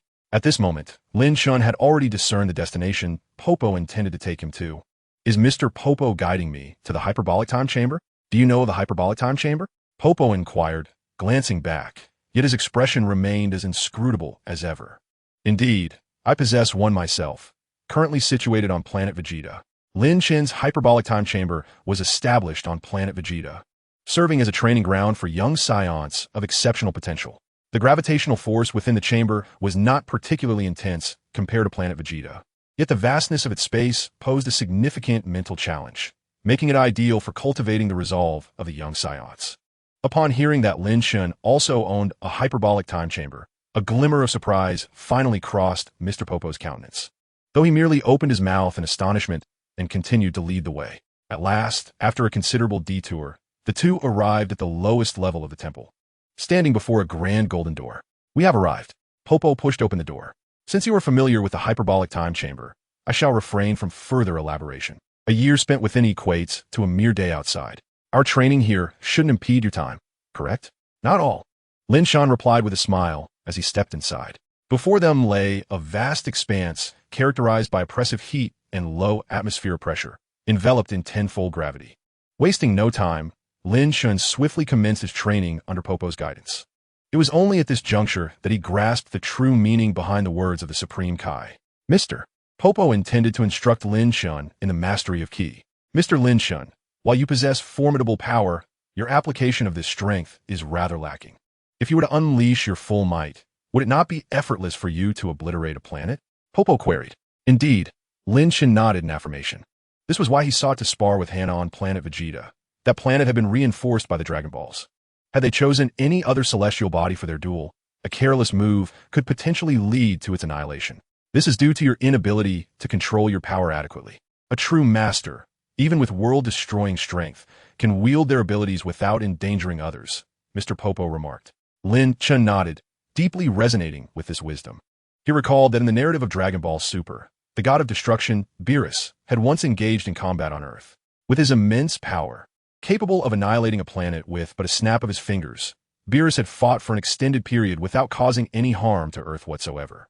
In fact, as the Dragon Ball saga progressed, some believed that the power structure of the series had collapsed, unaware that the top-tier fighters had essentially mastered the art of controlling their strength. In the early stages of the story, the formidable experts had already mastered the ability to avert cataclysmic events that could rend the Earth asunder and pierce through planets. Mr. Popo continued, I have heard from Broly that your training has predominantly focused on strength and physical prowess. While this approach can indeed yield significant short-term gains, it is insufficient for true advancement. Henceforth, I shall guide you in mastering your ki. Pay close attention. Understood. Lin Chen nodded, realizing only after hearing Mr. Popo's words why he had felt as though he had reached an impasse. The root of his stagnation lay in his lack of control over his ki, which could not keep pace with his own body and strength. It was akin to wielding a mighty weapon while being unable to maneuver it with finesse. Had he not listened to Mr. Popo today, he might have remained oblivious to the source of his predicament. That single exchange made the experience of entering the time chamber with Mr. Popo worthwhile. However, Lin Chen's astonishment did not end there. Mr. Popo unexpectedly transformed Lin Chen into a Super Saiyan and invited him to engage in a sparring match in this state. Are you certain, Mr. Popo?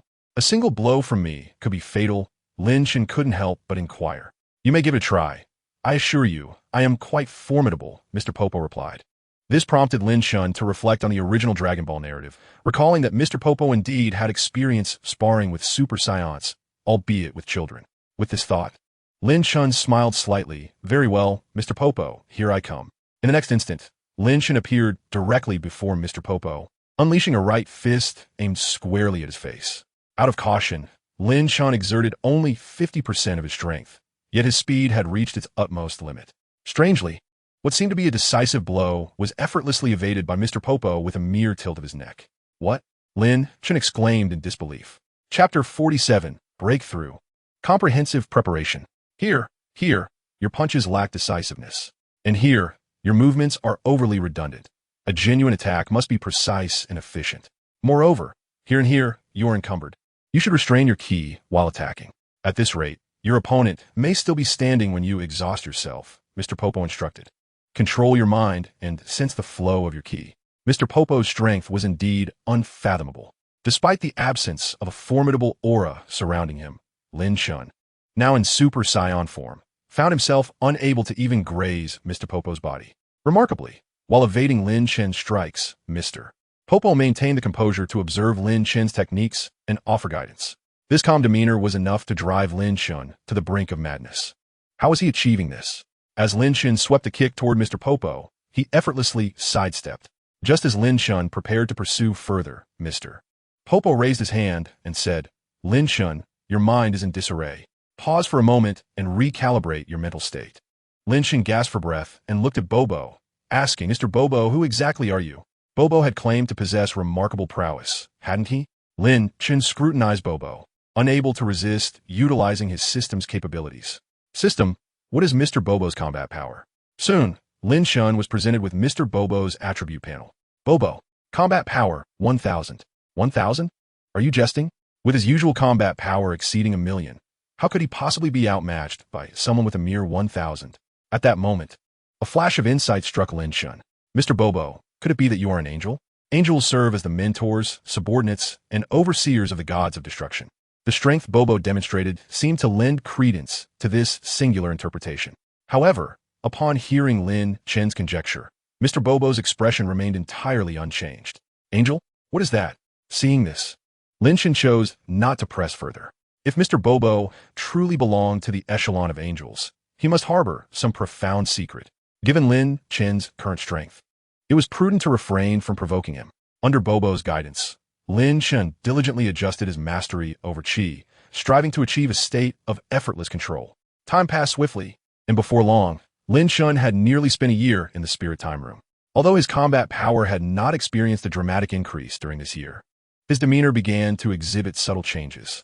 On a particular day, just one day after Lin Chen had entered the Spirit Time Room, the Divine Temple remained as tranquil as ever.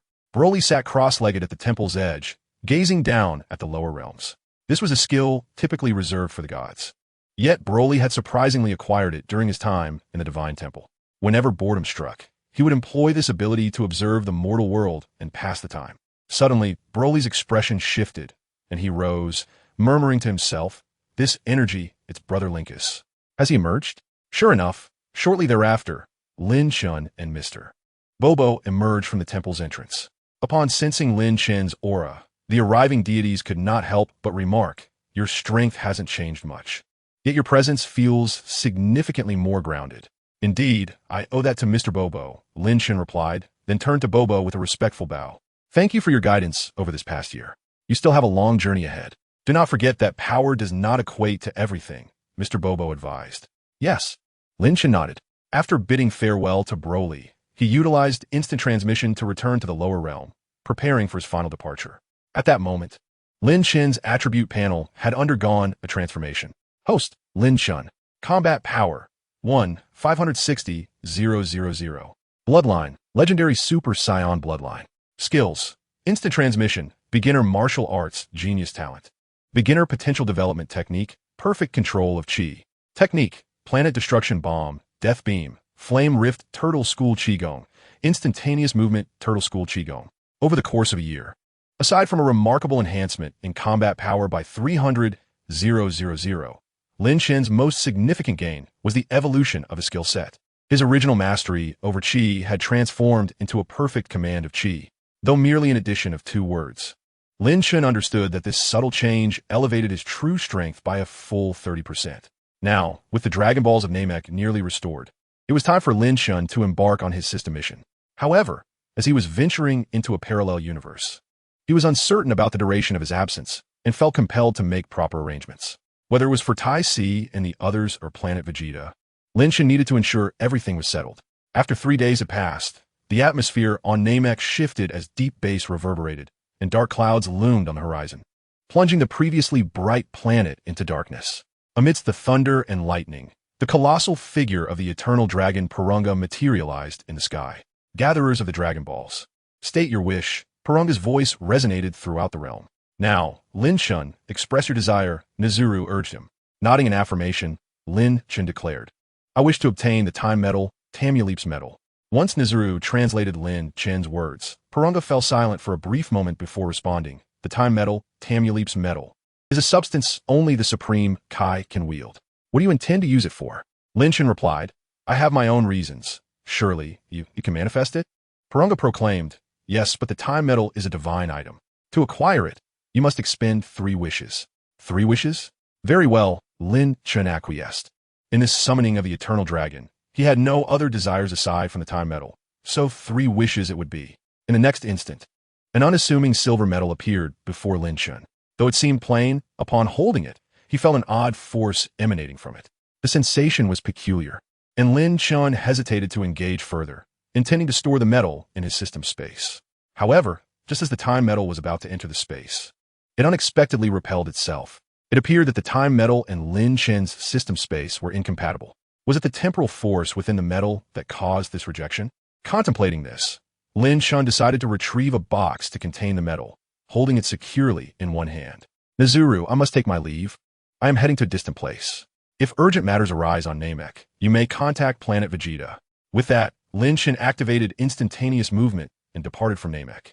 Chapter 48. the system's new function, acquisition of time points. In the vast cosmos, black holes are not uncommon. These imperceptible entities serve as traps within the universe. Every race adept in interstellar travel diligently marks them on their star maps. Having acquired the Medal of Time, Lin Chen's next destination was Planet Vegeta. Here, he did not linger for long. After confirming the location of the nearest black hole, he executed a rapid teleportation and arrived beneath the starlit sky adjacent to the black hole.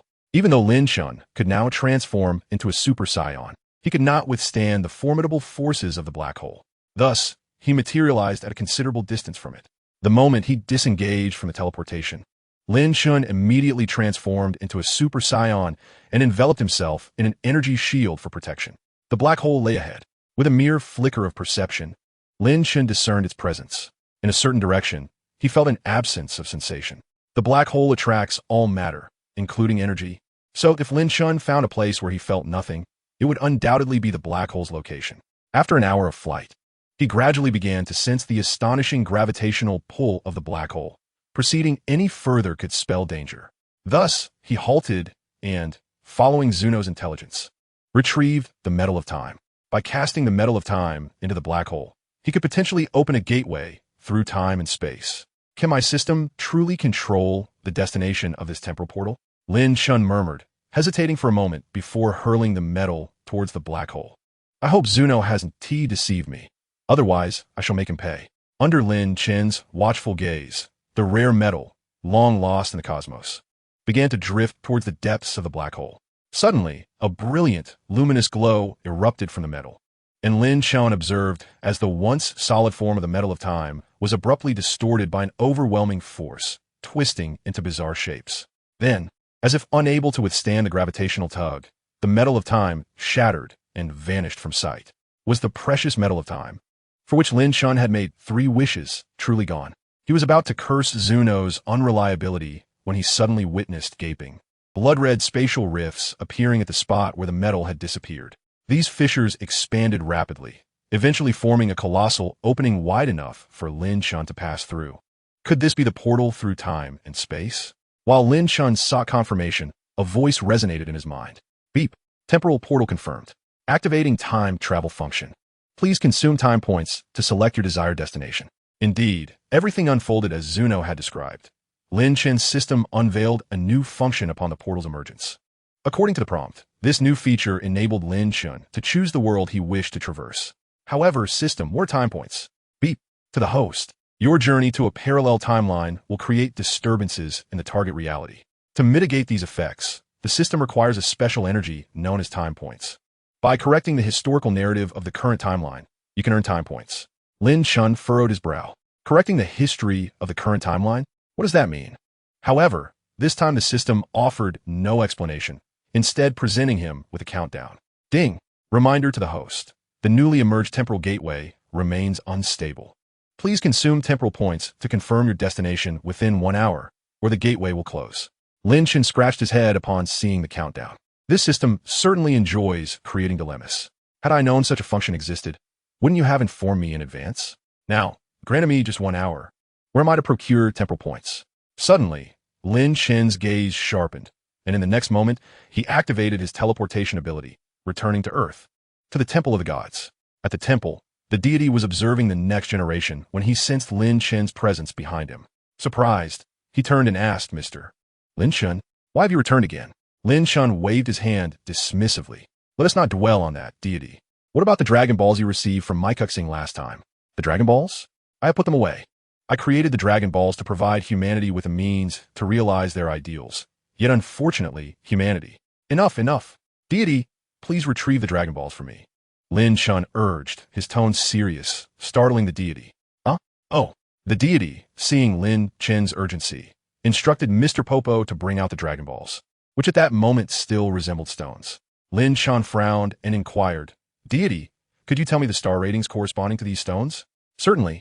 This one is a 1-star ball, this one is a 2-star ball, and this. Lin Chen mentally noted each one and promptly gathered all the balls, tossing them into his system space. Deity, I will be sending these Dragon Balls back to the lower realm. Farewell. With that, Lin Chen vanished once more before the deity and his companions. Watching Lin Chen, who departed like the wind, the deity was momentarily taken aback. Mr. Popo, what on earth is Lin Chen planning to do? Mr. Popo replied, Deity, it seems Lin Chen intends to return the Dragon Balls to the lower realm. At that moment, atop Mount Baozi, Lin Chen appeared in Sun Wukong's home. Once again, the place was empty. Lin Chen did not linger long. He retrieved the 4-star ball from his system space and rolled it beneath Sun Wukong's bed. Next, he arrived at Kame House, which was also devoid of inhabitants. True to form, Lin Chen did not tarry, placing the 3-star ball in a suitable spot before moving on. Continuously utilizing his teleportation ability, he distributed the remaining Dragon Balls to various locations, including the castle of the Bull Demon King. Once all 7 Dragon Balls were in their respective places, a prompt indeed appeared in Lin Chen's mind. Ding! History has been corrected. Congratulations, host, you have earned 1 temporal point. Lin Chen clenched his fist in triumph. The so-called correction of history essentially meant guiding the progression of this world toward the original storyline of the Dragon Balls. Originally, due to the incident with Tai Wixing, Lin Chen had instructed the deity to collect all the Dragon Balls on Earth, potentially preventing the tale of the 7 Dragon Balls from unfolding in this world. However, Lin Chen has now returned the 7 Dragon Balls to their rightful places, thus allowing the narrative of the Dragon Ball world to potentially unfold once more. Chapter 49, Crossing Time and Space, a familiar yet strange world. Utilizing instantaneous movement, Lin Chen found himself back before the time portal after merely half an hour had elapsed. This high-frequency use of instantaneous movement was a novel experience for him. Consequently, upon his return, Lin Chen felt utterly exhausted, panting heavily. After a brief respite, he gazed at the unchanged time portal before him and inquired internally, System, can I now determine the target of the time portal? Ding! Host, please confirm the time and space you wish to traverse. Then allow me to journey to the timeline where I can fulfill choice 3. In the next moment, Lin Chen suddenly sensed a surge of energy emanating from his body, striking the time portal. Subsequently, the crimson hue of the portal began to shift, gradually transitioning from its original blood red to a deep blue. When the color finally stabilized at a profound blue, the system chimed, Ding! The time portal has been locked. Please proceed with haste. Upon hearing this, Lin Chen prepared to embark on his journey, but then a thought struck him. Wait, system, how do I return after I arrive? This matter needed clarification. Ding! After traversing through the time portal, a coordinate will be left at the original location. To return, the host need only return to the original spot. However, once reopened, the time portal will vanish, and subsequent use will require additional time points. Understand? So these time points are akin to a one-time round-trip ticket? With this realization, Lin Chen no longer hesitated and plunged into the time portal. Here, in some corner of the universe, the time was unknown. In the previously silent void, a blood-red fissure suddenly emerged from what should have been an empty space. This fissure spread outward, ultimately solidifying into a rectangular portal large enough for a person to pass through. Whoosh! A figure suddenly leaped forth, and, immediately, the portal behind him began to rapidly contract, transforming in the blink of an eye into a nearly imperceptible crimson sphere. Was this the parallel universe where another Broly existed? The figure emerging from the portal was none other than Lin Chen, who had traversed time and space. Gazing at the resplendent stars surrounding him, Lin Chen raised an eyebrow and swiftly activated instantaneous movement, heading towards the coordinates of Planet Vegeta etched in his memory. Arriving at the location where Planet Vegeta once was, Lin Chen found, as expected, that the planet had vanished after being relocated by the dragon. Where Planet Vegeta should have been, there was now only an expanse of emptiness. Indeed, this was another world. In light of this, it was time to seek out Broly. He recalled that Broly resided in the South Galaxy. In Lin Chen's memories, the legendary tale of the Super Saiyan's rampage unfolded in the South Galaxy, a narrative originally derived from the Dragon Ball movie, Burning. Fighting Spirit, Super Battle. This animated feature narrates the tale of the planet Vegeta before its destruction. Fearing the potential threat posed by the Saiyan Paragus' son, Broly, King Vegeta orders his assassination. However, to his surprise, both Broly and Paragus survive, utilizing Broly's formidable strength to escape and journey to the South Galaxy. Subsequently, Paragus exploits Broly's power to wreak havoc across the South Galaxy, establishing a new Planet Vegeta with the intent of exacting revenge on the remaining Saiyans, including Vegeta. Now, as the system requires Lin Chen to liberate the South Galaxy from the clutches of the legendary Super Saiyan, he must embark on a quest to locate Broly and his companions. After a moment of contemplation, Lin Chen suddenly finds himself perplexed. Where indeed is the South Galaxy? Even in his original world, he had never ventured there, and his ability to teleport hinges on knowing the destination's location. What to do? Scratching his head in thought, an idea strikes him. In the next instant, he activates his teleportation ability once more, this time setting his sights on Earth. He recalls that, in the storyline, Paragus had previously traveled to Earth seeking vengeance against Vegeta. If he can time his arrival perfectly, he might join them. Yet, he wonders if the timeline of this world has progressed to the events of Super Battle. Regardless if it hasn't, he could always seek out the guardian of this realm to accompany him to the afterlife, from where he could journey to King Kai's planet and ascertain the location of the South Galaxy. Upon materializing on Earth, Lin Chen quickly discerns that this world appears to be set several years later than his original timeline. Having frequently traveled to West City, he habitually makes his first stop there whenever he teleports to Earth. This occasion proves no different. However, as he emerges above West City, he notices that it is considerably more prosperous than in his prior world, adorned with many unfamiliar billboards. This leads him to conclude that the timeline of this world has indeed advanced significantly, and the narrative of Dragon Ball has likely commenced. Yet, he remains uncertain of the precise year in the age. After a moment of reflection, Lin Chen clears his mind and begins to sense the energy signatures across the planet. Soon, he identifies several powerful presences, some of which unmistakably belong to Saiyans. One signature, in particular, feels somewhat familiar. Is that Vegeta? Indeed, Vegeta is present on Earth.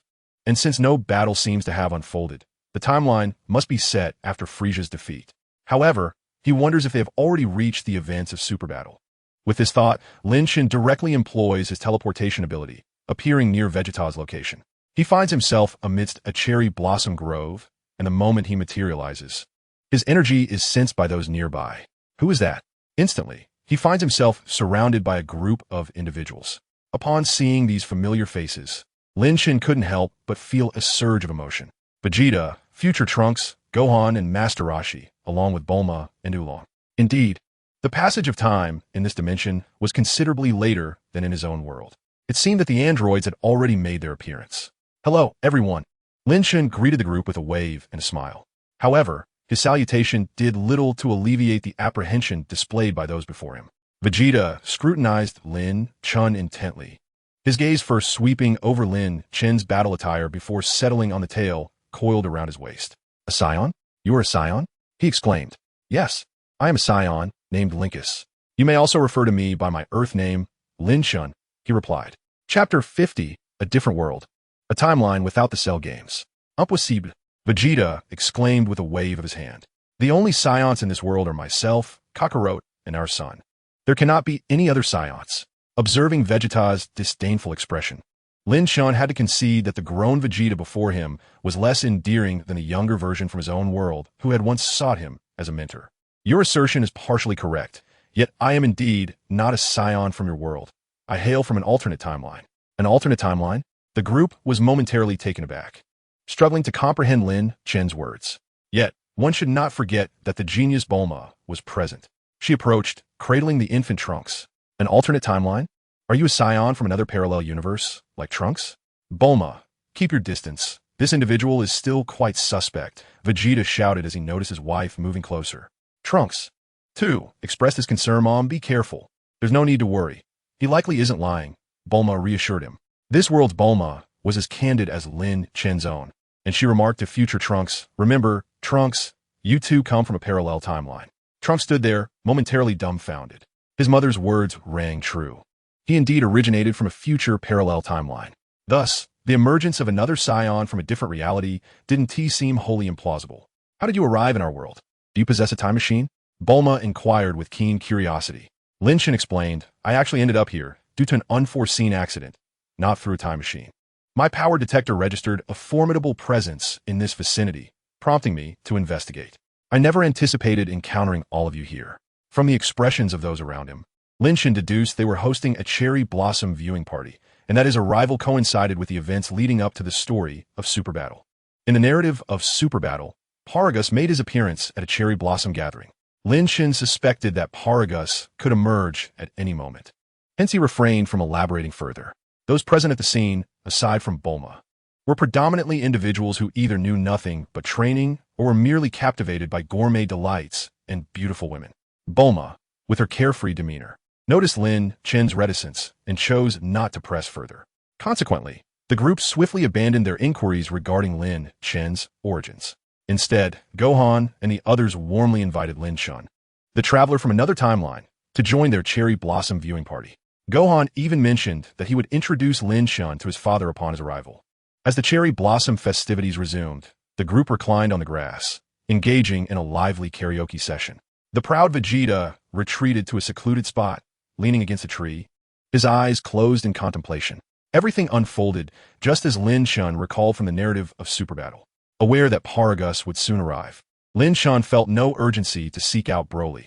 He intended to let the storyline progress organically. Moreover, conversing with these familiar characters was a rare experience for Lin Chen. After all, many of them had yet to be born or were mere children in Lin Chen's original timeline, while he was most familiar with their current ages. When Krillin began to sing, Lin Chen, eager to learn more about the science of Earth, inquired about the circumstances of this timeline from Gohan. To his surprise, Lin Chen discovered that this parallel universe indeed diverged significantly from the Dragon Ball world he knew. If one were to consider the Dragon Ball original narrative as the primary world, then Lin Chen's own reality could be deemed a parallel universe of it. His current world, akin to Lin Chen's, also represented a distinct parallel existence. In this realm, the Cell games had not transpired, although the androids and Cell had appeared in succession. The tale diverged after Cell absorbed Android 17, leading to a narrative that differed from the Dragon Ball primary world as Lin Chen understood it. In this universe, to vanquish androids 17 and 18, Vegeta and Goku had entered the hyperbolic time chamber, attaining powers that transcended Super Saiyan. Consequently, when Cell reached his second form, Vegeta did not allow Cell to absorb Android 18 as he did in the primary world. Instead, he decisively defeated him. From that moment, the story took a different turn.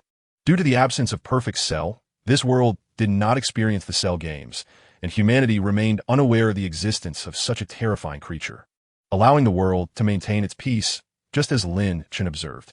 Thus, the mystery that had lingered in Lin Chen's mind was finally unraveled. Previously, while watching Super Battle, he found himself puzzled by the claim that the timeline should be set 10 days before the Cell games, especially with the imminent climactic battle and a formidable foe like Cell on the horizon.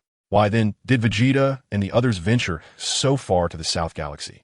And with the world on the brink of destruction, why were the people on Earth still lining up to enroll their children in tutoring classes? It all stemmed from the fact that Cell had long since been defeated. Trunks, your father is actually the savior?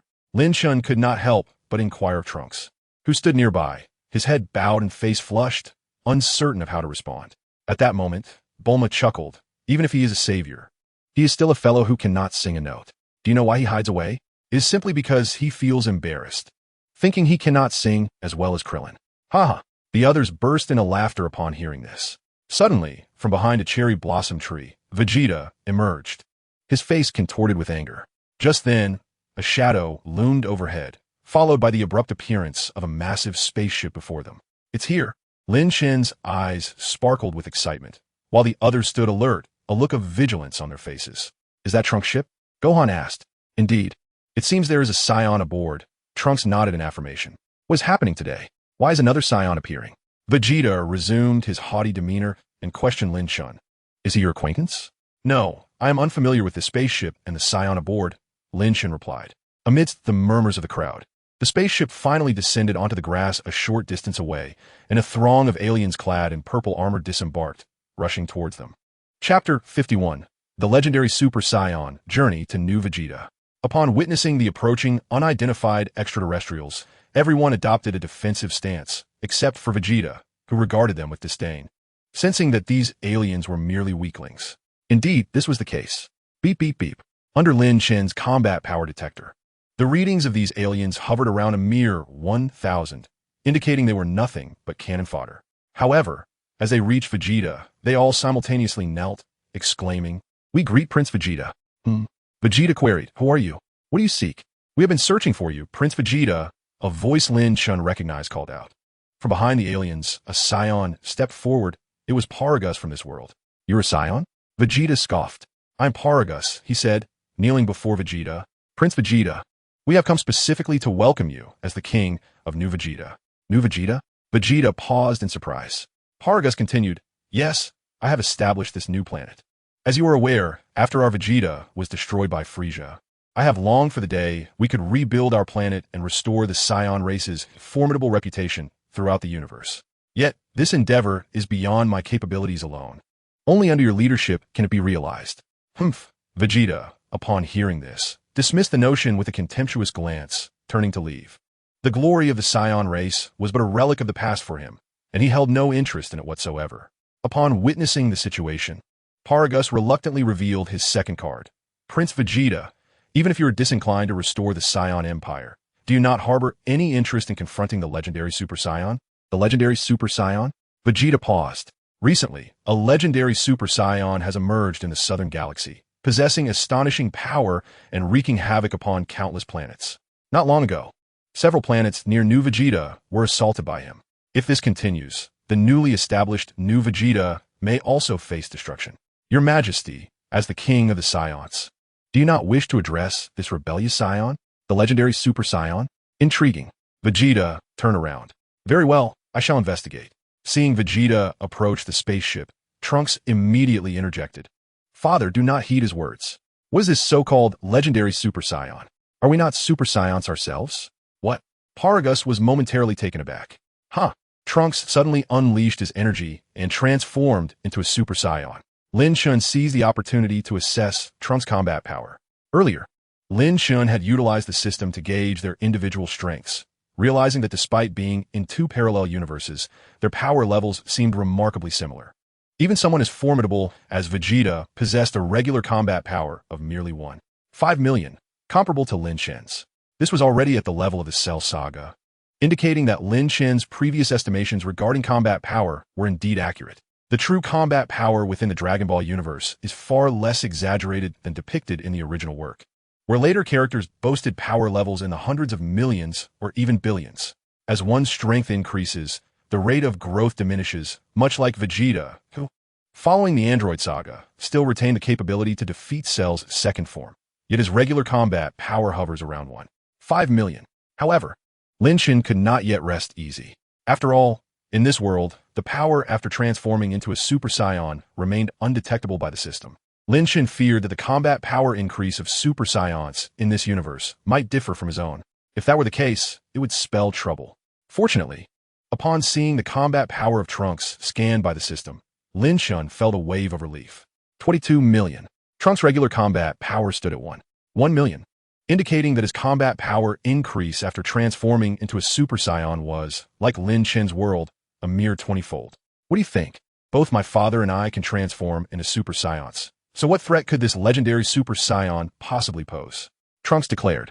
Paragus looked at Trunks in shock and then glanced at Vegeta, but he quickly regained his composure.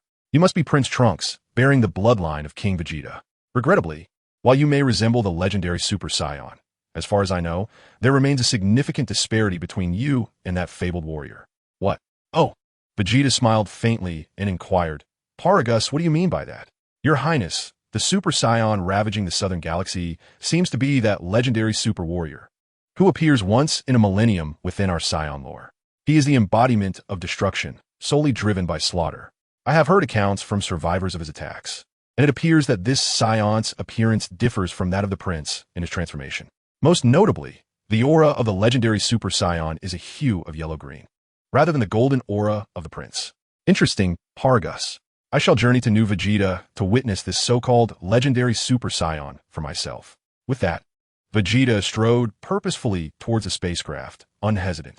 What could this legendary Super Saiyan possess that could surpass even Cell? In his current state, he had become the invincible Super Vegeta, with nothing to fear. Dad, Trunks attempted to dissuade him, but Paragus interjected, Your Highness, why not join us as well? Trunks hesitated. At that moment, Lin Chen stepped forward. Trunks, let's go and see. I am quite intrigued by this legendary Super Saiyan. Mr. Lin Chen, you're also a Saiyan? Paragus exclaimed in surprise. Indeed, Lin Chen replied, crossing his arms. I am a wandering Saiyan, unsure of how I would be received. Of course, the newly established Saiyan kingdom welcomes every homeless Saiyan. Paragus responded with a smile. Thus, Lin Chen boarded the spacecraft alongside Vegeta. Concerned for Vegeta, Trunks felt compelled to follow.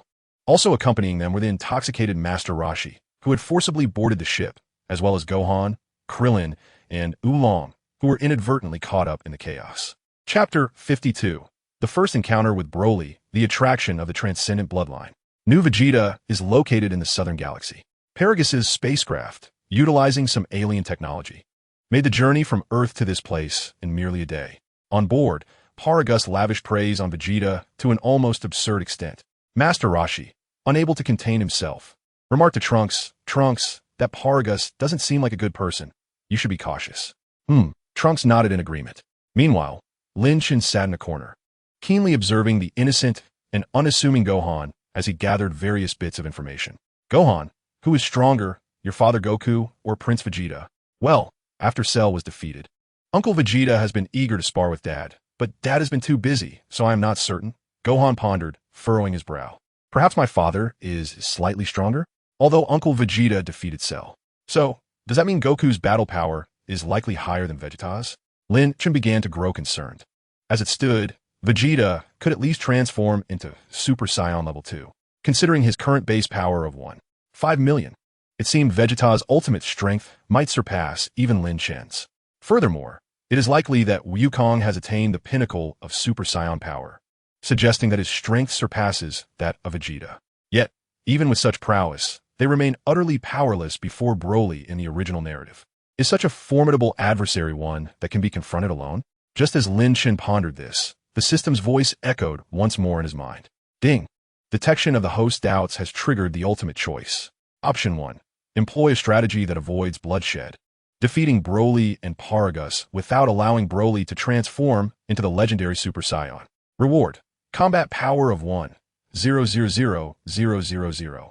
Option 2. Collaborate with Wukong and others to vanquish Broly.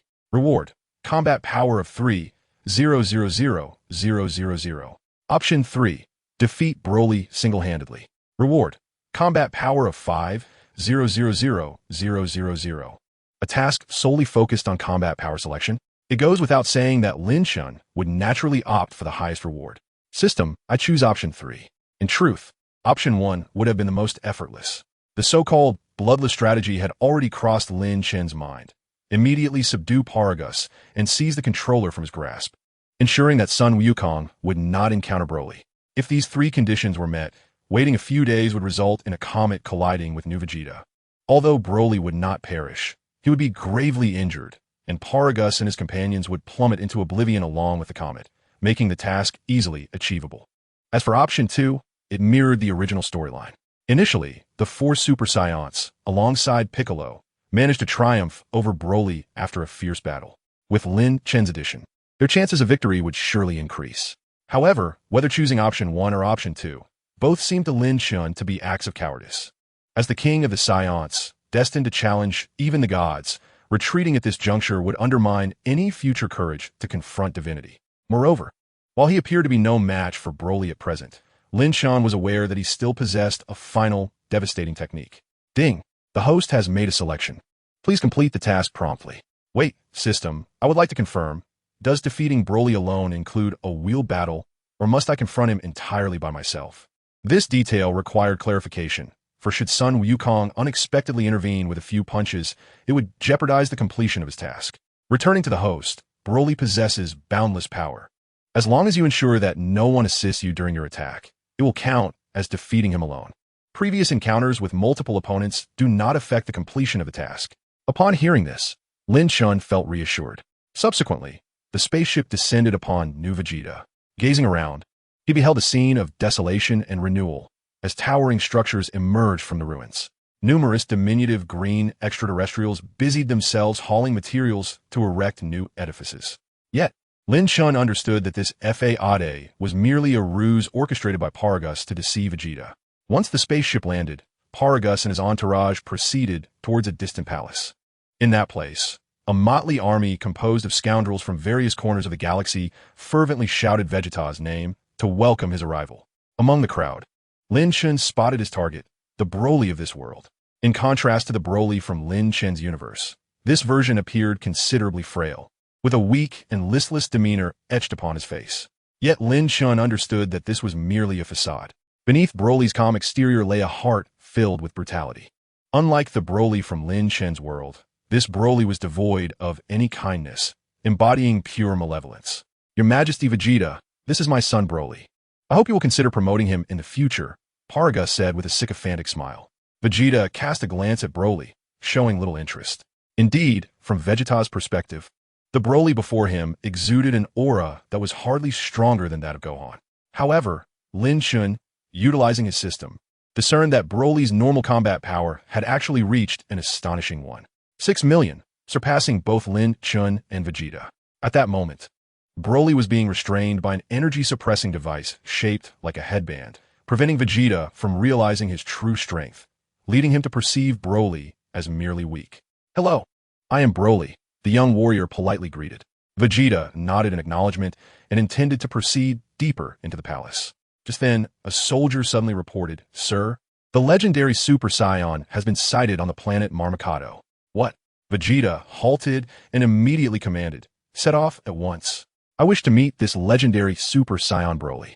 You shall accompany me." The two promptly made their way toward the palace exit.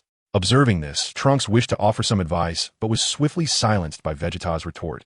"If you are afraid, do not come." As Vegeta and Broly exited the palace and were about to head toward the spacecraft, Broly unexpectedly came to a stop as he brushed past Lin Chen. "Broly?" Paragus inquired, noticing his son had not followed Vegeta. He saw Broly's gaze fixated on Lin Chen, his expression gradually shifting. Lin Chen sensed the reason. Broly had felt the dormant Super Saiyan bloodline within him.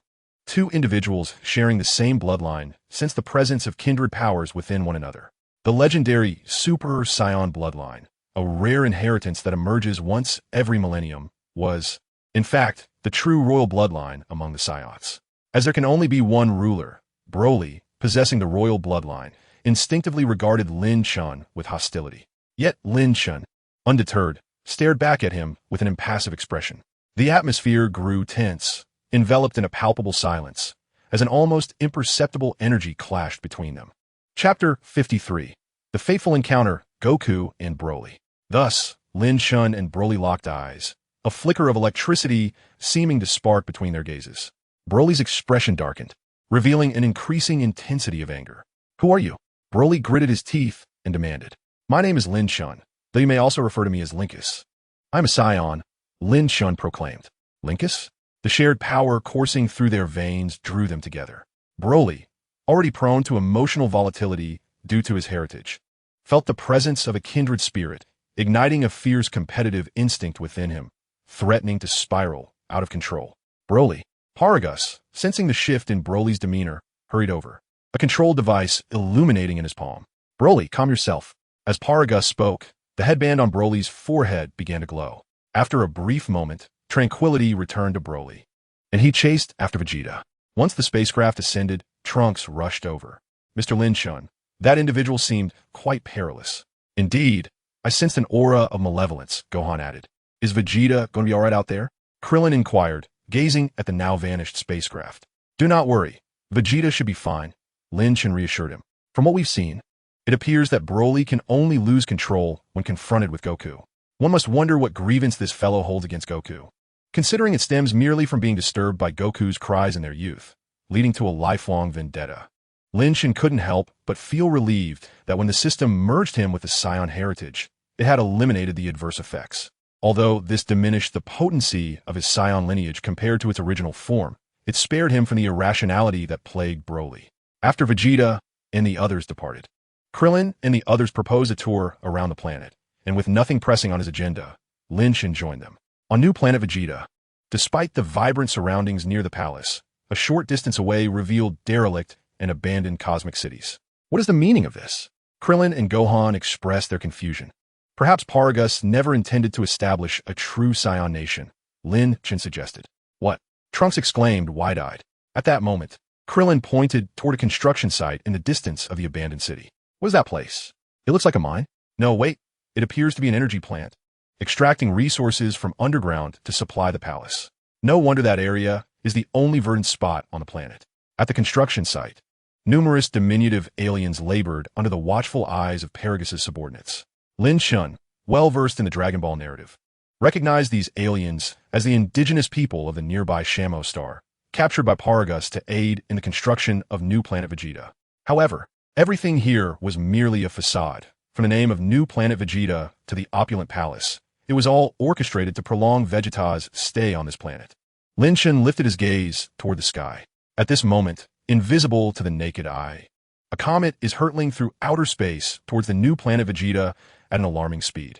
In less than 2 days, this comet will collide with the planet, leading to the demise of all Saiyans beneath its catastrophic force. This, in fact, is the true objective of Broly's father, Paragus. While Paragus could have simply commanded Broly to eliminate Vegeta and his companions, his elaborate scheme stems from his fear of Broly's immense power and the potential loss of control during battle. Unfortunately for Paragus, he ultimately miscalculated by overlooking one significant individual, Bardock's son, Kakarot, known as Goku, who profoundly influences Broly. As Lin Chen reminisced about the unfolding narrative, Gohan could no longer bear the plight of the Shamo aliens below and felt compelled to intervene. A group of fighters with power levels in the thousands posed no challenge to Gohan and his allies. At this critical moment, Goku, tracking Broly's energy, instantaneously appeared on the scene. Dad? Huh? Gohan? Krillin? What are you doing here? Who is this Saiyan? Goku inquired, casting a curious glance at Lin Chen. Dad, this is Lin Chen, a Saiyan from another world, Gohan explained. Huh? From another world? Goku accepted this revelation with ease. Hello, Lin Chen. You seem quite formidable. Perhaps we could spar sometime? Certainly, Lin Chen replied with a smile. Meanwhile, Krillin and the others shook their heads. Sorry, Lin Chen, but that's just Goku. He can't resist the urge to challenge strong opponents. It's all right. I too am eager for a contest of strength. By the way, are you currently tracking the legendary Super Saiyan? Lin Chen asked. Huh? How did you know? Goku responded, puzzled. Because we are also here in search of the legendary Super Saiyan. Gohan elaborated on their mission. Upon hearing Gohan's explanation, Goku furrowed his brow. I was tracking the energy of the legendary Super Saiyan. Could that person be Paragus? Just as Goku finished speaking, Paragus's voice echoed nearby. So you have come, Kakarot. You are Paragus? The group turned to see Paragus accompanied by a band of henchmen, having arrived to investigate the commotion. Paragus, recognizing familiar faces, smiled and said, Indeed. How about we share a meal together? Kakarot, you bear an uncanny resemblance to your father, Bardock. Sure, Goku, ever eager for food, readily agreed. Thus, the group proceeded to the palace for a hearty feast. During the meal, Goku informed everyone that the energy he sensed was not Paragus's. Just as doubts arose regarding the identity of the legendary Super Saiyan, Vegeta returned from his quest to uncover the whereabouts of this fabled warrior. Having satiated their appetites, the group eagerly approached Vegeta, hoping to discover whether he had found any leads on the legendary Super Saiyan. Hey, Vegeta, Kakarot, have you come specifically for me to kill you? You still haven't changed, have you? I am here in search of the legendary Super Saiyan. You have come in vain. For once the legendary Super Saiyan is discovered, it will be I who shall end his life. You should return. With that, Vegeta departed. Goku chuckled. That guy Vegeta is trying to act cool again. Just then, Goku suddenly froze, turning his head to see Broly following Vegeta away from the spaceship. The fated rival had finally met once more. Chapter 54. Rampage, the legendary Super Saiyan. Kakarot. Goku's visage was instantly recognized by Broly. In this world, both were born on the same day, their incubation pods placed adjacent to one another. At that time, the immense fighting power emanating from Broly had frightened Goku into tears. Ironically, Goku's cries had instilled fear in Broly, leaving a profound psychological scar associated with Kakarot. Now, upon seeing Goku before him, Broly's aura surged uncontrollably. This overwhelming energy filled the air with a tremendous sense of pressure, causing those perceptive to it to heighten their vigilance. Is this the legendary Super Saiyan I have been tracking? Goku immediately recognized Broly's energy. Previously, he had been tasked by King Kai to investigate the legendary Super Saiyan wreaking havoc in the southern galaxy. The residual energy he sensed on a recently destroyed planet matched that of Broly standing before him. Oh no, Paragus exclaimed, swiftly activating the control device in an attempt to calm Broly. If Vegeta were to be disturbed, his entire plan would be jeopardized. Broly, calm down. Kakarot. The headband control device on Broly's forehead lit up, momentarily suppressing his escalating energy. However, Paragus was perplexed, while Broly's power had not increased. It also showed no signs of diminishing. What is happening? This is bad. Paragus recalled that earlier, Broly had nearly lost control upon seeing Lin Chen, although he had quickly regained composure with the controller. Yet, it seemed that the device was nearing its limits. Damn it, why is this happening now? What are you doing? Vegeta, who had already departed, felt Broly's energy and hurriedly returned. He gazed at Broly, whose golden aura resembled that of a Super Saiyan, astonished. Paragus, what has happened to Broly? Vegeta, Broly is indeed the legendary Super Saiyan we have been searching for. Goku shouted. What? King Vegeta, that can't be. Broly could never be a Super Saiyan. He is merely. Paragus attempted to argue, but Trunks flew in, asserting, Dad, Mr. Goku is right. There is something amiss with Paragus. He is lying to you. Everything on this planet is a deception, and the cities over there lie in ruins. This individual is full of falsehoods, and Father, you must exercise caution. Paragus finds himself at a loss for words, when suddenly, the suppressed Broly's aura surges once more. Kakarot. Broly's combat power erupts like a volcano, ascending sharply. His hair, too, begins to shift, transforming into a deep crimson hue. The foe Super Saiyan, Lin Chen, sharing the same bloodline as Broly, immediately recognizes this transformation. He anticipated that Paragus' controller would falter at such a critical moment. With Lin Chen's arrival, the narrative seems to take an unexpected turn. The decisive battle, originally scheduled for the following day, now appears to be imminent. A dull thud resounds as Paragus' controller suddenly shatters, despair washing over him. Having intended to maintain a fade, Paragus finally surrenders. Damn it. Fine, Vegeta, you fool. Just as stupid as your father. Are you truly deceiving me? Indeed. Paragus flings his hand dismissively. What is there to cherish about this wretched planet?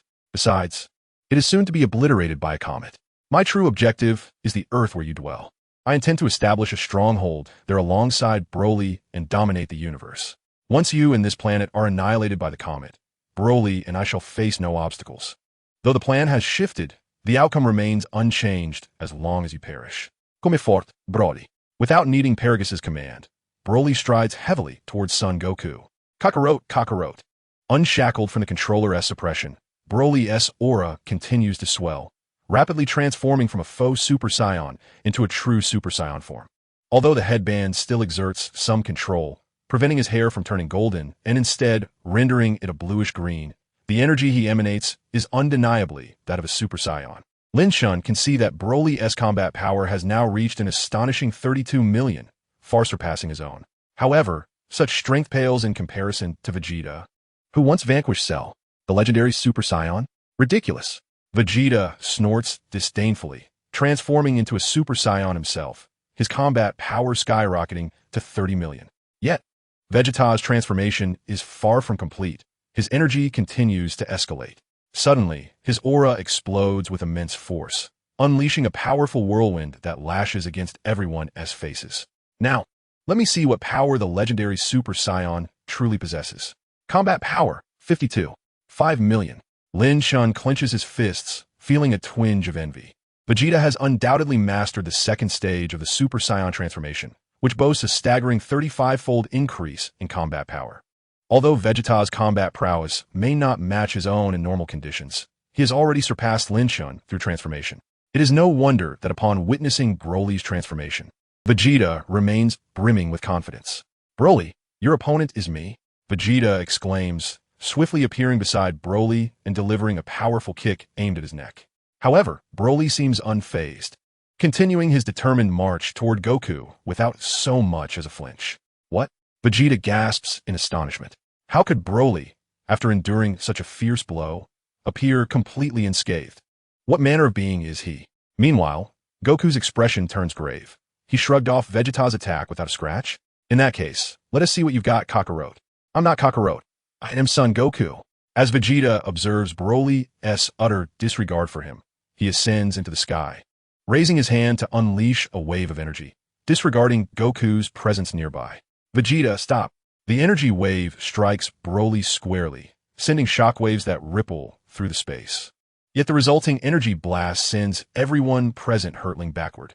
Haha, what legendary Super Saiyan. I am the legendary Super Saiyan.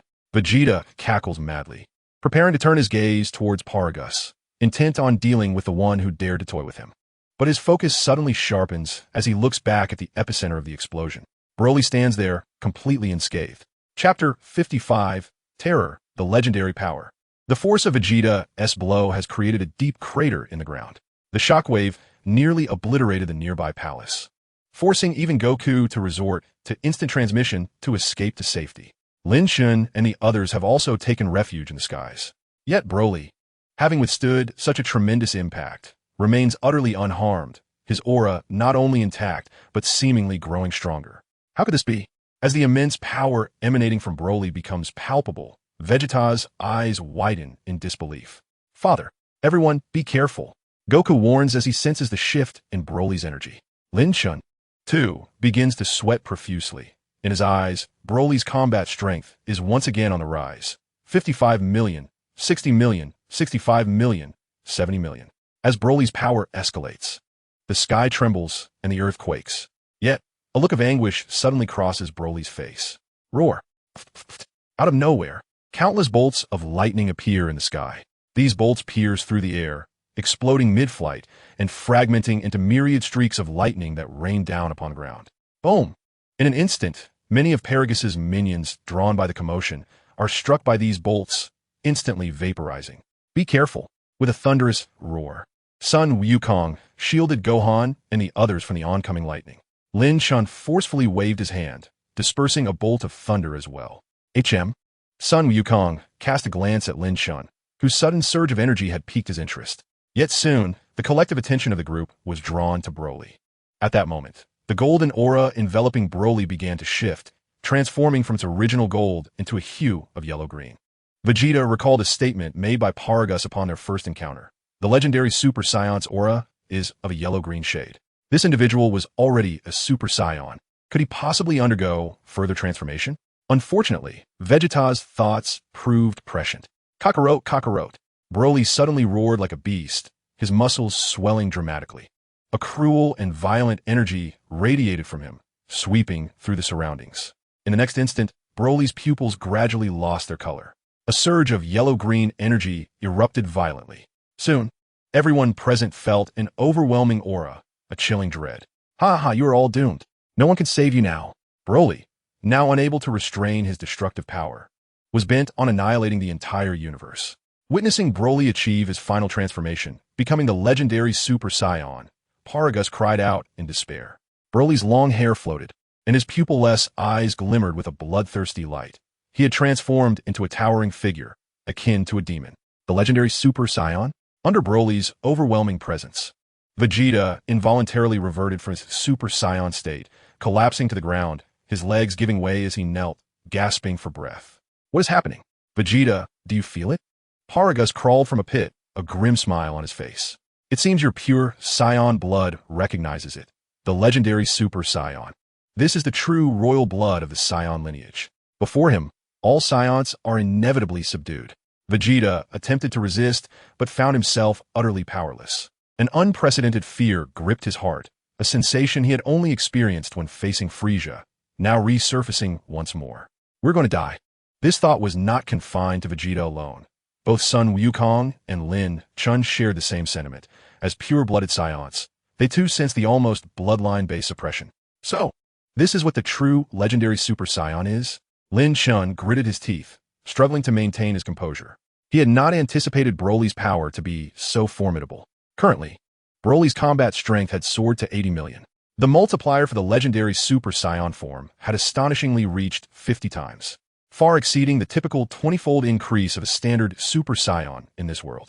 Could he truly defeat such an opponent alone? Lin Chen could not help but smile bitterly. Kakarot. Broly glared at the face he loathed, a cruel smile spreading across his features. I will shatter you to pieces. As soon as the words left his lips, Broly's foot suddenly surged forward, causing the ground to tremble beneath him as he charged directly at Lin Chen. Father! Son Gohan cried out, eager to assist Sun Wukong, but was restrained in a firm embrace. Flee, Gohan. Even the combative Sun Wukong, influenced by his bloodline, sensed the overwhelming disparity between himself and Broly. Losing all will to fight, he could only hold on to Gohan and escape. Broly pursued relentlessly behind them. Witnessing this, Trunks shouted to Lin Chen and quickly followed suit. Mr. Lin Chen, please help Mr. Krillin and the others find shelter. Lin Chen nodded, leading Krillin and the others away in the opposite direction of Broly. According to his original plan, Lin Chen intended not to intervene in the initial battle. He would only act when Sun Wukong and the others were defeated. Otherwise, he would be unable to accomplish the task of Choice 3. But could he truly defeat Broly on his own? In the distance, Sun Wukong and Gohan continued to evade Broly's relentless pursuit, a barrage of azure energy spheres exploding behind them, shattering the earth into fragments. Several times, Sun Wukong and Gohan narrowly escaped being caught, thanks to his instant transmission technique, which allowed them to evade peril at the last moment. However, after a brief chase, Broly suddenly halted. With a wicked grin, he conjured a blue energy sphere in his hand and hurled it towards a nearby construction site. Accompanied by a flash of azure light, countless screams erupted. Numerous lives of the Shamo Star slaves resting at the site were extinguished in a blinding flash. Ha ha ha, Kakarot. If you do not fight back, I shall annihilate this planet. Damn you, I will not let you succeed. Sun Wukong's eyes widened with fury as he landed alongside Gohan, then let out a roar, transforming into a Super Saiyan. Beside him, both Son Gohan and Trunks descended to the ground, transforming into Super Saiyans in succession. Faced with the astonishing aura emanating from the three Super Saiyans, Broly merely released a cruel laugh, charging forward with reckless abandon. Boom! A shock wave surged forth. Chapter 56. The Overwhelming Disparity. Lin Chen joins the fray. As Lin Chen led Krillin and the others away, the sky in the distance erupted with thunderous roars. Mr. Lin Chen, are Wukong and the others all right? Krillin asked, clutching Master Roshi. I do not know. That Broly is indeed terrifying, Lin Chen replied. Are you not going to help? Yulong, nestled in Lin Chen's embrace, queried. You are a Saiyan as well, are you not? I will assist, but before that, you must board the spaceship and leave. This planet is on the brink of destruction. Upon hearing Lin Chen's warning about the approaching comet, the group was instantly struck with shock. What? What about Wukong and the others? Fool. ISNT Wukong capable of instant transmission? We are the ones who should be worried. We must flee at once. As soon as they landed, several individuals swiftly dashed towards Paragus' spacecraft. At that moment, Lin Chen also spotted Paragus, who was similarly fleeing toward the ship. You go ahead. I will intercept that Saiyan, Lin Chen declared, vanishing in an instant to stand before Paragus. Upon seeing Lin Chen, Paragus immediately halted. If you intend to escape with me, then follow. Otherwise, step aside. Aren't you going to stay with your son? Lin Chen inquired. Broly is no longer under my control. He now only hinders my efforts. Lin Chen sighed and shook his head. Paragus, you have indeed been unduly pressured by the realities of this world. Allow me to grant you release. What? Paragus was momentarily taken aback, but quickly grasped the implication behind Lin Chen's words. He released his aura, preparing to strike at Lin Chen, but a hand pressed against his chest. Paragus, you are a pitiable man. I lament the fate you have endured in this life. But rest assured, your counterpart in another world is thriving. What are you talking about? Suddenly, a radiant beam of white-blue light pierced through Paragus' heart. This man, who had spent nearly his entire life in suffering, his character warped into selfishness and extremity by external forces, met his end at Lin Chen's hands. In truth, dying at Lin Chen's hand was a stroke of fortune for Paragus. Had Lin Chen not intervened, Paragus' ultimate fate would have been to be crushed to death by his own son, Broly, within the confines of the spacecraft, only to be discarded into a comet thereafter. Witnessing Paragus perish at Lin Chen's hands, Krillin and the others remained silent, devoid of any sympathy. After all, had it not been for Paragus' manipulations, many lives in the southern galaxy would not have been lost to Broly. This individual was stained with blood as treacherous as Frieza's. Returning to Krillin and the others, Lin Chen swiftly entered the spacecraft, dispatching Paragus' subordinates, before emerging to address Krillin. Mr. Krillin, this ship is now in your care. Depart at your earliest convenience. I shall check on Mr. Goku. Understood, Krillin nodded, his gaze suddenly sharpening as he turned toward the direction of Goku and the others' battle. Over there, the energy signatures of Goku and his companions were rapidly diminishing. This is bad. It seems Goku and the others are in trouble. Krillin turned to Lin Chen and said, Mr. Lin Chen, I entrust this to you. I am merely a human from Earth, and I can no longer intervene in such a fierce battle. I understand. Leave it to me, Lin Chen replied, nodding in farewell before soaring towards the battlefield. On his way, Lin Chen sensed Goku's energy waning further, as if the group were nearing their limits. Just as he contemplated accelerating, another unfamiliar energy suddenly intruded upon the scene. Is that Piccolo? Indeed. Upon reaching the abandoned city that had transformed into a battlefield, Lin Chen beheld Piccolo administering Senzu beans to Goku and the others. Revived, the four warriors now encircled Broly. and Lin Chen coincidentally arrived at that very moment. Broly cast a disdainful glance at him and scoffed, "No matter how many come, it is inconsequential. To me, they're all mere refuse." "Saiyans? Goku, who is he?" Piccolo inquired. "He is Lin Chen, a wandering Saiyan," Goku replied, then turned to Lin Chen and asked, "Mr. Lin Chen, could you lend us a hand? This fellow is formidable. Apologies, but I prefer not to collaborate. Should you all falter, I will intervene," Lin Chen responded, bound by the constraints of his chosen mission. Upon hearing this, Goku felt a pang of disappointment, while Piccolo, unaware of Lin Chen's true capabilities, paid it no mind. After all, they were facing an unparalleled adversary. If Lin Chen proved inadequate, his presence would only serve to exacerbate their misfortune. "Enough chatter. Let's all four of us engage him." Piccolo bellowed. "Very well. Ha. If you obediently succumb, your suffering will be lessened. Why can you not comprehend this?" Broly roared. The legendary Super Saiyan bloodline, as energy surged, gradually led one to lose their sanity. However, Broly, having been suppressed by Paragus, had not yet fully succumbed to madness. Though the rampaging Broly charged forward fearlessly, his rationality rendered him even more terrifying. After replenishing their strength with Senzu beans, Goku and his companions resumed their assault. Each of the three Super Saiyans boasted a combat power exceeding 20 million, while Piccolo, now fused with the Supreme Kai, possessed a power exceeding 30 million. Yet, despite their combined efforts, they could not even inflict a scratch upon Broly. Even more disheartening was Broly's seemingly boundless stamina. The transformation into a Super Saiyan was inherently a temporary state. The higher the level, the greater the strain on the body. Thus, Super Saiyans were ill-suited for protracted battles. However, Broly, this legendary Super Saiyan, appeared to be entirely exempt from such limitations.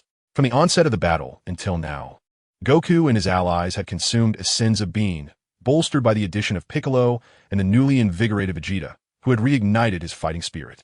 The four Super Saiyans, along with the Super Namekian, could not diminish Broly's aura in the slightest. Boom!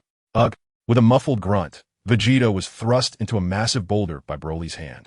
A gaping crater appeared upon the boulder-esque surface, with numerous extensive cracks spreading like veins across its entirety. Vegeta, trapped at the center of the pit, was seized by Broly, who struck him mercilessly, causing him to lose consciousness and revert from his Super Saiyan form. Vegeta's downfall signified the battle's conclusion, apart from Lin Chen, who observed. None remained standing. Is this how it ends? Refuse will always remain refuse. Broly released his grip, allowing Vegeta to slump to the ground. Then he let out a triumphant roar, reveling in his display of power. Amidst the cacophony of battle cries, Broly suddenly exuded a radiant golden aura, akin to an inferno of blazing gold, exuding unparalleled ferocity. Yet at that moment, a figure abruptly materialized before him. "Broly, let us defer the celebration of victory for a while. Do not forget, I am still here." The silhouette that appeared before Broly was none other than Lin Chen. However, upon recognizing him, a hint of disdain flickered across Broly's countenance. Where did this trash come from? Lin Chen remained silent, opting instead to transform into a Super Saiyan as his response. As his overwhelming energy surged forth, the incapacitated Goku and others lifted their heads in astonishment. "Lin Chen? He can also transform into a Super Saiyan?" Goku exclaimed. A glimmer of hope blossomed in Trunks' heart. Why didn't he, this fool, help earlier? Piccolo seethed with anger. As for Vegeta, he merely raised his head for a fleeting glance before wearily closing his eyes. "It's useless. We are all doomed." Seeing Lin Chen's transformation, Broly remained unfazed, a cruel smile spreading across his face as he pointed a finger at him. "Even if you can transform, trash will always be trash. You will soon discover whether I am trash or not." In an instant, Lin Chen vanished, reappearing beside Broly. With a powerful thrust of his leg, he delivered a fierce kick aimed at Broly's chest, unleashing a shockwave and a sound akin to the splitting of air, a truly formidable display. However, Broly did not even adopt a defensive stance. He simply welcomed Lin Chen's strike with his chest. "Did you exert yourself?" Broly grinned maniacally. Lin Chen's expression shifted dramatically as he spun around, unleashing a flurry of punches upon Broly. Each punch was delivered with all his might, capable of shattering a planet's core if struck upon its surface. Yet, as his fists connected with Broly, they produced resounding thuds, each reverberation sending shockwaves through the air. "Is that all you have?" Broly's derisive voice suddenly echoed. Lin Chen's face paled instantly, his assault halting abruptly as he retreated swiftly. Almost simultaneously, A turquoise energy sphere coalesced in Broly's palm. Explosive impact. Broly waved his hand, sending the turquoise energy sphere hurtling towards Lin Chen. This energy sphere possessed a tracking attribute. And even as Lin Chen leapt into the air to evade, it was too late. He could only shield himself with his arms, bracing for the impact. With a thunderous explosion, smoke enveloped the surroundings. Is he dead? Broly mused. Yet, he was taken aback as a green light flickered through the haze. Explosive impact. A turquoise energy sphere, nearly identical to the one Broly had just unleashed, burst forth from the smoke and collided with him. Unlike Lin Chen, Broly merely waved his hand lightly, sending the energy sphere careening away before it detonated overhead. Your techniques are not particularly difficult to learn. Lin Chen emerged from the haze, smiling at Broly. How about this move? Broly suddenly burst into laughter, his hand shimmering with light as he hurled another azure energy sphere with tremendous force. The diminutive orb sped towards Lin Chen. Recognizing the futility of evasion, Lin Chen raised his arms once more, bracing for impact. At that moment, a voice resonated within his mind. Ding! The primary martial arts genius talent has been activated, and the technique Meteor Shower has been acquired. Meteor Shower? This is bad.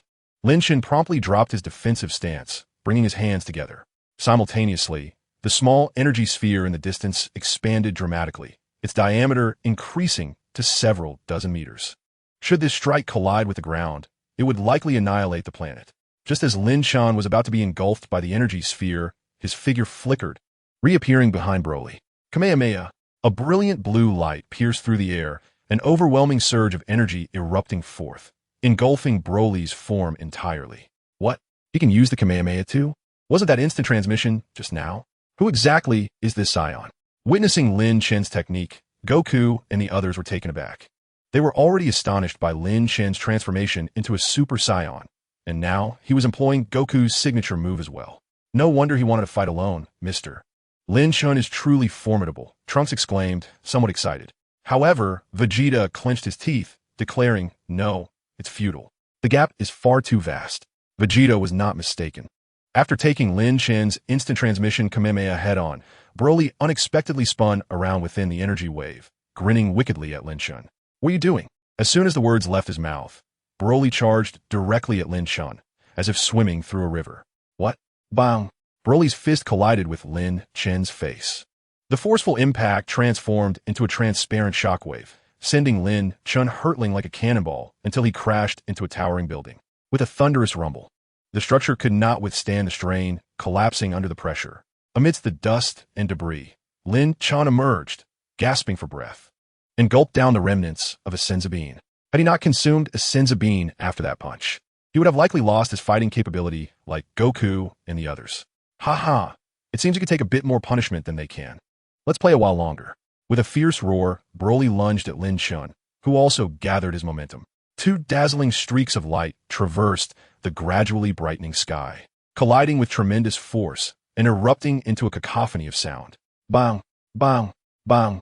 The sky echoed with the thunderous roars of their fists clashing against one another.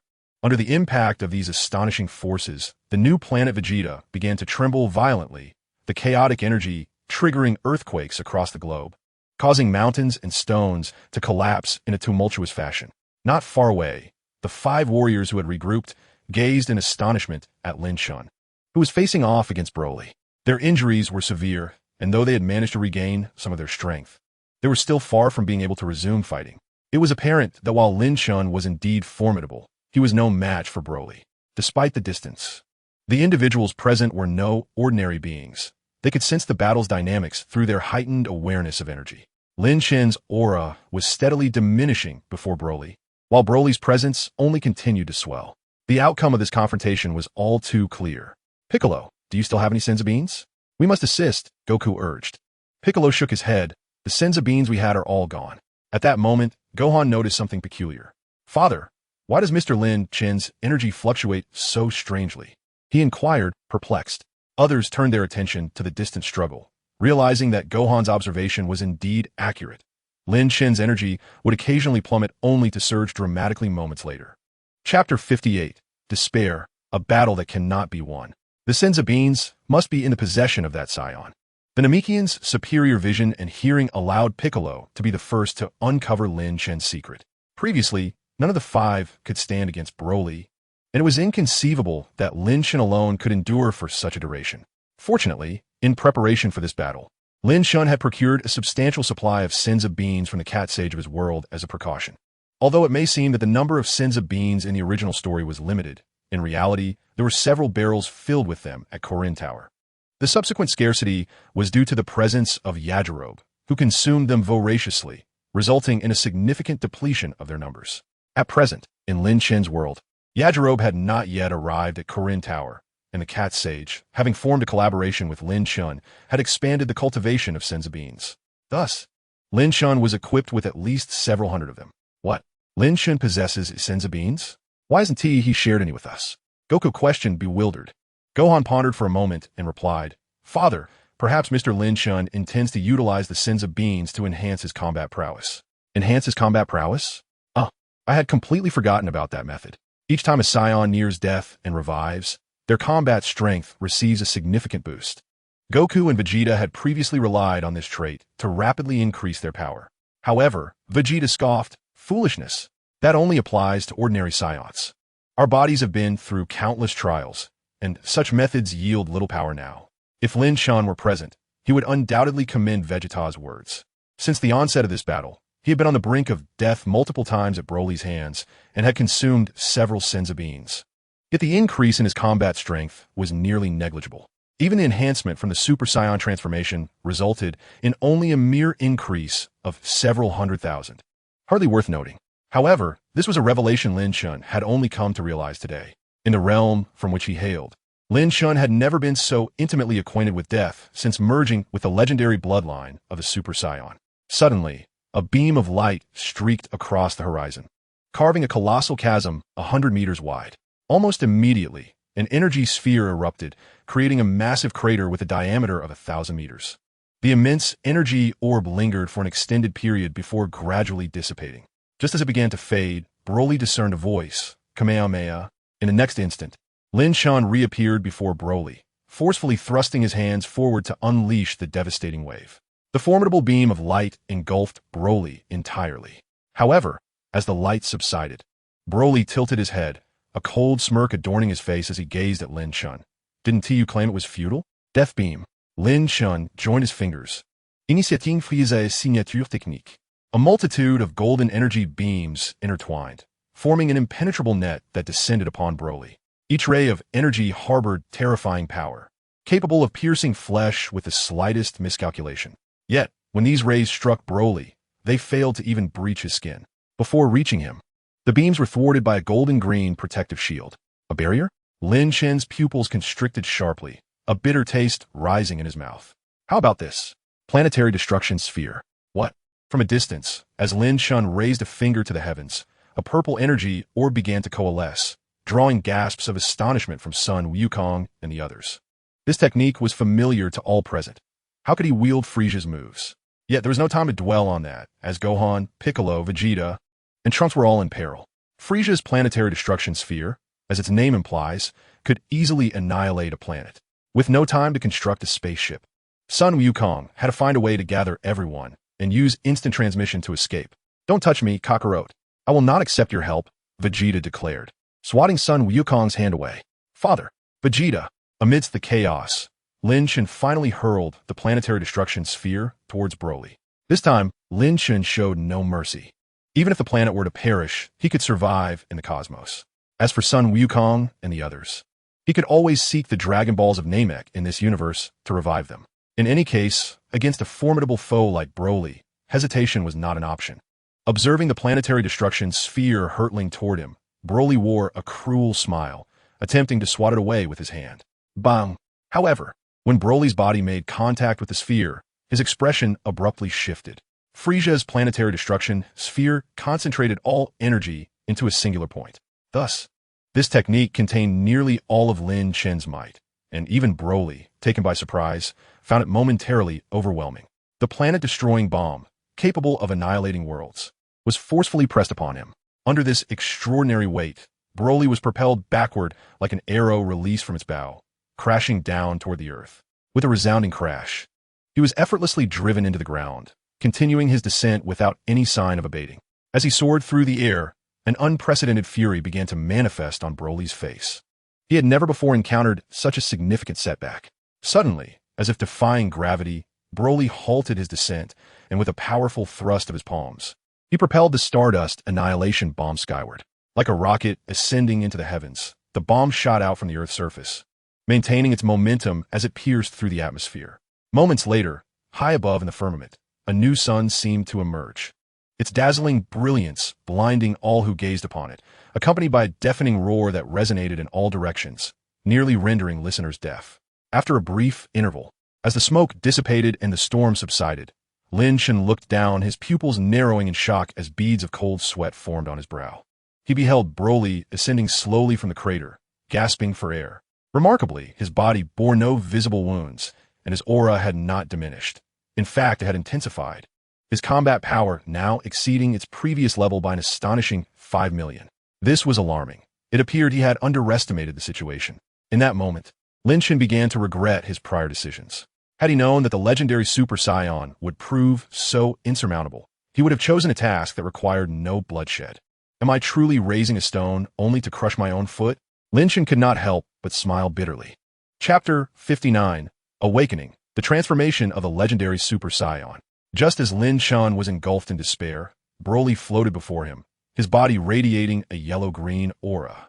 His eyes fixed intently on Lin Chen, glinting with a chilling light, as a low growl emanated from his throat. My energy is surging, ready to explode. Suddenly, Broly's form faltered, and with clenched fists, he let out a thunderous roar. A vast quantity of energy began to coalesce around him, enveloping him in a sphere of overwhelming power. Seconds later, a barrage of azure energy orbs erupted from Broly's body, igniting a series of violent explosions all around, nearly engulfing Goku and the others who were spectating from a distance. Fortunately, Goku swiftly employed instant transmission, whisking everyone to safety. However, elsewhere on the planet, fortune did not favor all. The minions who had successfully escaped, along with the Shamo Star slaves who had yet to board their spaceship, were consumed by the green energy blasts. Lin Chen, positioned closest to Broly, found himself bombarded by a relentless storm of energy. And having already exhausted most of his strength from the previous encounter, his defenses crumbled under the assault, sending him crashing to the ground. Even the form of a Super Saiyan could not be sustained, and his hair reverted to a deep black. Cursed fate! Lin Chen, summoning the last vestiges of his strength, retrieved a Senza bean from a system space. Just as he was about to ingest it, Broly suddenly appeared above him. So you rely on that bean to restore your stamina, do you? Broly's lips curled into a menacing smile as he descended rapidly. Thud! His legs crashed down upon Lin Chen's wrist, which clutched the bean. Oh! In an instant, Lin Chen's right hand was reduced to shattered bone. Broly let out a cold chuckle and leapt into the air, descending once more, this time directly onto Lin Chen's abdomen. Phew! Blood erupted from Lin Chen's mouth. How infuriating! The unprecedented agony ignited a fierce rage within him. Why hadn't he transformed yet? In his current state, why couldn't he become the legendary Super Saiyan? Danger breeds opportunity. Lin Chen resolved to confront Broly alone, determined that this was not an act of folly, but a calculated risk. His final hope lay in the legendary blood of the Super Saiyan coursing through his veins. Not only did this bloodline allow him to transform into the fabled form, with strength that increased with age, but it also bestowed a unique ability. The legendary Super Saiyan grows stronger when faced with formidable foes. Lin Chen's intention was to challenge Broly, forcing himself to awaken as the legendary Super Saiyan. However, it seemed his hopes were dwindling. Repeated injuries had not granted him the transformation he sought. Thud! Another immense weight bore down, threatening to crush the earth beneath him, while Lin Chen's body was utterly shattered, his life force barely detectable. Yet, in that moment, Lin Chen felt a surge within as countless cells began to tremble with fervor. Waves of golden energy radiating throughout his body, only to be absorbed and depleted, then erupting anew. This is bad. I may not last much longer. Everyone, lend me your energy. I need the strength to defeat Broly. As Lin Chen appeared on the brink of collapse, Son Goku struggled to rise, preparing for one final effort. At that moment, an astonishing aura suddenly erupted. Goku froze in disbelief. How is this possible? Piccolo exclaimed in shock. It's Mr. Lin Chen, but why? Trunks questioned, perplexed. Meanwhile, Vegeta trembled with rage, gritting his teeth. How can this be? The legendary Super Saiyan only appears once every millennium. Why is that guy also in the distance? Amid flashes of lightning, Lin Chen, who should have been obliterated, began to levitate, emanating a breathtaking golden blue aura. His appearance had transformed entirely. He now stood at nearly 2 meters tall, his physique robust and powerful, rivaling Broly's. The only difference was that Lin Chen's eyes remained a tranquil, emerald green. At this moment, Lin Chen had finally transformed into the legendary Super Saiyan form. It became evident that to achieve this transformation, one must be guided by a profound sense of rage. As Lin Chen gazed at his own body, brimming with power, an epiphany dawned upon him. No wonder he had been unable to break through in the past. It was simply because he had always sailed smoothly through life, effortlessly defeating foes like Frieza. In such a state, it was impossible for him to feel genuine anger. Ironically, both the legendary Super Saiyan transformation and the regular Super Saiyan transformation require an extreme emotional response as a catalyst. In that moment of despair, Lin Chen's fury had finally propelled him to complete his transformation. Upon successfully becoming the legendary Super Saiyan, his aura underwent a dramatic metamorphosis. This illustrious form not only healed Lin Chen's injuries, but also catapulted his combat power from a normal one. 6 million to an astonishing 80 million, a staggering 50-fold increase. Nearly on par with Broly. Unlike Broly, who had begun to lose his sanity, Lin Chen maintained control over his emotions, avoiding the fate of becoming a mere killing machine. Feeling the potent energy coursing through him, Lin Chen smiled and cast a glance at Broly, beckoning him with a gesture. With a roar, Broly's expression turned frenzied. He moved like lightning, instantly appearing before Lin Chen and launching a colossal fist towards his face. However, just as Broly's fist was about to connect, it was abruptly seized by Lin Chen's hand. With a grin, Lin Chen taunted, "How does it feel to be overpowered? After you struck me so many times. It's my turn now." With a thunderous punch, Broly expelled a mysterious liquid, doubling over in pain. The once unstoppable Broly, who had remained unfazed by any attack, was now visibly suffering under Lin Chen's blow. The ground shook as Lin Chen's iron fist rained down upon Broly, sending him crashing from the sky to the earth and back again, as if he had lost all capacity to respond, resembling a mere punching bag. For the first time, Broly's aura began to genuinely diminish. Chapter 60, Clash of Legends. The two legendary Super Saiyans, Lin Chen and Broly, engaged in an intense exchange of blows. Fist against fist, foot against foot. Yet this time, Broly lacked the overwhelming advantage he had previously held against Goku and others, instead finding himself being relentlessly pounded by Lin Chen. Despite Broly's superior fighting prowess, the current situation saw him being battered from all angles, his neck contorted as if he were on the verge of defeat. In the Spirit Time House, Lin Chen, under the guidance of Mr. Bobo, underwent training that eventually bore fruit under conditions of equal strength. Simultaneously, due to the fierce battle between the two, the new Planet Vegeta seemed to teeter on the brink of annihilation, with chaotic energy causing stones beneath their feet to defy the pull of gravity and float in the air, while mountains and rocks crumbled with a resounding crash. Not far away, Son Goku and the others could only watch helplessly.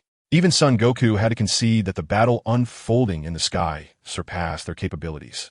Even if he gathered everyone's energy and joined the fray, it might not suffice. Truly, in such an intense battle, we have no opportunity to assist at all. Son Goku lamented, scratching his head, astonished by Lin Chen's formidable strength. Had he known, he should have challenged him earlier. Son Gohan chimed in, "Father, I can no longer discern their movements." "Damn it," Vegeta muttered, his face etched with frustration. Ever since defeating Cell, he had believed he had surpassed Son Goku and attained the title of the strongest Saiyan, only to encounter two overwhelmingly powerful Saiyans that filled him with despair. This was a disgrace for Vegeta, who had always prided himself on being the Prince of Saiyans. As Lin Chen continued to pummel Broly, the latter suddenly curled into a ball before expanding his body with vigor. A yellow-green radiance enveloped Broly entirely, shielding him from Lin Chen's blows as if they were striking a wall, producing a series of resounding thuds. Ding! Basic martial arts, genius talent activated. Learn the technique, protective shield. Upon hearing the system prompt, Lin Chen paused his assault for a moment, taking a brief respite. "Broly, don't you consider yourself invincible? Why do you only know how to defend and not retaliate?" Provoked by Lin Chen's words, Broly erupted with a roar. His muscles trembled with the force of his cry, and his aura surged like a tidal wave. Had Broly's power truly risen once more? Were all legendary Super Saiyans indeed monstrous? As the roar subsided, Broly grinned maniacally at Lin Chen, completely devoid of rational thought. In the throes of battle, Broly's sanity had vanished, transforming him into a primal beast that fought without restraint. Driven by a frenzied instinct, Broly charged recklessly forward. Lin Chen, wary of the threat, unleashed all the insights he had gained regarding energy from Mr. Bobo. With Broly's power once again amplified, a gap began to form between them, and as the disparity in strength reached a certain point, the efficacy of technique began to fade. This time, while Lin Chen still held the advantage, Broly could now mount effective counterattacks. With a resounding impact, Lin Chen's fist struck Broly once more. Although it still elicited a grimace of pain from Broly, this time, before Lin Chen could retract his fist, Broly managed to seize his arm with one hand. In the next moment, another sphere of yellow-green energy materialized in Broly's hand. He pressed this energy sphere against Lin Chen's chest and then propelled it outward, resulting in an instantaneous explosion. As if reveling in the success of his strike, Broly roared once more, but this time, his roar ceased abruptly within mere seconds. As the smoke and dust cleared, Lin Chen stood before him, unscathed, a layer of yellow-green protective shield enveloping him. Beneath the shield, Lin Chen panted. Having transformed into the legendary Super Saiyan, he too possessed nearly boundless power, akin to Broly. However, despite this seemingly infinite strength, fatigue still crept in. Gazing at Broly, Lin Chen realized it was time to devise a new strategy. Defeating such a formidable creature as the legendary Super Saiyan with conventional methods was futile. Their powers were too closely matched, making it impossible to determine a victor through straightforward combat. At that moment, Lin Chen's gaze unexpectedly fell behind Broly. Unbeknownst to him, the sun of New Vegeta had risen, and in the azure sky, a colossal white energy mass had taken up a significant portion of the heavens. It was the comet. According to Paragus's original plan, he intended to use the comet to annihilate Vegeta and his companions, with the comet's impact on New Vegeta scheduled for today. Unbeknownst to them, the battle between Lin Chen and Broly had persisted throughout the night, and that massive comet now loomed perilously close to New Vegeta. Eureka! Just as Lin Chen conceived his plan, an overwhelming barrage of energy blasts surged toward him like a tempest. These energy blasts collided with Lin Chen's energy shield, erupting in a cacophony of explosions. Amidst the chaos, Lin Chen suddenly soared into the sky, and the bloodthirsty Broly pursued him without hesitation, continuously hurling energy spheres in Lin Chen's direction. What were they intending to do? Below, Goku and the others watched in bewilderment as the two ascended higher, nearly breaching the atmosphere of New Vegeta. However, their concerns quickly shifted as the enormous comet came into view. Oh no, it's that comet. Piccolo, where's your spaceship? Hurry over there. Vegeta, stop dawdling. As Goku and his companions rushed toward the spaceship, Lin Chen and Broly finally broke free from the atmosphere. Both of them activated their yellow-green protective shields and continued their relentless pursuit of one another. With Broly in tow, Lin Chen soared nearly to the comet's proximity before coming to a halt. Broly's palm once again coalesced into an energy sphere, which he hurled toward Lin Chen. Initially, the sphere was no larger than a fist, but midway through its flight, it suddenly expanded to an enormous size. The massive energy sphere collided directly with Lin Chen's body. Yet at that moment, Broly noticed that Lin Chen, engulfed by the energy sphere, had suddenly flickered and vanished from sight. This Lin Chen is merely a remnant. Chapter 61. Returning home, I am the king of Saiyans. Remnant Fist. In an instant, Lin Chen appeared behind Broly, wrapping his arms tightly around him. With a powerful surge of energy erupting from within, Lin Chen clutched Broly and propelled them both toward the approaching comet. The legendary Super Saiyan is nearly invincible unless faced with an overwhelming disparity in strength. The only conceivable method Lin Chen could devise to defeat Broly was through the comet. Even Broly, confronted with a comet capable of effortlessly obliterating planets, could not withstand its might. However, as Lin Chen accelerated toward the comet with Broly in his grasp, even the mindless Broly sensed the looming danger under the comet's immense pressure. He began to rain down punches upon Lin Chen's back, desperate to free himself. Let go of me. Perhaps sensing the peril to his life, Broly suddenly regained his senses and shouted. Simultaneously, he conjured two energy spheres in his hands and pressed them against Lin Chen's back. Boom! Lin Chen had expended all his energy in restraining Broly, leaving him with no surplus to conjure a protective barrier. He could only grit his teeth and endure the onslaught. Fortunately, having transformed into the legendary Super Saiyan, His body was as indomitable as Broly's. Yet this was merely the beginning. Broly, now in a frenzy, unleashed a barrage of energy blasts upon Lin Chen's back. The explosions echoed like raindrops, and even Lin Chen, now a legendary Super Saiyan, began to feel dizzy. Nevertheless, he did not release his hold and continued to exert all his strength, driving Broly toward the comet. Above them, the colossal comet loomed perilously close, its white gaseous form dominating their view. If you let go, we shall both perish. No, only you will die, for I shall not. In a sudden moment, Lin Chen teleported to the surface of New Vegeta, standing upon a shattered rock. He lifted his head with great effort to gaze at the sky above. Without Lin Chen, Broly finally ceased his struggle, but by then, the comet was nearly upon him. There was no time to escape. Broly descended into madness once more, extending his arms and letting out a roar, radiating powerful energy. He intended to halt the comet with sheer force. When Broly's body collided with the comet, there was a fleeting moment when it seemed as though the comet had paused. Yet, in the next instant, the gigantic comet completely engulfed Broly, erasing his presence in that moment. Ding! Congratulations, host, you have completed the choice. Defeat Broly alone. Reward: Combat Power 5,000,000. Ding! Congratulations, host. You have completed the choice. Liberate the Southern Galaxy from the control of the legendary Super Saiyan. Reward: 1 experience card for the legendary Super Saiyan 2 form. Would you like to use the experience card immediately? No. In jest, the new Planet Vegeta seems poised for destruction. How could one possibly utilize an experience card at such a critical juncture? With the demise of Broly, the fate of the new Planet Vegeta appears bleak.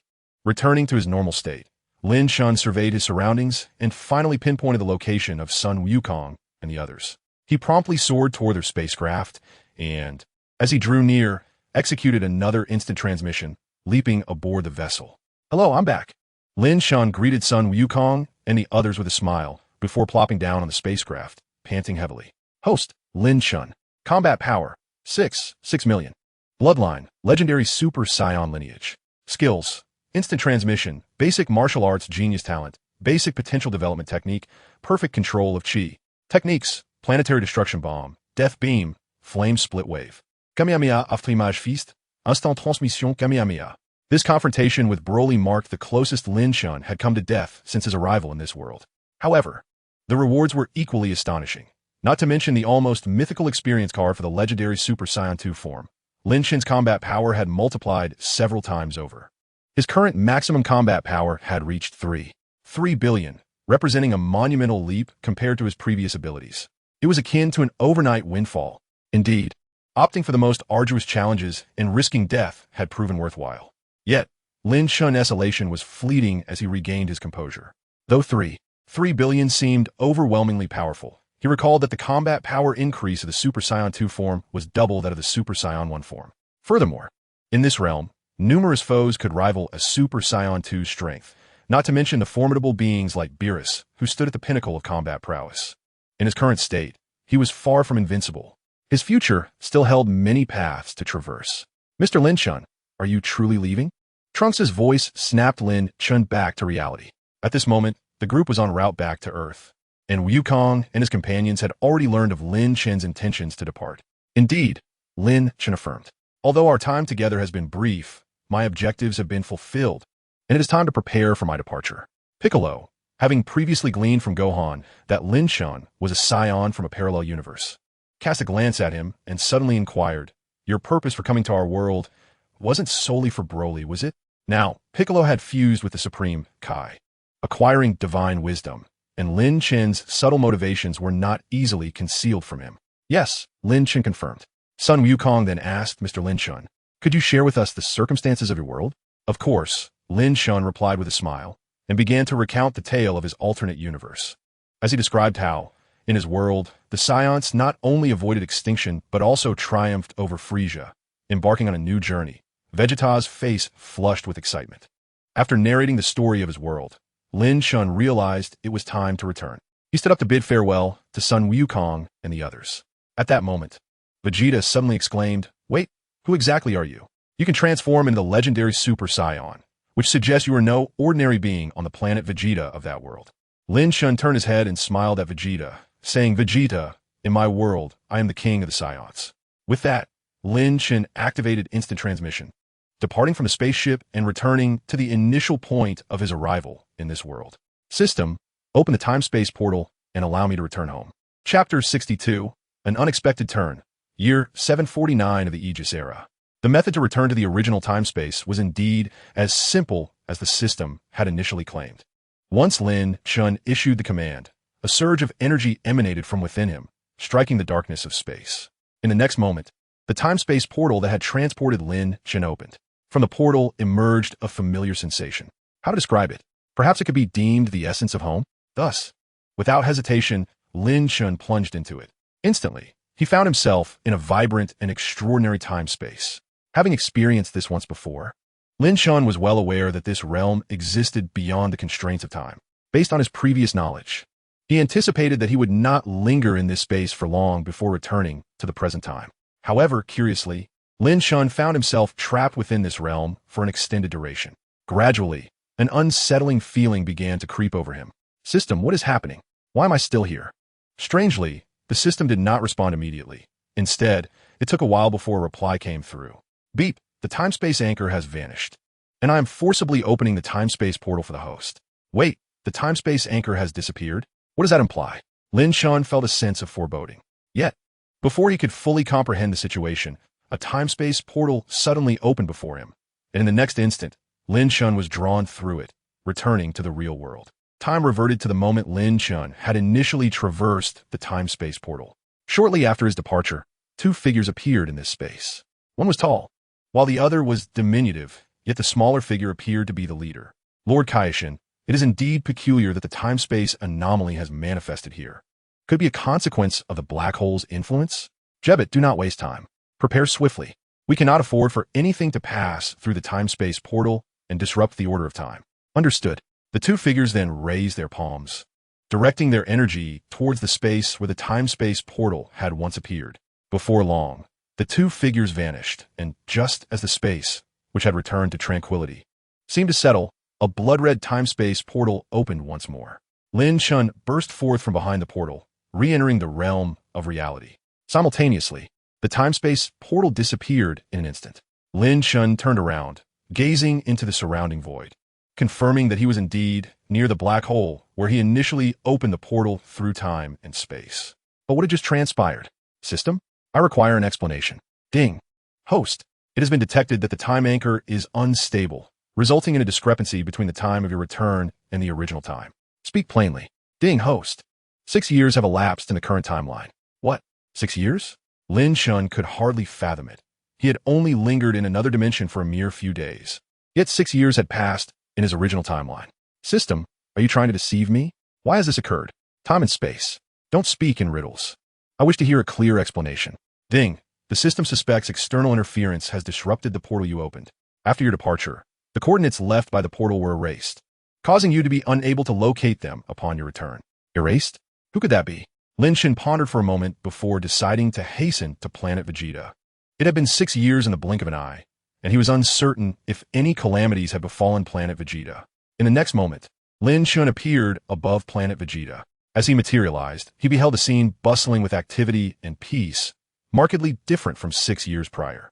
Numerous spacecraft were coming and going, and upon a slight focus of his energy, he could sense that, in addition to the Saiyans, there were now many other extraterrestrial beings present on Planet Vegeta. Just as Lin Chen began his descent toward the planet's surface, a cacophony of sirens erupted nearby. Several spacecraft adorned with flashing lights approached, and a group of Saiyans and aliens, on high alert, emerged from the vessels surrounding Lin Chen. This is Planet Vegeta. State your intentions, unknown stranger. A Saiyan equipped with a power level detector shouted at Lin Chen. Beads of cold sweat trickled down his face as his detector indicated that this mysterious figure before him possessed a power level exceeding 500,000. This strength was on par with the elite warriors of Planet Vegeta, save for those under the command of Princess Hannah. The defense team, with power levels only in the tens of thousands, wondered if they could withstand the encounter until the elite warriors arrived. Wait, this individual appears somewhat familiar. Have I seen him somewhere before? Who could it be? Lin Chen observed their watchful expressions and wondered if, during his absence of 6 years, numerous outsiders had visited Planet Vegeta. Otherwise, why would they display such wariness? Yet what was the origin of these aliens? Alas, 6 years had indeed wrought significant changes. With this thought, Lin Chen continued his descent. As he approached, a young Saiyan, seemingly no more than a teenager, perhaps overwhelmed by nerves, unexpectedly unleashed a wave of energy towards Lin Chen. Fool! Everyone, prepare for battle. Upon encountering his own kind, the first shot was unexpectedly fired, and the Saiyan leading the charge realized that the situation had spiraled beyond redemption, thus promptly issuing the command to prepare for battle. In that moment, the onlookers witnessed the energy wave unleashed by the Saiyan collide with Lin Chen, only to dissipate without effect. Remarkably, Lin Chen appeared unfazed, continuing his descent. What was happening? All gazes turned toward the youthful Saiyan, who wore a perplexed expression. I exerted my full strength just now. Never mind that. Immediately notify the defense headquarters that there has been an unauthorized incursion into Planet Vegeta. Before long, dozens of Saiyans soared into the sky, converging upon Lin Chen. Among them were several formidable presences. Is that Paragus? Sans signe familiar, Lin Chen smiled. Moments later, it was indeed Paragus, accompanied by a group of young Saiyans, who ascended. However, upon recognizing Lin Chen's visage, Paragus froze momentarily before erupting in exuberant exclamations. Ah, it is His Majesty, Lin Kex, Paragus shouted, activating his communicator to announce with authority across the public frequency. Everyone, His Majesty Lin Kex has returned. At that instant, the entirety of Planet Vegeta seemed to fall into a hushed reverence. Then, a golden aura erupted from the palace, rapidly approaching Lin Chen.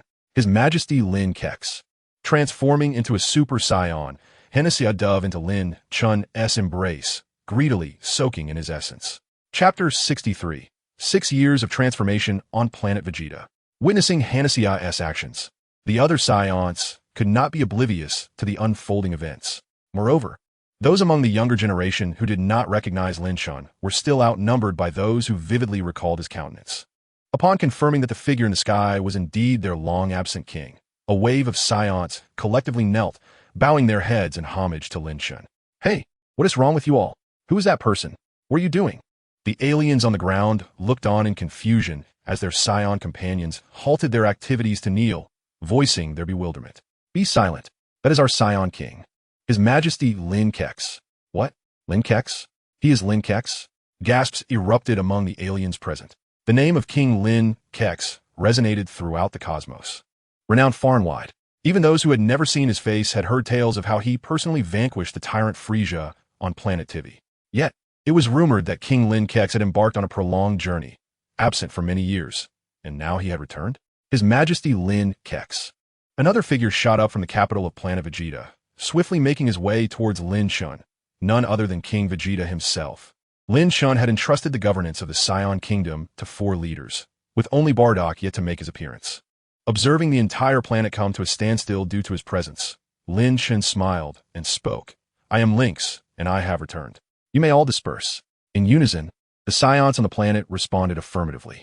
Moments later, order was restored across the globe. Only the few Saiyans who had previously confronted Lin Chen remained frozen in place, hesitant to move. Lin Chen glanced at them and waved his hand, saying, You may return. After 6 years, it is only natural that you do not recognize me.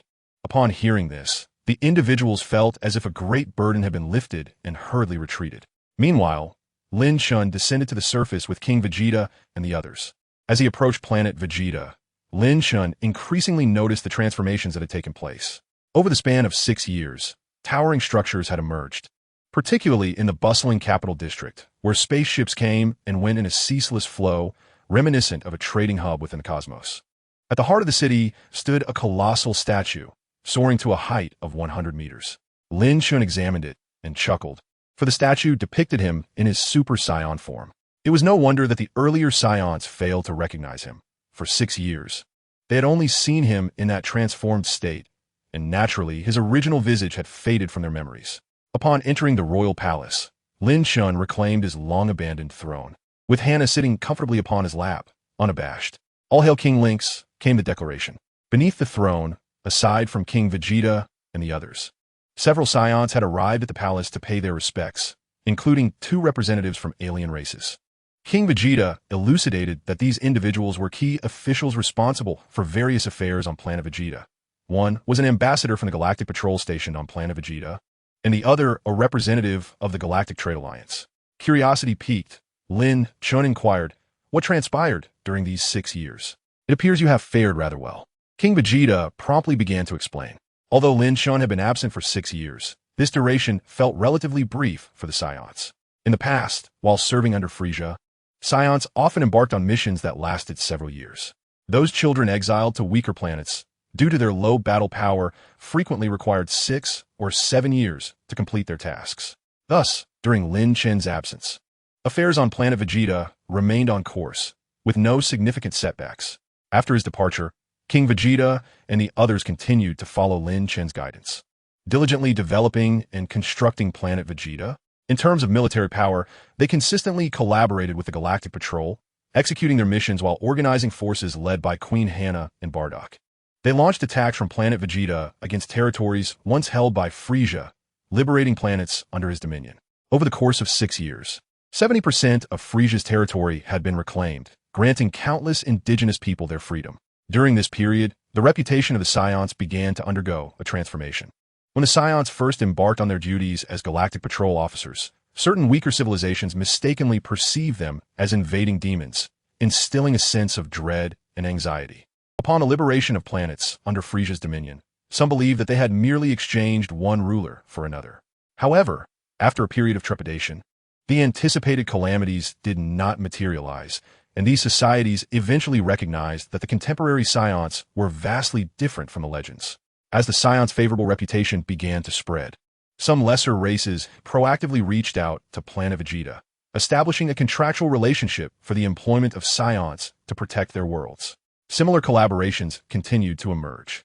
With these alliances, the necessity arose for individuals to remain stationed on the planets to facilitate daily communication and contact with the Saiyans, resulting in an influx of aliens on Planet Vegeta.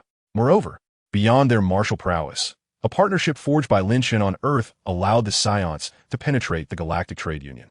The versatile capsules created by Dr. Brief unexpectedly became a bestseller across the cosmos. Initially, the Saiyans on Planet Vegeta had no intention of commercializing the capsules, with most of the capsules brought back by Hannah during her leisure trips to Earth. However, an unforeseen incident introduced the aliens on Planet Vegeta to the capsules, leading to an overwhelming demand from other civilizations.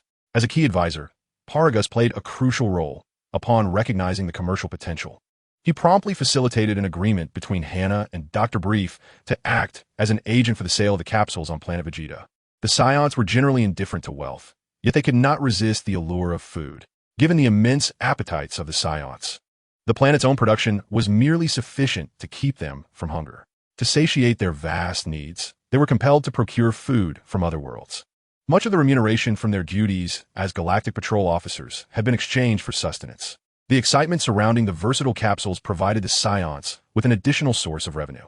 With the popularity of the capsules, food from across the universe began to flow into Planet Vegeta, becoming a staple for the Saiyans.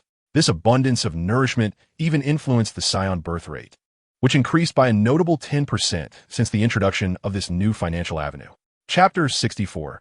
Unleashing Potential, Rewards for the Worthy. Upon hearing this news, Lin Chen could not help but commend Paragus. It was remarkable that, as a Saiyan, he had conceived the idea of engaging in commerce. While the notion of Saiyans in business might seem absurd, the mere fact that he had elevated their birth rate warranted significant recognition. It is essential to note that in this world, the Saiyans were perilously close to extinction, even without Frieza's intervention. The population on the entire Saiyan planet numbered less than 10,000, posing a dire threat to the survival of their species. Even though Lin Chen later liberated the Saiyans from Frieza's grasp and sealed off Planet Vegeta for 5 years, the issue remained unresolved. Due to insufficient food supplies, the number of newborn Saiyans was limited. However, thanks to Paragus's methods, there were finally signs of improvement. According to Paragus's report, the current Saiyan population had surpassed 10,000. Almost every Saiyan family was welcoming new life. Even King Vegeta, who had long been stagnant, had fathered a boy. "Well done, King Vegeta," Lin Chen remarked. "Your Majesty is jesting," King Vegeta replied, his face flushed. Han Asia, cradling Lin Chen, whispered in his ear, "Your Majesty, when will we have our own children?" Lin Chen coughed lightly and quickly shifted the topic. "King Vegeta, what is the current strength of the Saiyans?" King Vegeta responded, Your Majesty, after these 5 years, the number of Saiyan warriors with a battle power exceeding 10,000 has surpassed 2,000. Over 300 have surpassed 100,000, and, aside from us, 3 more have exceeded 500,000. Speaking of the achievements the Saiyans had attained over the past 6 years, King Vegeta was filled with excitement. In his lifetime, the Saiyans had never been as formidable as they were now. Not to mention, with Lin Chen and Han'Asia, the 2 Super Saiyans, overseeing them. There was much for every Saiyan to take pride in. Lin Chen felt quite satisfied with the enhancement of his Saiyan strength. He nodded and inquired, by the way, King Vegeta, what about the others? Has anyone besides Han'Asia become a Super Saiyan? Upon hearing Lin Chen mention them, King Vegeta's expression immediately changed, and he exchanged glances with Paragus. The 2 knelt on one knee, their faces filled with remorse. We apologize, Your Majesty. We have squandered your spirit fruit. Over the past 6 years, aside from Queen Han'Asia, no new Super Saiyans have emerged among the Saiyans. In fact, our own battle powers have scarcely improved. Oh, Lin Chen remarked, activating the battle power detector and scanning the 2 of them. Indeed, King Vegeta's battle power was now only 690,000, while Paragus had at least 600,000, showing little improvement compared to 6 years ago. As for Han'Asia, despite her ability to transform into a Super Saiyan, her base battle power stood at only 640,000, even less than that of King Vegeta. What about Bardock? Lin Chen inquired. Bardock has been out in battle, and his strength has increased significantly, yet he only reaches 730,000. We are deeply sorry, Your Majesty. It seems we have all reached our limits. Limits? Lin Chen chuckled. Indeed, King Vegeta and Bardock, in terms of potential, were not on par with the future generation of Vegeta. Even with the latest training methods, they seem to have nearly exhausted their potential. But did that mean they had truly reached their limits? Lin Chen did not believe so. Setting Han'Asia down, Lin Chen stood up and walked towards King Vegeta and Paragus. You 2 have excelled remarkably during my absence of 6 years. As a reward, allow me to elevate your potential. What? Upon witnessing Lin Chen place his hand upon his own head, King Vegeta appeared somewhat flustered. Your Majesty, what are you intending to do? I shall awaken your latent power. Latent power? Does such strength truly exist? I feel as though I have reached my limits in training. No sooner had King Vegeta spoken, when his energy erupted uncontrollably, causing those nearby to cast curious glances in his direction. Strength? My strength has suddenly increased. King Vegeta exclaimed with excitement, promptly activating his scouter to assess his status. Incredible! My battle power has risen by 100,000. Your Majesty, what exactly did you do? I merely awakened your latent potential. Not only your latent power, but your limits should also be elevated. With diligent training, there remains the possibility for further enhancement in the future, Lin Chen elucidated. Thank you, Your Majesty. Subsequently, Lin Chen performed the same potential development technique on Paragus and Han'Asia, significantly augmenting their battle powers as well. Particularly, Han'Asia's power surged to an astonishing 900,000. How extraordinary, Your Majesty! How did you accomplish this? I shall refrain from elaborating on the method. Suffice it to say, what I just bestowed upon the 3 of you is a reward for your efforts over the past 6 years, Lin Chen remarked. In response, King Vegeta proclaimed, inform everyone that henceforth, anyone who achieves merit in missions shall receive my reward of awakened potential. Understood, Your Majesty, King Vegeta replied eagerly, while the Saiyan officials present exhibited reddening eyes. After rewarding the 3 individuals, Lin Chen listened to various accounts from the past 6 years before dispersing the gathering and returning to the palace to rest. In his chambers, Lin Chen embraced Han'Asia, fulfilling the void she had endured for 6 long years. Following a passionate encounter, Han'Asia lay upon Lin Chen's chest, absorbing the tales of his 6-year absence. Upon learning that Lin Chen had ventured into another dimension, Han'Asia gasped in astonishment. Another dimension? No wonder we had not heard any news of Your Majesty during these 6 years. You were in a different realm. The Saiyans in that dimension were reduced to mere remnants. The legendary Super Saiyan? I had thought that was merely a transformation unique to us. It appears we are not the Super Saiyans mentioned in legend. Han'Asia mused as she listened to Lin Chen's words. However, when she expressed her thoughts about an individual from that dimension, Lin Chen suddenly froze. Kakarot? Isn't Bardock's son? I recall his battle power being only 2 at birth. Who could have imagined he would also transform into a Super Saiyan? Lin Chen abruptly sat up, asking Kakarot, oh no, I nearly forgot. Your Majesty, what have you forgotten? Han'Asia inquired. Lin Chen flipped off the bed, hastily dressing as he asked, "What month is it on Earth?" "What month?" "I believe it is September, Your Majesty." "Are you planning to go out?" Hennessy queried. "I apologize, Hannah, but I must make a trip to Earth." "Earth? Your Majesty, you cannot possibly be seeking out ties, can you?" "No, I'm going to meet Kakarot," Lin Chen replied. "Baldo Why?" "Because a legend is about to commence." Lin Chen turned back and said with a smile, "In the year 749 of the A.D. era, in the month of September, the character who would later be known as Sun Wukong, Kakarot, first embarked on his journey to seek the Dragon Balls. Thus begins Chapter 65, An Extraordinary Tale. Date, September 1st, 749 A.D. Location, Earth, Mount Pozu. This area is a tranquil expanse surrounded by majestic mountains, remote and sparsely inhabited. However, on this day, the sound of roaring engines echoed through the mountains. A rugged vehicle sped through the terrain. A young girl sat behind the wheel, driving while simultaneously peering at the Dragon Ball radar in her hands. There it is, the 4-star ball. Honestly, Master Roshi is utterly useless. He doesn't even know the flying technique. If he did, I wouldn't have to exert myself so much, having only gathered 2 Dragon Balls thus far. The girl muttered in frustration, her mind drifting into a flurry of thoughts. What should I make once I summon the Eternal Dragon? Should I inquire about Lin Chen's whereabouts? No. Ties mentioned that Lin Chen is merely away on a long journey and will surely return one day. I cannot waste my wish on that. I should wish for Lin Chen to fall in love with me. Yes, that's it. This youthful maiden is none other than the now-grown Bulma. In the blink of an eye, 6 years have passed, transforming the once little girl into a spirited young woman. Just like in the original tale, this world as Bulma has set forth on her quest to collect the Dragon Balls. In truth, Bulma's desire to gather the Dragon Balls had been kindled many years prior. Ever since she learned of the existence of such wondrous orbs, she has fantasized about collecting them to win Lin Chen's affection. To this end, Bulma scoured legends related to the Dragon Balls. And through eavesdropping on Lin Chen and his companions' conversations, she discovered that gathering all 7 Dragon Balls could summon the Eternal Dragon to grant wishes. In her fervor, Bulma even contemplated deceiving Master Roshi to acquire a Dragon Ball for research, hoping to create a device capable of locating the orbs. Yet just before she could act, Master Roshi's Dragon Ball mysteriously vanished. Without a Dragon Ball, Bulma could not develop her radar. It was not until 6 years later, when she stumbled upon a Dragon Ball in her family's storage, that she successfully created the Dragon Ball radar and embarked on her quest. While Bulma was lost in reverie, suddenly, a large fish appeared on the mountain road ahead. How could there be a fish on a mountain road? Before Bulma could grasp the situation, she realized that a young boy was carrying the fish. Oh no, there is no time. As the vehicle hurtled toward the boy, Bulma hastily slammed the brakes.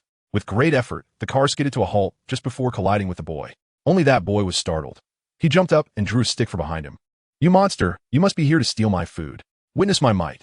Sun Wukong feigned to strike at the car, but at that moment, Bulma suddenly leaped out from within. "Hey, you little brat, what do you think you're doing with my car?" "What? There's a monster hiding inside you?" It was the first time Bulma had been called a monster, and her cheeks puffed up in indignation. "How dare you call me a monster?" Bulma took out her power level detector, aimed it at the boy, and burst into laughter. "Ha, a power level of only 10? Watch me teach you a lesson."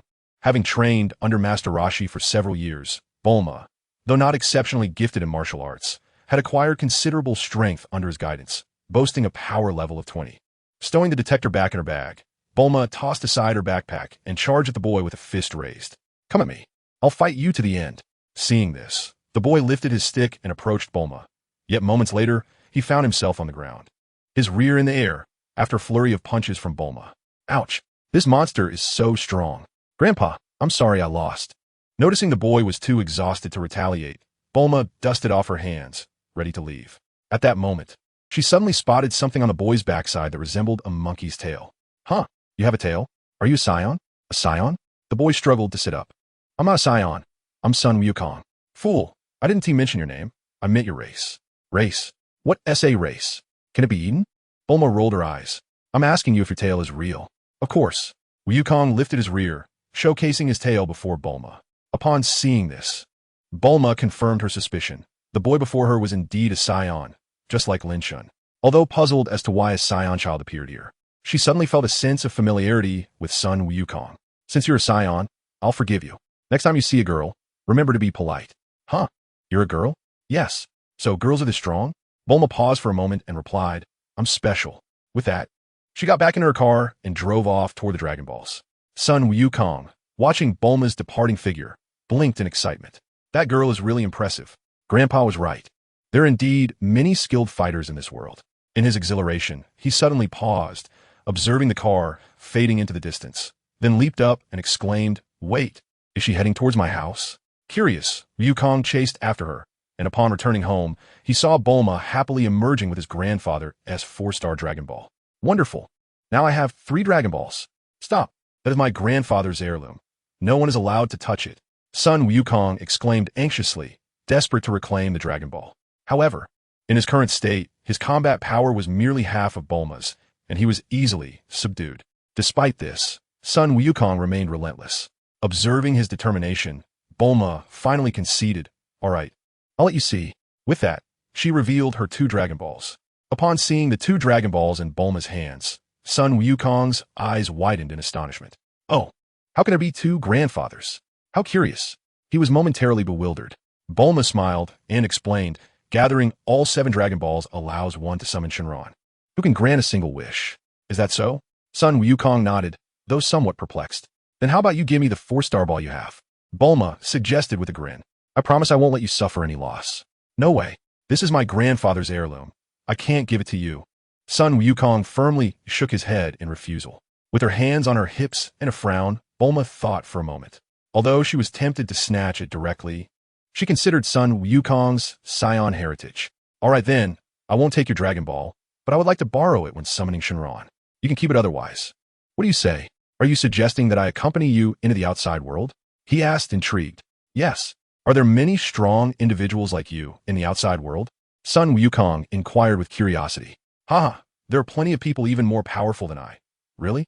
Son Wukong's eyes sparkled with excitement. Okay, but I'll only lend it to you once. It must be returned afterward. Deal, Bulma replied, her expression gleaming with success.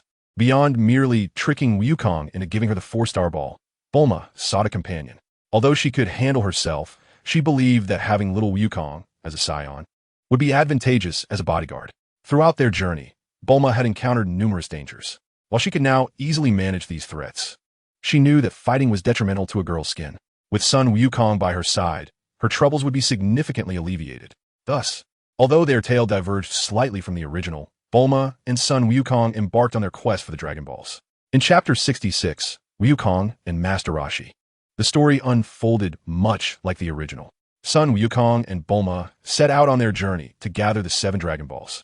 However, unlike in the original narrative, Bulma had transformed from a defenseless girl into a martial arts expert stronger than Son Wukong, thanks to Lin Chen's influence. After departing from Baotou Mountain, they soon faced an attack from a pterodactyl.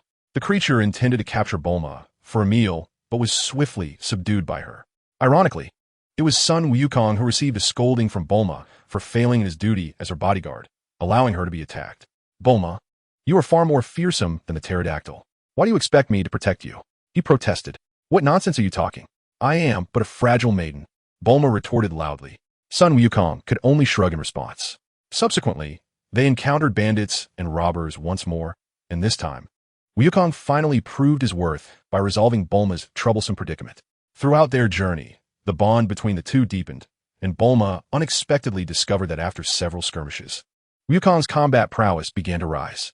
Wukong, your power level has increased slightly? It's now at 11. Power level? What is that? That evening, as Bulma and her companions traveled towards the eastern coast, they set up a mobile dwelling for the night. After bathing, Bulma, feeling a bit bored, picked up the power level detector and glanced at Wukong, only to find that the boy's combat power had indeed changed. The power level signifies the strength of your abilities. The higher the number, the more formidable the individual, Bulma elucidated. Is that so? What is your power level, Bulma? Wukong inquired curiously. I possess a power level of 20. Bulma replied with a hint of pride, asserting that among ordinary people, none could rival her.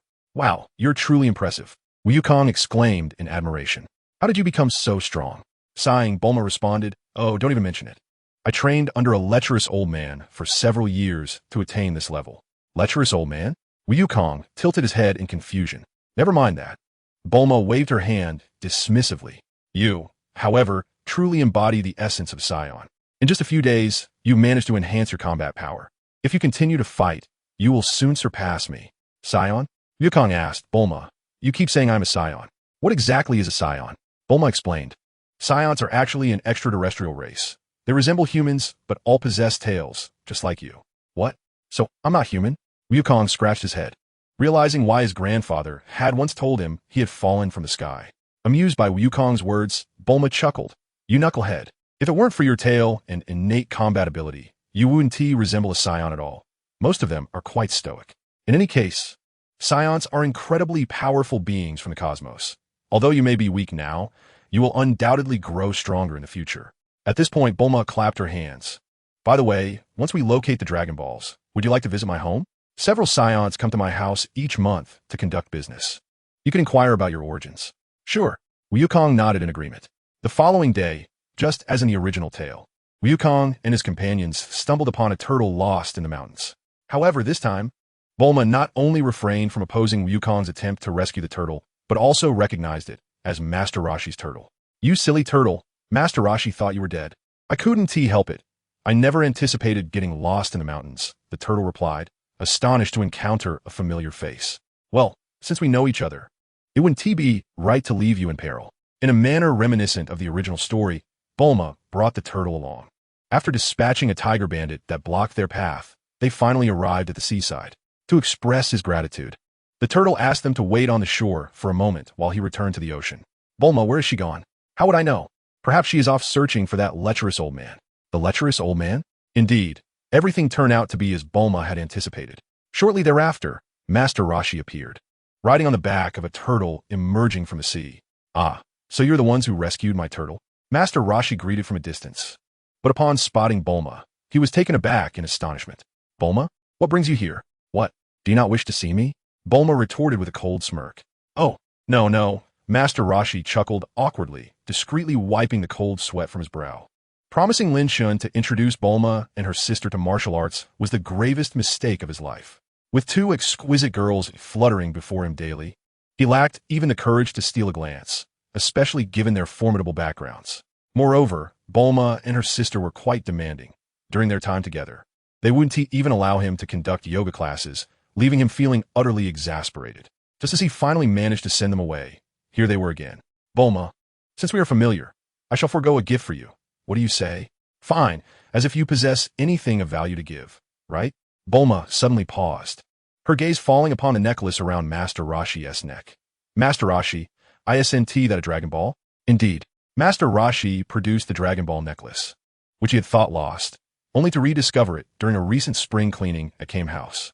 Well then, you may gift me that as a present. Much like the original tale, Master Roshi intended to impose a condition, but hesitated, ultimately deciding to hand over the Dragon Ball to Bulma without further ado. Forget it. This girl is Tai-'s sister, and Tai-'s boyfriend is that formidable Saiyan. I cannot afford to cross paths with them. Master Roshi, this child also saved my turtle. The turtle remarked. Master Roshi adjusted his sunglasses, dismissing Bulma and turning his attention to Goku. Since you were the one who rescued my turtle, I shall offer you a gift in return. Subsequently, as in the original narrative, Master Roshi presented Goku with a flying nimbus. Watching Goku soar on the nimbus like a bird in the sky, Master Roshi suddenly paused. Huh? Bulma, why does this child have a tail? Of course, because he is a Scion. What? Lin Chen and Tai have a child now. Master Roshi exclaimed in shock. No, that's not the case. This is the child I encountered in the mountains. His grandfather is named Son Gohan. Master Roshi was taken aback, calling Goku down to confirm, only to discover that this child was indeed adopted by his former disciple, Son Gohan. Who would have thought that Gohan's adopted child was a Saiyan? Chapter 67. A Parent's Love, the Dragon Reappears. After bidding farewell to Master Roshi, Goku and Bulma's adventures continued. Just as in the original tale, they acquired the fifth Dragon Ball in a small mountain village plagued by monsters, simultaneously capturing a pig named Oolong. To prevent the mischief of the rogue from continuing, they bound him and set forth on a journey, where they encountered the desert bandit Yamcha. Following a fierce battle, Sun Wukong and his companions resumed their journey, while Yamcha, unwilling to accept defeat, trailed them from a distance. Amidst this ongoing adventure, including Bulma, none noticed that a figure had been silently observing their exploits from above. This figure was Lin Chen, who had come to Earth. Upon realizing that the saga of the Dragon Balls was about to commence, Lin Chen hurriedly arrived on Earth with a pilgrim's heart, discreetly watching over son Wukong and his companion's grand adventure. Although the escapades below had diverged somewhat from what Lin Chen once knew due to Bulma's newfound strength, the differences were not significant. One day, after son Wukong and his party resolved the troubles of Fire Mountain and began searching for the last Dragon Ball, Lin Chen suddenly sensed that, apart from himself, there were others in the distance observing son Wukong and his group. Was that energy signature Bardock? To his astonishment, he realized Bardock was indeed on Earth. With a slight smile, Lin Chen swiftly made his way over. Sure enough, at an altitude of nearly 10,000 meters, Lin Chen encountered Bardock, whom he had not seen in 6 years, accompanied by a female Saiyan. Startled by someone calling his name, both Bardock and the female Saiyan were taken aback. However, upon recognizing Lin Chen, their shock transformed into joy. "Your Majesty Linkus, you have returned," Bardock exclaimed. "Indeed," Lin Chen nodded. "I wondered why I did not see you on Planet Vegeta. It turns out you came to Earth." "Your Majesty Linkus, this is my wife, Jine. We actually came to see Kakarot," Bardock explained. It was then that Lin Chen learned that over the past 6 years, Bardock and Jine had made it a point to visit Earth annually to observe their child. Following the relocation of Planet Vegeta, they utilized the latest high-speed spacecraft from the Galactic Patrol, allowing them to reach Earth in just a week. Yet, each time, they quietly watched his growth from a distance. "Bardock, are you planning to bring Kakarot back to Planet Vegeta?" Lin Chen inquired. "No," Bardock shook his head, smiling at his wife. In truth, Jine had considered this. "But sending Kakarot to Earth was your idea, Your Majesty. Moreover, I have glimpsed fragments of the future, although they are scattered images. I know that Kakarot will embark on a new life on Earth, which will greatly aid in his development. Your Majesty, what brings you here this time?" "Me? I too. How come to see Kakarot? This child's future is boundless." "Really?" Jine asked, her excitement palpable, for it pertained to her child's future. Lin Chen nodded yes. "I believe Kakarot may become a Super Saiyan in the future." "A Super Saiyan?" Jine was momentarily taken aback, for there were currently only 2 super warriors capable of transforming on Planet Vegeta. "Kakarot, my own son, currently possesses a mere battle power of 10. Yet he has the potential to transform into a Super Saiyan. Your Majesty, is this truly feasible? We shall wait and see. Kakarot's future may very well be the beacon of hope for the Saiyan race." Lin Chen expressed such sentiments regarding son Wukong. Both Bardock and Jine listened, their expressions filled with excitement. Ever since ascending to the throne as the king of the Saiyans, Lin Chen's words have never faltered. Thus, if he has made such a proclamation, Kakarot's future indeed holds limitless possibilities. Although Kakarot's current battle power is rather dismal, Lin Chen's assertion implies that he may yet rise against the odds. "Thank you, Your Majesty. Your words suffice. Jine and I shall take our leave." Bardock prepared to bid farewell. "No need for trouble. I shall teleport you both," Lin Chen responded, utilizing instant transmission to return Bardock and Jine to Planet Vegeta. Lin Chen further enhanced Bardock's potential, significantly augmenting his battle power before he returned to Earth. Meanwhile, the story of Wukong and his companions had progressed to the domain of King Pilaf. Although Wukong had shown some growth and had Bulma as an ally, their combined strength remained feeble. Under King Pilaf's trap, both son Wukong and Bulma fell victim, and ultimately they were captured, with all 7 Dragon Balls also falling into Pilaf's possession. As Lin Chen returned to Earth, he observed King Pilaf clutching the 7 Dragon Balls, making his way to the plaza outside his castle. Is he about to summon the Eternal Dragon again? Lin Chen mused with a slight smile. According to the original storyline, the wish granted by the dragon was destined to be squandered by Oolong. Although Lin Chen intended to watch the adventures of Wukong and the others, he was reluctant to miss the rare opportunity to utilize the dragon himself. "Ha ha ha! I, Pilaf, shall become the sovereign of the world," he exclaimed in excitement, flanked by the dog-headed man, Shu, and the diminutive Mai, who shared in his enthusiasm. Meanwhile, in the dungeon beneath the castle, Yamcha and the others bore expressions of discontent. "My Dragon Balls!" Bulma seethed, nearly driven to madness, as she pounded her fists against the wall. Each strike caused the wall to tremble violently, leaving Yamcha and the others in awe. They had not anticipated that within Bulma lay a power surpassing even that of Wukong. Though Bulma's fury was palpable, her strength was ineffective against the sturdy wall. "Cursed wall, why won't you break? My Dragon Ball is my wish," she cried out in frustration. At that moment, Yamcha suddenly had an idea, right?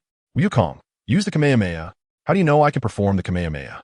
Wukong responded, "Stop dawdling and just do it." Bulma interjected with an exasperated roar. All right. Sun Wukong immediately took his stance, aiming at the wall. Kamehameha. After a white energy wave exploded against the wall, a small hole finally appeared. Though it was insufficient for an escape, it would allow Oolong and Por, the two little creatures, to slip through. Oolong, Por, it is up to you to retrieve the Dragon Balls. Meanwhile, in the square, Pilaf has finally summoned the dragon. Arise, Divine Dragon. In the moment Pilaf's words echoed, the 7 Dragon Balls suddenly began to emit a blinding radiance, soaring into the heavens. Thunder rumbled ominously. Golden lightning, like wrathful serpents, descended from the obsidian sky, striking the 7 Dragon Balls with ferocity. With a resounding roar that reverberated through the cosmos, the green figure of the dragon materialized in the night sky. Those who have gathered the Dragon Balls, declare your wish. Any desire can be fulfilled. The deep, resonant voice resonated across the desolate wilderness. The onlookers, most of whom beheld the true form of the dragon for the first time, were momentarily struck dumb with astonishment. However, Pilaf quickly regained his composure, opening his mouth in eager anticipation to voice his wish. Just then, a figure suddenly descended from the heavens, waving at Pilaf and his entourage. In an instant, a fierce gust of wind arose, sweeping Pilaf and his companions into the sky, carrying them away. Subsequently, the figure reached out with outstretched fingers towards Oolong and Por, who were rushing towards the Dragon Balls. An invisible force collided with them, forcefully pushing Oolong and Por back toward the castle. Who is that person? What is happening? Hearing the peculiar commotion outside, the previously despondent Bulma and her companions clamored to peer through a small opening to discern the situation outside. Eventually, the 3 of them crowded at the entrance, their gazes fixed upon the mysterious figure. It was then that tears welled in Bulma's eyes, although still at a distance. She recognized the silhouette. It was him. He had returned. The one who had driven away Pilaf and his gang and thwarted Oolong and the others was none other than Lin Chen. In the original narrative, during this wish to the dragon, Oolong had cunningly wished for a pair of panties, a triviality Lin Chen would never allow to tarnish the sanctity of the dragon's wish. Fortunately, Lin Chen had his own intentions regarding the wish to be made. Hovering before the dragon, he inquired, Divine Dragon, may I first ask if you can grant immortality? Immortality is beyond even the gods. Such a wish I cannot fulfill. Upon hearing the dragon's response, Lin Chen thought to himself, as expected, the dragon's powers have their limits, and the concept of immortality seems to surpass those bounds. Lin Chen's desire was to ensure that he and those dear to him could enjoy longevity. Yet, since the dragon could not grant this, it posed no hindrance, for he had alternative plans. Then, do you possess any means to extend one's lifespan? In the realm of the underworld, there exists a divine spring known as the Fountain of Youth, a substance the gods use to concoct elixirs of immortality. Mortals who partake may extend their years. The Fountain of Youth? Very well, I shall have this. This wish is exceedingly simple. In the next moment, the dragon's eyes glowed red, and a silver flask descended from the sky, floating into Lin Chen's grasp. Lin Chen opened the kettle and discovered a colorless, odorless liquid inside, sufficient for 3 to 5 people if shared. Your wish has been granted. Farewell. With those words, the divine dragon transformed back into his 7 Dragon Balls, swirling gracefully in the sky before soaring off towards distant lands. After retrieving the elixir of immortality into the system space, Lin Chen turned his gaze towards the castle that still held Sun Wukong and the others captive. Since he had made his presence known, a meeting was in order. With a smile, Lin Chen flew towards the castle. Upon seeing Lin Chen approach, Oolong and Por were startled, hastily transforming into small animals and scurrying back through the entrance of their prison. Oh no, the strange person is coming for us, Oolong exclaimed in terror, reverting to his original form. Do not worry, I am acquainted with him, Bulma said, having regained her composure in tears. Moments later, the wall crumbled as Lin Chen entered the prison. Hello, everyone, Brother Lin Chen, Bulma exclaimed, attempting to leap into his embrace. But he caught her gently and set her back on the ground. Lin Chen affectionately ruffled Bulma's hair, as he had in the past, and said, Bulma, it has been a long time. Brother Lin Chen, I am no longer a child, she replied. Lin Chen chuckled softly, choosing instead to regard the others. Having witnessed Lin Chen's effortless entry, Yamcha, Oolong, and Por greeted him with utmost respect, their expressions filled with deference. In contrast, Sun Wukong looked on with wide-eyed curiosity, his face radiating innocence. Big brother, you are so amazing. I barely made a small hole in this wall with all my strength, but you smashed right through. Lin Chen replied with a smile. With diligent training, you too can achieve great things. Diligent training? I've been training ever since my grandfather passed away. Hey, you have a tail, Sun Wukong exclaimed, his gaze fixed on the tail coiled around Lin Chen's waist. Is that a real tail? Indeed, Lin Chen said, pulling out the tail and waving it behind him. Like you, I am a Saiyan. Saiyan?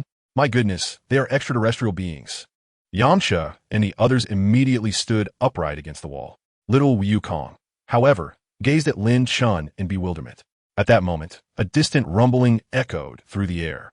Bulma stepped out from behind the wall to take a glance, only to retreat in haste. Big Brother Lin, they have returned. Outside the castle, a colossal robot charged towards them, piloted by the previously defeated Emperor Pilaf and his companions. Damn it, return my dream of world domination, Emperor Pilaf shouted, slamming a red button on the control panel. The robot promptly raised its right arm, for which a large cannon emerged. Bang! In the next instant, a cannonball was hurtling towards the castle. Everyone, be careful, Yamcha yelled, grabbing Puer and diving to the ground. Oolong desperately tried to squeeze into Yamcha's embrace. Only Lin Chen, Bulma, and Goku remained motionless in place. Bulma had faith in Lin Chen, while Goku was utterly bewildered by the situation. Yet within a heartbeat, a tremendous explosion erupted at the site where the projectile had fallen. The towering castle was instantaneously reduced to rubble. Ha ha ha, echoed the maniacal laughter of Pilaf, reveling in the obliteration of the fortress. Asu and Xiao Wu were left in utter despair, lamenting, Lord Pilaf, all our possessions were in that castle. Silence. I care not for your trifling wealth. Their demise is the only remedy for my seething wrath. However, as Pilaf's words faded, his eyes widened in astonishment. Behind him, Asu and Xiao Wu gaped, their jaws agape as they stared at the monitor. To their shock, from the ruins of the castle, Lin Chen emerged, unscathed, rising gracefully from the debris. Chapter 69. Goku's Future, a Choice Revisited. The sight of Lin Chen suspended in the air rendered Pilaf and his companions momentarily breathless. After a brief pause, the three of them cried out in unison, a ghost. Amidst their screams, a Kamehameha wave surged through the air, piercing through the armor of the robotic adversaries. Boom!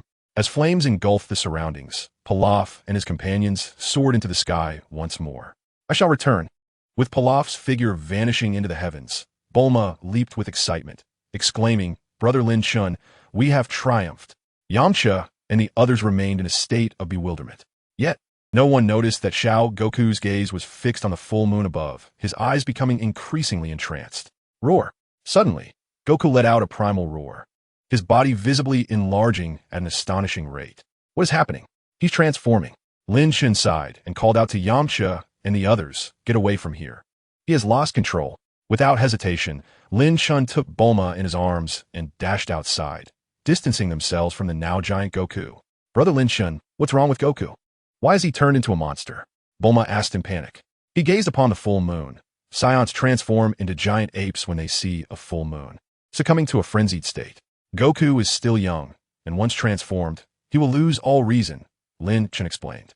Upon hearing this, Bulma turned her gaze back to Lin Chen. Brother Lin Chen, what about you? Do not worry. I can control my transformation, and I did not look at the moon, Lin Chen reassured her. But what about Goku? Bulma pressed anxiously. Fear not. I shall handle this. With that, Lin Chen vanished from sight. When he reappeared, he was behind Goku. Even in his giant ape form, Goku's battle power barely exceeded 100. Indeed, the protagonist's aura surrounded him. With a sigh of realization, Lin Chen reached out and seized Goku's tail. Though lacking consciousness, Goku's fighting instincts sensed the grip on his tail. His massive form turned, raising a fist to strike Lin Chen. Thud! Lin Chen effortlessly caught Goku's colossal fist, and with a surge of strength, he prepared for the ensuing struggle. Wukong's tail fell to the ground with a thud, and his immense form began to rapidly deflate like a punctured balloon, soon reverting to its original state and slipping into unconsciousness. Brother Lin Chen, are you all right? Bulma rushed over, her voice laced with concern. I am fine, but please find something to cover Wukong. We must ensure he doesn't catch a chill, Lin Chen replied. Bulma turned her head and was taken aback to discover that little Wukong lay on the ground in a state of undress. Initially, she feared he had perished, but then the sound of his snoring reached her ears, revealing he was merely asleep. Crossing her arms, Bulma sighed. I once heard Wukong mention that his grandfather was slain by a monster. Could this creature be none other than himself? Perhaps so. Though merely a child, a Saiyan transformed into a great ape is not a foe that ordinary humans can confront, Lin Chen mused. However, gazing at the now relatively weak Wukong, whose combat power barely surpassed a mere 10, Lin Chen suddenly pondered a pressing matter. Given that Wukong's future adversary, Vegeta, has already surpassed his canonical strength, and even his elder brother Raditz boasts a battle power exceeding 10,000, should he not hasten Wukong's training? Ding! The system detected the host's hesitance regarding Wukong's future and activated the ultimate choice system. Option 1. Allow Wukong to grow independently. Reward. Universal textbook on key perception. Time point 1. Option 2. Take Wukong back to Planet Vegeta. Reward. Universal textbook on the Kaiōshin technique. Option 3. Train Wukong for 1 year. Increasing his combat power by 10,000 points. Reward. 1 vial of 100 cell solvent. Am I to determine Wukong's destiny? Lin Chen mused, a smirk playing on his lips as he began to contemplate. To be honest, upon returning and witnessing the advancements on Planet Vegeta, Lin Chen had begun to adopt a more indifferent stance regarding events on Earth. Initially, he insisted that Bardock send Wukong to Earth, drawn by the prospect of Wukong's astounding potential and the proof of his son Gohan's hybrid strength between Saiyans and Earthlings. In Lin Chen's eyes, should the progress of Planet Vegeta stagnate, Wukong on Earth would represent their final hope. However, with the current smooth development of Planet Vegeta, Wukong's combat abilities had begun to seem somewhat unimpressive to Lin Chen. After all, the reward from the choice tasks had significantly enhanced Lin Chen's own combat power, rendering even a typical Super Saiyan Level 2 opponent insufficient to rival him. Thus, in terms of his own journey and for Planet Vegeta, Wukong's future contributions seemed superfluous, at least until Lin Chen reached the realm of Super Saiyan 3. The only value Earth still held for Lin Chen was as a spectator and enthusiast of Dragon Balls, relishing the unfolding of a familiar narrative before his eyes. With this realization, Lin Chen made his decision. System, I choose option 1. Regarding Wukong, Lin Chen opted to let nature take its course. At least until Wukong possessed the capability to traverse the cosmos, Lin Chen resolved not to exert excessive influence over him. Upon reflection, it became clear that Wukong's initial growth in combat power was gradual. He belonged to the type that accumulates strength over time. Although the battles on Earth did not swiftly transform Goku into a formidable warrior, they laid a solid foundation for his growth. It was precisely through these experiences that Goku, despite his initial status as a low-level fighter, eventually became the first to achieve the transformation into a Super Saiyan. If Lin Chen were to interfere with his development, it might indeed bolster Goku's strength in the short term. It could also stifle his potential for future growth, akin to the folly of hastily pulling up seedlings. Thus, it is best to allow him to mature at his own pace. Ding! The host's choice has been confirmed. The reward has been credited. Within Lin Chen's system space, a video tutorial in universal format instantly appeared, and his attribute panel reflected an increase in time points. Shortly thereafter, young Goku finally awakened from his slumber. Upon regaining consciousness, he was completely oblivious to the transformation and instead puzzled over the absence of his clothing and tail. Yamcha and the others had initially intended to shield Goku from the truth, fearing he would feel guilty for inadvertently causing his grandfather's demise. But Lin Chen revealed the reality of the situation. I accidentally caused my grandfather's death? Even the innocent Goku found it difficult to accept the truth. Lin Chen, you're being too cruel, Bulma remarked. No, this is all for his own good, Lin Chen replied sternly, arms crossed, addressing Goku with gravity. Goku, this all stems from your weakness. If you were strong enough, you would maintain your will even after transforming. In essence, you lack sufficient training. Upon hearing this, Goku clenched his fists, determination evident in his voice as he asked, Lin Chen, can you teach me how to train? Chapter 70. Each going their own way. Lin Chen's wedding. You wanted to teach you how to train? Lin Chen observed Goku coldly. Yes, big brother, you are so impressive. I wish to learn from you, Goku stated earnestly. Very well. As long as you can touch me, I will teach you, Lin Chen replied. All right. Young Goku nodded vigorously, assuming a posture of readiness. However, at that moment, his stomach growled unexpectedly. Embarrassed, he said, Oh no, I'm hungry. Big brother, could you wait while I find something to eat? No need, Lin Chen said, tossing Goku a magic bean. Just eat this. What is this? Goku curiously placed it in his mouth and chewed, his eyes widening in astonishment. This is amazing. I'm full, and all my strength has returned. What is this? This is a magic bean. One will satiate your hunger. Lin Chen, do you have any more? Could you spare some for me? If you can touch me, I might grant you a few. All right, I will make my move now. Young Goku readied himself and shouted before charging directly at Lin Chen. Though his spirit was high, the disparity in strength was unmistakable. Given Goku's current abilities, even attempting to make contact with Lin Chen proved impossible. After a brief play session with Goku, Lin Chen lost his patience. I shall counterattack now. Be careful. What? As soon as the words left his mouth, Lin Chen's tail whipped back, catching little Wukong off guard and rendering him unconscious with a single blow. Wukong's companions, Oolong and others, hurried over and gently tapped his head, rousing him from his stupor. Lin Chen, did you strike a bit too harshly just now? Bulma inquired, somewhat perplexed. Lin Chen shook his head and addressed Wukong. Do you now comprehend the vast chasm between us? The disparity is too great. You cannot learn anything from me here, and it could even lead to your demise during training. Little Wukong scratched his head, his expression devoid of despondency, simply stating, oh dear, it seems that way. Observing his innocence, Lin Chen smiled, pondering that Wukong's simplicity might be one of the reasons for his rapid growth in the future. With that thought, Lin Chen asked, do you remember Master Roshi? Wukong replied, of course, that old man. He is the second strongest person I've met, apart from you.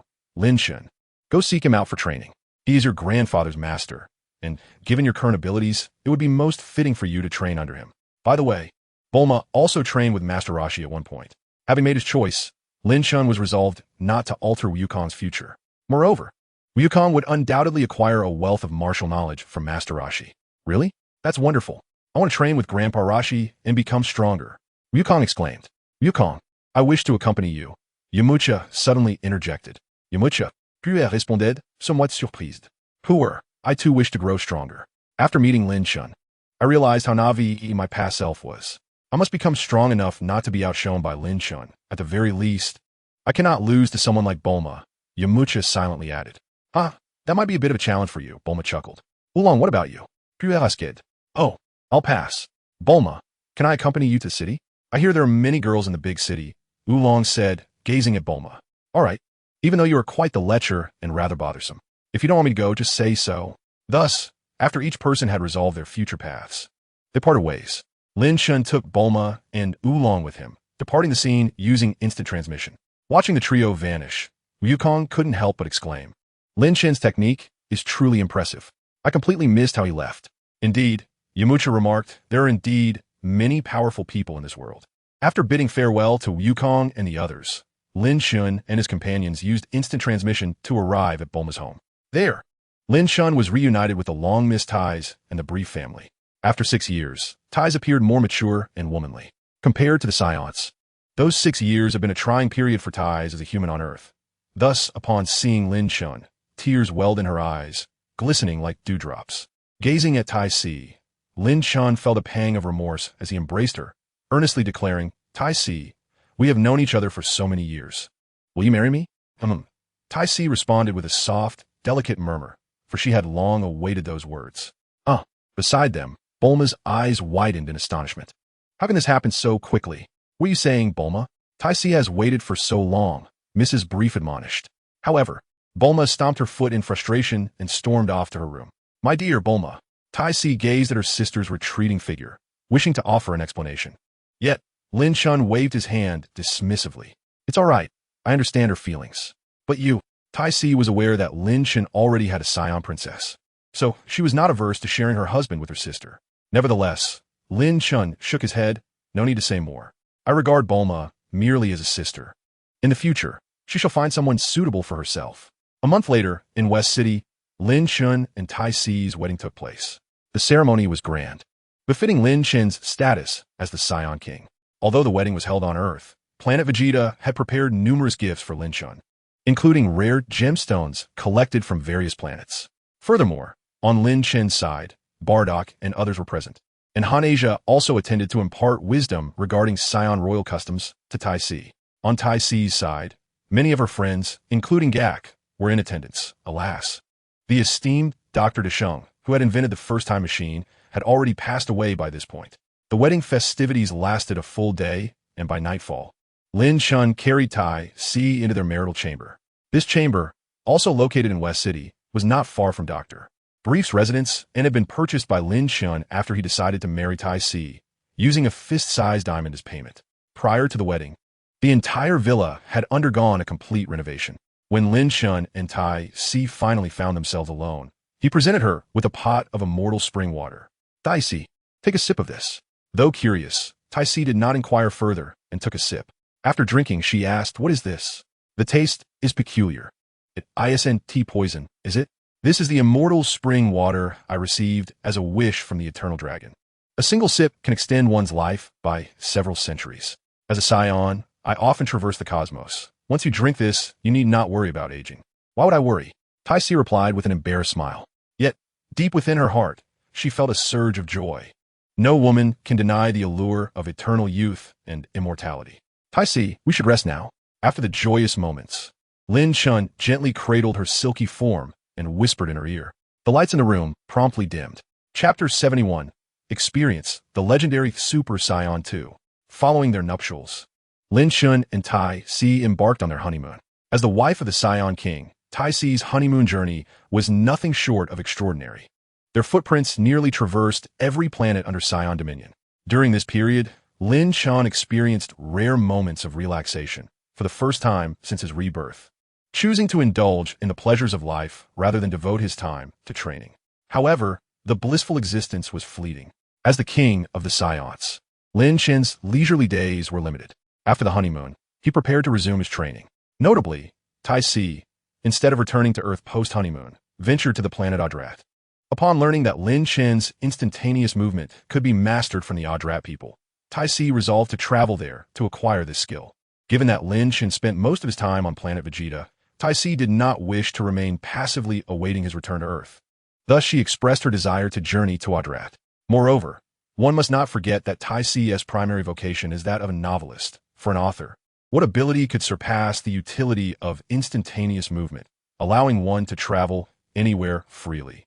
In terms of combat prowess, after Lin Chen employed the potential development technique, Tai Si's battle power exceeded 10,000, alleviating Lin Chen's concerns for her safety, and he sent her off without hesitation. The Adrat people are a peace-loving race, hospitable and averse to conflict. They readily agreed to Tai Si's request. Once it was confirmed that Tai Si had commenced her training, Lin Chen departed from Adrat to attend to his own matters. For Lin Chen, the paramount task at hand was to utilize the rewards obtained from his previous temporal journey, the legendary Super Saiyan 2 experience card. Host, Lin Chen. Combat power, 68 million. Bloodline, legendary Super Saiyan bloodline. Skills, instantaneous movement, novice martial arts genius talent, basic potential development technique, perfect control of ki. Techniques, planet destruction bomb, death beam, flame split wave. Turtle school, Kamehameha, instantaneous movement Kamehameha. Since traversing time and space, Lin Chen's combat power has seen a remarkable enhancement. Typically, once one's battle power exceeds 1 million, the rate of training diminishes significantly. However, thanks to the system's rewards, Lin Chen's base combat power surged nearly 5-fold. Coupled with the 50-fold increase from his transcended form, Lin Chen's combat power has escalated far beyond mere quintuple. Upon transforming into the fabled Super Saiyan, Lin Chen's battle power not only surpassed 100 million, but exceeded 300 million. This figure, based on Lin Chen's estimates of the combat powers in another timeline, may even eclipse that of Gohan in his Super Saiyan 2 form. However, the path is unending and formidable foes abound in this timeline, compelling Lin Chen to avoid stagnation. Besides honing his skills to enhance his strength, Lin Chen's next endeavor is to explore further transformations. The ordinary Super Saiyan has beyond the first form, the Super Saiyan 23 form. Although Lin Chen's legendary Super Saiyan is distinct from the common variety, it is likely that there exists a corresponding advanced transformation as well. However, this transformation had never been described in the original work, leaving Lin Chen utterly perplexed. Thus, the experience card for the legendary Super Saiyan 2, acquired through his mission, held immense value for him. Although the experience was limited to merely 1 hour, it was sufficient to illuminate a path for Lin Chen to grow stronger. On that day, Lin Chen instantaneously transported himself to a desolate and unfamiliar icy planet. Despite its seemingly barren appearance, beneath the icy surface lay a clandestine base of cosmic pirates.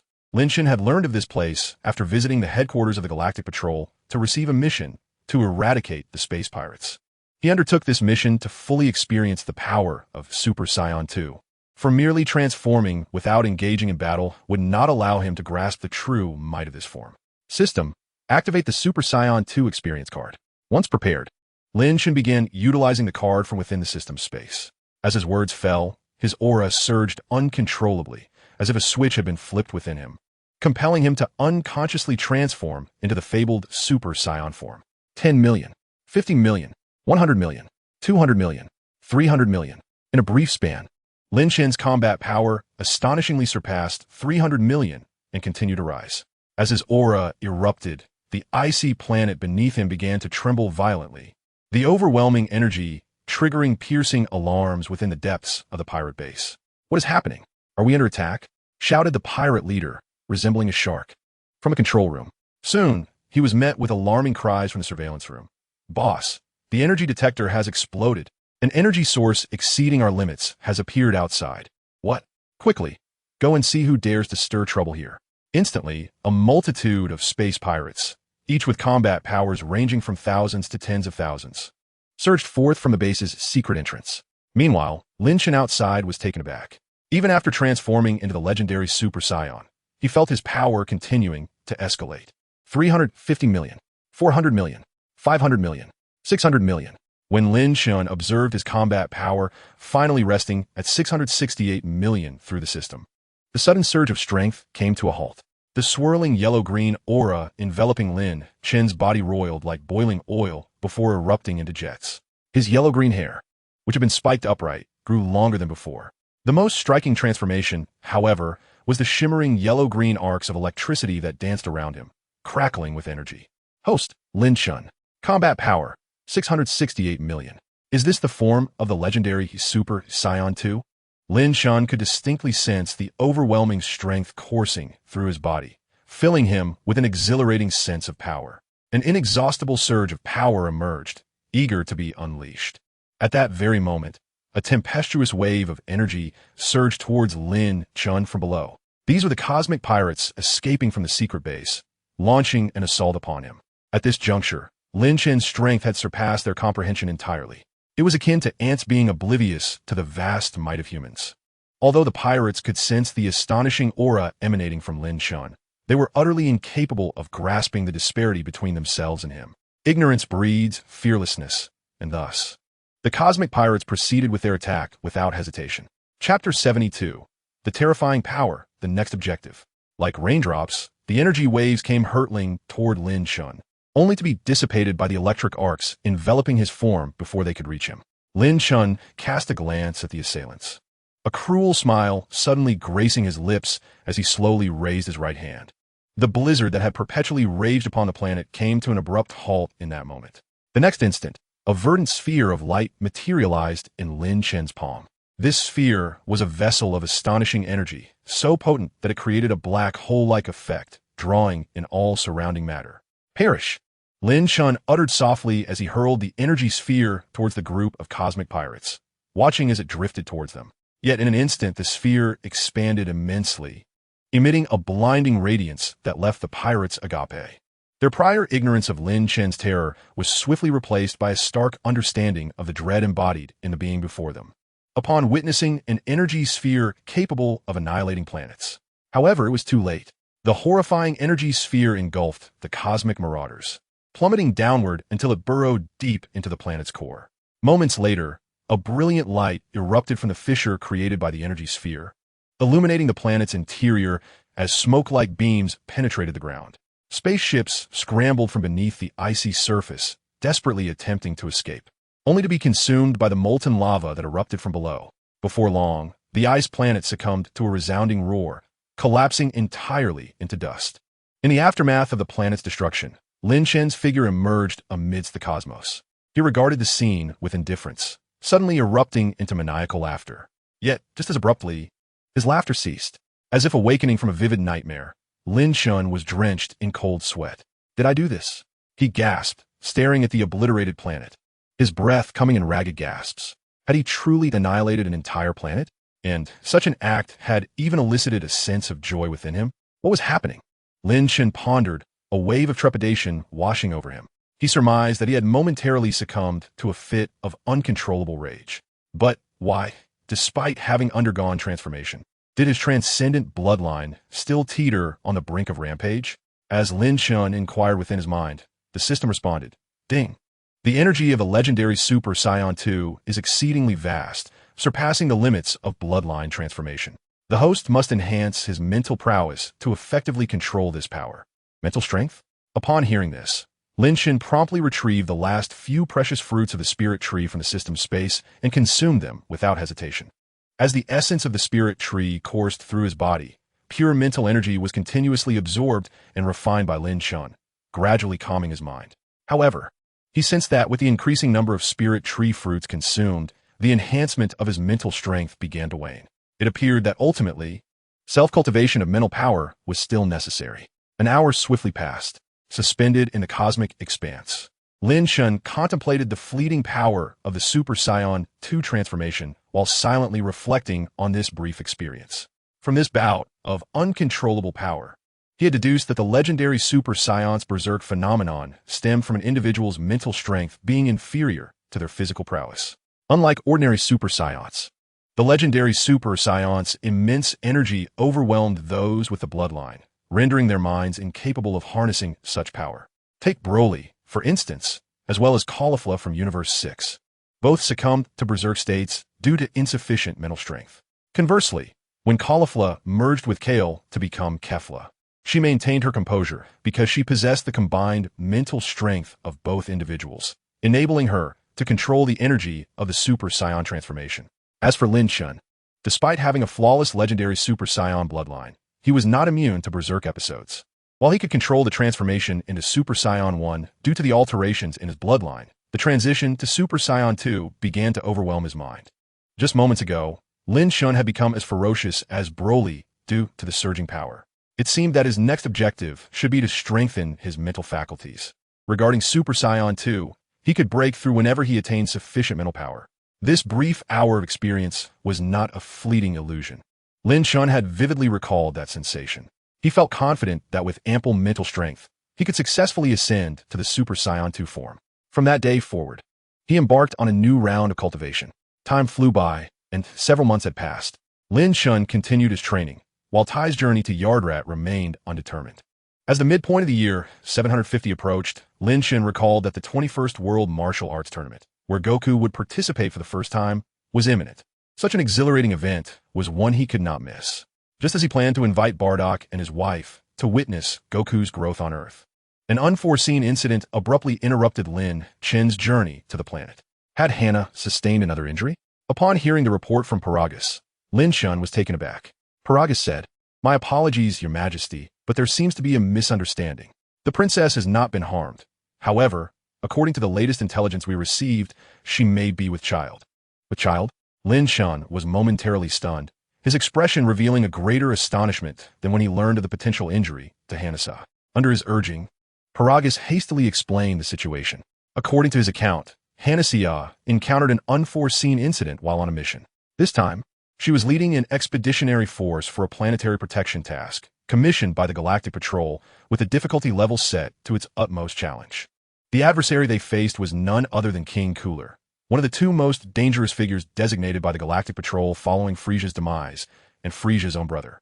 The planet known as Ivlit was recently marked as a target for conquest by Cooler's forces. Ivlit is a planet rich in history and advanced technology, renowned for possessing the most comprehensive library in the universe. Upon learning of the situation, they immediately sought urgent assistance from the Galactic Patrol. The Scions were dispatched as the support unit, sent urgently to the site. It was during their arrival and commencement of battle that the unfortunate incident involving Hanasa occurred.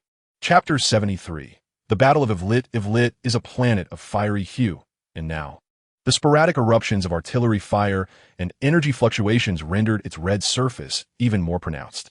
At that moment, a large spacecraft frequently utilized by the Galactic Patrol soared above the planet's atmosphere. Unlike the typical vessels of the Patrol, this one bore the insignia of the Scions rather than the Galactic Patrol emblem. This ship was commanded by the Scion Princess, Hanasa, leading a special operations team of Scions. The ship was piloted not by Scions, but by cosmic aviators dispatched by the Galactic Patrol to assist the Scions. as the vessel breached the atmosphere. One of the pilots remarked, "Princess Hanasya, below lies of lit. We have detected Cooler-S ship hovering over the capital. Shall we descend and confront them directly?" "Prepare to open the hatch," Hanasya commanded. At that moment, the pilot interjected, "Wait, Your Highness. The Evolutians have just sent a request for assistance. Their evacuation convoy is under attack. We must prioritize their rescue." "What? I was hoping to engage Cooler," Hanasya complained, but then relented, saying, "Very well. Let's proceed to their aid." Meanwhile, beneath the surface, the sounds of artillery echoed, and smoke billowed into the air. An evacuation convoy of Evolutians, having fled the capital, was being toyed with by a group of Cooler-S soldiers. The Evolutians, a subhuman race, bore a physique similar to that of the Saiyans, but with red hair and pointed ears.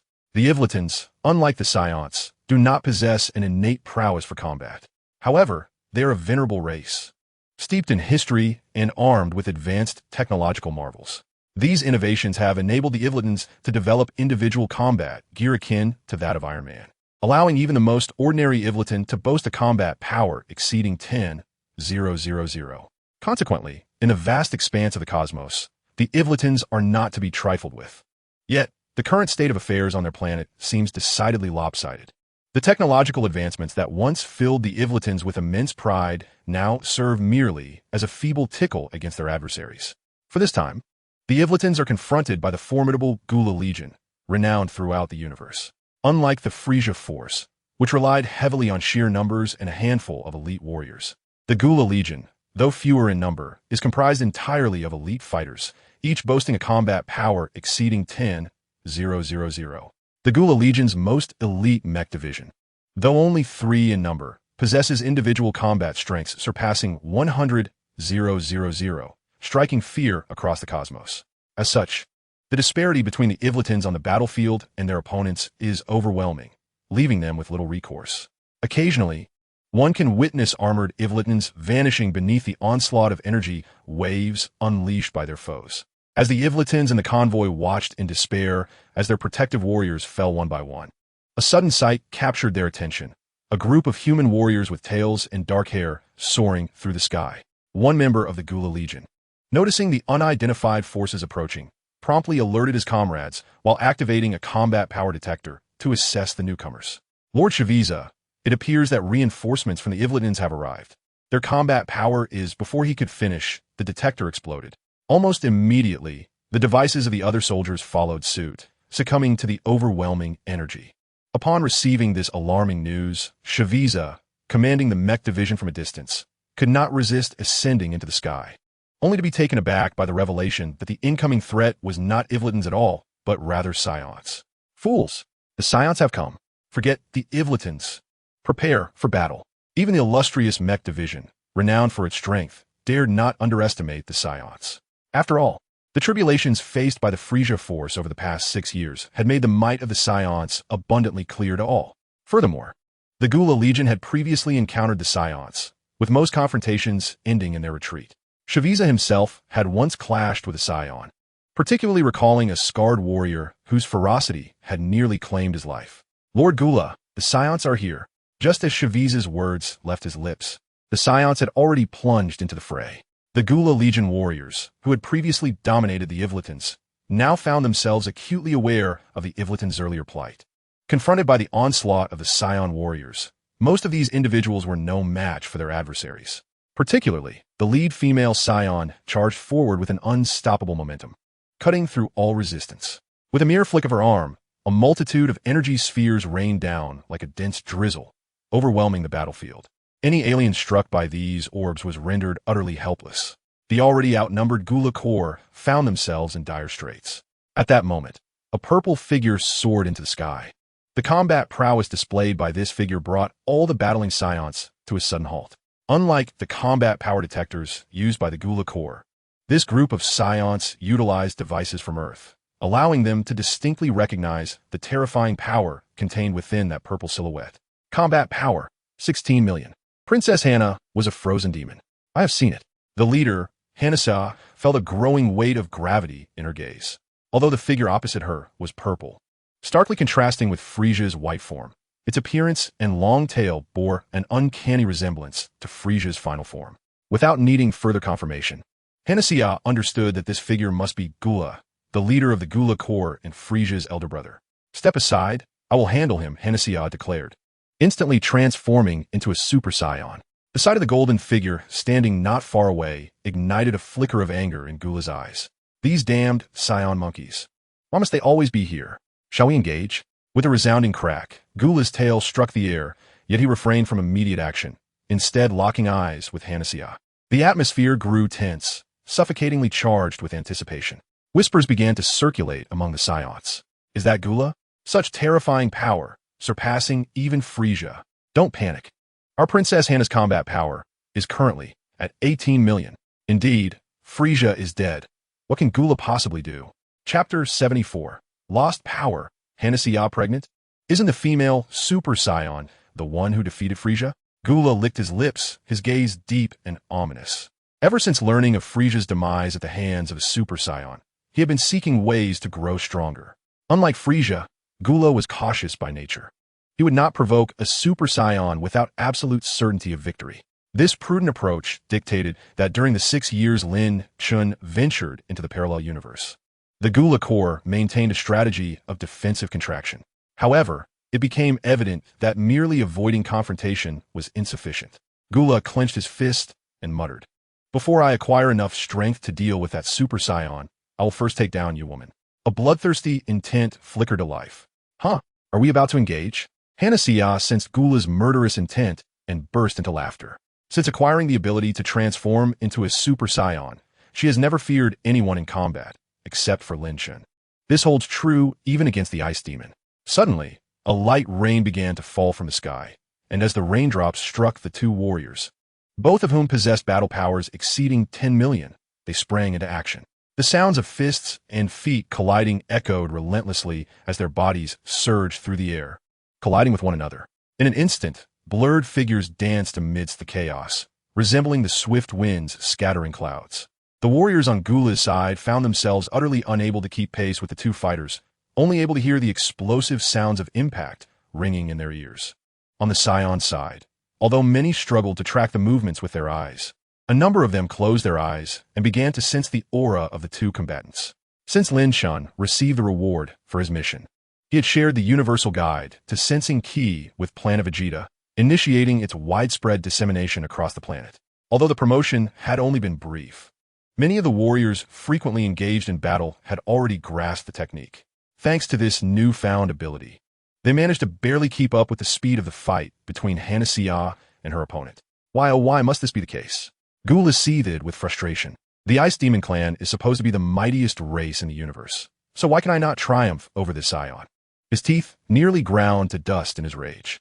Ever since witnessing his brother's tragic demise, he had dedicated himself to rigorous training, yet despite his efforts, he found himself unable to surpass the Saiyan. Moreover, the adversary he faced was merely a female Super Saiyan. He had heard tales of the Saiyan king who had slain Frieza. He was the true epitome of a Super Saiyan. The woman before him ranked only second. After 6 arduous years of training, could it be that he was incapable of defeating even the second strongest Super Saiyan? Suddenly, Gula was struck in the abdomen by a powerful punch, the force nearly causing him to spit blood. However, more unbearable than the pain was the overwhelming humiliation and fury. I am Gula, the king of the universe. How could I possibly be defeated by a mere woman? As Hanasia approached to pursue her attack, Gula's tail lashed out unexpectedly, aiming directly at Hanasia's face. This strike was fueled solely by his anger, without any expectation of effectiveness. To his astonishment, Hanasia's movements suddenly faltered, and she was caught squarely by the blow. In an instant, Hanasia shot away like a cannonball, quickly becoming a mere speck in the sky. What? Gula was momentarily taken aback. That strike should not have landed. The Saiyans around were equally dumbfounded. How could Princess Hanasia have suddenly been struck? At that moment, 2 Saiyans quietly whispered to one another. Hey, did you feel that? What? Princess Hanasia's ki has weakened. What? How is that possible? In truth, it was not just these two. Others who had learned to sense ki also noticed that Princess Hanasia's aura seemed to have suddenly diminished. Some remained skeptical and picked up the combat power detector, only to discover that Hanasia's fighting strength was indeed diminishing. What could be the reason for this? Hanasia herself was equally perplexed. She had merely begun to warm up, so why did she feel a sudden loss of energy? It must be an illusion. Resolutely, Hanasia amplified her aura and charged once more towards Gula, reigniting their battle. After a brief exchange, Gula seized an opportunity during a dodge and delivered a powerful kick to Hanasia's chest. Although Hanasia crossed her arms in defense, she could not dissipate the force of the blow and was sent flying once again. "Hana, are you all right?" Someone inquired urgently through the communicator. After struggling to regain her footing, Hanasia found herself gasping for breath more heavily than before. Why was this happening? My energy is depleting. Hanasia pondered, instinctively placing a hand on her abdomen. Observing her gesture, a female Saiyan's eyes suddenly lit up, and she whispered into the communicator, "Your Highness, we should retreat. There may be changes occurring within your body." What is happening to my body? Hanasia queried. "Your Highness, you might be pregnant." The revelation stunned the other Saiyans. Pregnant? Many suddenly understood the implications. For female Saiyans, once pregnancy occurs, their combat power inevitably wanes. No wonder Hanasia's strength had suddenly diminished. Realizing this, the Saiyans quickly surrounded Hanasia, ensuring her safety while hastily evacuating the area. At this juncture, the Evrishan evacuation convoy had already departed, and there was no reason for them to remain and continue fighting. Witnessing the Saiyan's sudden retreat, Gula's subordinates returned to his side.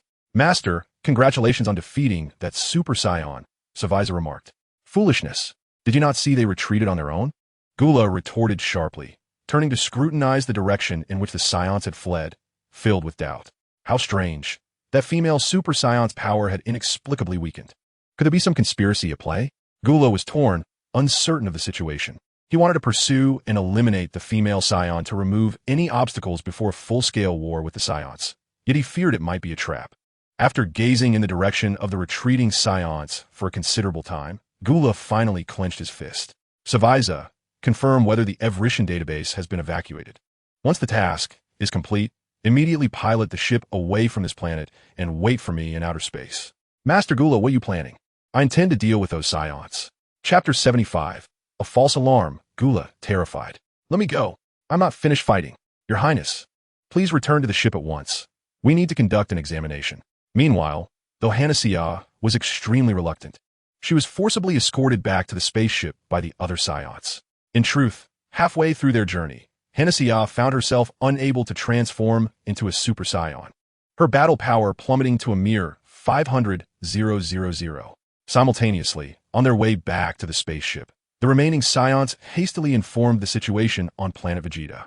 With Hanasia unable to assume her Super Saiyan form, only Lin Chen remained capable of confronting Gula.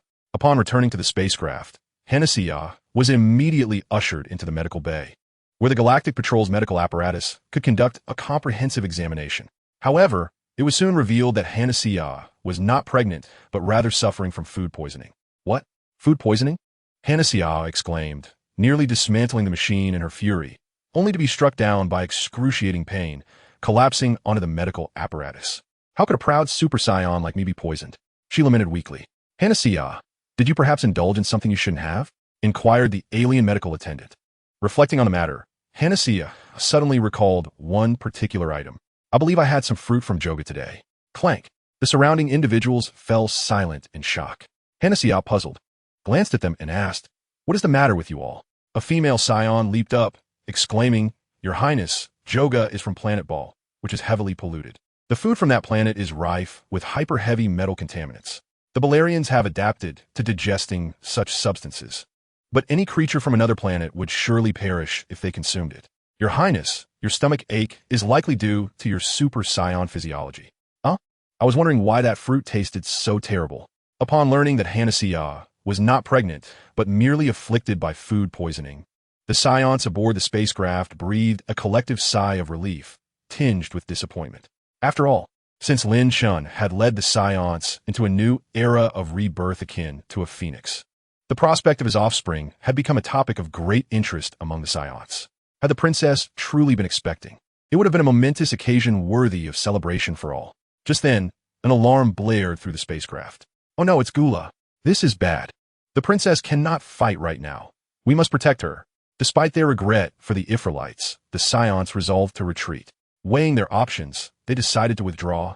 With only a handful of Saiyans boasting battle powers exceeding 500,000 opting to remain behind to buy time for the spacecraft's escape. Outside, Gula hovered menacingly before the spaceship, a cold smirk gracing his lips at the disappearance of the female Saiyan. He had suspected that something unusual had transpired with her, and now it became evident. Otherwise, why would she not emerge? Taking a deep breath, Gula bellowed, "That woman, come out. Our battle is far from over." The thunderous voice reverberated through the air. Moments later, the hatch of the Saiyan spacecraft opened, and Gula anticipated the woman's appearance. To his astonishment, what appeared before him were several ordinary Saiyans, whom he regarded as mere ants. Did that female Saiyan truly encounter some misfortune? "Gula, your adversaries are us." To facilitate the evacuation of their spacecraft, these Saiyans unleashed their full might as soon as they appeared, launching a torrent of energy blasts towards Gula. Yet before Gula, these energy waves were no more than a mere tickle. Witnessing these individuals akin to foolish jesters daring to strike at him, and observing the large Saiyan spacecraft attempting to turn back and flee, Gula became increasingly convinced that the female Saiyan must have encountered trouble. Otherwise, given the Saiyan's nature, how could they possibly retreat without a fight? Seizing the opportunity for destruction, Gula cared not for the troubles of his opponents. Any chance to strike the Saiyans would not be overlooked. Supernova. Gula cruelly chuckled, pointing a finger as a massive fireball, brimming with tremendous energy, leapt into existence above him. Following that, the fireball surged toward the Saiyans and their spacecraft behind them. As the colossal fireball slowly approached, the Saiyans, initially intending to buy some time, were instantly engulfed in despair. The energy waves they unleashed upon the fireball proved utterly ineffective, being completely absorbed instead. Meanwhile, the spacecraft, having turned around, had yet to accelerate and could only watch helplessly as the enormous fireball drew nearer. As the doom of the Saiyans loomed, Gula erupted into laughter. Today's slaughter of these Saiyans was merely the prelude to his future annihilation of Planet Vegeta. However, at that moment, just before the immense fireball, a figure suddenly materialized. Sensing the approaching threat, the figure glanced back, eyes narrowing with resolve. In the next instant, a vast yellow-green aura erupted forth like a volcano. From afar, Gula stood momentarily stunned at the appearance of this figure, and without hesitation, turned to flee, ignoring the fate of the fireball behind him. It must be said that Gula's reaction was remarkably astute, for as he fled with all his might, the newly appeared figure had already spread its 5 fingers, and, with a tremendous force, halted the gigantic fireball. The figure then lifted a leg and, in an instant, sent the planet-destroying energy fireball soaring into the sky as though it were a mere soccer ball. Boom! Moments later, the fireball exploded in outer space, causing the heavens and earth of Ivlet Star to change colors. Once the dense energy dissipated, the figure turned around and inquired of the stunned Saiyans, "Where is Hannah?" "Your Majesty, Linkus." Several Saiyan warriors, regaining their senses, were on the verge of tears, ready to kneel before Lin Chen. "Enough, let's not waste time. Where is Hannah?" The Saiyan responded, "The princess is on the spacecraft and is safe." Lin Chen let out a sigh of relief and then asked, "Is she truly pregnant?" "No." Upon hearing this, the Saiyans wore expressions of bitter amusement. "Your Majesty, Princess Hannah is not pregnant. She merely has an upset stomach." "An upset stomach?" Lin Chen found himself at a loss for words, uncertain whether to feel relieved or disappointed. "You all should return to attend to the princess. I shall undertake this task myself," he declared before turning his gaze toward the direction in which Gula had fled. Originally, he had intended to witness the world's foremost martial arts competition, but now he was inadvertently drawn into this predicament. He could not vent his frustrations on Hanasia, so he resolved to make Gula bear the brunt of it. After all, if the frozen demons were annihilated, it would be for the best. In the next moment, Lin Chen dashed after Gula. Meanwhile, Gula raced ahead with utmost urgency, exerting nearly all of his strength in a desperate bid to reach his spaceship. There is no doubt that the individual pursuing him was the one who had slain Frieza. The moment Lin Chen appeared, Gula recognized him instantly. After years of absence, that Super Saiyan had indeed grown stronger. Even a fleeting glance allowed Gula to sense the immense power emanating from his adversary. "I am Gula, the Cosmic Emperor. Why am I so terrified? Unforgivable, utterly unforgivable." Just then, Gula heard a sound akin to the air being sliced behind him. He turned around, nearly paralyzed with fear. Behind him, Lin Chen approached like a golden demon, relentlessly closing the distance. "Please no," Gula cried out in panic, powerless to halt Lin Chen's advance. Gritting his teeth, Gula concentrated his energy and conjured a formidable energy sphere, which he hurled at the ground beneath him. This sphere contained enough destructive power to obliterate a planet, prompting Lin Chen, who had been closely pursuing him, to frown and redirect his flight toward the energy sphere.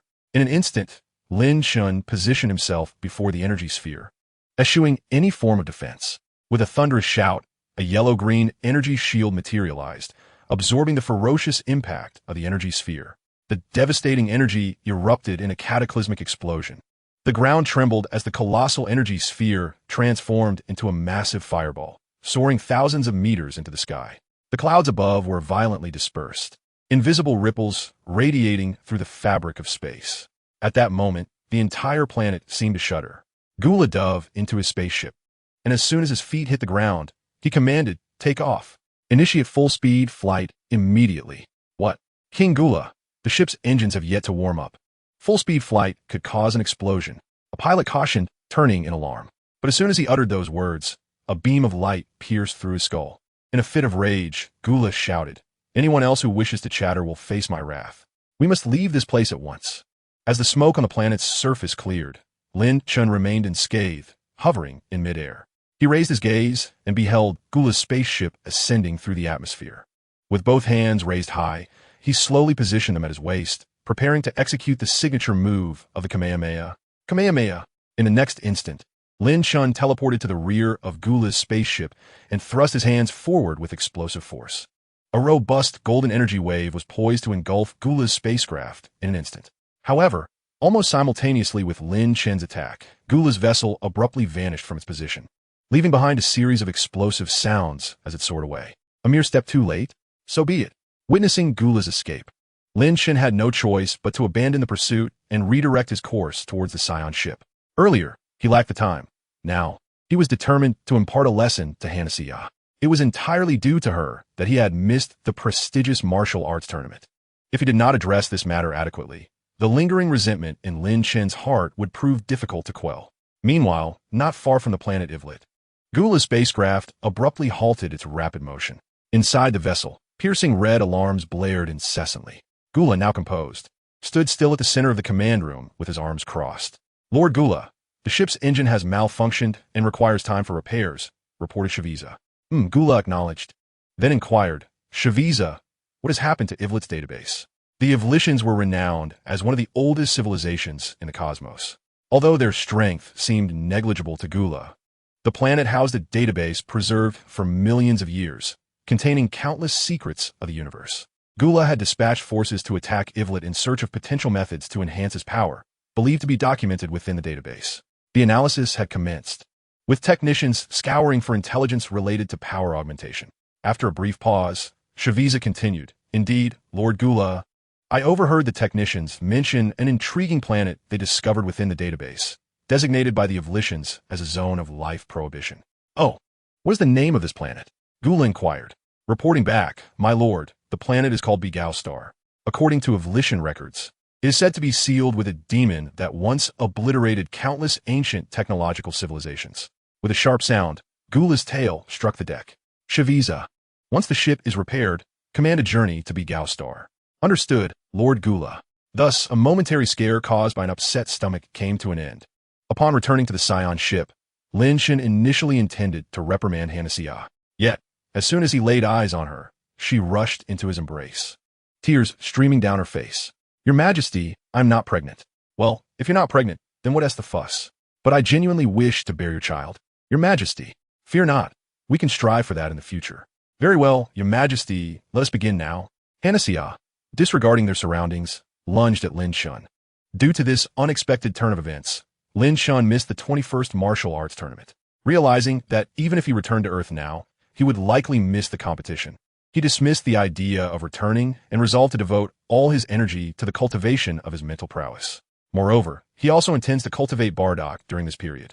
As a Saiyan warrior whose combat prowess is second only to Lin Chen, Bardock's strength has finally surpassed 1 million after undergoing potential development through Lin Chen's guidance.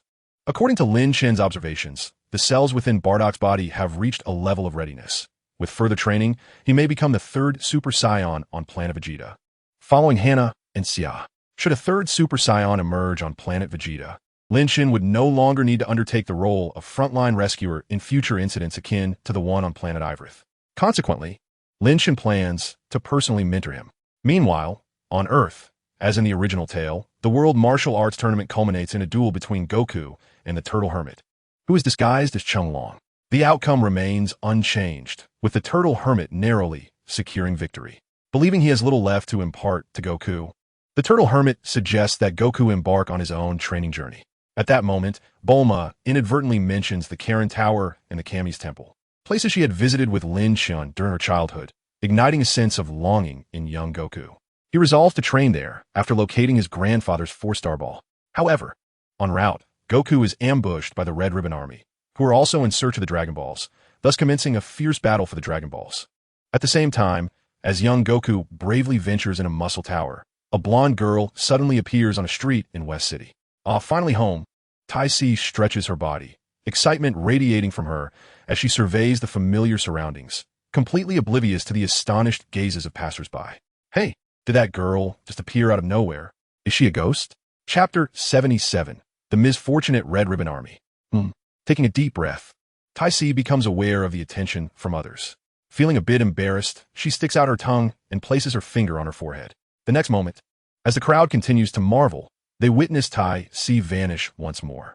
If her previous appearance could be explained by the eyes, this time, everyone is convinced they have witnessed something supernatural.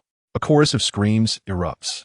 At that moment, Tai Si, the cause of this minor commotion, is actually atop a nearby building. Having been away from Earth for several months, Tai Si has learned instant transmission from the Yard Rat people. Missing her family dearly, she begins to sense their presence back home. Are Bulma and the others at home? That's strange. Bulma's energy feels tumultuous. Noticing the disturbance in Bulma's aura, Tai Si furrows her brow. Just then, a distant explosion reverberates, accompanied by the faint echoes of numerous screams and gunfire. What is going on? Tai Si frowns and promptly activates her instant transmission. When she reappears, she finds herself in her familiar home. Before my eyes unfolded a scene of fierce combat. Dr. Brief and his wife were taking refuge behind a table, while Bulma, the sister of Tai's, was engaged in a fierce struggle with a violet-haired female soldier. Tai's intended to intervene, but soon realized that Bulma and the soldier were evenly matched and did not require assistance. Thus, she first addressed her parents, father, mother. What is happening? Tai's, why have you returned? My dear Tai's, let me have a look at you. Upon seeing their eldest daughter, the Briefs momentarily forgot their fear, approaching her with warmth. Even Bulma couldn't help but exclaim, "Sister." Seizing the opportunity, the female soldier attempted to launch a surprise attack on Bulma, only to be met with Tai's commanding presence, as she extended her palm and unleashed an aura of power. The soldier was instantly propelled backward as if struck by an invisible force, crashing into the wall and losing consciousness. "Sister, there are still enemies outside." Upon hearing Bulma's call, Tai's ventured outside and indeed beheld a peculiar army with strange insignias engaged in a firefight with the security forces of West City, seemingly intent on breaching Dr. Brief's home for a rescue, while the army sought to stall for time. "1 or 2, this is my home," Tai shouted, charging forward, dispatching the soldiers with a flurry of punches and kicks. A tank aimed its cannon at Tai's, but before it could fire, she obliterated it with a powerful energy wave. The surrounding security forces, initially sensing chaos among their adversaries and preparing to launch a counterattack, were left frozen in disbelief upon witnessing a girl destroy a tank. Clapping her hands, Tai's returned home. "Father, what is going on? What is that army outside? Did you handle them all?" "Tai's, in just a few months. You have transformed into quite the formidable child," Dr. Brief remarked, astonished. "Enough. I just saved you, didn't I?" Ultimately, it was Bulma who elucidated the recent events to her sister. It turned out that the peculiar army was none other than the infamous Red Ribbon Army, a nefarious organization renowned on Earth. The Red Ribbon Army boasted advanced technology, immense financial resources, and a cadre of ruthless warriors that instilled fear in regular troops. Recently, their sights have been set on Dr. Brief's Capsule Corporation. Over the years, due to his collaboration with the Science, Dr. Brief's company had not only produced the iconic capsules, but had also introduced a series of new products utilizing alien technology, such as high-strength alloys and revolutionary anti-gravity engines. These innovations attracted the attention of the Red Ribbon Army, which had attempted to recruit Dr. Brief on multiple occasions. However, Dr. Brief had resolutely declined their offers. Consequently, today's assault ensued. The Red Ribbon Army dispatched a special force led by Colonel Violet, intending to abduct Dr. Brief and his family. However, their plans were thwarted by Bulma's intervention. The security forces from West City, alerted by the commotion, clashed fiercely with the Red Ribbon Army outside. Had it not been for Tai's timely arrival, the outcome could have been dire. After all, the Red Ribbon Army was filled with formidable experts. Although Bulma had trained in martial arts under Master Roshi for several years, her interest waned after Lin Chen married Tai's, leading to a decline in her skills. How dare the Red Ribbon Army bully our parents? Wait for me at home. I shall obliterate them, Tai's declared, her fists clenched. Tai's, don't act rashly, Bulma cautioned. Indeed, sister, while you seem to have grown stronger, the enemy is formidable enough to overpower even regular troops. They urged her to reconsider. If we don't confront them, do you wish to be kidnapped daily, Bulma? And no, surely not, Bulma stammered. Dr. Brief grimaced. It's quite possible. The Red Ribbon Army spares no effort. Sister, quickly defeat the Red Ribbon Army, Bulma exclaimed. All right. Tai's nodded before approaching the still unconscious Colonel Violet. Stop pretending to be dead and tell me where the Red Ribbon Army's headquarters is. Violet raised her head and retorted with a cold smile. Dream on. I will never betray my organization. Without further ado, Tai's unleashed a powerful energy wave, blasting a hole through the wall beside Violet. Startled by the gaping void larger than her own body, Violet shivered and pleaded, Please spare me. I realize my mistakes.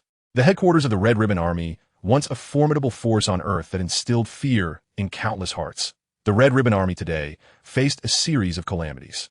First, Colonel Silver's search team was defeated and the Dragon Balls were seized. Shortly thereafter, the northern stronghold of Misruta fell to invaders. Upon receiving photographs of the young enemy responsible for Misruta's downfall, General Red erupted with rage. A mere child? Our proud Red Ribbon Army defeated by child? Unbelievable. His aide, Officer Black, shared his astonishment. Yet, before they could fully comprehend the situation, another piece of grim news arrived. Colonel Violet, dispatched to kidnap Dr. Brief, suffered a complete rout. Chapter 78. The Oath of Dr. Gero, the points of time falling from the sky. What? After a brief moment of shock, General Red was consumed by fury. Violet is useless. Convey my orders. Summon all elite members to headquarters immediately, including the assassin Tao Pai Pai. I shall make those who dare to oppose us understand that the Red Ribbon Army is invincible. Understood. In an instant, the Red Ribbon Army mobilized with unparalleled efficiency. An organization capable of rivaling the world government demonstrated remarkable coordination, swiftly gathering several generals and the world-renowned assassin Tao Pai Pai at their headquarters. What an overreaction, Red muttered. Upon hearing that the Red Ribbon Army's commission involved dealing with a mere ruffian and capturing Dr. Brief from the Universal Capsule Company, Tao Bai Bai displayed a look of disdain. Very well, do as you please, but I shall not compromise on the remuneration. Of course, nodded Red Commander. Although Tao Bai Bai was merely his last resort, he would spare no expense to ensure success. The other generals, aside from Tao Bai Bai, approached the task with a sense of ease. In their eyes, the formidable Red Ribbon Army had little trouble confronting a small boy and a doctor. However, they likely did not anticipate that, at the very moment they gathered, a figure had already soared near the headquarters of the Red Ribbon Army. Is this truly the headquarters of the Red Ribbon Army? The arrival was none other than Tai's. Though she had mastered the art of instant transmission, her sensitivity to energy was still somewhat lacking. Aside from familiar presences, she found it challenging to discern unfamiliar auras. Thus, she chose to fly directly instead of teleporting. As Tai's approached, the reconnaissance aircraft of the Red Ribbon Army detected her presence. The crew, upon witnessing Tai's soaring through the skies, were rendered speechless. Is that someone actually flying? Good heavens! Alert headquarters immediately! Just as the reconnaissance craft transmitted their findings, Tai's effortlessly shot them down. The sound of the aircraft exploding echoed below, and one of the reconnaissance planes even crashed onto the Red Ribbon headquarters. The violent explosion sent tremors through the room. What on earth is happening outside? Red Commander bellowed in fury. Commander, we are under attack. A soldier replied. What? Who dares to assault the Red Ribbon Army? At that moment, a woman's voice resonated throughout the entire Red Ribbon base. The Red Ribbon Army and the Brief family are not entities you can provoke. With a thunderous roar, energy waves descended from the sky like cannon fire, obliterating a significant portion of the base in an instant. Before Red Commander and his men could comprehend the situation, the explosion engulfed their location, leaving them with no time to react. As Tai's gazed upon the ruins that had once been the Red Ribbon base, she exhaled deeply. Despite her combat prowess exceeding 10,000 and being arguably the strongest human on Earth, this was her first experience with taking a life. However, her mindset quickly steadied. For the individuals she had eliminated were undoubtedly nefarious villains. It's all Lin Chen's fault. It seems that since being with him, my temperament has begun to resemble that of a Saiyan. Tai's lamented before instantly teleporting back. Unbeknownst to her, her interference had prematurely removed the Red Ribbon Army from the stage, which should have had a significant encounter with Sun Wukong. After Tai's departed, an indeterminate amount of time passed before an elderly man arrived at the now desolate remnants of the Red Ribbon Army's headquarters. A nightmare. Is this truly a nightmare? Our Red Ribbon Legion has been annihilated in an instant. Who could possibly be responsible? At that moment, the old man suddenly noticed a photograph clutched in the hand of a corpse amidst the rubble. The individual in the photograph was unmistakably Sun Wukong, the one who had vanquished Marsruda. Could it be this impish creature? Unforgivable. I glow, vow to avenge the Red Ribbon Legion with these very hands. Help! Suddenly, a mangled hand emerged from the debris. Dr. Glow turned to see, his eyes widening in shock. It's you? Humph. Your arrival is most fortuitous. Had it been you, failure would have been inconceivable. Meanwhile, at Korin Tower, in pursuit of the Dragon Balls, Sun Wukong arrived and unexpectedly encountered the Bra family. Not only did he discover his grandfather's 4-star ball, but he also learned that the towering edifice before him was indeed the Korin Tower that Bulma had once mentioned. Korin Tower? I have heard from friends that there is a sage residing at its summit. Precisely. It is said that if one can ascend the tower through sheer strength and partake of the sacred water bestowed by the sage, their abilities will be greatly enhanced. Splendid. This is truly the place. The thought of the sage Bulma had spoken of, and the celestial palace even higher up the Korin Tower, filled Sun Wukong with exhilaration.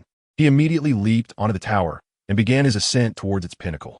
Although the narrative diverged from the original tale, it nonetheless led Wukong to an encounter with the Cat Sage at Korin Tower, and in the future, he might very well gain the Cat Sage's permission to venture to the higher celestial palace. Ding. Historical correction confirmed. Congratulations, host, for acquiring 1 point of time essence. On the distant planet of Vegeta, Lin Chen was engaged in meditation training with Hanasea. This was reminiscent of the imaginative exercises Krillin and Gohan had practiced on their way to Namek, where the two engaged in duels during their meditation. Although this training method was initially a necessity for Krillin and Gohan, due to circumstances, it effectively cultivates mental fortitude. Thus, Lin Chen adopted it as a means to sharpen his own psyche. However, just as he was immersed in his practice, he suddenly received a system notification. What is this? A windfall from the heavens? How inexplicably did I acquire a point-of-time essence? System? What is happening? Ding. Due to the influence of individuals connected to the host, historical correction has occurred, granting time essence as well. Individuals connected to me? Who are they? What have they done?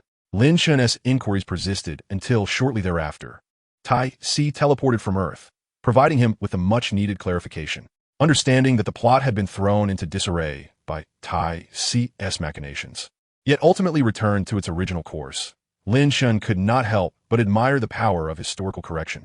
Chapter 79, A Call from Namek, the Elder's Request. On Vegeta, after Tai Si's arrival, Lin Chen accompanied her on a tour of Vegeta and the surrounding planets, then entrusted Hanasea to accompany Tai Si, who had just mastered instant transmission on cosmic adventures. He began anew his pursuit of cultivation. The period of meditation he had recently undertaken subtly enhanced his mental fortitude, yielding remarkable results. Thus, Lin Chen resolved to focus his mind in the coming days, dedicating himself to profound training in order to achieve a breakthrough. Meanwhile on Earth, Goku and his companions had concluded their latest adventures, with the next significant narrative arc set to unfold 3 years hence during the 22nd World Martial Arts Tournament. It was rumored that Goku had ascended the Korin Tower. Although this diminished the storyline somewhat, it presumably did not detract from his strength. Having contemplated matters on Earth, Lin Chen redirected his attention to his immediate cultivation endeavors. Mental training is a demanding discipline, distinct from physical training. When one is fatigued or injured in the latter, a simple senza bean suffices for recovery. However, the restoration of one's mental acuity relies solely on the passage of time, as there is no other alternative. Yet, it is not entirely devoid of solutions. In fact, there exists a substance that can expedite the recovery of mental strength akin to that of a senza bean, the fruit of the mental tree. Lin Chen had already verified this with the last few fruits stored in his system space. Although these fruits no longer significantly enhanced his strength, they were invaluable for mental rejuvenation. A mere bite could instantaneously restore exhausted mental energy. Regrettably, had he known their worth, he would not have obliterated the mental tree in the first place. Lin Chen scratched his head, feeling a pang of regret for his earlier impulsiveness. Perhaps he should seek out Shenron one day and request a few of those mental tree fruits. As he pondered, he made his way toward the council chamber. Recently, as a means of mental relaxation, he would visit the chamber after each training session to observe King Vegeta and Paragus conducting state affairs, offering his opinions while savoring the experience of kingship. However, before he could exit the palace, he noticed King Vegeta and Paragus approaching his residence, seemingly with an urgent matter to discuss. Your Majesty, the artifact you left behind has suddenly illuminated. There may be trouble on Namek, King Vegeta announced, producing a green crystal sphere resembling a Dragon Ball. Lin Chen recognized it immediately as the communication sphere entrusted to him upon his departure from Namek. The Namekians had informed him that it was a device created by Shenron for communication purposes. There were 2 such spheres, and they could be used to establish contact from any corner of the universe. The emission of light from the sphere signified that Namek was in peril and required Lin Chen's immediate intervention. Prior to his journey to the parallel dimension, he had given the sphere to King Vegeta and his cohort for safekeeping. Upon receiving the crystal sphere, Lin Chen indeed observed it pulsating with a steady rhythm, emanating a ghostly blue glow. Was Namek in distress? King Vegeta, I shall journey to Namek. After giving a series of instructions, Lin Chen immediately activated his instant transmission. Namek, the very origin of all beginnings, was where he harnessed the potential bestowed by the Grand Elder, which enabled him to contend for the throne against King Vegeta. Thus, Lin Chen held a profound respect for the Namekians. However, upon his hurried arrival at Namek, he discovered that matters were not as he had anticipated. Prior to his instant transmission, Lin Chen had suspected that Namek might have fallen prey to an external invasion. Yet, upon his arrival, he found everything to be as tranquil as ever. The planet bore no signs of smoke or warfare, nor did it exude any malevolent presence. What did this mean? Filled with perplexity, Lin Chen once again employed instant transmission, this time arriving at the residence of the Grand Elder. Here, too, there were no indications of conflict. What an enigma. Just as Lin Chen prepared to descend, the door to the Grand Elder's home swung open, and Nail emerged, bowing respectfully towards Lin Chen in the sky. Mr. Lin Chen, the Grand Elder has been expecting you. Nail, what is the situation? Is there not an external threat? Namek is in good health. This time, the Grand Elder has a personal matter he wishes to discuss with you. A personal matter? The Grand Elder will explain in detail. Lin Chen chose not to inquire further and followed Nail into the Grand Elder's abode. It has been a while, Grand Elder. After several years, the Grand Elder appeared significantly aged. In truth, Lin Chen, aware of the unfolding narrative, understood that the Grand Elder's lifespan was indeed nearing its end. Indeed, it has been a while, Mr. Lin Chen. You have grown stronger than before. The Grand Elder slightly opened his eyes, only to close them once more. Grand Elder, you summoned me suddenly. Is there something you require? I heard from Nail that you have a personal matter for which you seek my assistance. Precisely. I have requested your aid, Mr. Lin Chen, to confront an individual, another Namekian. A Namekian? Lin Chen replied, astonished. Mr. Lin Chen, the Grand Elder sighed softly, not long ago. A visitor, both unfamiliar and familiar, graced Namek. This visitor is the very Namekian I wish for you to confront, a being of pure malevolence. A malevolent Namekian? Lin Chen paused, a name suddenly surfacing in his mind. When it comes to a being of pure evil among the Namekians, he could think of only one other than the sealed demon king Piccolo on Earth. Slug? The Grand Elder was taken aback slightly. Mr. Lin Chen is familiar with him? Indeed, Slug was once among the tyrants who vied for cosmic supremacy against the Frozen Demon clan. It is only natural you would have heard of him. Is it truly Slug? Lin Chen pondered, recalling the information he had about this individual. Slug, a character from the Dragon Ball movie series, was one of the Namekians sent to seek refuge on another planet during the great disaster that befell Namek. However, unlike the deities, Shrag's malevolent heart is far more potent and unadulterated, embodying a super Namekian with an essence of pure evil. Chapter 80. The choice reemerges. Target, Shrag. Mr. Lin Chen. Not long ago, after Shrag's arrival, he forcefully seized the Dragon Balls of Namek and summoned the eternal dragon Purunga.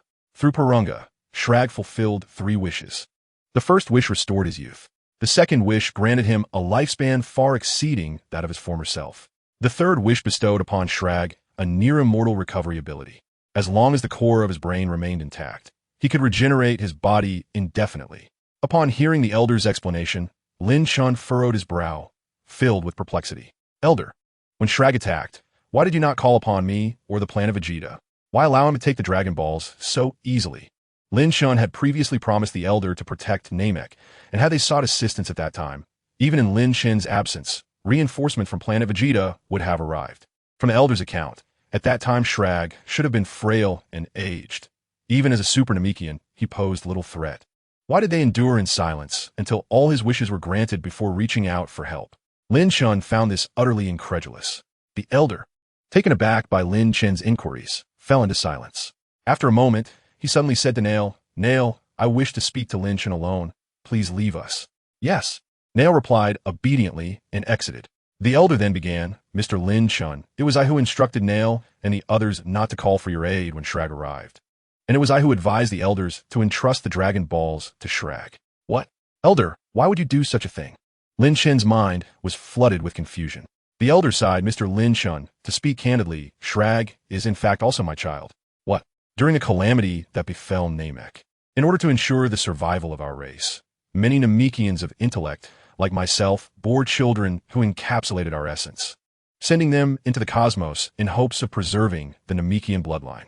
The deity of your planet and Shrag are among those children, though regrettably, very few of them managed to survive. Shrag escaped to a planet named after him, and I sent him there, believing the inhabitants of that planet were not formidable enough for him to perish. Unfortunately, I miscalculated one crucial aspect. The planet of Shrag is, in fact, a brutal world where the strong prey upon the weak, and the malevolent nature of that world transformed Shrag into a being of pure evil. As the elder recounted this hidden past, he let out a long sigh. Lin Chen, with arms crossed, listened in silence to this untold tale. The planet of Shrag is perpetually shrouded in darkness, cloaked by dense clouds, resulting in a severe scarcity of resources. The creatures on that planet survive through incessant bloodshed. The young Namekian resembled a blank canvas, easily swayed by the influences of the external world. It was during this formative period that Slug became tainted by malevolence, ultimately transforming into the embodiment of pure evil that he is today. Lin Chen wholeheartedly agreed with the elder's words. For was it not true that the deities on Earth birthed the malevolent being known as King Piccolo due to the corruption of human negativity? Clearly, Slug encountered far greater malevolence than the deities ever did, leading to his complete descent into wickedness, unlike the Earth deities who, through their incarnations, managed to retain some semblance of virtue. Upon hearing this, Lin Chen inquired, Elder, could it be that your guilt has compelled you to allow Slug to use the Dragon Balls? The elder sighed indeed. When Slug arrived on the planet demanding the Dragon Balls, I recognized him instantly. In an attempt to redeem him, I revealed the truth of his origins, hoping he might choose the path of reformation. However, Slug insisted that in order for him to change, he required the Dragon Balls. Regrettably, the darkness within him proved to be overwhelming. You were too naive, Lin Chen muttered to himself, surprised that even the wisest elder could falter when confronted with familial ties. After regaining his youth, Slug did not harm the Namekians. However, it was not long before I learned he began to reorganize his forces, launching attacks on numerous planets. The strength he gained from my actions has made him even more formidable. The deaths resulting from his rampage are on my conscience. Thus, Mr. Lin Chen, I implore you to find Slug and put an end to his malice. Confronting Slug? Lin Chen pondered. According to the portrayals in the Dragon Ball films, Slug, as a Super Namekian, was rumored to possess power surpassing even that of Frieza and Super Saiyans. Yet, ultimately, his depiction in the series was not particularly impressive. Nonetheless, this was a reality distinct from the original narrative, and the true extent of Slug's power remained uncertain. Ding! Congratulations, host. You have triggered the ultimate choice. Option 1. Reject the Elder. Reward, 1 time point. Option 2. Agree to the Elder's request, confirm Slug's location with Zeno, and swiftly eliminate him. Reward, Namekian regeneration ability. Option 3. Locate Slug without any external assistance and bring him back alive to Namek. Reward, introduction to superpowers, basic telekinesis. Upon seeing the choice system activate once more, Lin Chen was momentarily taken aback. Rejecting the Elder for a single time point was a choice he need not deliberate. However, the subsequent 2 options warranted careful consideration. The distinctions between the 2 choices were clear. One promised a swift resolution, while the other involved considerable effort. Yet, the rewards associated with both choices were intriguing. The Namekian regeneration ability was well known, second only to the regeneration capabilities of the Majin. Should Lin Chen acquire it, combined with his transcendent physique, the resulting effect could rival that of Cell's regeneration. As for the superpower option, Lin Chen contemplated and quickly grasped its significance.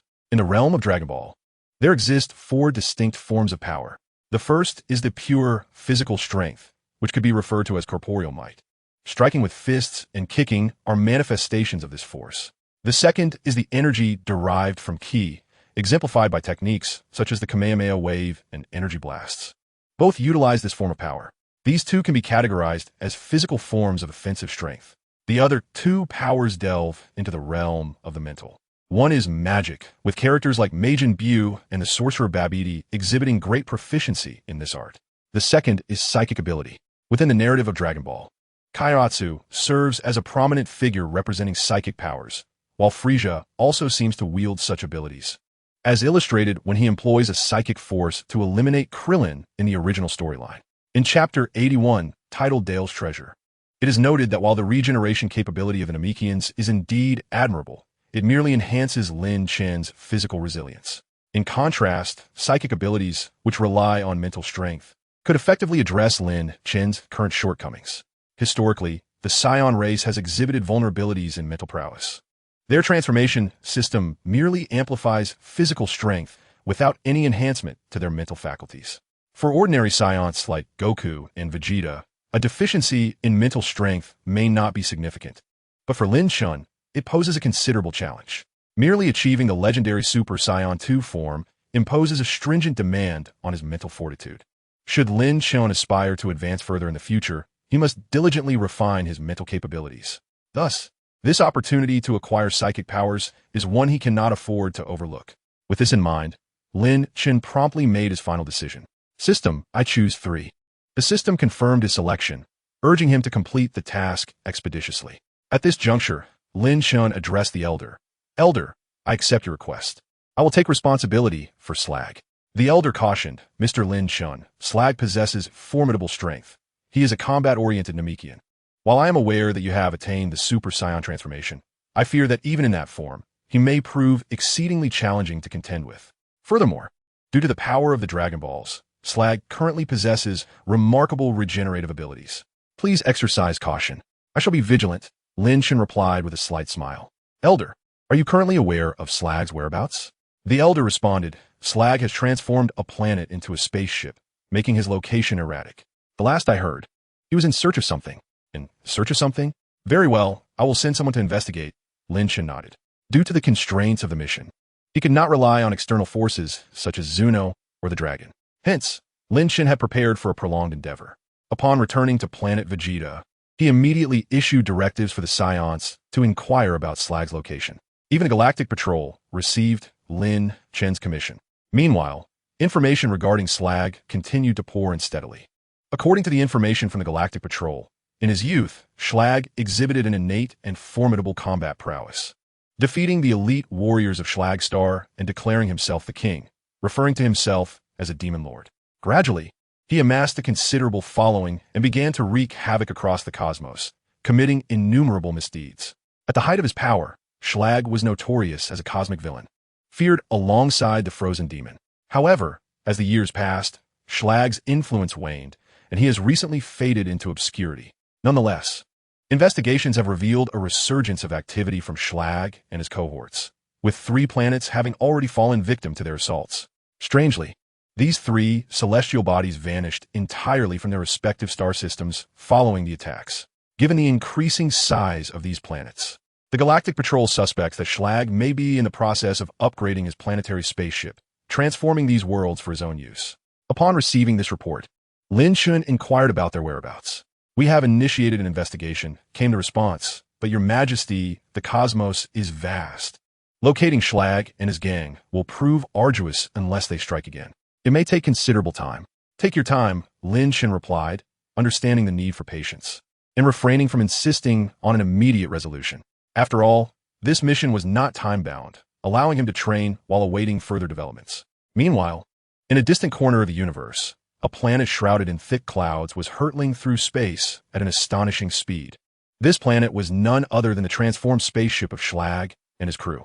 Within a palace on the planet's surface, Schlag was receiving reports from his subordinates. In 1 week's travel, we shall reach our destination. A tall Namekian nodded from the throne. This Namekian was indeed Schlag, whose robust physique had been rejuvenated, brimming with pure energy. Surrounding him were several loyal aides, some natives of Schlag's star who had rallied to his cause, while others were demon subordinates born of Schlag himself. Most donned attire befitting the demon clan or Schlag star, but one notably short, purple-skinned alien stood out in the crowd, clad in the battle garb of the Frieza force. Upon hearing the report from a subordinate, one of the aides turned to the one in battle gear and said, "Lakisu, the treasure of Darius, must be on this planet. Correct?" Lakisu, upon hearing this, smiled broadly and replied, "My lord Doladebo, I cannot guarantee that. Darius trusts no one, and only he knows the true location of the treasure. Thus, we must search one by one. One by one? That could take an eternity," retorted Doladebo, a demon warrior, visibly displeased. At this moment, the figure seated upon the throne, Schlag, suddenly erupted into a thunderous laughter. "Time, ha!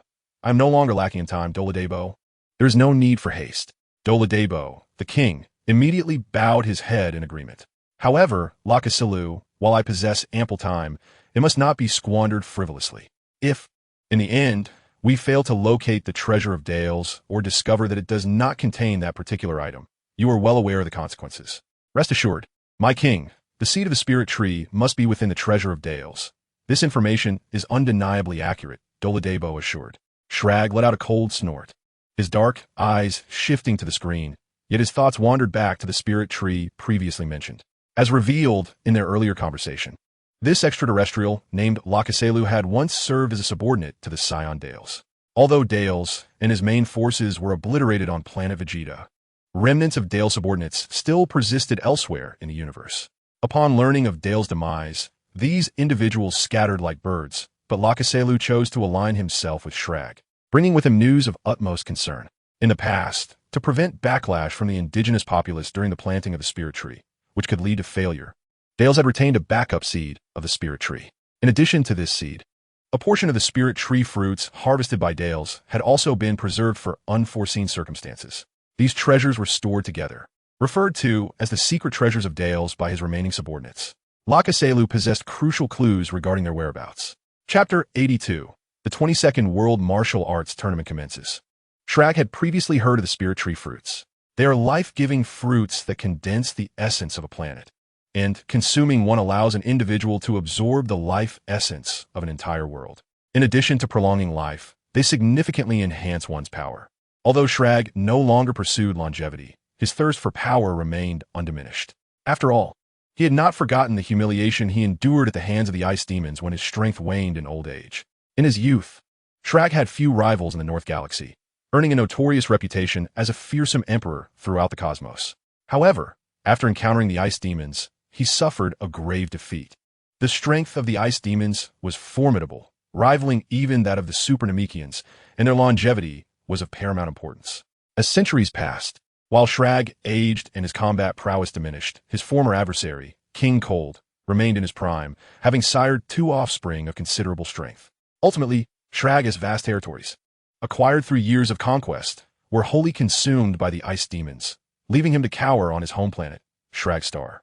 This marked the greatest shame of Schlag's life. Now, having regained his strength, Schlag was resolute in seeking vengeance against the ice demons. It was merely a rumor that the prodigious Frieza of the Frost Demon Clan had been vanquished by a Saiyan. Upon hearing this news, Schlag felt an overwhelming sense of astonishment, as if he were reminded that there are greater powers beyond comprehension. Though he possessed confidence in his own abilities to confront Frieza, he ultimately resolved to first seek the fruit of the spirit tree to augment his strength. In the blink of an eye, 3 years had elapsed. During this time, Lin Chen had inquired about Schlag's whereabouts on multiple occasions. However, it seemed that Schlag was in pursuit of something significant, never lingering in one place for too long, leaving Lin Chen frustrated in his attempts. Fortunately, there was no deadline for dealing with Schlag, and Lin Chen remained unhurried. He continued his diligent training while patiently awaiting the right opportunity. At that moment, on Earth, the long-awaited martial arts tournament, which had been absent for 3 years, was poised to commence. The last event, the 21st Martial Arts Tournament, had slipped through Lin Chen's fingers due to a mistake made by Hanasia, but this time he was determined not to miss it. Having meticulously arranged various matters, Lin Chen returned to Earth with his 2 wives, ready to witness this grand competition. And the Bardock couple was also invited along. Lin Chen's exhilaration puzzled Hanasia and the others. While it was easy to understand the Bardock couple's excitement at the prospect of seeing their son again, they could not fathom why Lin Chen was so enthusiastic. After all, what spectacle could a battle among individuals with power levels barely exceeding 1,000 possibly offer? Little did they know, the martial arts tournament held profound significance for Lin Chen. It was steeped in sentiment. Were it not for the embarrassment of overpowering the weak, he would have eagerly participated in the tournament himself. Unbeknownst to Lin Chen, as he journeyed toward Earth, on a desolate planet in a distant corner of the galaxy, an announcement was made. King Shrag, we have located the treasure of Darius on this very planet. Upon hearing this report from an alien subordinate, Shrag leaped to his feet in excitement. Excellent. What are the spirit tree fruits and seeds? We have found 1 seed and 20 fruits, the subordinate replied. Well done, Shrag exclaimed, settling into his golden chair with enthusiasm. Quickly, bring everything back to me, and immediately procure a star map to identify nearby planets suitable for planting the spirit tree. I must plant it at once. My king, the nearest planet is just a week's journey away, but if we travel at full speed, we could arrive in 3 days. However, that planet appears to be under the jurisdiction of the Galactic Patrol, the subordinate reported after careful calculations. The Galactic Patrol? When have I, Shrag, ever feared those worthless fools? Set the course. I must expedite the planting of the new spirit tree fruits. Shrag's voice was low yet authoritative. Upon hearing this, his subordinates stood at attention and responded in unison yes. Seeing their fervor, Shrag erupted into manic laughter. Once I consume these spirit tree fruits, the Frost Demon Clan and the Saiyans shall know who the true sovereign of the cosmos is. Papaya Island, the illustrious venue for the Grand Martial Arts Tournament. Following the remarkable confrontation between Sun Wukong and Master Wu Tian at the previous tournament, the anticipation for this event has surged, attracting numerous martial artists eager to participate.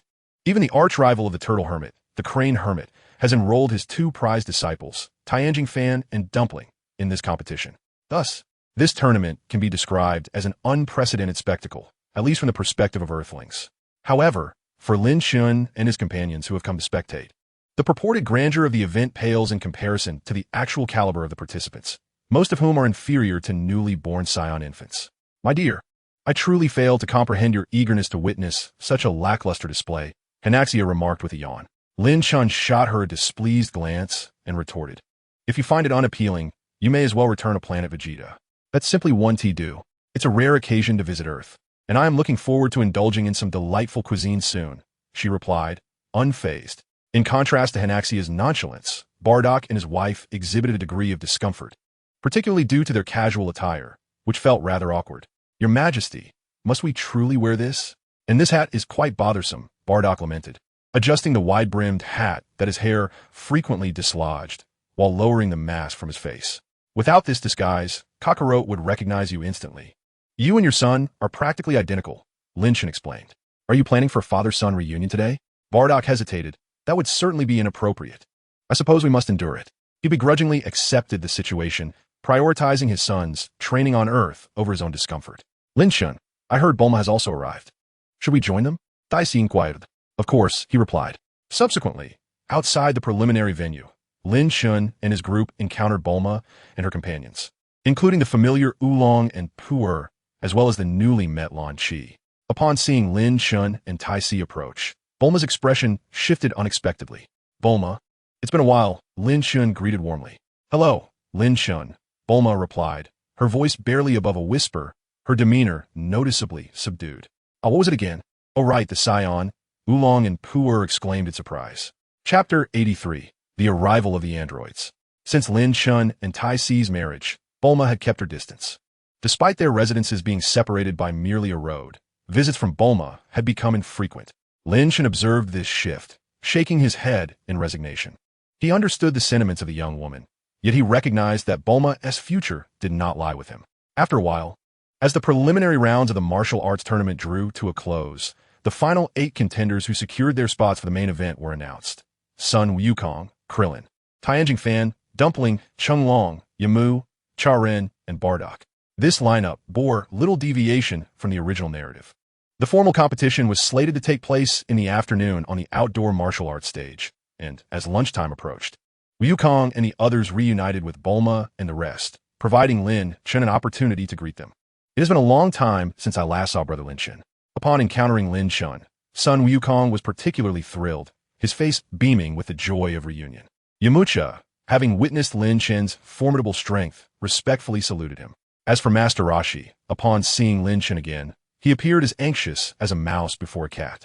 Only Krillin remained blissfully ignorant, oblivious to Lin Chen's true identity. Wukong, who is he? Why does everyone seem so frightened? Krillin inquired. This man is an unparalleled powerhouse. Even 10 Master Roses would be no match for him, Yamcha discreetly informed. Although Master Roshi was displeased by this statement, he refrained from contesting it. On hearing this, Krillin was immediately taken aback. After exchanging greetings, the group shared a meal together. However, Bardock and his wife chose not to join, fearing that Goku might recognize them. In the afternoon, the finals of the martial arts tournament commenced as scheduled, the proceedings resembling the original narrative, albeit with slight deviations. Tianjing Fan, who could have breezed into the finals, encountered difficulties right from the first round against Yamcha. Lin Chen's appearance had instilled in Yamcha an early determination to grow stronger, prompting him to begin training at the Turtle Hermit's house much earlier than in the original tale. Consequently, his combat power had escalated to an impressive 160, while his opponent, Tianjing Fan, possessed merely 180. As the first match of the finals, their duel thus showcased the caliber befitting a championship. Ultimately, after a grueling battle, Tianjing Fan managed to defeat Yamcha, albeit at the cost of significant energy depletion. Observing this outcome, Lin Chen stroked his chin thoughtfully. It seemed that his presence had inadvertently elevated the strength of Goku and those around him compared to the original storyline. Goku, in particular, appeared to have been stimulated by Lin Chen, achieving a combat power of 200, which was 20 points higher than in the original narrative. Originally, in the tale, the champion of this martial arts tournament was to be Tianjing Fan, but it seemed Goku was poised to claim his first championship title ahead of schedule. Just as Lin Chen was engrossed in the spectacle, Tai Si tugged at his sleeve, holding a mobile phone in her hand. Lin Chen, it seems there's trouble at home, Tai Si exclaimed urgently in his ear. Home? Dr. Brief's house? Dad says we must hurry back. Someone named Tao Bai has arrived. Tao Bai? Lin Chen's expression sharpened. Wasn't this Tao Bai the one Tai Si had defeated? Even if he had survived. According to the original plot, Tao Bai would only resurface after undergoing mechanical enhancements for the 23rd martial arts tournament. How could he be at Dr. Brief's house now? Damn it, I haven't even finished watching the finals. Lin Chen lamented, feeling a sense of injustice. After all, it was a rare opportunity to witness the tournament. Why couldn't these individuals wait until he had finished watching before causing a ruckus? Lin Chen, why don't I just go back by myself? Tai Si suggested, noting the urgency.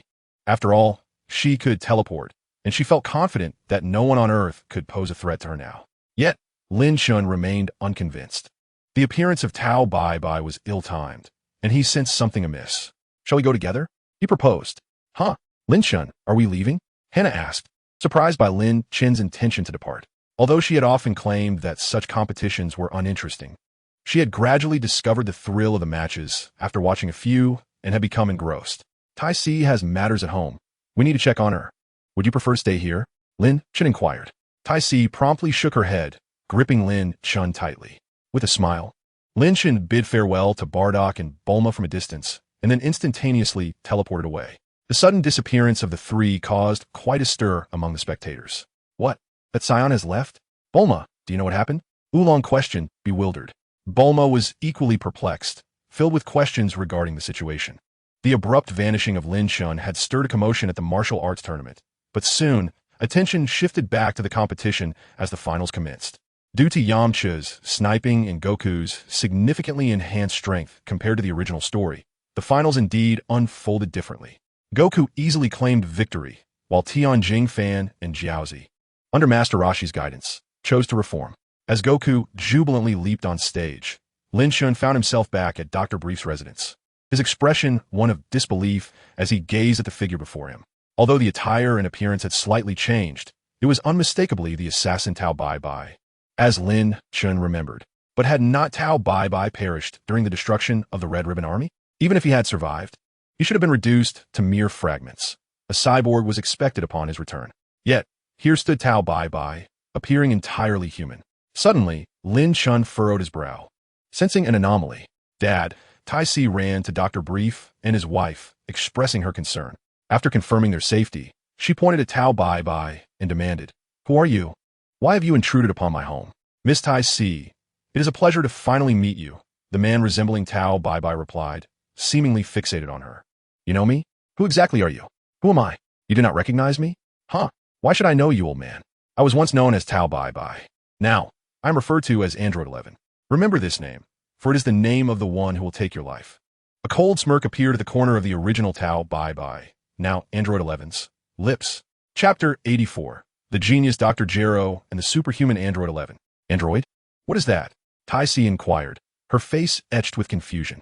Yet Lin Chen's eyes widened in realization. He finally understood why the supposedly deceased Tao Bai Bai stood before them in his current form. It turns out he has been transformed into an artificial being. Thus, the mastermind behind Tao Bai Bai is now revealed. "Hey, Dr. Gero, I know you must be watching us through him, right? Come out and speak," Lin Chen suddenly shouted. Upon hearing his words, Hennessy looked perplexed, while Dr. Brief widened his eyes in disbelief. "Dr. Gero? Lin Chen, are you saying he is Dr. Gero? I have seen him, and he does not look like this." "No, he is not Dr. Gero. The person before us is merely an artificial being created by Dr. Gero. However, Dr. Gero must be observing us through his eyes, is he not?" "Dr. Gero?" Tao Bai Bai's eyes suddenly emitted a red glow, and moments later, a voice, entirely different from Tao Bai Bai's, resonated from his lips, a voice marked by age. "Kid, you actually know about me and the artificial being?" "Indeed, I am Dr. Gero, the highest-ranking scientist in the Red Ribbon Army of my time." Dr. Brief, in disbelief, exclaimed, "Dr. Gil, you actually joined the Red Ribbon Army?" "Indeed, no one in this world supported my research, except for the Red Ribbon Army, which continuously provided me with ample funding and research materials. Thanks to them, I was able to pursue my long-held aspirations. However, all of this was destroyed 3 years ago, and the culprit behind it is none other than your daughter, Dr. Brief." "Me?" Tai Si was momentarily taken aback. "What does that have to do with me?" "What? You do not remember?" Although Tao Bai Bai's face bore a cold expression, one could sense that Dr. Gero, from afar, was likely seething with rage at this moment. "You dare to forget? Infuriating. I have not had a day without contemplating revenge. To defeat you, I have been diligently gathering your information and researching day and night. What stands before you is my latest masterpiece, the artificial being number 11. Now, the preparations for vengeance are complete. Once I eliminate you, I will also dispose of that fellow named Sun Wukong. And then, with this artificial being, I shall reign supreme and rebuild the Red Ribbon Army. This is my revenge." Just as Dr. Gero's emotions surged, Hennessy inappropriately yawned beside him. Tai Si, how much longer do you intend to listen to this guy's rambling? Hurry up and eliminate him." "Indeed," Tai Si replied, placing her hands on her hips. "Dr. Gero, I am quite powerful, and your artificial being will soon be rendered obsolete. Indeed, your strength is astonishingly beyond that of a mere human. Although you have never revealed your power to the world, I know that compared to you, those martial artists are but a joke.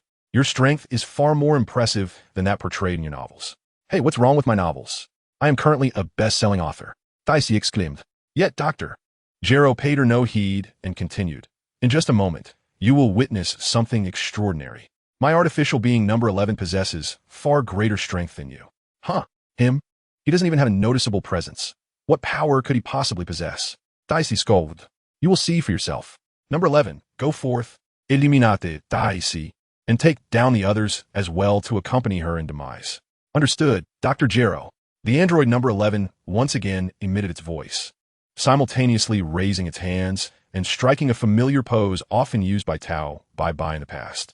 Tai Si appeared at ease, prepared for battle. However, at that moment, Lin Chen suddenly exclaimed, "Tai Si, be cautious. Androids lack a breath. This one might indeed be stronger than you." "Huh?" Tai Si was taken aback. At that instant, number 11 lunged forward, delivering a kick that propelled Tai Si skyward, shattering the rooftop as she soared into the air. The couple, Dr. Brief and his wife, were immediately taken aback. "It's all right, Doctor. Hannah and I will keep an eye on Tai Si," Lin Chen declared, and together with Hannah, they ascended through the roof. In the sky, android number 11 and Tai Si were entangled in combat. However, it appeared that Tai Si was at a distinct disadvantage. Number 11 effortlessly blocked all of Tai Si's attacks with a single hand. What is happening? Tai Si's combat power should exceed 10,000. Why is she unable to contend with this being, whose presence is imperceptible? Hannah queried, puzzled. "Androids lack a breath. they rely on bodily energy. Lin Chen explained as he produced a combat power detector. Unlike sensing breath to gauge strength, the combat power detector directly senses energy. Thus, Lin Chen believed it would prove useful against the androids. Indeed, when he aimed the detector at number 11, the display revealed a reading, 120,000. Lin Chen was momentarily stunned. This Dr. Gero is undoubtedly a monster. It's worth noting that number 11's original form, Tao Bai Bai, possessed a combat power of merely over 100 in life. What methods did he employ to elevate Tao Bai Bai's power to 120,000? This strength surpasses that of many formidable races in the universe. Even during the era of Frieza in the original storyline, it could still be considered top-tier combat power. Remarkably, at this point, merely approaching the saga of Majin Buu, Dr. Gero had already created such a monstrosity. No wonder, a decade or so later, he could produce androids 17 and 18, who surpassed even Super Saiyans. While Lin Chen marveled at this, Tai Si in the sky ceased her assault.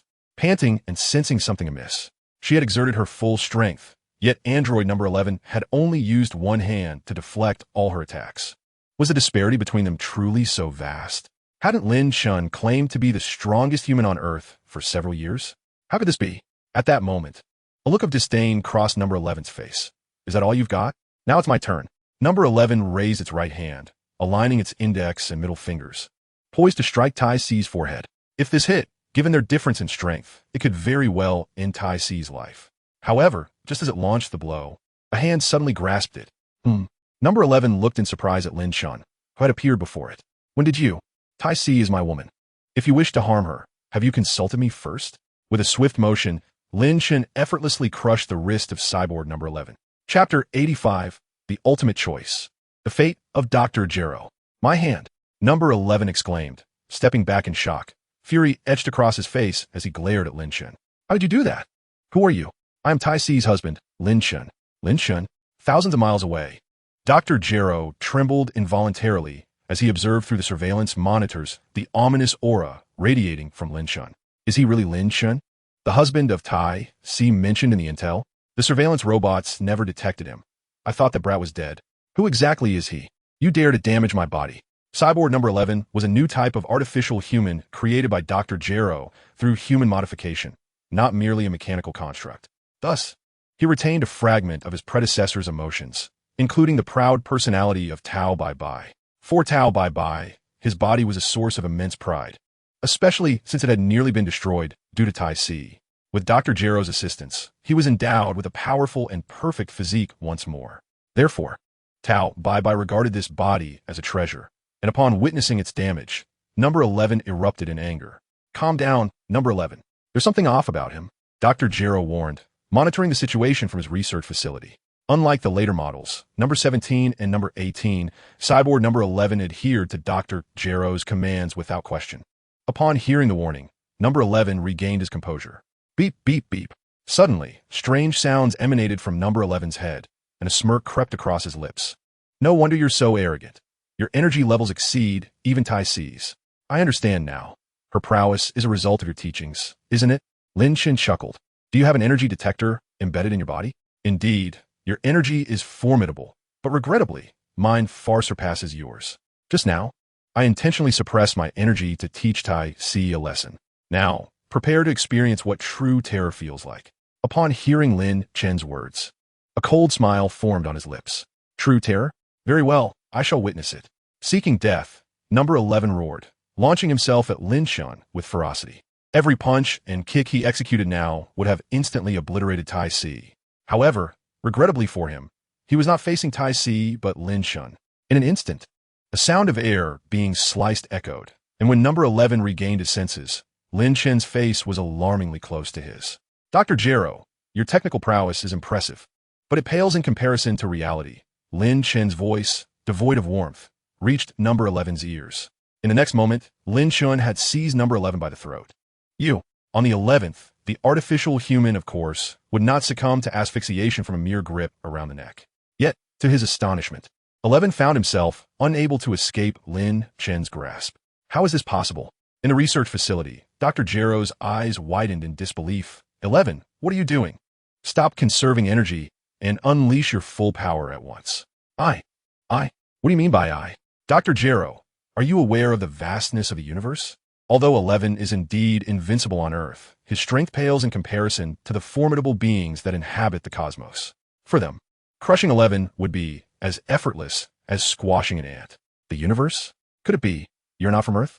Suddenly, 11's mouth echoed Dr. Gero's voice. Correct, but there is no reward for that answer. Cold sweat trickled down 11's forehead as he felt Lin Chen's grip tightening. Soon, his neck would meet the same fate as his previously crushed wrist. In that moment, even as an artificial being, fear engulfed him. I'm sorry I was wrong. Please forgive me. If he were on the ground, 11 would undoubtedly kneel before Lin Chen. With a pleading expression, he implored, I promise, I will never commit wrongdoing again. Please spare me. Spare you? Do. Before Lin Chen could finish, a sly grin crept across 11's face as he suddenly pointed his left hand at Lin Chen's head. Boom! A wave of energy, concentrated with all of 11's might, crashed into Lin Chen's head, resulting in a tremendous explosion on his face. However, what left 11 trembling was that, amidst the smoke and debris, Lin Chen gazed at him, entirely unscathed. How is this possible? My full force wave. This farce can come to an end. With a decisive grip, Lin Chen severed 11's head from his body. As 11's shattered form fell, Lin Chen casually unleashed 2 energy blasts, obliterating the remnants into dust.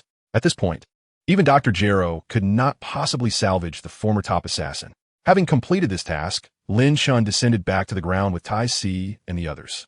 Upon landing, Han Nazia, filled with curiosity, inquired, Lin Chen, was that fellow robot? A mechanical being with a combat power of 120,000. Is such technology truly present on Earth? The genius who invented him must rival Dr. Brief. Lin Chen replied, indeed. Really? Han Nazia exclaimed in astonishment. Dr. Brief's brilliance is universally acknowledged. His development of the universal capsule technology is unmatched across the cosmos. I never expected Earth's technological prowess to be so formidable. Indeed, Dr. Gero is truly a genius. Brief remarked, it's just unfortunate that he has allied himself with the Red Ribbon Army. Both Dr. Willow and Dr. Gero are prodigies among humanity. Yet they have chosen to fall from grace. It is truly lamentable. However, Your Majesty, such individuals are exceedingly dangerous. It would be best to eliminate them swiftly. Fortunately, we are on Earth this time. Otherwise, Tai Si would be in peril, Han Nazia cautioned. Upon hearing her words, Lin Chen found himself at a crossroads. His mind suddenly flooded with a familiar voice. Detection indicates that the host is preparing to take action against Dr. Gero, triggering the ultimate choice. Choice 1. Ignore Dr. Gero and allow him to proceed unchecked. Reward. Intermediate superpower. Time stop technique. Choice 2. Eliminate Dr. Gero to prevent the subsequent creation of artificial beings. Reward. A gravity chamber with 1,000 times the gravitational force, along with a training robot. Choice 3. Subjugate Dr. Gero and compel him to serve. Reward. An advanced version of instant transmission. Chapter 86. Goku and Lin Chen. 2 individuals committed to saving the world. What will it be regarding Dr. Gero? Faced with these 3 options, Lin Chen fell into deep contemplation. It must be acknowledged that Dr. Gero is an extraordinarily rare genius within the Dragon Ball universe. One might even assert that he is the true guardian of human dignity within that realm. Not to mention the artificial being known as Android 11 that Lin Chen had just encountered. If all goes as anticipated, Dr. Gero is likely to create even more formidable beings surpassing Super Saiyans, such as Android 16, 17, and 18. Furthermore, one cannot overlook Cell, whose perfect form possesses power rivaling that of Super Saiyan 2. To extinguish the life of such a genius would indeed be a lamentable loss. Thus, Lin Chen refrained from making an immediate decision, opting instead to ponder further. System, could you elaborate on the rewards this time? What distinguishes the time stop technique from the instant transmission? The time stop technique is a superpower that halts time. Unlike instant transmission, which allows for a 2-second time halt. During this period, one cannot utilize energy. Time stop? That is certainly an alluring superpower. Lin Chen recalled that in the original Dragon Ball, only Hit and Guldo from the Ginyu Force possessed related abilities. However, this time-stop technique appeared to have similarities with Guldo's time-stopping skill. The limitation of not being able to use energy during the halt imposed considerable restrictions, rendering even flight impossible. And what of the training robot associated with Choice 2? The training robot can transform into a Super Saiyan, a member of the Frieza clan, or Namekian, to engage in practical combat simulations. Its combat power can be adjusted from 100,000 to 10 million. Lin Chen nodded appreciatively. This reward indeed constitutes an exquisite tool for training, alongside the 1,000-fold gravity chamber.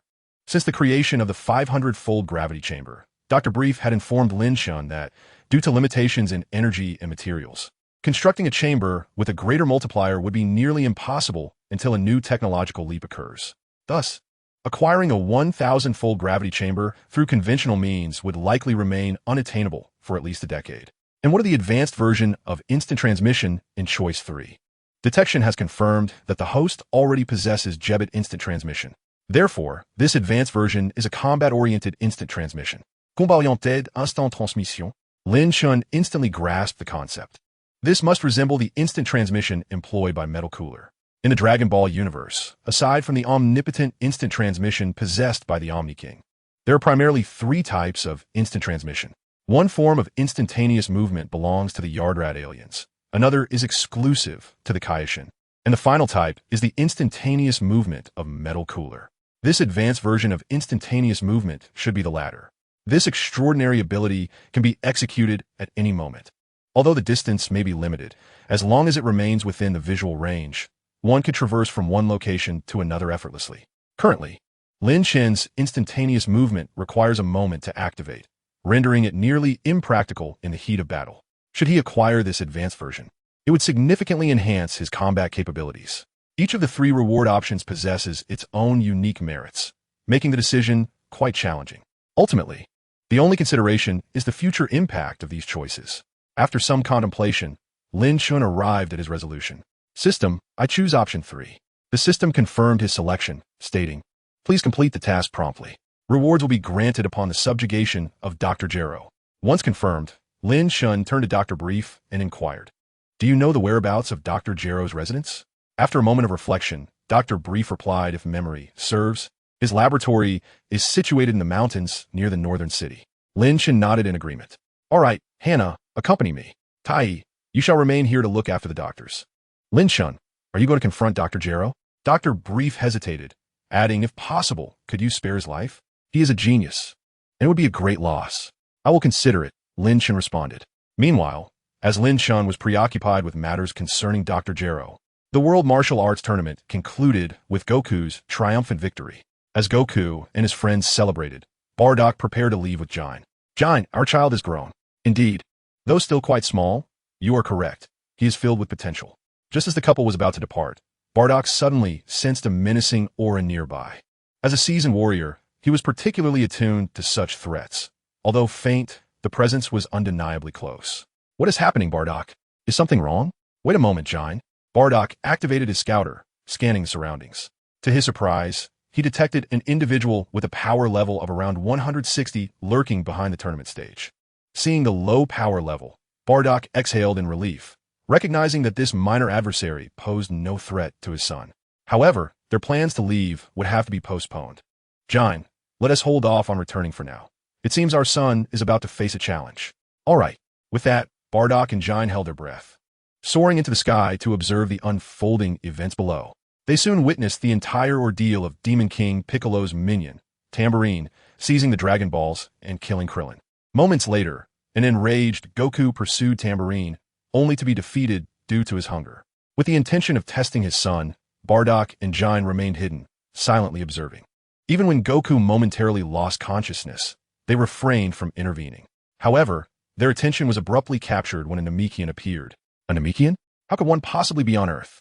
Bardock and Jine were acutely aware that the Namekian race possessed combat prowess rivaling that of the Saiyans. Although the Namekian below exhibited a combat power of merely around 230, it still surpassed Goku's. Indeed, despite Goku's strength having surpassed that of the original storyline, he ultimately fell short against the formidable King Piccolo, losing by a narrow margin. As Goku's heartbeat ceased, Jine could scarcely restrain herself from rushing down to confront King Piccolo, but Bardock firmly held her back. "Do not act impulsively. Check your scouter. Goku still shows signs of life." Upon hearing this, Jine realized the truth of his words. "Bardock, don't you possess senzu beans? Allow me to descend and administer one to Kakarot." "No, we cannot interfere with Kakarot's training," Bardock insisted, maintaining his composure. King Rinks once stated that the training on Earth is essential for Kakarote's future development, and I wholeheartedly agree with his words. Perhaps through this ordeal, Kakarote's combat power will rise once more. Look, his companions are arriving. Under their watchful gaze, Yajirobe, just as in the original tale, revived Goku, who then set off toward Korin Tower with his assistants. Although Goku had the option to seek Lin Chen's help, he chose not to do so. Krillin, I will avenge you personally. One Dr. Gero, one King Piccolo. Unbeknownst to the world, Lin Chen and Goku commenced their respective quests to save the world. Chapter 87, Subjugating Dr. Gero. Regarding Dr. Gero's laboratory, Dr. Brief only possessed a general understanding. Many years prior, before Dr. Gero vanished from the public eye, a scientific magazine had conducted an interview with him, which mentioned that his laboratory was situated in the mountainous regions of the northern city. Though Dr. Gero could have relocated, Lin Chen distinctly remembered that his laboratory was indeed hidden in a secretive mountain area. Consequently, he did not ponder further and directly took Hana and flew northward.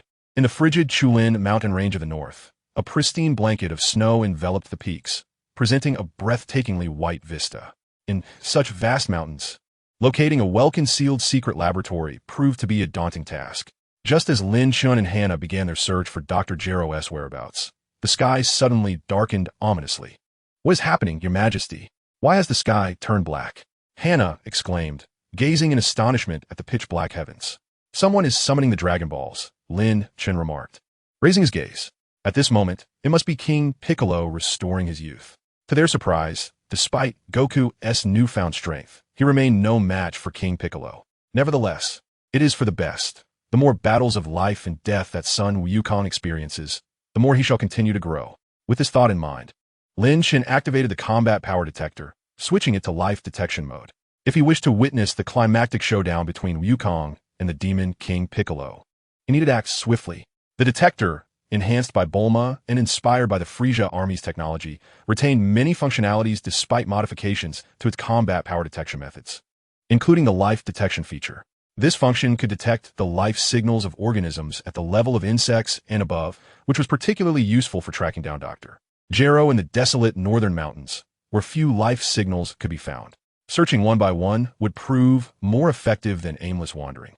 Indeed, after more than an hour of continued searching, Lin Chen finally stumbled upon the secret entrance to Dr. Gero's laboratory. He summoned Hanacia, and together they approached the entrance.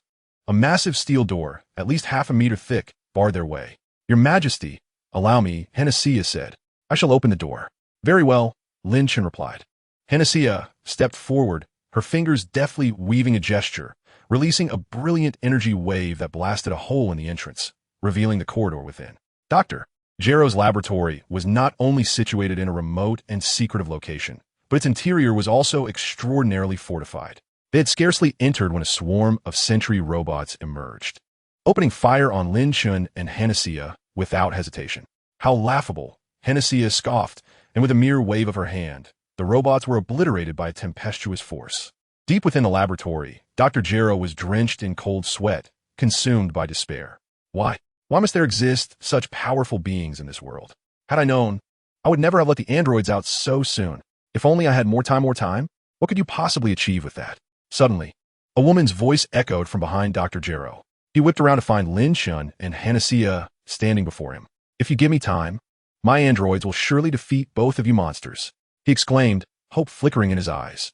Huh, with those heaps of scrap? Hanacia retorted disdainfully. Yet Lin Chen understood that Dr. Gero did not speak lightly. The androids he would create in the future could indeed challenge even divine beings. Such a genius was undoubtedly worthy of being recruited. Pushing aside Hanacia, Lin Chen stepped forward and declared, Dr. Gero, you must realize that you have nowhere left to flee. I present you with two choices. First, you may align yourself with me. I shall allow you to continue your work on androids, but from this moment forth, your allegiance shall be to me, Lin Chen, and the Saiyan kingdom that I command, rather than the long-gone Red Ribbon Army. Science? But you are not Earthlings. Dr. Gero exclaimed, his eyes widening in disbelief. Indeed, we are extraterrestrial beings from Planet Vegeta, and you may be surprised to learn that even the Saiyan you wish to eliminate. Son Goku is one of us. It is no wonder that you possess such formidable strength. Dr. Glow clenched his fists, realizing that humanity could not possibly be this powerful. It was clear that the opponent was, in fact, an alien. Lin Chen continued. As for your second choice, should you refuse to submit to me, your research will be entombed within this cave. Upon uttering these words, an overwhelming aura emanated from Lin Chen, rendering Dr. Glow nearly immobile, his body trembling uncontrollably. Well, Dr. Glow, will you choose life or death? Lin Chen asked nonchalantly. At that moment, Dr. Glow found himself paralyzed by fear, unable to articulate a response due to Lin Chen's overwhelming presence. Despite his potential to create artificial beings that could rival deities, Dr. Glow was, at his core, merely an ordinary human. Observing his state, Lin Chen retracted his aura, allowing Dr. Glow to breathe as though he had emerged from suffocation. Struggling to lift his head, Dr. Glow gazed at Lin Chen and inquired, "What do you wish me to do if I submit to you?" "You need not do anything special. Simply continue your research. As Saiyans are a warrior race frequently engaged in battles, our population is limited. Your artificial beings may very well become our allies in the future." In contemplating how to utilize Dr. Glow after his submission, Lin Chen had considered only this for the time being. Historically, Saiyans had a practice of employing cultivated beings for training and combat assistance. But with Dr. Glow's artificial beings, the need for cultivated beings would diminish. In terms of training and support, artificial beings would undoubtedly prove far superior to cultivated ones. "Dr. Glow, I shall ask you one final time. Do you wish to accompany me?" Lin Chen sought confirmation. After a moment of hesitation, Dr. Glow bowed his head and replied, "I understand, Mr. Lin Chen. I am willing to submit to you." Ding! Congratulations, host, for subduing Dr. Glow. Reward: advanced instant transmission. As the system's voice echoed, Lin Chen's attribute panel displayed a new development in the instant transmission section. With a faint smile, he nodded at Dr. Glow, saying, "Very well, Dr. Glow. Please prepare your research institute. In the future, it shall be established on Planet Vegeta, where I will assign some extraterrestrial scientists to assist you." Chapter 88. The Death of the Dark Lord. "I understand, my lord." The prospect of venturing to an unknown planet for research filled Dr. Glow with a tinge of trepidation. Just then, he felt Lin Chen's hand resting upon his head. "My lord, what is this?" "I am enhancing your strength. Otherwise, with your fragile old bones, you would be crushed upon arrival at Planet Vegeta, where the gravity is tenfold that of Earth." Suddenly, a radiant light emanated from Dr. Glow's body, and he felt as if he had rejuvenated by several decades. "I feel an abundance of power coursing through my veins." Through Lin Chen's potential development, Dr. Glow's combat ability surged to over 900, comparable to that of the lower-tier warriors on Planet Vegeta in the past. "Do your utmost, and perhaps one day I shall restore your youth," Lin Chen remarked. "Yes, esteemed master. Thank you," came the eager reply. At that moment, Dr. Gero appeared to be merely at the inception of his advanced android research. The formidable androids that would later surpass Earth's warriors were still a distant prospect. Consequently, Dr. Gero swiftly completed the transportation of all his research equipment using the universal capsule. "Master, I am ready," he announced. "Very well," Lin Chen nodded, casting a glance at the now barren research facility before inquiring, "Have you removed the computer from the underground facility?" Lin Chen recalled that beneath Dr. Gero's laboratory lay a computer that had continued the research after his demise, ultimately culminating in the creation of the ultimate android cell. "Underground?" Dr. Gero paused, taken aback by Lin Chen's question. "Master, there's nothing down there." Realizing he might have overthought the matter, Lin Chen deduced that Dr. Gero had yet to expand his research facility. "All right, let us depart," he concluded. With that, Lin Chen, accompanied by Dr. Gero and Hannah, instantaneously transported to Planet Vegeta. "Hannah, I entrust Dr. Gero to you. Please make the necessary arrangements. I must return to Earth to attend to certain matters." After assigning Dr. Gero's care to Hannah, Lin Chen returned to Earth, intent on engaging in the unfinished battle against King Piccolo. In the original tale, this marked the first significant confrontation for Son Goku, and Lin Chen was keen to witness it. At that time, the rejuvenated King Piccolo had stormed the palace of the human kingdom, declaring himself the new ruler.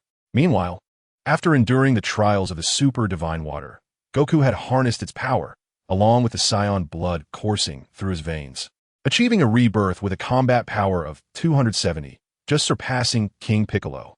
As Lin Chen soared above the palace, he encountered Bardock and Jine, who had yet to depart.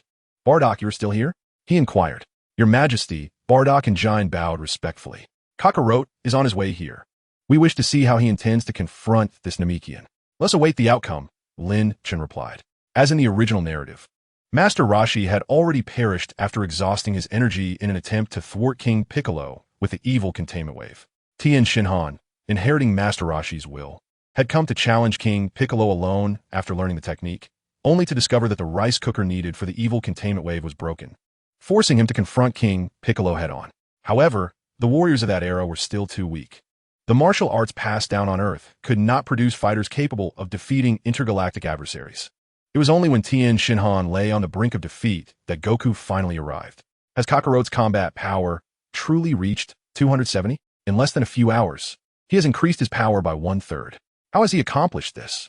Jin exclaimed in astonishment upon witnessing Goku's displayed strength. This is the marvel of Earth. Lin Chen mused from the sidelines.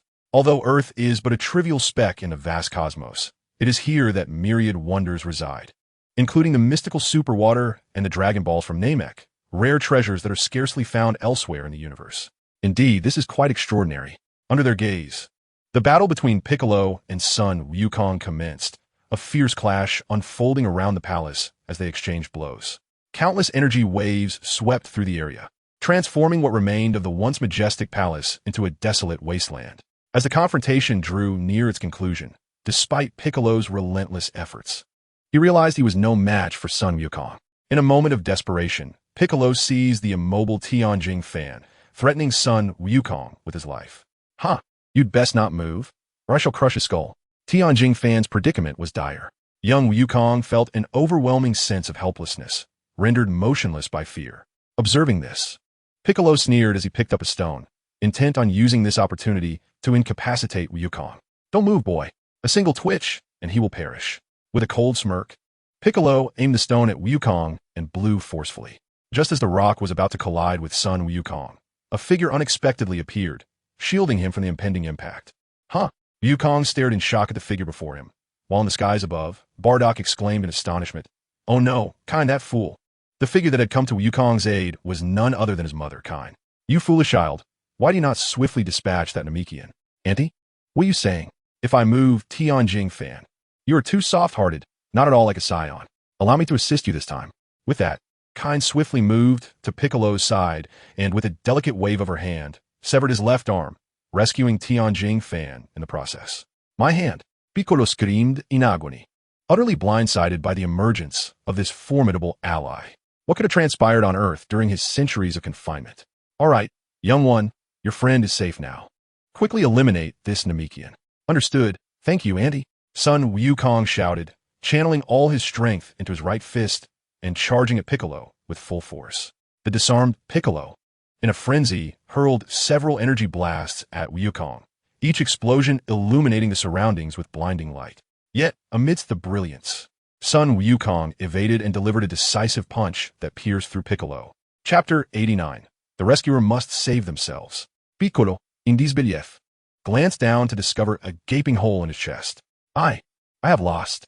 He let out a bitter laugh, suddenly expelling a white egg from his mouth and casting it towards the distant, frigid north. "My son, you must avenge your father. The source of evil must not be extinguished." With a violent explosion, the Demon King Piccolo was obliterated, vanishing completely. The interval between Piccolo laying an egg and his utter destruction was so brief that almost everyone present remained oblivious. Yet high above, Lin Chen and Bardock bore witness to the event, as did Jin on the ground. Seeing that her son had not eradicated the threat, Jin contemplated intervening once more. However, at that moment, Bardock's voice echoed through her communicator. "Enough, Jin, you have already interfered quite enough. Kakarot's misstep is something he must rectify himself." "Very well," Jin replied, halting her actions and allowing the egg to fade into the horizon. Shortly thereafter, Yamcha and others, resolute in their determination to assist Tianjin fan, arrived. Upon learning of the demise of the Demon King Piccolo, they erupted with joy, bouncing in exhilaration. "We won. Goku has defeated the Demon King Piccolo. Marvelous. Piccolo has been vanquished. Goku, you have saved the world." Supported by his comrades, Goku managed a wry smile, stating, "It wasn't just me. Had it not been for this lady's assistance, both Tianjin fan and I might have perished." "Lady?" The group, upon hearing this, realized there was indeed another presence. Though Yamcha did not recognize her, Oolong and poor Lanchi found the woman somewhat familiar. As for Bulma, she immediately recognized her as the Saiyan who had accompanied Lin Chen to Earth, with her presence confirmed. Bulma lifted her gaze and soon spotted Lin Chen and Bardock descending from the sky.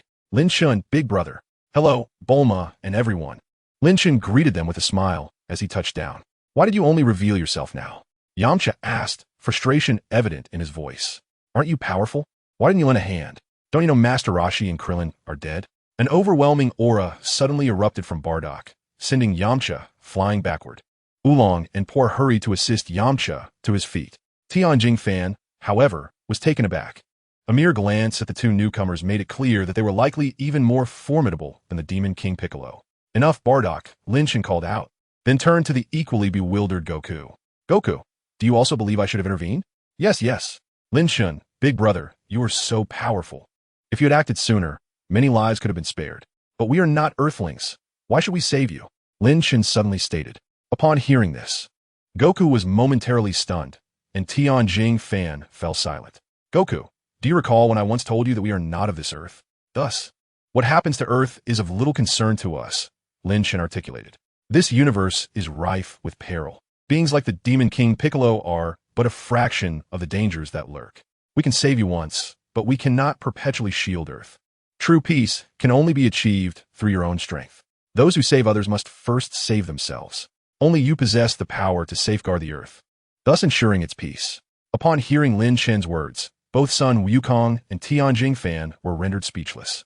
Although Yamcha was reluctant, he had to concede that he was correct. Had they possessed sufficient strength, the recent turmoil caused by Demon King Piccolo would not have claimed so many lives. Yet, the deaths of Master Roshi and Krillin weighed heavily on Yamcha's heart. But Master Roshi and Krillin are gone, he exclaimed in despair. That is not a concern. We can use the dragon to resurrect them, Wukong replied. However, upon hearing this, Tianjin Fan's expression darkened.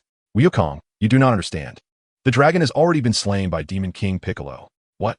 Master Roshi and Krillin? Wukong gasped, his body trembling. Fear not. The dragon was created by the gods. As long as we summon them, we can bring the dragon back, Lin Chen assured. God? Wukong was taken aback. Oolong, however, scoffed. How could there possibly be a god in this world? No, gods do exist, Bulma suddenly interjected. Wukong, the god resides atop Korin Tower. I have ascended there with Lin Chen before. What are we waiting for? Nimbus. Wukong immediately summoned his cloud, preparing to journey to Korin Tower. Wait, Tianjin Fan called out. Is Korin Tower the legendary sanctuary of martial arts? Indeed, I trained there once, and it was with the assistance of a sage named Cat that I was able to defeat Demon King Piccolo. The legends are true. Please take me with you. I must grow stronger. This encounter with Demon King Piccolo has shown me how much I still lack, and I vow to become stronger. I will not require your help next time, Tianjin Fan declared. I wish to join as well. Yamcha stepped forward. Though I was of no assistance this time, I will certainly catch up with you.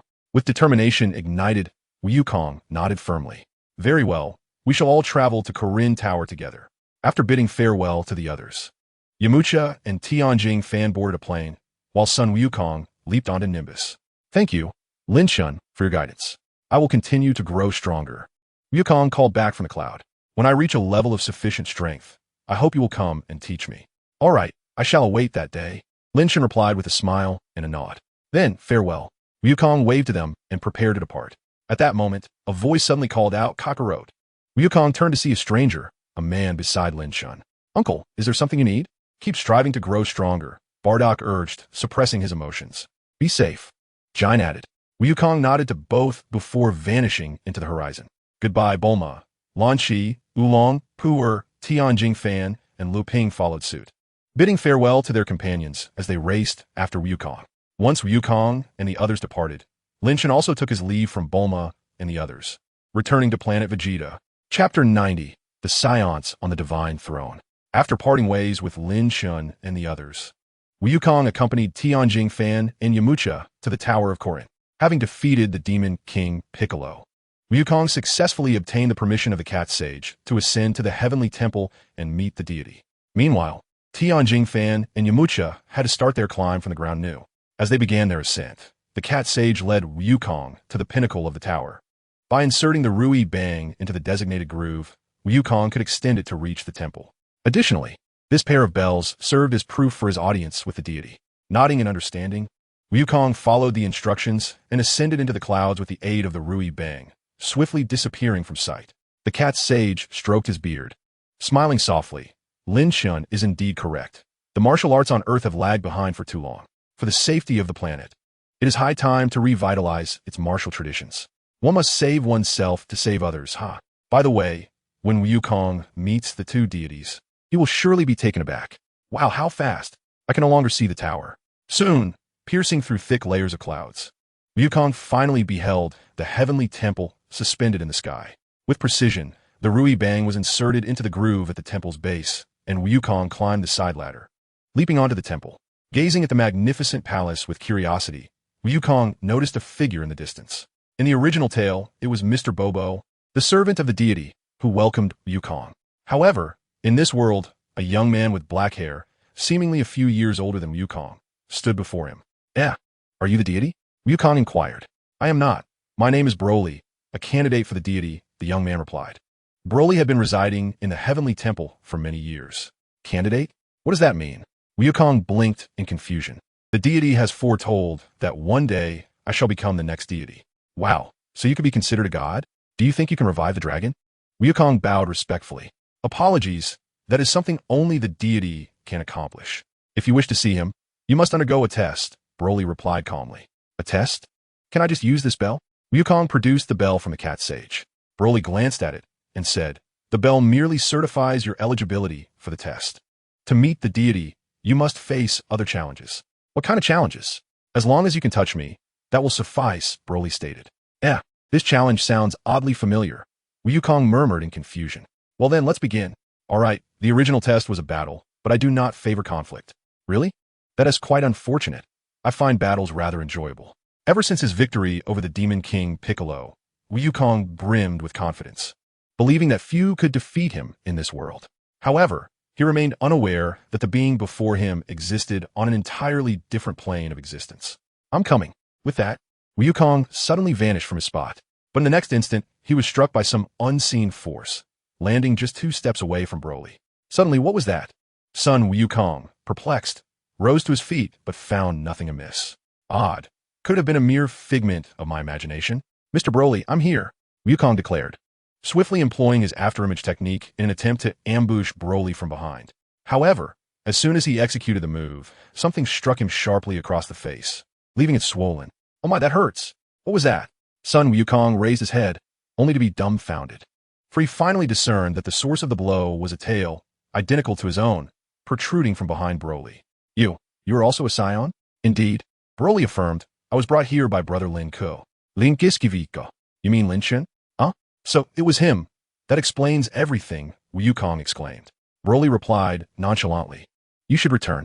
Although you have triumphed over Demon King Piccolo, your strength is insufficient to meet the Supreme Kai. I apologize. I was presumptuous. But I must meet the Supreme Kai. I need to revive everyone, or I will not return, Wukong insisted. So, Broly raised an eyebrow. May I train here? Yes. I wish to undergo rigorous training and pass the trials to meet the Supreme Kai. Even if our power disparity is vast, you will not abandon me? Indeed, Wukong affirmed, clenching his fists and nodding earnestly. Broly smiled faintly, contemplating. This Wukong is indeed unlike any typical Saiyan, just as brother Lin could described. At that moment, the Supreme Kai, who had been observing from the shadows, decided to meet with Wukong. Subsequently, Wukong encountered the old Supreme Kai, who bore an uncanny resemblance to Demon King Piccolo, and witnessed the Supreme Kai resurrecting the dragon. After fulfilling his mission at the Supreme Kai's temple, Wukong learned astonishing news. Son Wukong, you have defeated Demon King Piccolo and saved the world. That is truly commendable, the old Supreme Kai praised. However, it is unfortunate that Demon King Piccolo is not truly dead. He left behind a doppelganger that is even more formidable, which will inevitably threaten the world again. For certain reasons, both Broly and I cannot confront it directly. Thus, for the next 3 years, you must train here to safeguard the peace of Earth in the future. I understand. Brother Lin Chen told me that we must rely on our own strength to protect the Earth, not on others, Wukong replied. Your resolve is commendable. The Supreme Kai nodded in approval. Shortly after, the dragon was resurrected, and those who had perished at the hands of Demon King Piccolo were revived, including Master Roshi and Krillin, who awoke from their coffins. Aware that all of this was Wukong's doing, and knowing he was now training at the Supreme Kai's temple, Krillin decided to head to Korin Tower to hone his own skills. Meanwhile, on Earth, as a chain reaction sparked by Lin Chen, the warriors began to train more diligently than ever before. On Planet Vegeta, Your Majesty Lin Ku, the Galactic Patrol reported, "We have confirmed the whereabouts of Shrag." In the Saiyan Palace, Lin Chen received urgent intelligence sent by Paragus. Lin Chen inquired, "Is this confirmation? We cannot let them escape this time, can we?" "It is unlikely. Your Majesty, as per the intelligence gathered by the Galactic Patrol, it seems that Shrag is attempting to cultivate a tree of spirit." Chapter 91. The Struggle for the Tree of Spirit. The Tree of Spirit? Did I not obliterate it? Lin Chen exclaimed in astonishment. Years ago, after Lin Chen merged with the super bloodline, he coincidentally encountered Dales, who was trying to plant the fruit of the Tree of Spirit on Planet Vegeta. In pursuit of his mission, Lin Chen effortlessly reduced Dales and the Tree of Spirit to nothingness. How is it that another Tree of Spirit has surfaced, especially in the hands of the malevolent Namekian Shrag? Paragus stated, "Your Majesty, the specifics remain unclear. According to the Galactic Patrol's intelligence, Shrag's forces previously occupied a planet under the jurisdiction of the Galactic Patrol, known as La. Upon discovering this, the Patrol dispatched officers, only to be repelled by Shrag's men. They now hope that we can send a special operations team to provide immediate support." The Tree of Spirit. Lin Chen stroked his chin. Although he once believed the fruit of the Tree of Spirit held no further utility for him, it remains a significant asset for the Saiyans on Planet Vegeta, enabling rapid enhancement of their power in a short span. Furthermore, it could aid him in honing his mental fortitude. Thus, no matter the circumstances, Lin Chen was determined not to miss this opportunity with the Tree of Spirit. How long would it take to travel from Planet Vegeta to La? La lies exceedingly far from us, utilizing the Galactic Patrol's high-speed spacecraft. "It would likely require a month's time," Paragus replied. "That far?" Lin Chen furrowed his brow. "Indeed, La is located in the Eastern Galaxy, and logically, it exceeds our operational radius. Therefore, the Galactic Patrol has suggested that it would be best if Your Majesty were to take action personally. In that case, inform the Galactic Patrol that I shall personally intervene. Additionally, Paragus, organize a team to investigate the Northern Galaxy for any planets suitable for life that have yet to witness the emergence of intelligent beings." Paragus raised an eyebrow. "Your Majesty, are you implying? If possible, I intend to secure the seeds of the Tree of Spirit this time." "Understood. I shall commence the investigation immediately." Having previously consumed the fruit of the Tree of Spirit, Paragus was well aware of its benefits. "By the way, Your Majesty, will you be undertaking this mission alone? Summon Bardock and Hannah, and find 5 elite warriors. I will transport them along with me, using instant transmission." Lin Chen made his decision. Although he could likely handle Shrag alone, it was prudent to take additional companions to mitigate unforeseen circumstances. Paragus nodded and promptly began assembling the team. Just as Paragus was hurriedly seeking personnel, an elderly man suddenly intercepted him. "Lord Paragus, what is the rush?" Paragus cast a glance at the individual. Dr. Glow? His Majesty is preparing to embark on a mission, and I have been tasked with gathering personnel." "What is the matter?" "Oh, nothing. I was merely curious. Does Lin Chen, or rather, His Majesty, intend to undertake this mission personally? Is the adversary particularly formidable?" Dr. Glow inquired with keen curiosity. "Indeed. Otherwise, why would His Majesty personally take action?" Paragus furrowed his brow and remarked, "Dr. Gloor, as you have only just arrived on Planet Vegeta, it would be prudent to refrain from inquiring into such matters and instead focus on your research." Yes, I understand." Dr. Gloor nodded repeatedly. Observing this, Paragus chose to disregard him and busied himself in search of others. Before long, Bardock and the others arrived at Lin Chen's side. Apart from Bardock and Hannah, the individuals Paragus summoned were all formidable warriors, each possessing a battle power exceeding 100,000. After receiving their mission, these warriors placed their hands upon Lin Chen, who initiated an instantaneous movement, transporting everyone to Planet La. Planet La was an agrarian world that, despite lacking its own civilization, had been transformed into a thriving agricultural hub under the guidance of a certain civilization discovered by the Galactic Patrol. However, this once vibrant planet now bore no trace of greenery. It appeared as though the entire world had succumbed to death, with plants withered and life extinguished. Only a colossal tree, towering and vast, extended into the atmosphere, resembling a gigantic umbrella, shielding the planet from the warm sunlight of its star. Beneath this immense tree, the soldiers of the Schlag Legion stood vigilant, patrolling its perimeter to prevent anyone from pilfering the fruits of the spiritually nourishing tree. Meanwhile, within the confines of a Schlag spacecraft, the leader Schlag sampled one of the spirit tree fruits he had procured from a treasure of Dales, expressing his impatience. How much longer until the spirit tree's fruits are ripe? My lord, it is expected that by today the fruits should be mature, came the response. Excellent.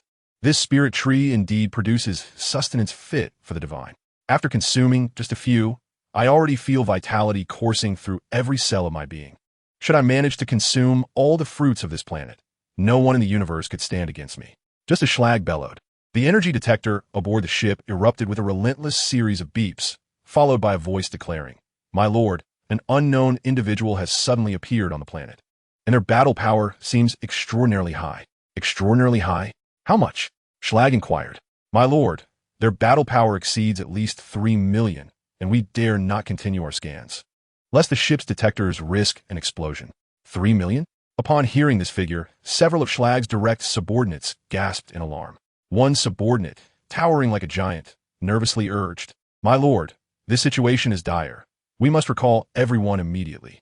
Schlag, however, simply lifted his gaze coldly, fixating on the unknown presence. The subordinate trembled and hastily added, My lord, what I meant was, without allowing him to finish, Schlag pointed directly at the intruder, unleashing a beam of light that silenced the subordinate forever. A mere 3 million in battle power should compel this king to retreat? Ridiculous. I, Schlag, do not require such cowardly subordinates. Yes, my lord, the others responded in unison. Schlag cast aside his cloak and strode purposefully outside. Come with me. Let us discover which foolish thief dares to covet the fruits of my spiritual tree. Meanwhile, Lin Chen and his companions were awestruck by the immense form of the spiritual tree, which overshadowed the sky. Compared to the spiritual tree on Planet Vegeta, this one was far more colossal. The size of a spiritual tree is determined by the life force present on the planet. As Lalala is an agricultural planet, its vitality far surpasses that of the former planet Vegeta, resulting in a spiritual tree that is nearly 10 times larger. The fruits dangling from its branches resemble the sky filled with countless stars. In Chapter 92, titled Super Namekian, Hanasiya remarked, Your Majesty, there must be thousands of these spiritual fruits here. This planet should be at least twice the size of Planet Vegeta, and that is likely the reason, Bardock added.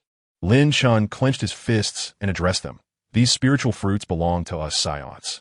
Hanasiya, Bardock, take your men to deal with Chirag's subordinates. I will confront Chirag myself. Yes, Lord Lin Chen. Bardock immediately nodded in agreement. However, Hanasiya interjected, Your Majesty, allow me to handle Chirag. You?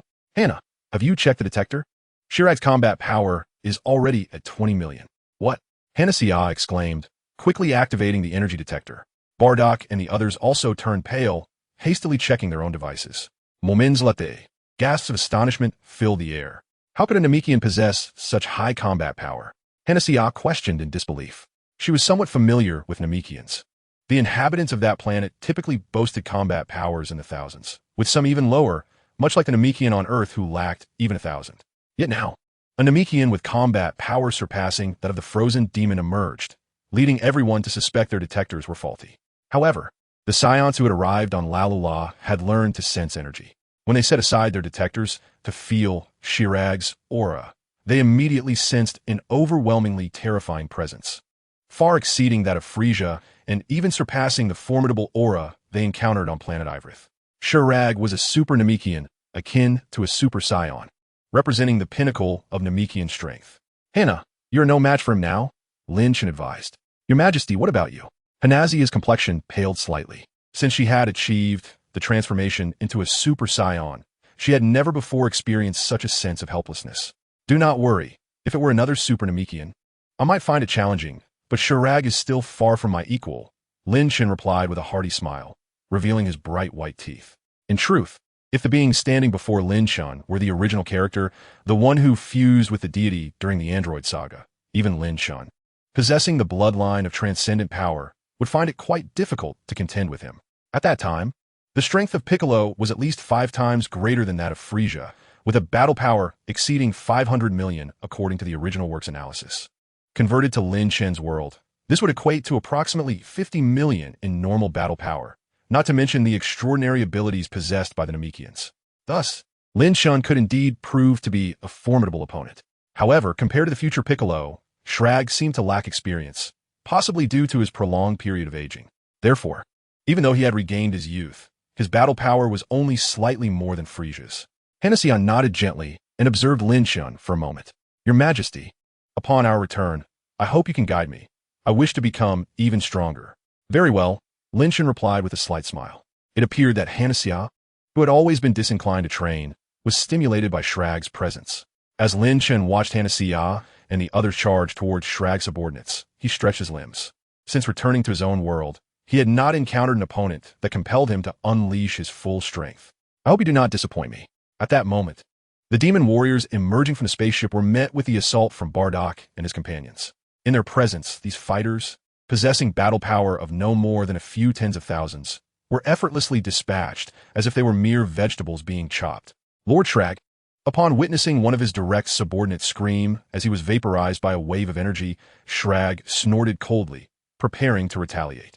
At that instant, Lin Chen appeared before him without warning. Shrag was taken aback, having sensed no indication of Lin Chen's approach. It was as if he had materialized from thin air. Even with Shrag's exceptional Namekian vision, he had failed to track Lin Chen's movement. Shrag, your opponent is me, Lin Chen stated calmly. You are Saiyan? Shrag's gaze fell upon the tail at Lin Chen's waist. Indeed, I'm Lynx from Planet Vegeta. Lynx. Shrag's expression sharpened. The Saiyan rumored to have slain the tyrant Frieza bore this name. So, it is you? Saiyan, I have heard you kill Frieza. That is truly remarkable for a Saiyan's strength.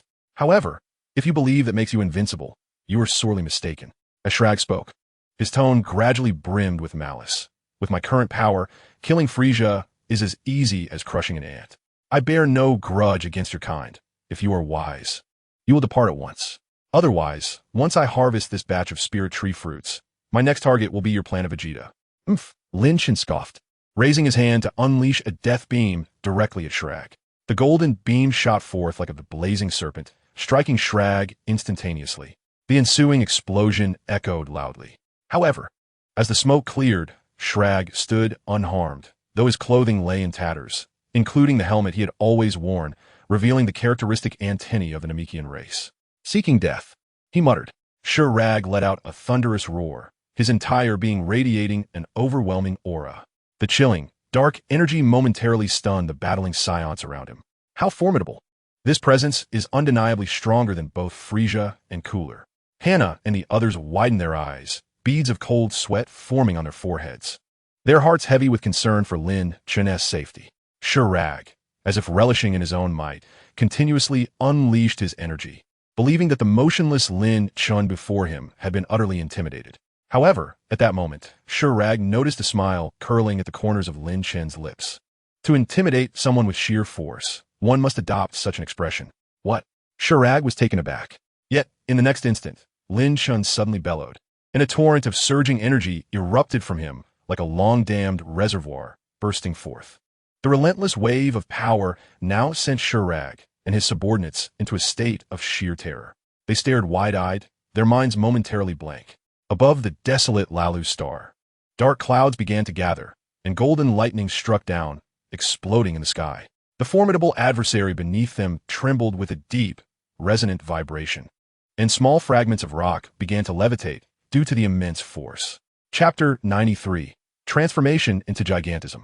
10 million, 20 million, 50 million, 80 million, 100 million, 130 million. When Lin Chen's aura finally ceased its eruption, his form had undergone a remarkable transformation. Shrag stared incredulously at the figure before him. You. What are you? I've heard you are a Super Namekian. Lin Chen replied nonchalantly, Apologies, but I'm a Super Saiyan. A Super Saiyan? Gazing at Lin Chen, who radiated a golden aura with hair standing on end, Shrag's expression stiffened. Having lived for centuries, Shrag was well acquainted with the legends of the Super Saiyans. So that's it. No wonder you Saiyans managed to slay Frieza. You truly are remarkable. But before me, Shrag, you shall all perish. Suddenly, a wave of energy erupted from Shrag, radiating outward in all directions.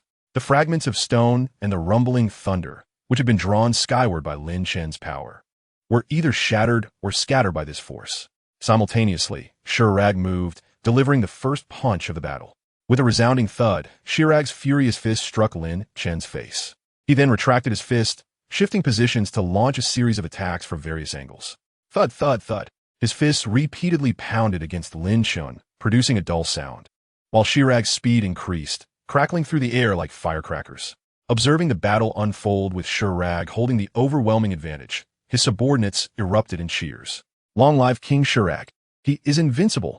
Eliminate these Saiyans, my king. Meanwhile, the Saiyans stood frozen, their faces pale with trepidation. Suddenly, the crowd heard Bardock exclaim, "Do not lose heart. The vigor of His Majesty Lynx remains undiminished." The onlookers momentarily paused in surprise. At that very moment, Lin Chen, who had been enduring the assaults without moving, finally unleashed his first punch in the battle. With a resounding thud, his fist connected squarely with the face of the attacking Chirag, sending him crashing to the ground and creating a bottomless chasm beneath him. A collective gasp escaped the lips of the demonic warriors. "This is how a punch should be delivered," Lin Chen remarked nonchalantly. Underneath the gaping hole, Chirag's limbs lay fractured and shattered. However, his wish to the dragon for restoration allowed his body to swiftly mend itself. Yet, despite his astonishing recuperative abilities, he could not escape the agony, and a grimace of pain contorted his features. The Super Saiyan is indeed formidable. Had this been before my rejuvenation, you would have undoubtedly been the strongest in the universe. Alas, I have wished for the return of my youth, and now I am invincible. Prepare to feel terror and witness the true power of my Super Namekian form. Suddenly, the earth began to tremble violently, and a terrifying aura erupted once more. Anyone capable of sensing energy realized that Chirag's power was once again escalating. How can this be? How could that Namekian possess such strength? 30 million, 40 million, 100 million, 150 million, 200 million? Bardock exclaimed in disbelief. At that moment, amidst the astonishment of the crowd, a towering and fearsome Namekian emerged from the vast hole. It was none other than Chirag himself. Is this the colossal transformation of a Namekian? Lin Chen pondered as he beheld the titan-like Chirag beneath him. The transformation of a Namekian differed from that of other cosmic races. It was a transformation of stature.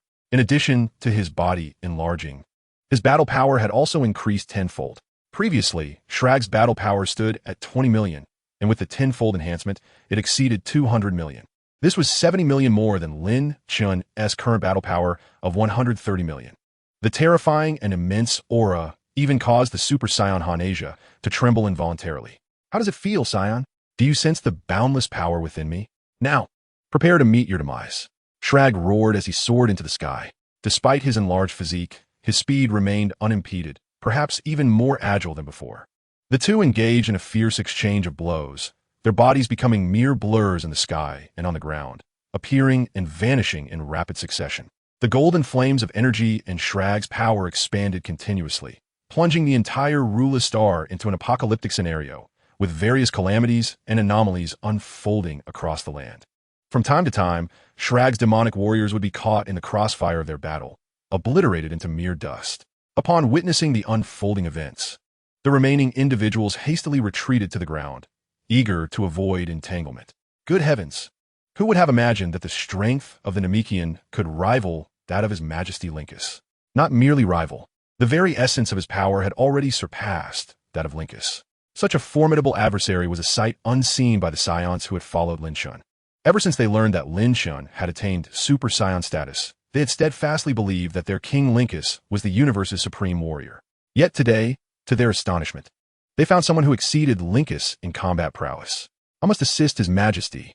Observing that Lin Chen appeared to be at a disadvantage, Hanaxia immediately transformed into a Super Saiyan, ready to intervene. Wait, Bardock interjected, restraining Hanaxia. The level of combat that His Majesty faces is beyond your capacity to assist. What then? Should I merely stand by and watch Linkus suffer defeat? Patience, Your Highness. Have you not noticed? Although His Majesty's combat power does not match that of the Namekian, he can at least hold his own for now. Indeed? How can this be? Hanaxia pondered, finally grasping the situation. Despite the evident disparity in combat strength, Lin Chen still managed to maintain his ground. This enigma also intrigued Chirag. You nimble monkey, he thought, feeling increasingly vexed by the battle. Though his power far exceeded his opponents, the situation on the battlefield remained evenly matched. Do you not understand? How foolish. You possess immense power yet fail to wield it effectively. You disappoint me greatly. Easily evading Chirag's attacks, Lin Chen spoke with a hint of regret. He had anticipated that the enlarged Sherlag would compel him to unleash his full strength. However, that was not the case. Perhaps it was due to being sent to Sherlag's planet at a very young age, where Sherlag had become nearly invincible since reaching adulthood, with few challengers. Thus, despite being a super Namekian, Sherlag lacked considerable finesse in utilizing his power. Chapter 94. The Immortal Body? Non-existent. Disappoint you? How laughable. What do you think you're to speak so boldly before me? Sherlag's thunderous voice reverberated through the air. With a fierce expression, he swung his colossal fists with a devastating force. Yet, just before they could strike Lin Chen, he evaded as if foreseeing the attack. On Namek, there exists a unique technique known as Ki Perception. A Namekian, much like yourself, who wandered to other planets during the Great Calamity on Namek, had refined this technique into a martial art that allows one to anticipate an opponent's movements solely through sensing the flow of Ki without the need for sight. Compared to that Namekian, your strength, although formidable, remains unused effectively. Upon hearing Lin Chen's calm words, veins pulsed on Sherlag's forehead. Silence. His missed punch suddenly swept horizontally toward Lin Chen, only to be effortlessly dodged once more. Instead, Lin Chen found himself standing atop Sherlag's fist, swiftly racing along his arm. With a resounding thud, Lin Chen's fist struck Sherlag squarely in the face, causing stars to dance before his eyes. Following this powerful blow, a flurry of rapid attacks ensued. Lin Chen's fists and feet rained down upon Sherlag's head in an instant, culminating in a synchronized strike that unleashed a burst of golden radiance. The Kamehameha wave, shimmering with golden light, shot forth like a roaring dragon, crashing irresistibly into Sherlag's head. As the brilliance faded, it became evident to all that Sherlag's head had vanished. "Oh, great King Sherlag!" lamented the demon warriors, while the Saiyans erupted in jubilant cheers. "Victory! Long live His Majesty Lin Chen!" Amidst their exultation, these elite Saiyan warriors from Planet Vegeta contemplated Lin Chen's earlier words, particularly Bardock, who felt a profound understanding. It was revealed that the disparity in strength did not always dictate the outcome of a battle. Lin Chen's words resonated deeply, enlightening them all. However, just as everyone believed the battle was won, Lin Chen remained in a fighting stance, his gaze fixed upon Sherlag's headless corpse. Suddenly, Sherlag's head violently emerged from his body, leaving onlookers in stunned silence. Even the demon warriors were taken aback by Sherlag's miraculous revival, despite his missing head. Gasping for breath, Sherlag glared at Lin Chen with bloodshot eyes, exclaiming, "Damn it! My power is clearly superior to yours. Why is this happening? I refuse to accept this." In a fit of rage, Sherlag opened his mouth wide and unleashed a powerful energy wave, more potent than Lin Chen's Kamehameha. If it struck the ground, it could potentially penetrate the mantle. Yet, what uses an overwhelmingly powerful attack if it fails to hit its target? Just before the energy wave could make contact with Lin Chen, he vanished, reappearing beneath Sherlag, and charged upward, gathering a tempest of power in his fist. How can you be so fast? By the time Sherlag realized what was happening, he could only extend his arms in a futile attempt to block the impending blow. A heart-wrenching pain shot through his chest as he looked down to discover a gaping hole where his heart had been. Sherlag bellowed in fury, his face contorted in rage. Yet, in an instant, he turned and sneered at Lin Chen, who had ascended into the sky. With a surge of effort, the gaping wound in his abdomen rapidly healed, restoring him to his former self. "Saiyan, you are indeed powerful, but I have made a wish to the eternal dragon Purunga and received immortality. No matter how many times you attempt to kill me, I shall never perish." Following the enhancement bestowed by the Namekian dragon, Sherlag's regenerative abilities had reached a level rivaling that of the future android cell. Observing Shrag, it seemed he no longer suffered the same debilitating fatigue that typically afflicted Namekians after regenerating lost limbs. If not for an insurmountable disparity in strength, Sherlag would have been nearly invincible. Alas, he encountered Lin Chen this time. An immortal body? Such a notion holds no ground before me. It merely possesses enhanced regenerative abilities. As long as I can obliterate your entire being into nothingness, I wonder how you shall be reborn? Lin Chen scoffed. Sherlag, momentarily taken aback, erupted into maniacal laughter. How ridiculous. With your meager power, do you truly believe you can render me to nothingness? I shall witness your attempts. Then, prepare to watch with keen eyes. With that proclamation, Lin Chen suddenly roared, his form expanding instantaneously, and his already formidable aura surged with intensity. He swiftly grew to over 2 meters tall, with a blazing yellow-green flame enveloping a radius of several meters around him. The legendary Super Saiyan form. for the first time revealed before the crowd since Lin Chen's return to his world. What transformation is this? As Shrag beheld Lin Chen's terrifying figure, he swallowed hard. A flicker of fear creeping into his heart. Not only him, the entire planet's inhabitants, including Bardock and Hannah, felt Lin Chen's overwhelming presence render them almost immobile. What an awe-inspiring sight. Is he not a Super Saiyan? Could it be that there exists a transformation beyond the Super Saiyan? Hannah, being a Super Saiyan herself, was acutely aware of the chasm between her power and Lin Chen's. The other Saiyans, overwhelmed by the suppression of their bloodline, found themselves rendered speechless. Ha ha, you foolish charlatan. Do you think a mere transformation could lead to my demise? Shrag laughed defiantly, but was suddenly silenced by Lin Chen's voice. Of course. In an instant, Lin Chen vanished from Shrag's view, only to reappear at his side, delivering a powerful punch to Shrag's forehead. The impact was so forceful that Shrag's head burst like a balloon, collapsing to the ground. With a thunderous crash, Shrag's body slammed down, but as he regained his footing, his head had already reformed. What just happened? Your power. Shrag's head spun in confusion as he stood up, overwhelmed by bewilderment. He could not comprehend how this Saiyan, merely having expanded in size, seemed like an entirely different entity. Could his transformation, akin to his own, double his fighting prowess? You needn't rise. Lie down and await your demise. Lin Chen's voice boomed from above as he flipped his palm and pressed down forcefully. The space appeared to solidify under his might, pinning Shrag to the ground. Boom! Chapter 95. Subduing Shrag, Mastery of Telekinesis. A colossal handprint materialized over a vast area surrounding Shrag. Beneath this imprint, Shrag was buried deep underground, his bones feeling as though they had shattered. Though his body was rapidly regenerating, the excruciating pain left him feeling as if death were a preferable fate. Lin Chen descended, seizing Shrag, effortlessly lifting the giant from the earth despite his own diminutive stature. Damn you, wretched fiend. Suddenly, Sherlag opened his arms wide and forcefully grasped Lin Chen. Ha ha ha, now you cannot escape. I shall crush you. However, as Sherlag exerted his strength, he found that his hands could not press down at all. No matter how hard he tried, he could not crush Lin Chen as he had envisioned. How could this be? Why is this happening? Lin Chen's cool voice resonated. Sherlag, do you believe you're the strongest? Yet, how could you comprehend that there are always those beyond you, and realms beyond realms?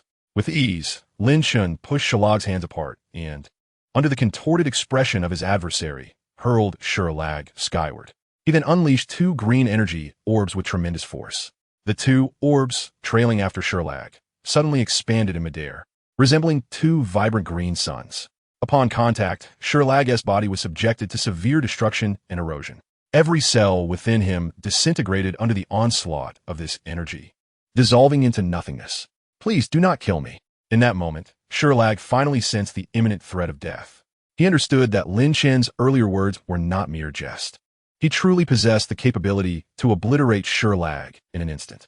Even with Sherlag's enhanced regenerative abilities, if every single cell in his body were to evaporate simultaneously, restoration would be impossible. Feeling himself on the brink of being consumed by death, Sherlag let out a desolate roar, his visage twisting in despair. Lin Chen silently observed the unfolding scene when suddenly, the voice of the system echoed in his mind. Ding. Reminder to the host. You have uncompleted tasks. Capture Sherlag alive without employing any external forces and return him to Namek. Almost forgetting, Lin Chen was startled. He beckoned with his hands, causing the energy spheres to dissipate instantly. At this moment, only Sherlag's head and a small portion of his neck remained. Lin Chen swiftly moved in front of Sherlag's head, grasping it firmly and coldly inquired, Sherlag, will you choose death or surrender? I surrender. I surrender. With a gentle flick, Lin Chen cast Sherlag's head toward the ground. Hannah, Bardock has dealt with Sherlag's subordinates. I must immediately take control of this planet. The fruits of the spirit tree here belong to us. As you command, my lord. Following Lin Chen's orders, Bardock and Hannah regained their focus and commenced their assault on Sherlag's followers. Waves of shock surged through the sky, with Bardock and the others boasting an average battle power of hundreds of thousands, complemented by Hannah's status as a Super Saiyan. Facing these mere minions with battle powers in the tens of thousands was akin to a tiger entering a flock of sheep. The demon warriors and soldiers of Sherlag's planet stood no chance against them, and the air was filled with cries of despair. Ah, King Sherlag, save me. Help my lord. These cries were swiftly engulfed by scorching energy. By this time, Sherlag's body had recovered, yet the psychological scars were not so easily mended. Though Lin Chen had returned to his usual state, no longer exuding a perilous aura, the haunting dread of having been so close to death extinguished Shrag's spirit. He relinquished his giant form and knelt beside Lin Chen, trembling uncontrollably, oblivious to the plight of his subordinates. At last, the anguished cries had subsided, and not a single soul from Shrag's faction remained alive upon the planet. Under the guidance of the combat power detectors from Hanassia, none could evade the relentless pursuit of the Saiyans. The planet of His Majesty had been thoroughly cleansed. Moments later, Bardock and his companions arrived at Lin Chen's side, also kneeling on one knee. Bardock, there is no need to inform the Galactic Patrol of our completed mission just yet. Remain here and await the maturation of the Spirit Tree's fruits for collection. Understood. After issuing his commands, Lin Chen turned to Shrag and inquired, Shrag, what do the seeds of the Spirit Tree's fruits resemble? My lord, I am aware that each Spirit Tree bears 1 to 2 golden fruits, which are in fact the seeds of the Spirit Tree, Shrag replied, not daring to conceal the truth. Did you all hear that? Ensure the seeds are preserved. I have other matters to attend to. I must take this fellow away for a moment. You shall remain here and gather all the fruits you can. Understood, Your Majesty. After giving his instructions, Lin Chen placed a hand on Shrag's shoulder. In the blink of an eye, they were transported to Namek. Upon witnessing the familiar surroundings, Shrag was momentarily taken aback. My lord, what is this? Lin Chen did not respond immediately, instead listening to the system prompt reverberating in his mind. Ding! Congratulations, host, for completing the objective, to find Shrag without utilizing any external force and capture him alive to return to Namek. Rewards are now being distributed. Subsequently, Lin Chen's mind was inundated with knowledge pertaining to superpowers. Host, Lin Chen. Combat power, 680,000. Bloodline, legendary Super Saiyan bloodline. Skills, instant transmission. Beginner martial arts, genius talent. Beginner potential development technique, perfect control of chi, beginner telekinesis. With a faint smile, Lin Chen remarked, this is Namek. There is someone here who wishes to meet you. Meet me? Lin Chen placed his hand on Shrag's shoulder once more, this time leaping directly to the Grand Elder's abode. Upon encountering the Grand Elder standing before him, Shrag was taken aback. It's you? Shrag. The sudden appearance of Shrag startled Nail, who immediately assumed a defensive stance. However, he soon realized that Lin Chen was also present beside Shrag. Mr. Lin Chen? Lin Chen nodded and addressed the Grand Elder. Great Elder, I have fulfilled our initial agreement. I have brought Shrag here. Whether he lives or dies rests entirely in your hands. What? Shrag gasped in astonishment. He had thought he had evaded disaster, only to find that his peril was merely postponed. In an instant, Shrag sought to flee, but the ever-prepared Lin Chen transformed into the legendary Super Saiyan form and struck Shrag down to the ground with a single blow.